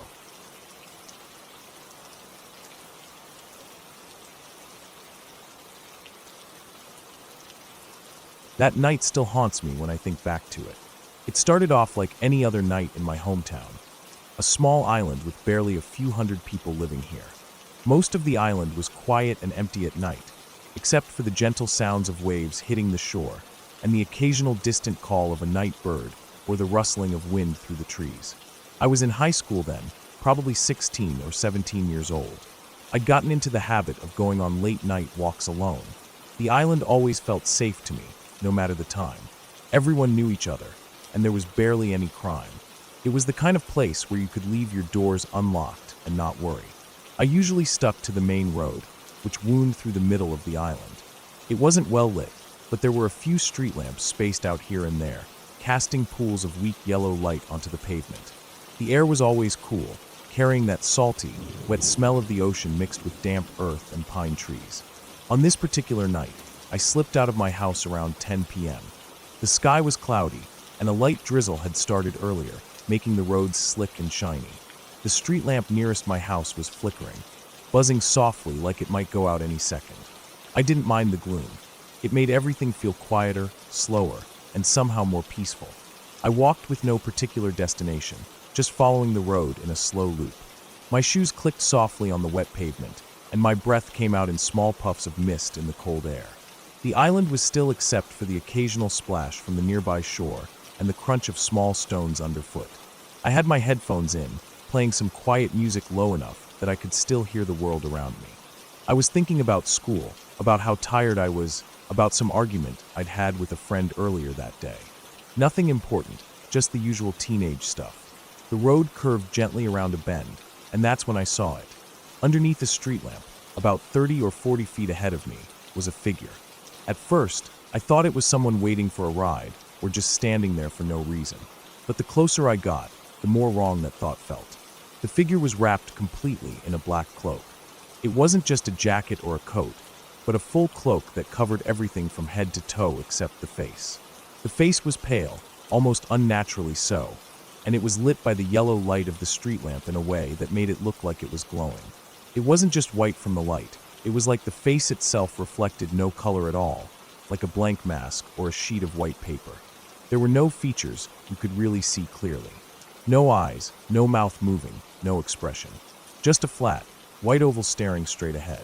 The rest of the figure was hidden in shadows except for the edges of the cloak that caught the light now and then. I stopped dead. Something inside me screamed to turn around, run back home, get away. But my legs didn't obey. Instead, my heart hammered in my chest and my mind spun. I felt dizzy, like the world was tilting and twisting right in front of me. It was like the air got thick and heavy, like the whole island was holding its breath. Even though every instinct told me to stop, I kept moving forward. Step by slow step, I walked toward the figure. My skin prickled with cold, and sweat dampened my shirt even though the night air was cold. The figure didn't move at first, just stayed there under the street lamp like a statue. Then, when I was only about 10 feet away, it dropped to all fours, like an animal or something crawling, and slipped off the pavement into the dark bushes beside the road. That movement was quick and unnatural. The cloak stretched and shifted in a way no fabric should when it bent like that. I could hear a faint scrape as the figure disappeared into the brush, moving silently but fast, almost sliding between the trees. I stood frozen, trying to process what I'd just seen. My hands trembled, and my breath came unevenly. The street lamp flickered once more and then died, leaving me in near total darkness except for the faint glow from the clouds over the ocean. I wanted to follow, to chase whatever it was, but my body wouldn't move. I just stared at the empty bushes, the wet leaves shivering in the night wind. After what felt like a long time, I turned and ran back home as fast as I could, not stopping until the warm light of my porch wrapped around me like a shield. I locked the door behind me and sat down, heart still racing, eyes wide and unblinking. In the days after, I told no one about what I saw. I wasn't sure if I had imagined it, or if it had been some weird trick of light and shadow. But the feeling of wrongness, the dizziness, the icy chill in my bones, that didn't fade. I never went on night walks again. Even now, years later, the memory brings back that same cold rush of fear and confusion. I have no idea what that figure was, what it wanted, or why it was there in the middle of my island, under a lonely street lamp in the dark. Sometimes, when I'm alone and the night is quiet, I swear I can still feel those pale eyes on me, not watching exactly, but just there, waiting in the shadows for something I don't understand.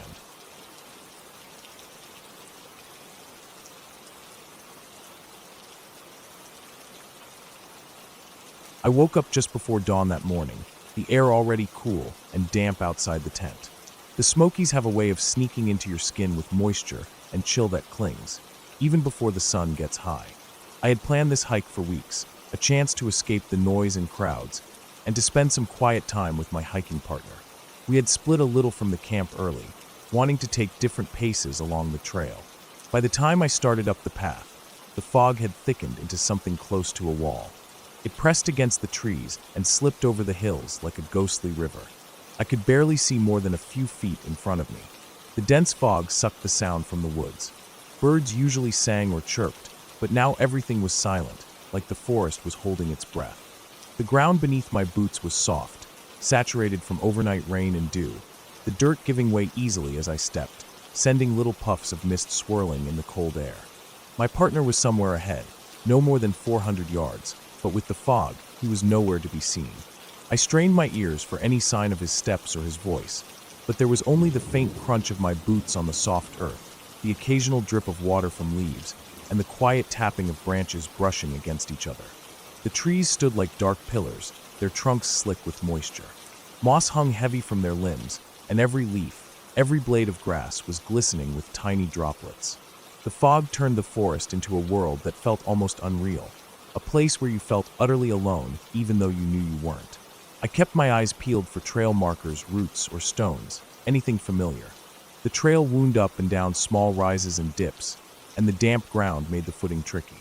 My pace slowed as I took care not to slip on hidden mud or tangled roots. About 20 minutes into the hike, I saw it, a fresh cat track. It was clear and deep in the soft earth, the outline of a paw print about 2 or 3 inches across, with the sharp impressions of claws. I stopped immediately, staring down at it. I've seen prints before, of course, deer, raccoons, even bears, but this one felt different. Something about the size and the freshness made the hairs on my neck stand up. The track wasn't big enough to be a bear, but it was too big for a bobcat or a lynx, which I figured might be around here. It looked like it belonged to a mountain lion or a large cougar. The thought sent a cold shiver through me. Not because I believed I was in immediate danger, but because of the isolation. I was surrounded by nothing but thick fog, damp trees, and the soft earth. And suddenly the idea that a large predator had passed here recently settled deep in my mind. I looked around carefully. The trail behind me was empty, the fog swirling between the trunks. Ahead, the path curved sharply, disappearing in the white haze. My partner's voice still didn't carry through the fog. I called his name softly, but my voice was swallowed up immediately. The quiet was heavy and thick, pressing in on me, filling every space. I forced myself to breathe deeply, telling myself to stay calm. Mountain lions don't usually attack humans unless provoked or cornered. I was well aware of that, but the fog and the knowledge that the cat had been here very recently made me nervous. I started walking again, slow and steady. The soft ground sucked at my boots, making each step an effort. I kept my eyes on the trail, scanning for more tracks or signs, scat, broken branches, disturbed leaves, but the fog was too thick. I felt like I was walking inside a cloud. As I moved, I tried to imagine the mountain lion's path. Where would it go? Was it hunting nearby? Was it watching me from some hidden spot? I had no way to tell, but I felt the weight of the unknown pressing down. I reminded myself that these animals usually avoid humans. Still, the forest felt different. It was quieter, more watchful. Suddenly, I heard a faint sound, maybe a twig snapping a few yards to my left. My heart jumped. I stopped, listening hard. The fog made everything seem closer and louder. But there was nothing else, no rustling or movement. I shifted my gaze toward the sound and caught a shadow sliding away between the trees. Just a deer, maybe, spooked and moving fast. I relaxed a little but stayed alert. I told myself this was part of the wilderness, the kind of moment that makes you feel alive, but uneasy at the same time. I kept moving, careful not to make sudden noises. The trail started to climb gently, and I noticed the smell of wet earth and decaying leaves mixed with the faint musk of something wild. It was hard to describe but unmistakable, the scent of a large predator's territory. The fog thinned and thickened like waves. At one point, I thought I saw something move off to the right, near a fallen log. My heart thudded hard, but when I looked again, there was nothing. Just mist swirling through the trees. I took out my map and compass, double-checked my bearings. The map showed the trail bending around a ridge. I figured my partner had to be just ahead, but with the fog, it was impossible to see him or any sign of him. I called out his name again. No answer. I considered turning back, but I had come too far to stop now. The fog was part of the experience, the challenge of the Smokies. Still, the track and the silence stayed with me. The forest was holding secrets today. After about an hour, the fog began to lift slightly. The sun was breaking through the clouds, sending weak light down through the trees. I could see further now, maybe 50 or 60 feet ahead. Just then, I heard something else, a low growl, barely audible but real. It wasn't loud or aggressive, more like a warning. My heart raced, my breath caught in my throat. I scanned the woods on both sides, but I couldn't spot the source. The growl came again, this time a little louder, closer. I froze, gripping my trekking poles tightly. The growling stopped suddenly, replaced by silence heavier than before. I looked down at the trail and saw more fresh paw prints alongside the one I had seen earlier. They were heading in the same direction I was going.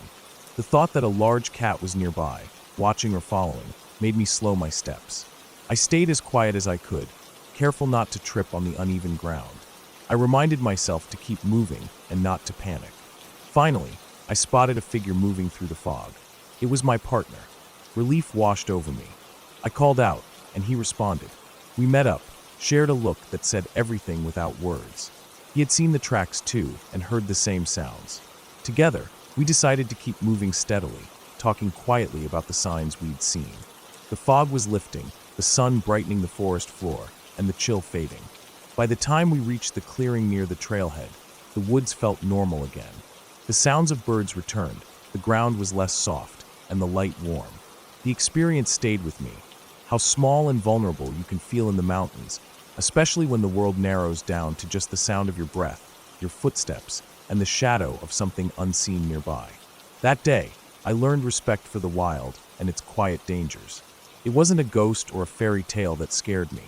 It was real, raw nature reminding me how alive and alert I needed to be when I stepped into its realm. And that's the memory I carry whenever I think back to that foggy morning in the Smokies.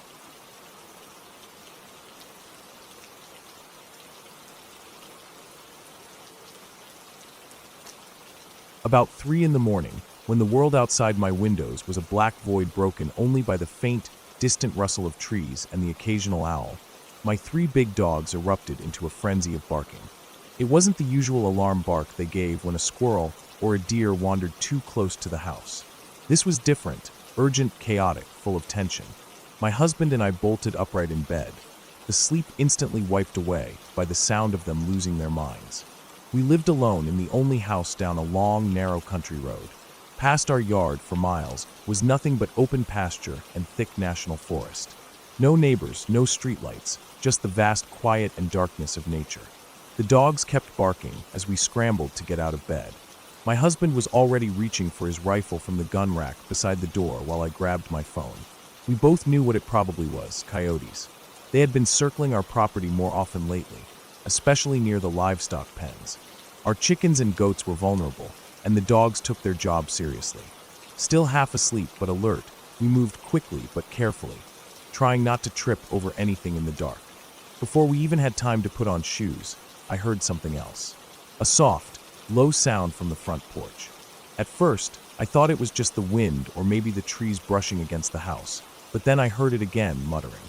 It wasn't loud, not urgent or panicked, but calm and clear enough to make my skin crawl. My husband froze, rifle in hand, and I started dialing 911 on my phone. He slid quietly over to the front door and pressed his eye to the peephole. Outside, standing there, was a woman. She looked to be in her late 20s or early 30s. She wasn't pacing or jittery.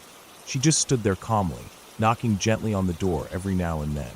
Her face was calm, almost like she was waiting for someone who she knew would answer. The way she stood there didn't feel threatening in the usual way. She didn't shout or pound the door like she was desperate or angry.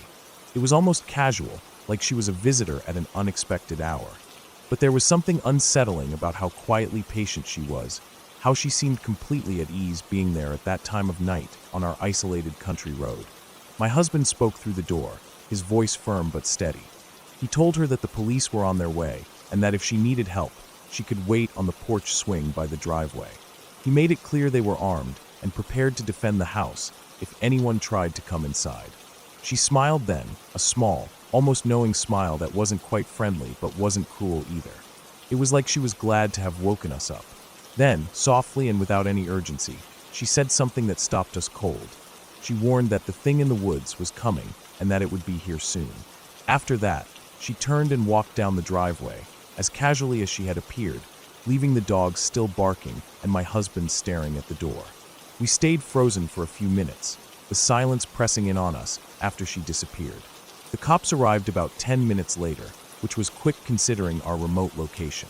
They searched the area thoroughly, down the road, around the trees, into the pasture land, but there was no sign of the woman. No footprints, no car, no trace at all. The whole thing didn't make sense, especially with her strange warning. She wasn't threatening, but her words stuck with me. The dogs stayed restless for hours after she left, pacing and growling toward the woods like they sensed something we couldn't see. Weeks passed, and I found myself looking over my shoulder every time I stepped outside after dark. The isolation of living so far away was usually peaceful, but after that night, it felt like the darkness was watching. I would check every window before going to bed and keep the doors locked, even though I always did before. Sometimes, when I heard a distant howl or the wind brushing through the trees, I wondered if she had been telling the truth or if it was some kind of sick joke. Then, a few days later, a neighbor from the next street overstopped by unexpectedly. It was rare for anyone to come down our road, and even rarer for neighbors to chat casually at odd hours. He asked if we'd had any more late-night visitors or strange knocks on the door. We told him no, but when we described the woman, his face changed. He said someone matching her description had come to his house over the weekend, calmly knocking and asking for help. He told her he would call the police and an ambulance, but then he heard a male voice nearby say, "No fucking cops." The woman kept asking for water, a phone, or to use the bathroom, but the neighbor stayed firm, keeping her talking until the police showed up. It turned out there were 2 men with her, and another woman waiting in a car parked a little ways down the road. They were all wanted for distributing narcotics and selling stolen goods. Apparently, they had been stealing medication from people in the area, running their little operation out of the forest nearby. After hearing that, the strange woman's warning suddenly made sense. The thing in the woods wasn't some supernatural monster or wild animal. It was them. The people who used the dark and the isolation to move around, to do things they shouldn't be doing. They were dangerous, but real. And they weren't coming after us with claws or fangs. They were trying to survive in their own way, hiding in the shadows, hoping we wouldn't notice. Knowing the truth made me feel safer, but also more uneasy. The woods weren't just quiet trees and empty fields. They hid things we didn't see every day. People who took advantage of the silence, who moved like ghosts in the night. I still hear the dogs bark sometimes at nothing, and sometimes I wonder if the forest will ever truly be quiet again. But at least now we know what's out there, and we're ready for it.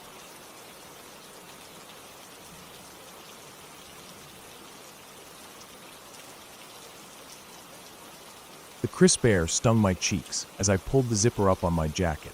The early morning light just starting to bleed through the thick pine trees surrounding the small clearing where I'd parked my truck. Mammoth Mountain had been calling me back all season, and this trip was no different. The snow this year was some of the best in decades, thick, dry, and perfect for carving down the eastern Sierra's steep slopes. I'd been snowboarding here for years, but this season was something special. The November storms had laid down powder like I'd never seen before, and after spending the entire day shredding the runs, the peacefulness of camping next to the mountain in my rooftop tent was a perfect way to cap it off. The tent was snug, but just warm enough against the bitter cold of a November night. It was my first trip using it, and I liked the freedom it gave me. No need to haul gear all the way down to a crowded lodge or book a cabin. I was tucked just a few hundred feet from the main road, but deep enough in the forest to feel isolated. The quiet was almost surreal. I knew it would be cold. The thermometer had dropped to -5 overnight, but the excitement and adrenaline from the day's runs kept me awake more than the cold ever could. My buddy and I had made the drive up mid-afternoon. We parked in a little-known lot, the kind most people ignored because it was just off the beaten path. There were no lights, no crowded parking, just a blanket of untouched snow and the towering evergreens casting long shadows in the fading light. We unloaded our gear quickly, set up the rooftop tent, and grabbed a quick dinner from the back of the truck. The air smelled sharp and fresh, the kind of cold that wakes up every nerve in your body. By the time we crawled into the tent, the stars were bright, and the silence was complete except for the occasional creak of the pine branches overhead.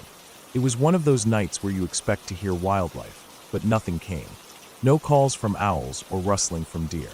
The kind of silence that makes you listen harder, waiting for something to break it, but nothing does. Sleep was light for me. I kept waking up, my mind buzzing with the adrenaline from the slopes, the cold nibbling at my fingers despite the thermal gloves, and the strange quiet that seemed almost unnatural. My buddy, on the other hand, slept like a rock. At first light, I woke and slipped out of the tent to pee, the crunch of snow beneath my boots sharp in the still air. I scanned the horizon, a faint glow of orange against the silhouette of the mountain peaks. The world looked untouched, clean, the snow bright and sparkling under the first sun rays. It was the kind of morning that made you pause and just take it all in. Then my buddy called me back. He was crouched beside the truck, his breath clouding in the air as he pointed to the snow. I walked over, and my heart sank a little. There were tracks, large paw prints in a circle around our truck, and the ladder leading up to the tent. Wolf tracks. Big ones. The kind you don't want to mess with. The prints were crisp and clear, meaning they'd been made recently, sometime in the night. The snow around them was pristine, except for a few faint snowmobile tracks miles away on the main trail, but nothing close to us. These wolves had come close, almost too close, to where we'd been sleeping. I crouched down and traced the prints with my gloved hand. The pads were large, the claws sharp and distinct. There were at least 6 or 7 sets. The circle they made was deliberate, like they'd been watching us, pacing around the truck and tent. It wasn't aggressive, but the way the tracks formed a perimeter gave me a chill. We'd heard nothing all night, no howls, no sounds of paws crunching through the snow, nothing. Just silence. Maybe the cold kept them quiet, or maybe they were used to humans and didn't feel threatened. But still, knowing they had been so close made my skin crawl. We quickly packed up the tent, more alert now. The sun was climbing, and with daylight, the woods felt less menacing, but the wolf tracks stayed in my mind. The trip was over. We loaded the truck, made sure all our gear was secure, and left the clearing behind. Driving down the winding road, the trees blurred past as I thought about the night, about the cold, the quiet, and the wolves. Those huge animals had come close to where we slept. In a different place or under different circumstances, that could have been dangerous. But it wasn't. We were lucky. Mammoth was beautiful, wild, and untamed, but it also demanded respect. That night reminded me of that, how close nature can get to you, how easy it is to forget how thin the line is between safety and danger in the wilderness. I'll be back on the mountain soon, snowboarding and camping again. But next time, I'll keep one eye open for those tracks in the snow. And I'll sleep a little lighter, knowing what's really out there in the dark.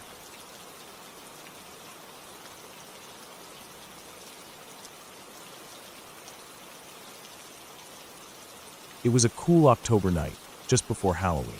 The kind of night that feels like the world is holding its breath. No wind, no moon, just stars so clear they almost felt close enough to touch.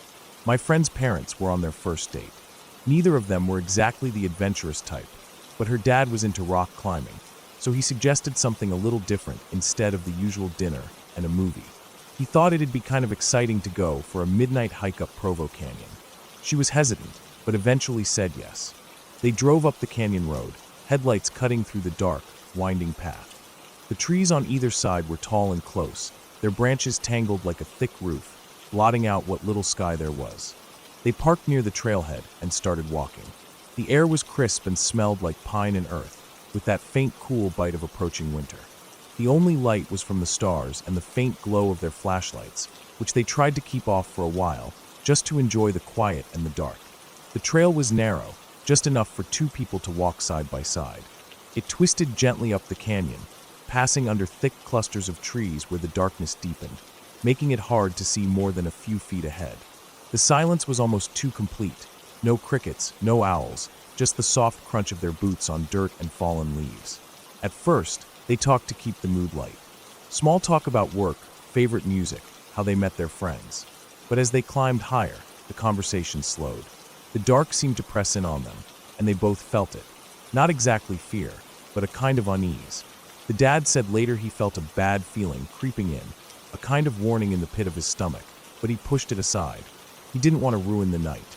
His girlfriend, though, she said that at some point she felt the same thing, like they shouldn't be there, like the darkness was waiting for something. They came to a part of the trail that dipped under a thick canopy of trees. The branches were so low and dense that the stars disappeared completely. They switched on their flashlights. The beam caught the wet leaves on the ground and the trunks of the trees, thick and gnarled with years of growth. The air felt colder here, heavier somehow. The dad took a step forward and suddenly stopped. His foot hit something soft and wet in the middle of the path. He didn't want to look down. The feeling came back, stronger than before, like a warning shouted in silence. Without saying a word, they both turned around and started walking fast, nearly running back down the trail toward their car. The girlfriend said she was terrified but didn't want to say why, and the dad just felt the urge to get out of there as fast as possible. They made it back to the car in silence, neither of them wanting to break the spell of what had just happened.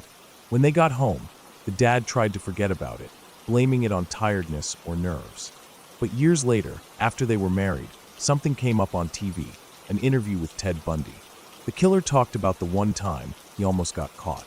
He told how he had lured a girl into Provo Canyon, killed her, and was about to hide the body when he heard people coming up the trail. He said he hid in the trees and watched two people walk right into the body. Then, for some reason, those two people just turned around and walked away, never calling for help. My friend's parents realized then what they'd stumbled onto that night. A fresh corpse, right there on the path, and the man himself watching from the shadows.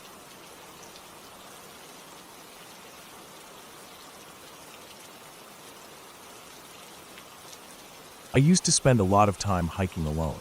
It was one of the few things that made me feel completely free. Just me, my boots on the dirt, the sound of wind moving through the trees, and the faint rush of the river that ran alongside some of the trails. I knew those woods better than most people who lived nearby, and I was comfortable in them. I liked to explore the smaller side trails where fewer people went. Sometimes I'd be out for hours or even all day, just wandering, thinking, and enjoying the quiet. I never thought much about safety because I was good at reading nature, and I kept to myself. I'm not the kind of person to call attention. I wasn't worried about bears or mountain lions. I knew their habits, and they usually stayed away from the trails people used. What I wasn't ready for was the moment I saw him. It happened on a cloudy afternoon in late fall. The kind of day when the sky is gray, but the air is still mild enough that you don't need a heavy jacket. The trail was one I'd walked many times before, a narrow path that followed the edge of the river. On one side, thick brush and tangled trees blocked the riverbank from view, just a few meters of dense green between the trail and the water. On the other side, a gentle slope rose to a ridge covered in tall pines. I was about halfway through my hike, alone as usual. The trail was mostly empty, and I hadn't seen another person in nearly an hour. The silence was deep and steady except for the occasional bird call and the whisper of the wind in the leaves. As I rounded a bend, I caught a sudden movement out of the corner of my eye. At first, I thought it might be a deer slipping through the brush, but then I noticed the outline was too upright and rigid. The colors didn't match the natural browns and greens. It was a man, crouched just off the trail, half hidden in the shadows under some low branches. He wore camouflage clothes, those military-style patterns designed to blend in perfectly with the forest around him. He didn't look like a hiker or a biker taking a break. His posture was deliberate, like he was hiding. I froze for a moment, my heart quickening. He was watching the trail, keeping an eye on anyone who passed by. This wasn't an area where hunting was allowed. It was a county park with hiking and biking trails, and while people sometimes went off trail, it wasn't for fishing either. There was no reason for him to be concealed like that. I kept my gaze steady, but didn't make any sudden moves. I couldn't tell what he was doing there, or why. It was the kind of thing you see in movies, not real life, but there he was, quiet, still, almost invisible except for the faint outline against the brush. I decided to pretend I didn't see him. I kept walking slowly, my boots making soft crunching noises on the dirt path. As I moved past the spot where he crouched, I pulled out my phone and silently called someone I trusted. I didn't say anything at first, just stayed on the line, pretending to talk. It was a way to keep myself calm and alert. I kept my eyes on the trail ahead and glanced back, once to make sure he wasn't following. I stayed on the phone until I reached a part of the trail where other hikers were coming and going. Only then did I let the tension ease a little. I knew I wasn't safe until I was near people again. That day changed the way I saw the woods. I had always been comfortable alone out there, but after that, I started carrying a quality knife with me on every hike. It wasn't because I thought I needed it for bears or mountain lions. It was because not knowing what that man was doing, what he was capable of, was enough to creep me out. I can shoot too. A gunnery sergeant once taught me to be a decent shot, and I know how to use a gun safely. But for personal reasons, I don't want to own one. I prefer to stay quiet and avoid trouble, but I'm not going to be caught unprepared. The man in camouflage didn't say a word, didn't make any move. He just stayed hidden, watching, waiting, blending in with the trees and the brush like some part of the forest itself.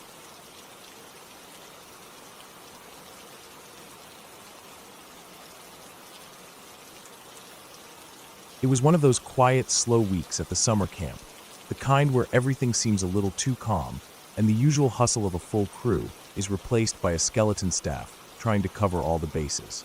That week, for reasons I still don't fully understand, the camp director had taken off to town to pick up some supplies we'd run out of. It was a routine enough trip, except the timing meant I was left pretty much on my own for a good part of the evening. The sun was dipping low behind the mountains, that soft twilight creeping in, washing everything in a dull orange light that was quickly fading into dusk.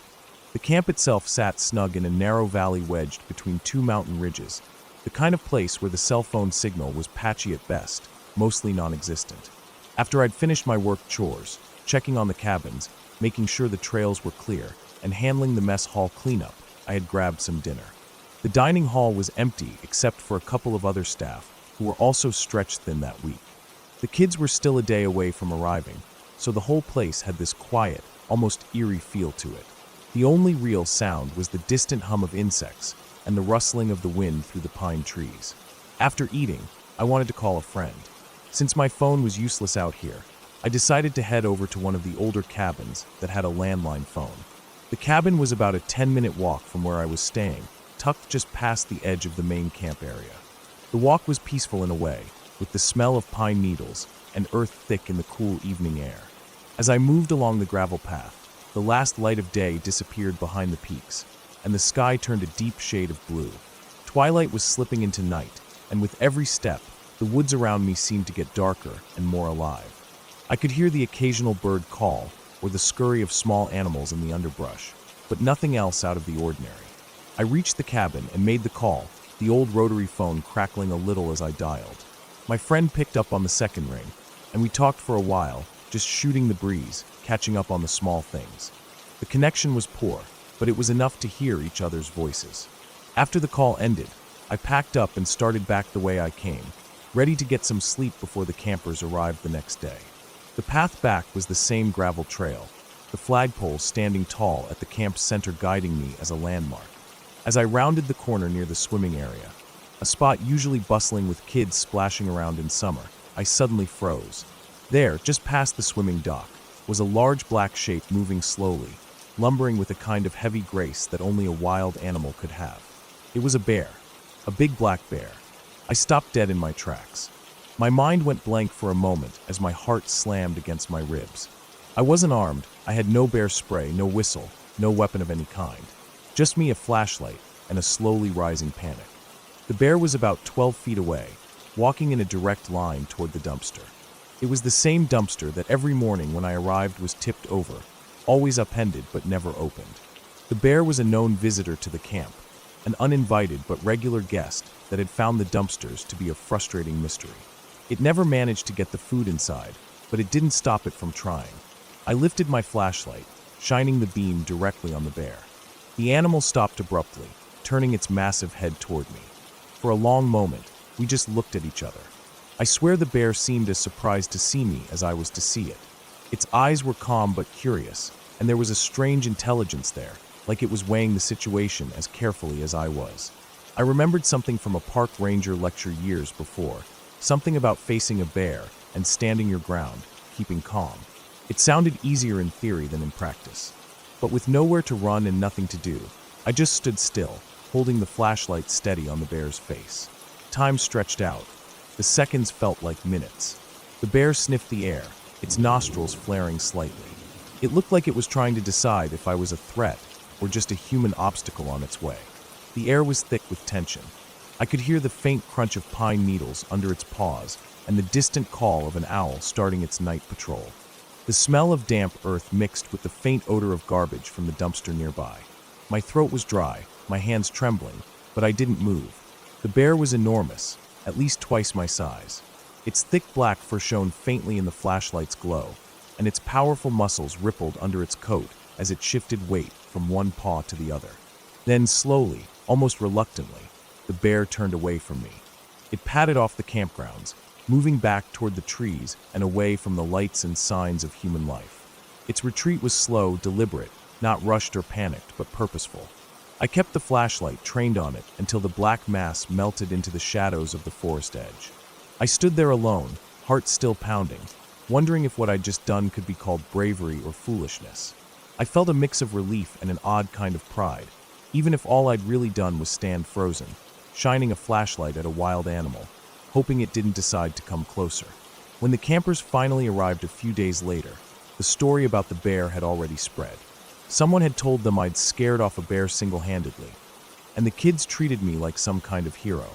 They whispered about it in the mess hall, eyes wide with a mix of fear and admiration. I didn't bother correcting their version of events.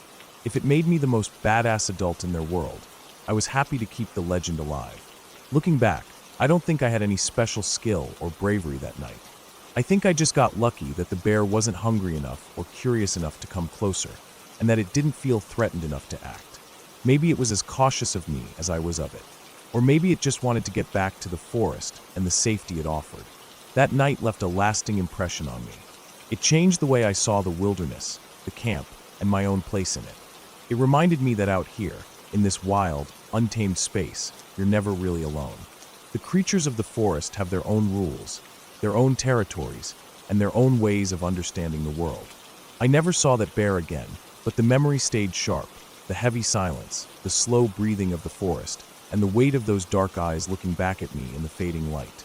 It was a reminder that respect is the only way to coexist with something so powerful and wild. And every time I walked past that swimming dock after sunset, I couldn't help but glance over my shoulder, half expecting to see those eyes watching me again.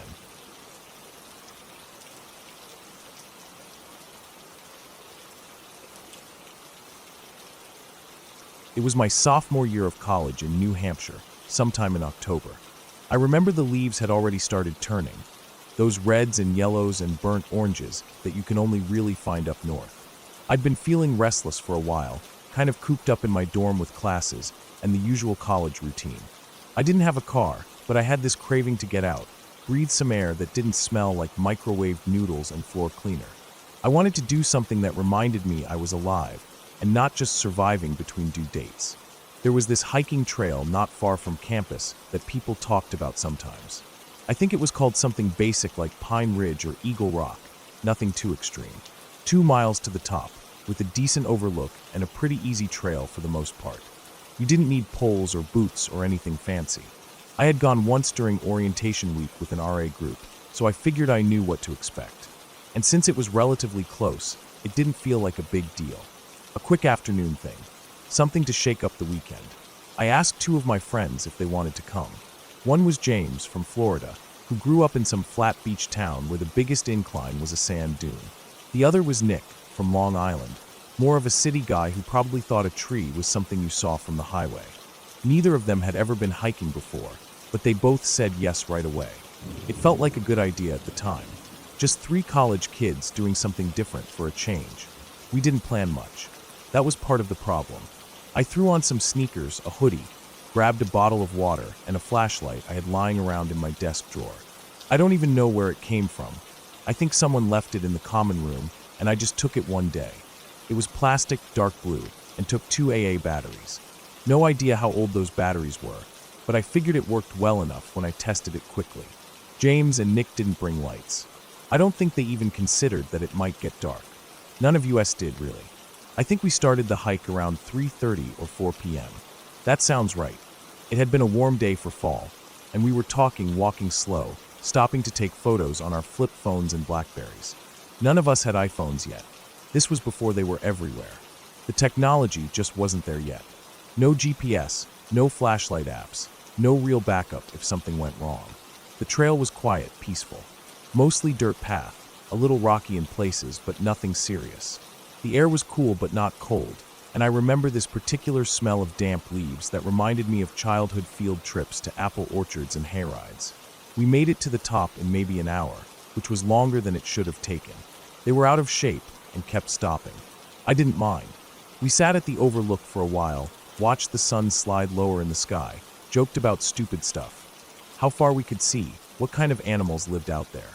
I think James made some comment about bears, and we all laughed. It was lighthearted, easy, but then we waited too long. When we started back down, I could already tell we were pushing it. The sun was almost gone, and we still had close to 2 miles of trail ahead of us. The trail was dense in some spots, and once the sun dipped behind the ridge, the shadows got heavy fast. It wasn't dark yet, but the light was fading quicker than we thought. I pulled out my flashlight after maybe 10 minutes of walking. The beam was decent at first, kind of weak, but it helped. Nick and James were behind me, and I was leading because I was the only one with light. That's when things started feeling different. There's a shift in the woods when the sun goes down. It gets quieter in a way that's not peaceful. It's more like everything is holding its breath. We weren't talking much anymore. I think we were focused on our footing. The ground had patches of wet leaves that could easily slip your foot out from under you, and the path curved in a few spots. We didn't want to take a wrong turn or lose the trail. My flashlight started flickering. Just for a second at first, like maybe I bumped it or something. But then it flickered again. I tapped the body of it, and the light came back strong for a few seconds before dimming again. I remember that rising feeling of dread. Not panic, not yet, but that cold prickle up your spine where your brain starts laying out worst-case scenarios. We kept walking faster, not full-on running, but that kind of walk you do when you feel like something's not right and you don't want to admit it out loud. The flashlight kept acting up. At one point, it went completely out for a solid 10 seconds, and I stopped walking altogether. The guys almost bumped into me. I shook it, smacked it against my hand, and it sputtered back to life with a weak yellow glow. Enough to see the path, barely. Then, maybe 15 or 20 minutes into the descent, we heard it. I've thought about that sound a lot over the years, trying to remember the exact pitch or length, or anything that might help explain it. But memory's weird. I don't remember the sound as much as I remember how it made me feel. It was a shriek. Not like a person, but not like any animal I had heard before either. It echoed through the trees, bouncing off the hills in a way that made it hard to tell where it came from. Not close, but not far either. I'd say maybe 100 yards away. Maybe more. Maybe less. Hard to say. It wasn't a howl. It wasn't a growl. It was this high-pitched, gut-twisting cry that hit something deep in my chest, like it was hardwired to trigger fear. Like something primal inside me reacted before I could even process what it was. None of us said a word. We just ran. No plan, no discussion. Just turned and bolted. The flashlight bounced in my hand, casting jerky shadows on the trees and path. I could hear the guys behind me, their footsteps loud, crunching leaves and snapping twigs. I kept expecting to trip or fall, or for one of them to scream, or for something to grab my arm from the darkness. But nothing happened. Just the sound of our feet and the pounding in my ears. It felt like we ran for miles, but it was probably less than 10 minutes. My lungs were burning, legs shaky, but I didn't slow down. The air felt tighter, the woods heavier. I didn't hear the sound again, and that somehow made it worse.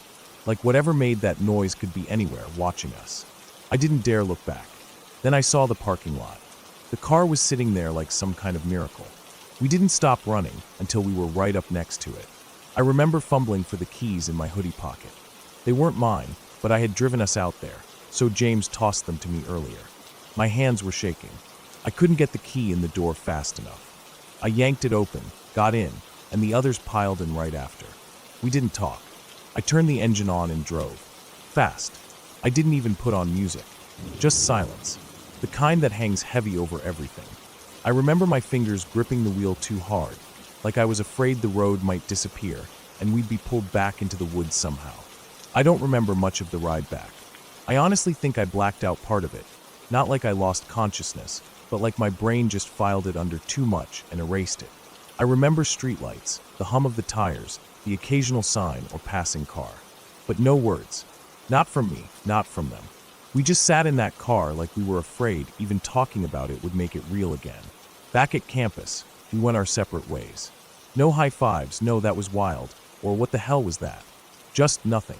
I went back to my dorm, locked the door, and laid on my bed for hours, staring at the ceiling. Every time I closed my eyes, I saw that flickering light, those shadows, and felt that cold grip of fear in my stomach. I didn't sleep well for days after that. We never talked about it again. Not that night, not the next week, not ever. I think we all made some unspoken agreement to leave it buried. Years later, probably 5, maybe more, I was online reading stories on some forum about weird outdoor experiences. Someone mentioned hearing a mountain lion in the woods. They described the sound as this shrill, blood-curdling scream that echoed like something out of a nightmare. My stomach dropped. I opened YouTube and typed in mountain lion scream. The first video I clicked was just audio. No video, just a black screen and the sound. And there it was. That scream. It hit me like a freight train. I felt the same chill run down my spine, the same twist in my stomach. It was exactly what we heard that night. No question about it. I sat there, staring at my computer, palms sweaty, heart racing, like I was back on that trail again. I dug a little deeper and found out mountain lions are rare in New Hampshire, but not impossible. There have been sightings, some official, some not. Wildlife experts say they're mostly elusive and avoid humans. But sometimes they scream to establish territory or during mating. Whatever the reason, we happen to be in the wrong place at the wrong time. It's weird to think about how something that terrifying was just an animal doing what animals do. It wasn't a ghost or a monster or anything supernatural. But it didn't have to be. That scream, that unknown in the dark, that fear, those were real enough. Looking back, we were lucky. Really lucky. Running probably wasn't the smartest move. I know that now. You're not supposed to run from mountain lions. You're supposed to stand your ground, look big, make noise. But we didn't know that. We were 3 dumb college kids with no clue, just reacting on instinct. Maybe it didn't even see us. Maybe it was 100 yards off, chasing something else. Or maybe it watched us the whole time and just didn't care. Whatever the case, I've never gone hiking without a proper flashlight since. I never underestimate daylight hours. And I always check for animal activity in the area. That night never left me. Not really. It sits in the back of my mind, quiet but always there. A reminder of how small we are out there in the woods, how fast things can go from fun to fear, and how sometimes